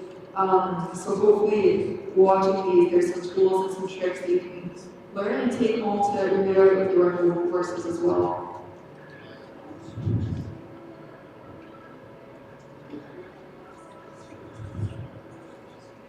I'll just let her on with this flag sound. So it's not all bad. Hands are neutral, body language is neutral. I asked her for that move off the field. Ask her a bit more.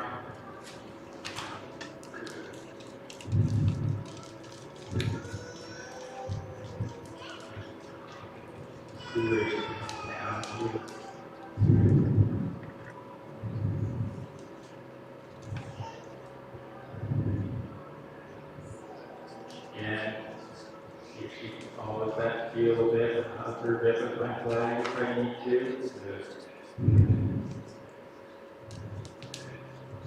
I'll ask for more legs if I don't get it, I'll ask.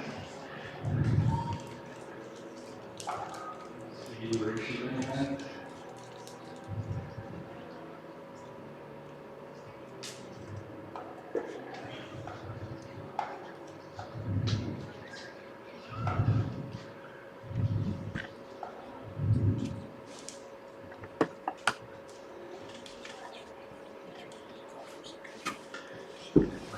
Neutral, so the flag at this stage in the game. Sort of young in our training that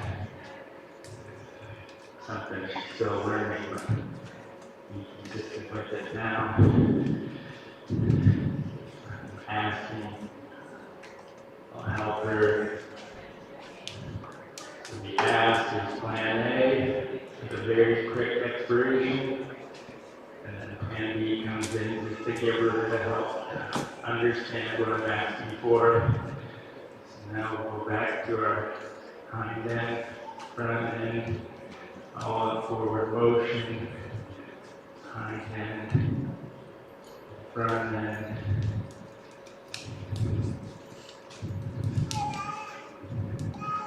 Hind end.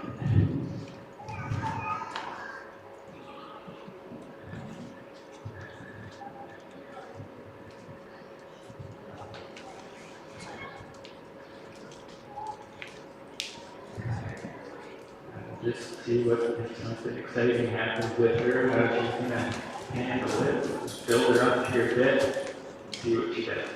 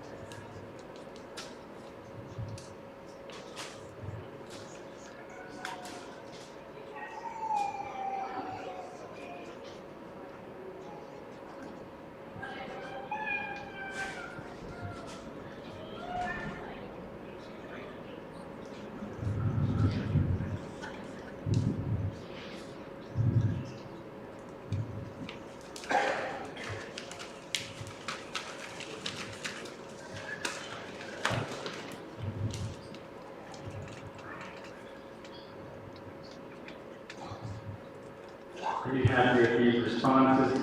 And they will want to ride with the flag. Got a picture at it next week to bring in all the mariners.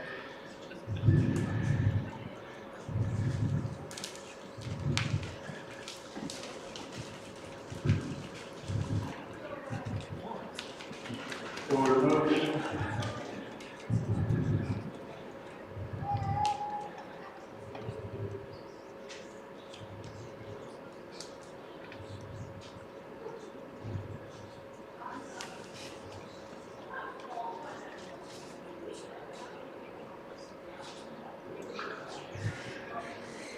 You have 20 minutes left tonight.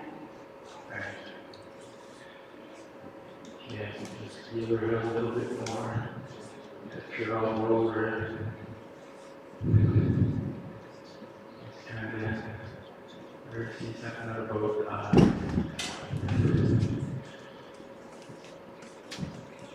then,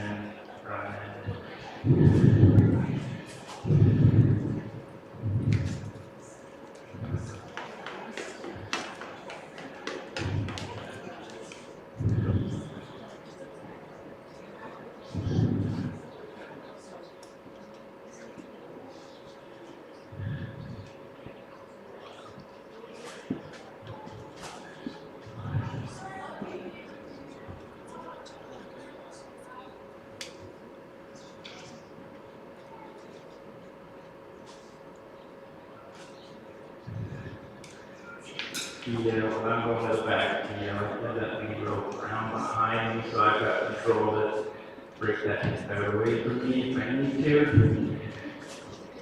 In there.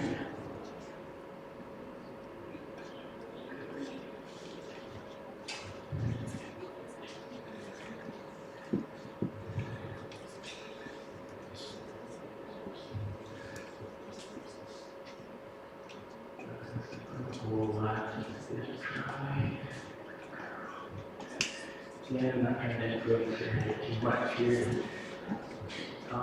But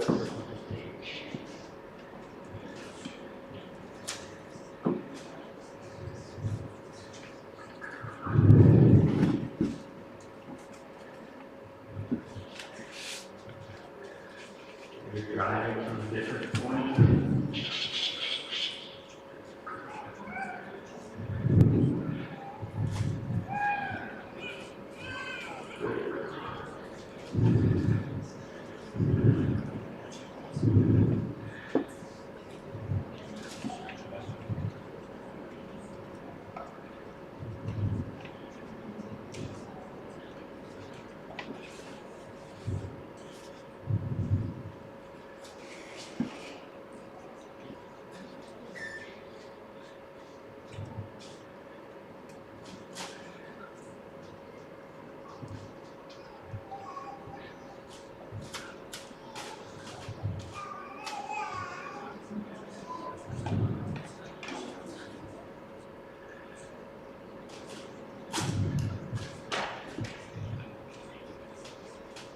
Okay, and then after you just pass that tower.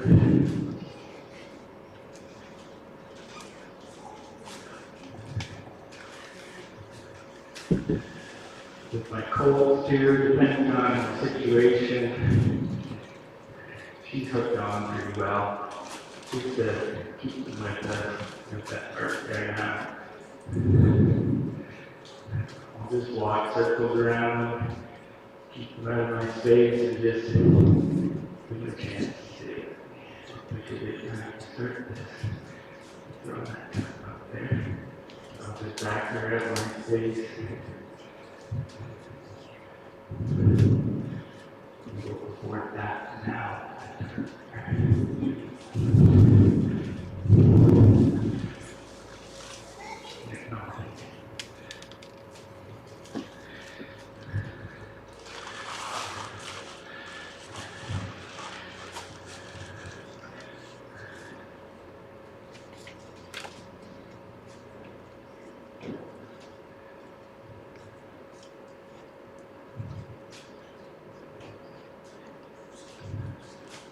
It's not much different than the flag.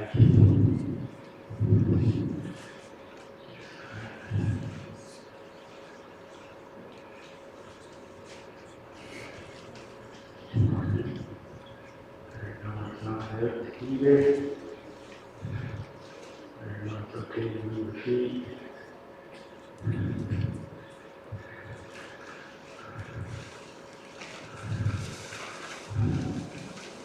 Okay to track it.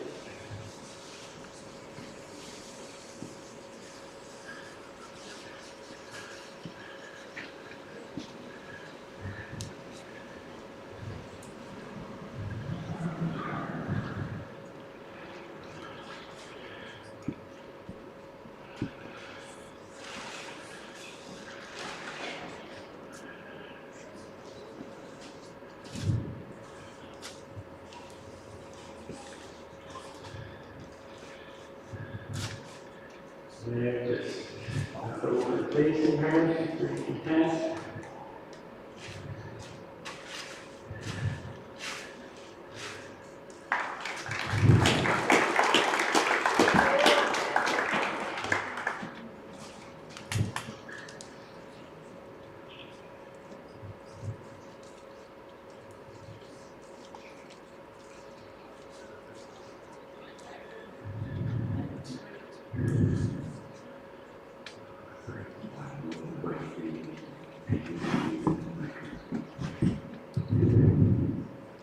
It's kind of cool watching this little filly do this exercise. You see that when Matt swings the rope behind her bum, just that slight feel, she already starts to follow it with her nose, and part of it might be because that she knows what's coming next. But you can see just how soft she's kind of getting into her face. Just watch there when it starts to pull a little bit of slack out there, just bends around nice and soft. She's not resisting and pulling back. She feels that slack come up. Now he's waiting for that feel, for her to follow the rest of that feel with her body.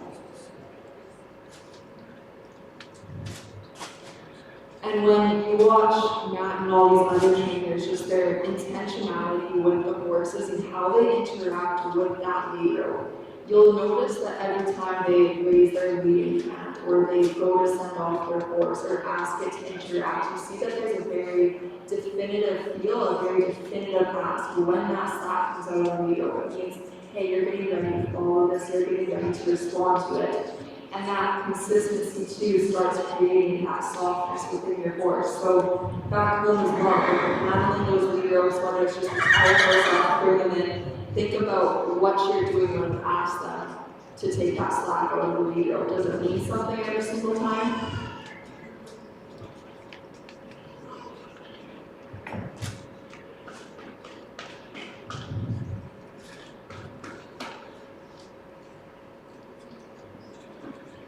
I really like to just break those feet loose after introducing I ask one forward motion, so important.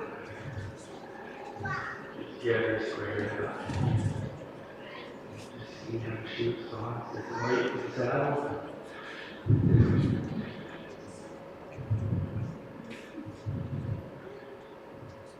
Yeah, just keep that eye.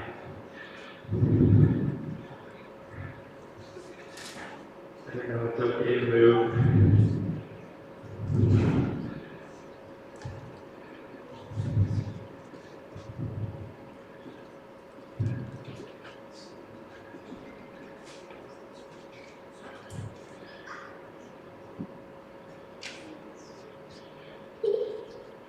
Don't want that head cramped right around, but you want that eye.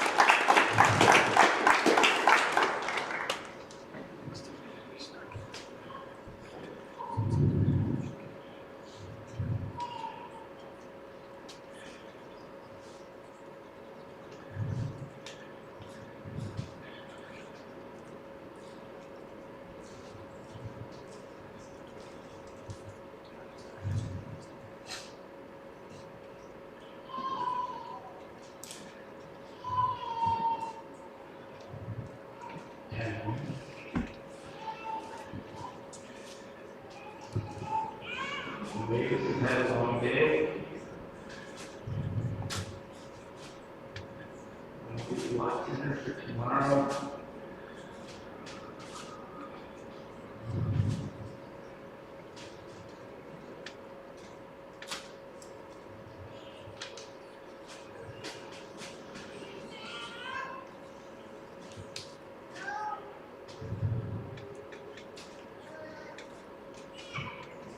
All these little things you can just throw. Listening to her breathing, watching what she's doing, seeing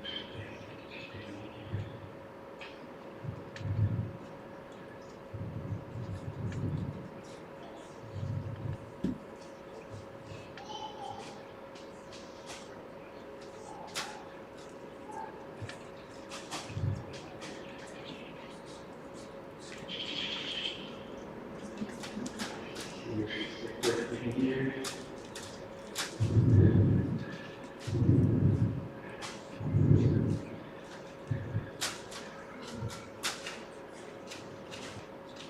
You know, they always say horses are some of the most honest creatures around, and I think watching everything we've seen today is a pure demonstration of that. We see the licking and chewing, we see them coming down into that parasympathetic nervous system when they maybe get a little bit worried or they're learning something. We see the head come up when they're a little bit unsure, they're learning something new for the first time.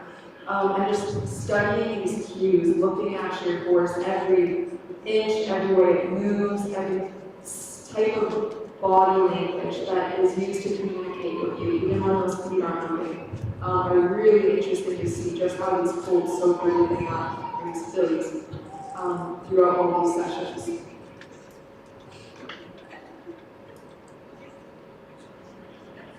Again, you see that slacking on the wheel, her head came around, watch her ears stay on that. Just as she gets up, there you see that head come up just a little bit. She's like, oh, this is something new. Comes back around, engages with him, checks in with him. Very cool to see just how much they say when they are moving. We have 9 minutes left, Matt. Try not to create a problem. Like to get them squared up and down before we put that weight on.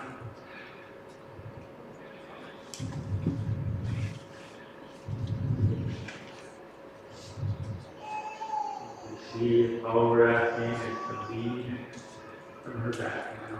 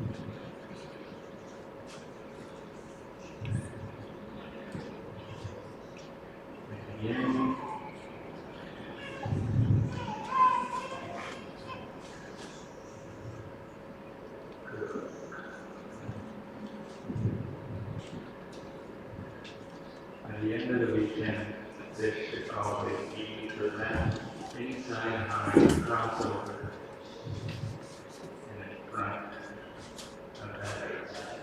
As long as I've got that on quarter, I feel pretty safe on these colts. They're the first 2 rides. Pretty cool to see all that stuff come together.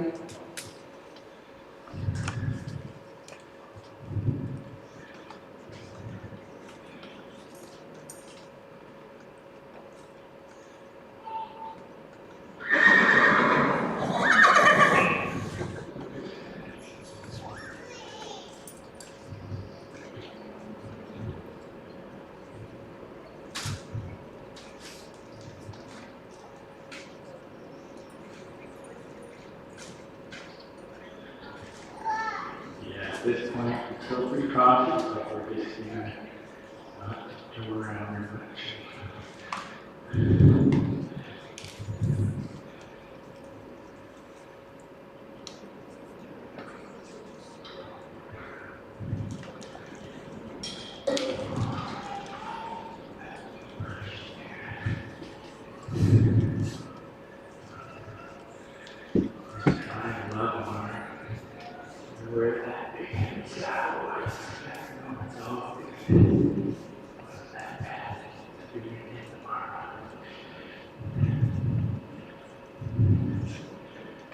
And speaking of loving her, I think on the outside of the wrap, I can see your wife, Erin, and a little birdie told me that it is their 10-year anniversary today. So what a great way to celebrate that. And that definitely is special.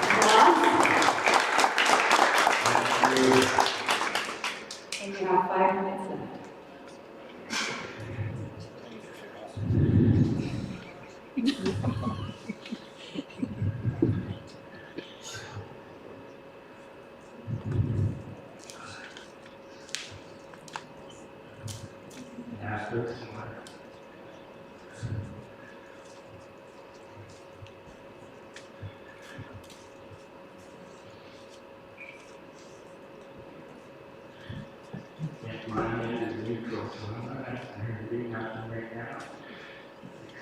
Flag, and then I'll ask, and I'll have it.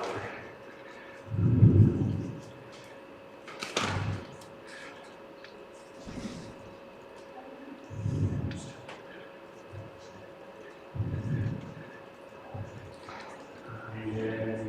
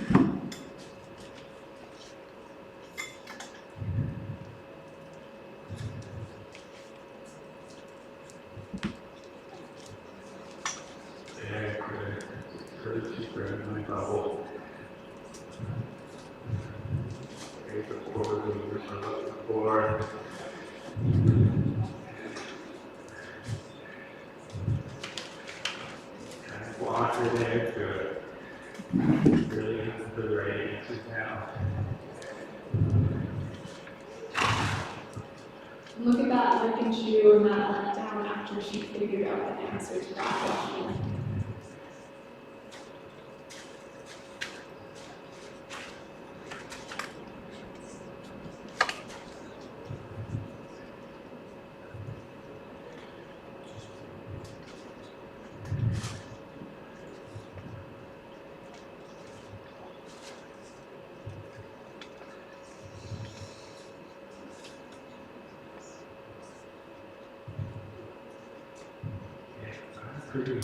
What's the time? You want like 2 more minutes. Yeah, I'm pretty happy. I'll be further right there. I can just read more. Thank you so much for that. Yes, thank you everyone for sticking around a little later.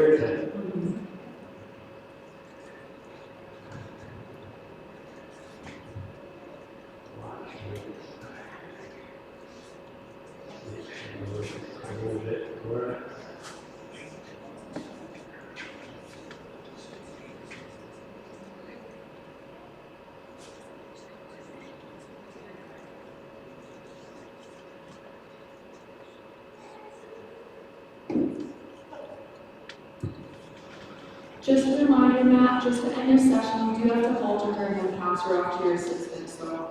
There you go. That's okay, still about a minute and a half just to get that back on her. Okay.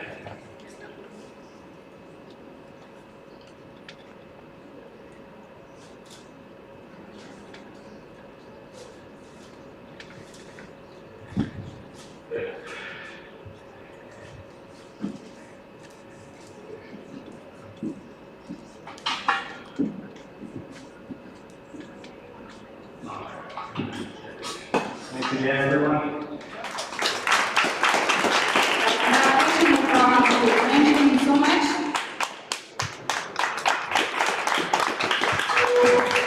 And everybody, that officially wraps up day 1 of our 2025 Young Guns Challenge. Thank you, Matt. Thank you, every single competitor, for coming out here showing us what you can do with these horses.